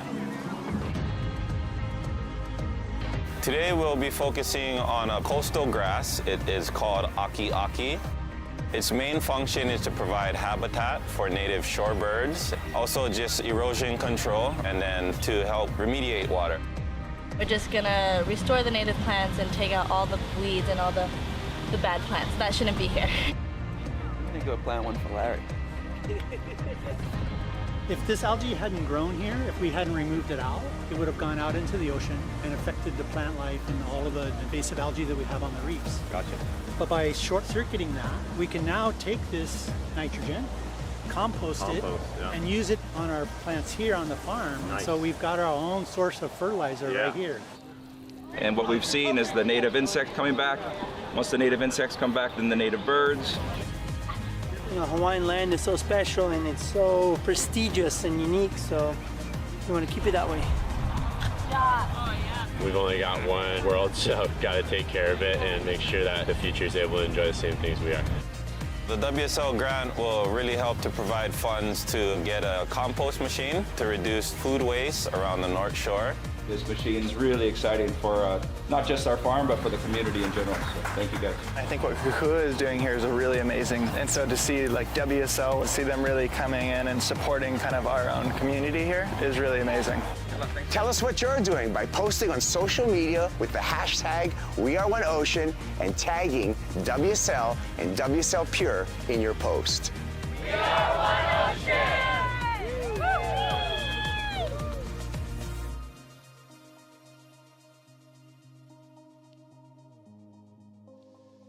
Yeah, just to back tag that, the WSL Pure and the grantee there, they're going to get a big, giant composting machine so they can continue to compost right here on the North Shore. So a lot of this waste that is compostable, they don't have to go to the other side of the island. So it's going to really stay within the community here. So great job by everyone there, Kukua Hawaii Foundation. Strider, Surfline forecast, take it away. Yeah, let's take a look at what we got. Just definitely movement out there. Those big purple blobs sending a swell our way. In the end there, you got a pretty funny northeast swell kind of coming down on top of us and an east swell running across. So we're waiting for that. Later on, there's that Tuesday, Wednesday. There, it looks like there's a solid little push from the west as well. So I am just confused, to be honest, because we did not think the waves were going to be as good as they were today, and we were really pleasantly surprised. So what we have there in the morning and the afternoon on the next 4 days, we do have some good offshore winds. We do have some size. We are looking at running some heats. So I feel like it could be back on again tomorrow or even Sunday.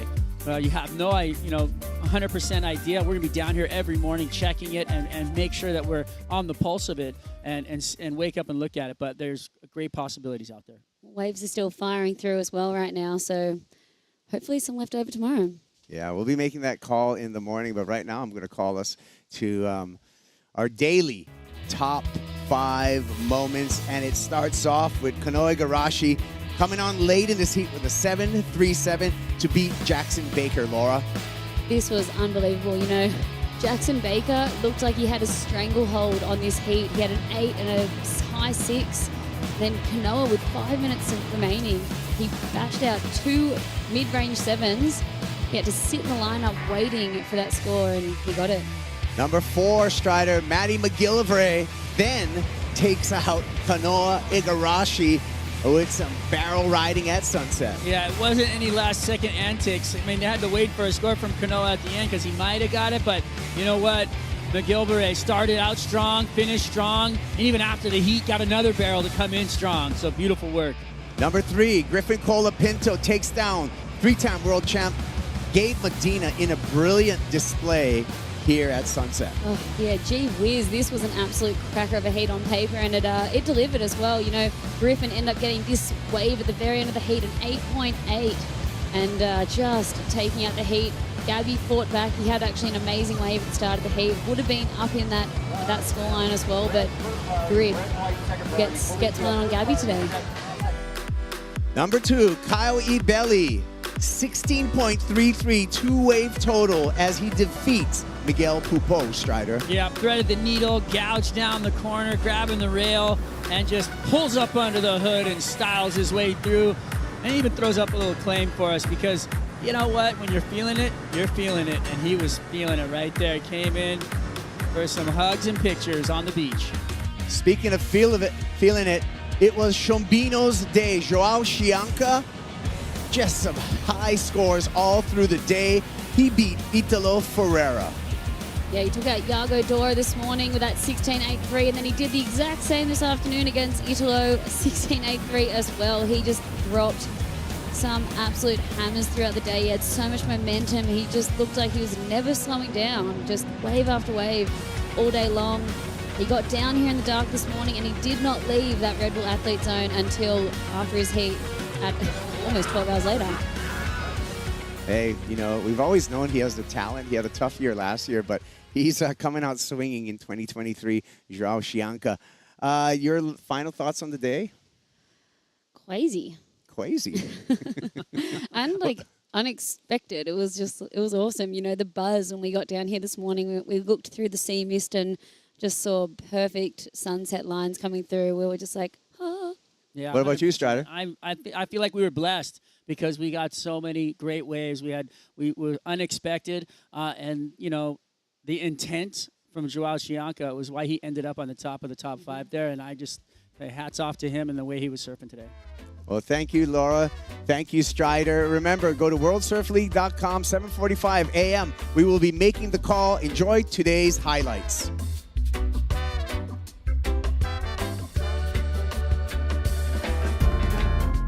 Hurley Pro, Sunset Beach. Swells come up. Jack Robinson finds a barrel. Air drops off of that turn. No problem. Am I on Kai Post Fantasy again? Absolutely. Yeah, sure. The waves are absolutely cooking out there, and it's going to be a really fun day to watch.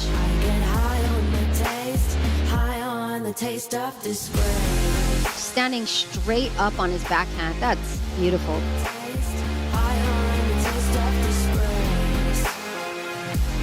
Griffin Colapinto in the barrel, on the barrel, and a big hack there. Oh, that hurt.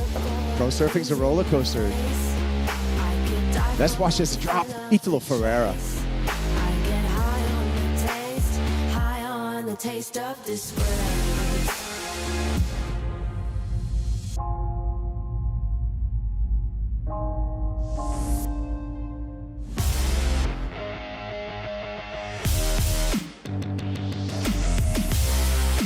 Here we go. This is Nat Young.